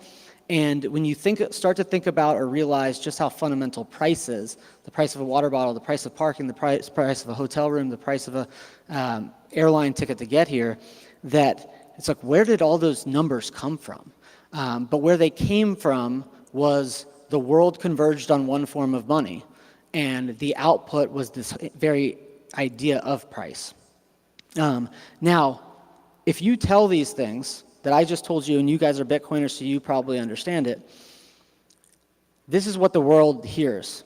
Like, you can go in and be like, Bitcoin's not crypto, Sybil attack, double spend problem, Byzantine generals, fixed supply, censorship resistant, and you can try to relate in any possible way why Bitcoin is different. Why Bitcoin is not crypto, Bitcoin not blockchain. Everyone just hears that you're a crypto bro. And that's probably the most frustrating thing about being a Bitcoiner. I've sat in presentations where I've given a 2-hour presentation about explaining all those things, and then I get introduced as like, hey, this is Parker, my crypto guy. But it's this acceptance that these last slides are the fundamental reasons why that connect the dots between if Bitcoin has a fixed supply of 21 million to it will do all of these things, it will be the medium of exchange, it will be the unit of account. But realistically, someone is not going to relate at that level. So how to communicate to normies. It is first, and I'm going to go through 5 examples quickly. 1, the world previously converged on one form of money. I tell people that the world previously converged on gold. They do not need to understand why gold is money to understand why Bitcoin is money. They just have to accept that the world previously converged on one form of money. It was gold. They don't even need to be able to explain why, but they have to ask themselves the question, why, and was it by coincidence? The next example is themselves. Virtually every individual in the world has only ever interacted with one form of money, and that's not to say that they haven't gone on a trip and bought things in euros or gone to Mexico and bought things in pesos. It's that on a daily basis they only interact with one currency. They only buy and sell things in one currency, and the question is why, and is it by coincidence? It wouldn't be that case if the world hadn't converged on one form of money. Prices at the grocery store. Now, the great Silicon Valley VC firms like Andreessen Horowitz, the New York firms like Union Square Ventures, Sequoia Capital, they will have you believe that you will walk into a grocery store and rather than see all prices denominated in one currency, that there's all these prices and there's going to be 100 cryptocurrencies and each one's going to be priced in some different denomination. But the reality is, when someone goes to a grocery store, all the prices are in one currency. So the question is, why, and is it by coincidence? The Home Depot is not a grand conspiracy. At a single store, there's thousands of goods, and the Home Depot only takes one form of money. So it's either a conspiracy by hallucination, or it's the output of rational thought. The last one, thinking about each individual good in the economy. This is Texas's ERCOT power market, as Pierre Rochard, if he's here, likes to talk about, that we have a crisis every day because we've got wind and solar. But the more fundamental point is that this is one good, and that every good is a market, and they're all traded in one currency.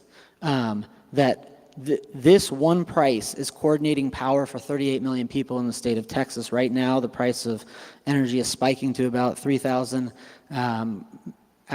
per megawatt hour. But the point is, everybody that's buying power in Texas is only transacting in one currency. And so the ultimate question, rhetorical, that I always ask people is why, and is it by coincidence? And so when I go through all of these, it's simply helping people understand that concept that money converges to one, because anything else that you tell them about Bitcoin is going to have no anchor point in reality. The fixed supply, anything, if they don't start with that principle that they know something about money, because the hardest thing to understand about Bitcoin really does start with the question, what is money? So the core fundamental idea of this is it's the price system.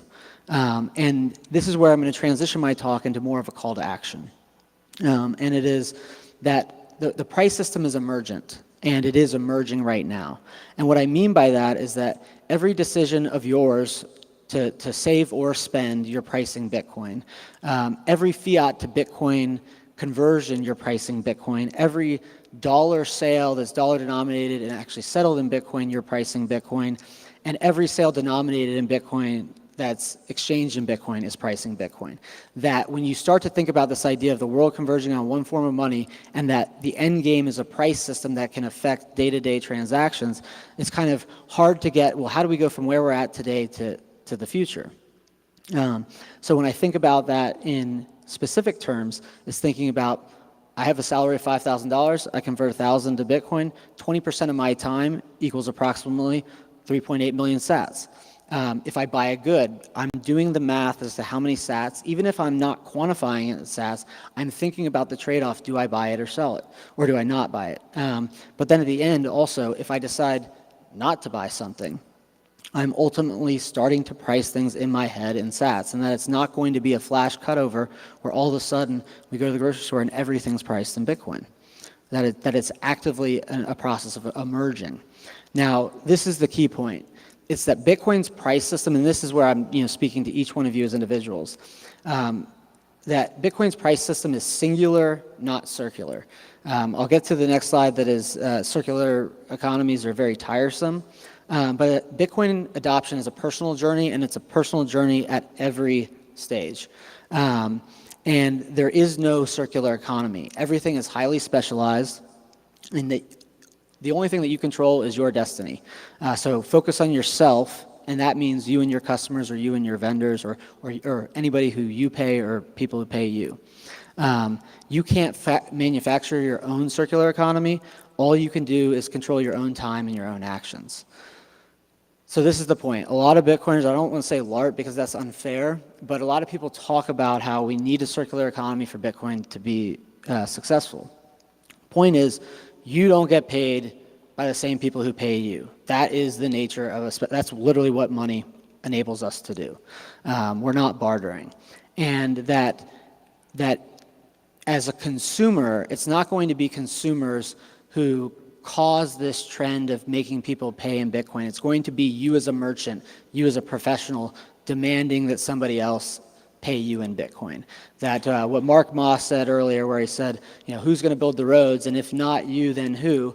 That this is where it starts. It starts with Bitcoiners, not normies, saying, pay me in Bitcoin.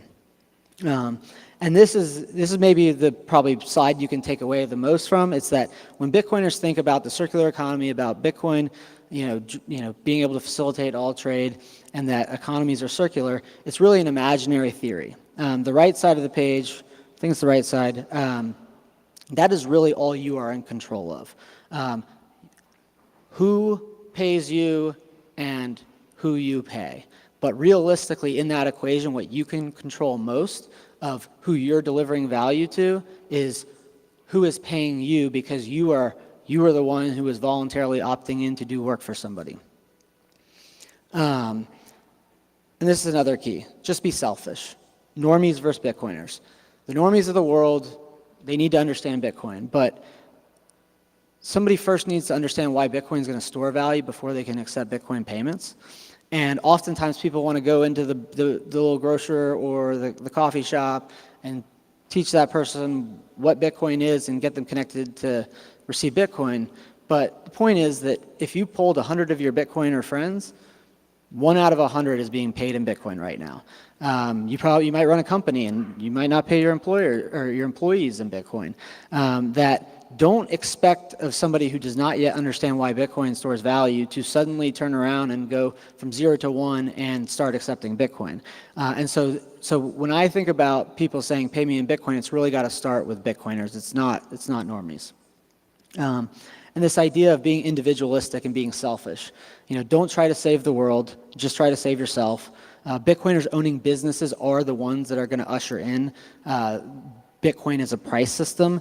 And so rather than focus on things that you can't control, literally start taking action, because that first action is actually very hard. And while some people think, and I have an example of this, while some people think that people won't pay you in Bitcoin, well, it's irrational for me to pay somebody in Bitcoin that I don't think is going to keep it. But if you have an expectation that somebody wants the Bitcoin, they will pay you in Bitcoin. Jimmy's been running his book sales out there, for the last 2 days, and 85% of his sales have been in Bitcoin. But he's given everybody the opportunity to pay in card. And so it's generally one out of complacency, but when you start to actually consciously think about being paid in Bitcoin, it's easy to shut down. But the hardest step, rather than thinking about how you're going to get the butcher down the street to get paid in Bitcoin, start thinking about yourself, because that's the thing that you can actually control. And this is a good example. Like, one of the things that got me thinking about this is a podcast that has nothing to do with Bitcoin, but I recommend it. The dude's got a phenomenal Georgia accent, so if nothing else. Will Harris, he runs White Oak Pastures in Georgia. The Beef Initiative did an event there. But this is basically Will Harris saying these things. He said, "What I do is highly replicatable. It's not highly scalable." He said, "I'm a deliriously happy person. I'm a happy son of a bitch. I see a lot of frustrated, unhappy people in this space. The difference between me and them is they are trying to save the world, and they might not be able to do that. I'm trying to save White Oak Pastures, and I'm probably going to be able to do that. I don't go to bed at night agonizing over saving the world. I go to bed at night thinking of the 180 people who come to my farm every day." And he's talking about his employees. So it's really just kind of thinking about this idea of singular versus circularity, and these two things are not the same. That if you buy dollars or get earned dollars and then they're sitting in your bank and it needs to go through a payment processor to get to another bank, to get into the merchant's account, to then get over to a Bitcoin exchange, to then get into Bitcoin, even if you're going to use a Bitcoin company, going from Bitcoin to Bitcoin is fundamentally different. A few things that are different is that you're training your customers that you accept Bitcoin. Second thing, you're communicating your values. Jimmy's out there communicating his values by taking Bitcoin, and all of you, at least 85% of you, and I'm not going to call out the 15% that didn't, decided to pay him in Bitcoin.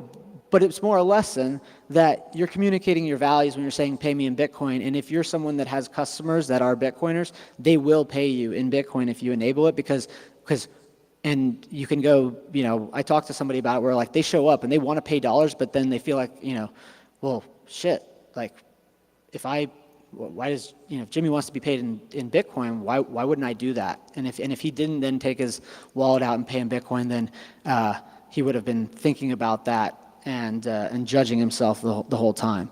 It's also the cheaper way to get Bitcoin on your balance sheet at the end of the day. So it's training your customers, it's communicating values, and it's a balance sheet decision, and it's training. But this is the real important thing.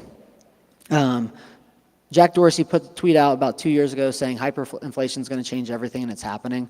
I think Bitcoiners know that it's happening, and you guys won't be able to read on this slide, but the point is that in 2013, GM wrote down its pace, Venezuelan bolivars from 4 to 1 to 6 to 1. And within 2 years from then, it had written 99% of its bolivars off. And if you Google when did hyperinflation start in Venezuela, it happens after GM wrote off all of its bolivars to zero. And so the point is that when you think about that first devaluation from 4 to 1 to 6 to 1, that's what the dollar's depreciated against real goods and services in the last 3 years. And it's to take action before you absolutely have to. So at BitBlockBoom 2020, I said if you wait to learn about your money hyperinflating on TV, you've waited too long. BitBlockBoom 2023, if you wait until hyperinflation to get set up and start receiving Bitcoin payments, you've waited too long. And that receiving Bitcoin payments is ultimately a balance sheet decision. It's about protecting and insulating your business and getting set up and doing it before the crisis actually onsets. And this idea I talked about at Pleb Lab, it's when did Noah build the ark? And the rhetorical answer is before the rain. And so if you wait to say pay me in Bitcoin until you have to, this is ultimately about common sense and survival instincts and self-preservation. It's not to prove that it's possible.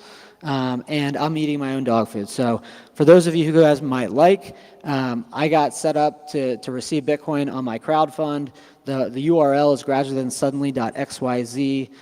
You can capture the URL to go to the crowdfund, but I highly encourage people to start taking it seriously because hyperinflation is not the end of the world, but it is happening, and it's upon all of us to be responsible and to be high agency and to take action. And one of those critical steps is to start telling people to pay me in Bitcoin. So that's my talk, and it's got 2 and 1, and I'm done. So I'll answer a couple questions and then go from there.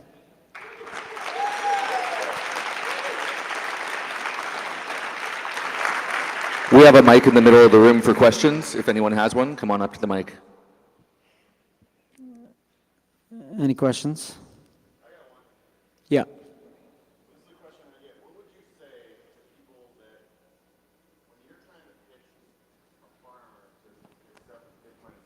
What would you say to them when they say, I can't handle the volatility? So hold on, I'm not saying, I'm asking, my question is not to convince them to accept the volatility. My question is how to tell them to mitigate it.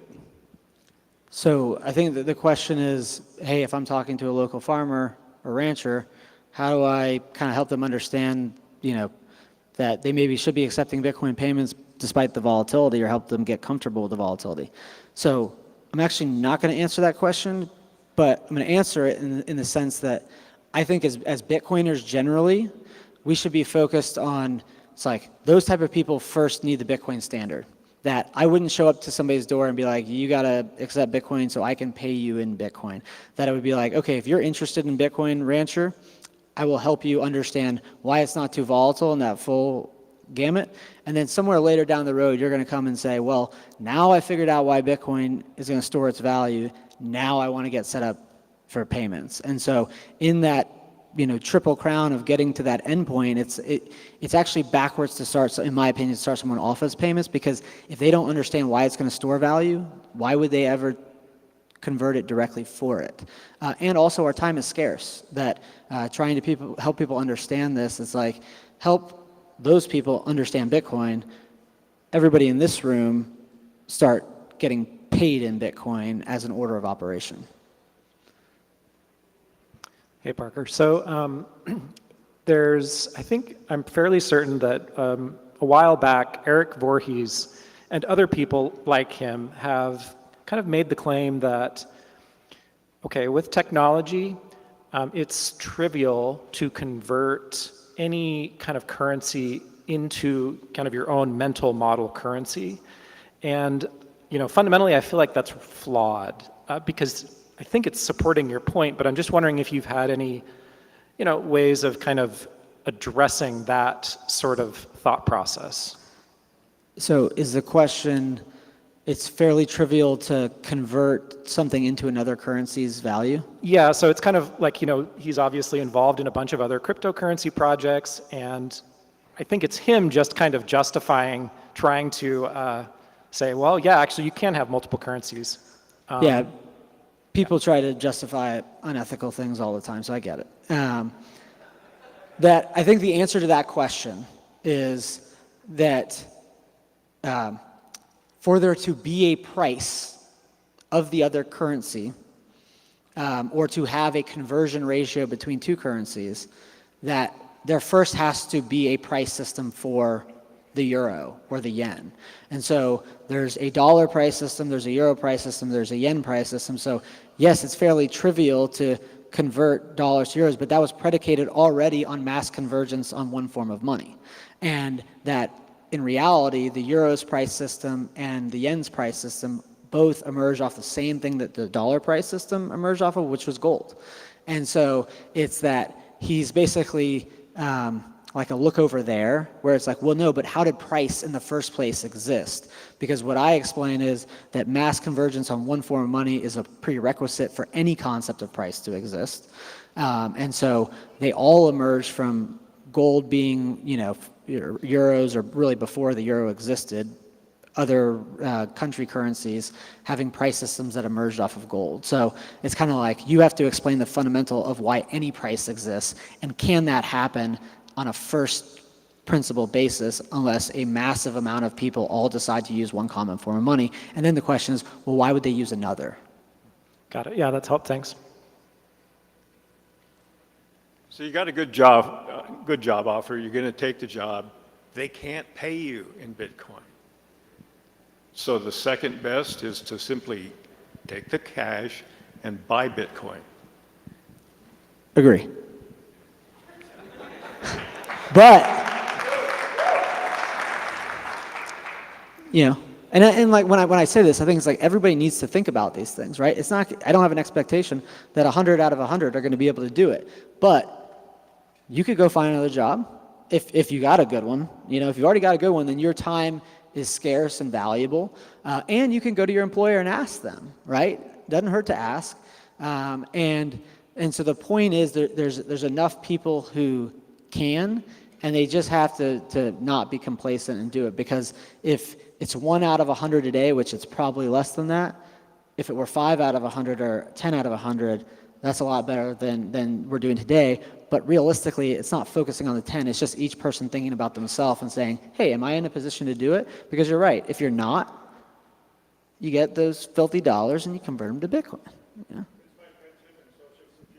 Yeah, you go talk to your pension and you orange pill them. They're on, they're on the side of the screen. They're the normies on this screen. So you get them all the Bitcoin standard, and then you get them to turn your pension assets into Bitcoin. That works. All right, Zach? Hi, Parker.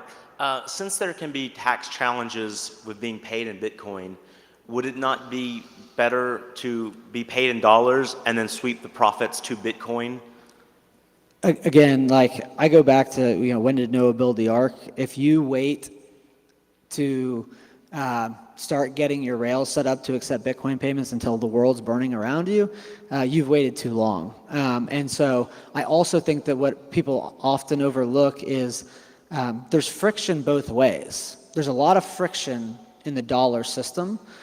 So if you're, again, everybody's different, but if you think about merchants selling their services, they've got holds, they've got chargebacks, they've got accounting and tax that they've got to deal with, and then at the end of the day, they're converting to Bitcoin. So, and then anytime they want to spend it, again, then there are those consequences. But people, as Jimmy's showing out here in practice, that if you decide you want to hold Bitcoin, that if you do the calculation, it might be 4% cheaper to take Bitcoin directly than to get it into dollars, pay the processing fees, and then go through the conversion fees. So you owe taxes either way, right? And so you're not paying taxes on each individual transaction. You're doing a tax return just as many times.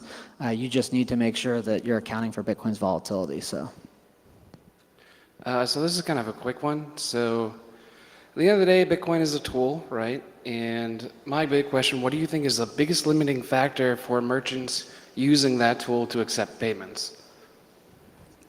What is the biggest limiting factor? I think that it is that the tools are still emerging, right? And that I think it's the case, it's certainly the case with what we built at Unchained, is you have to put collaborative custody out there for people to adopt collaborative custody.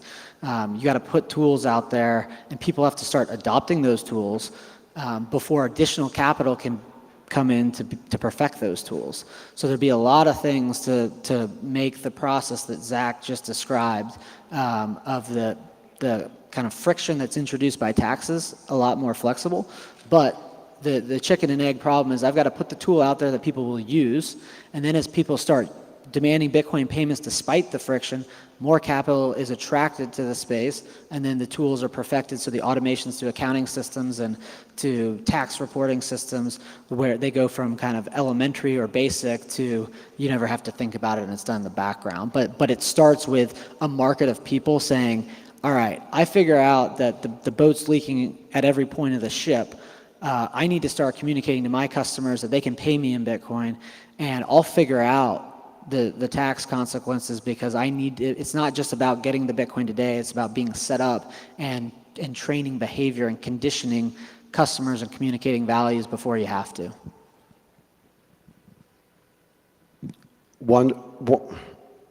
Parker, I think your message is very important, because not only how you do it, not only that you are accepting the Bitcoin, but that you're putting the message out there in the meme space, in people's minds, Bitcoin accepted here. And when you see that everywhere, it moves the Overton window to the discussion of, hey, Bitcoin is being accepted. And even if you don't ever get a Bitcoin in an entire year, it doesn't matter. That people have seen it will help make the shift. Yeah, I mean, I think that's right, but I would just really focus it back on the individual, right? Where it's like, yeah, it's going to be better the more signs out there that say pay me in Bitcoin, but it's really, my message is just be selfish. This is not about, saving the city, saving the state, saving the planet.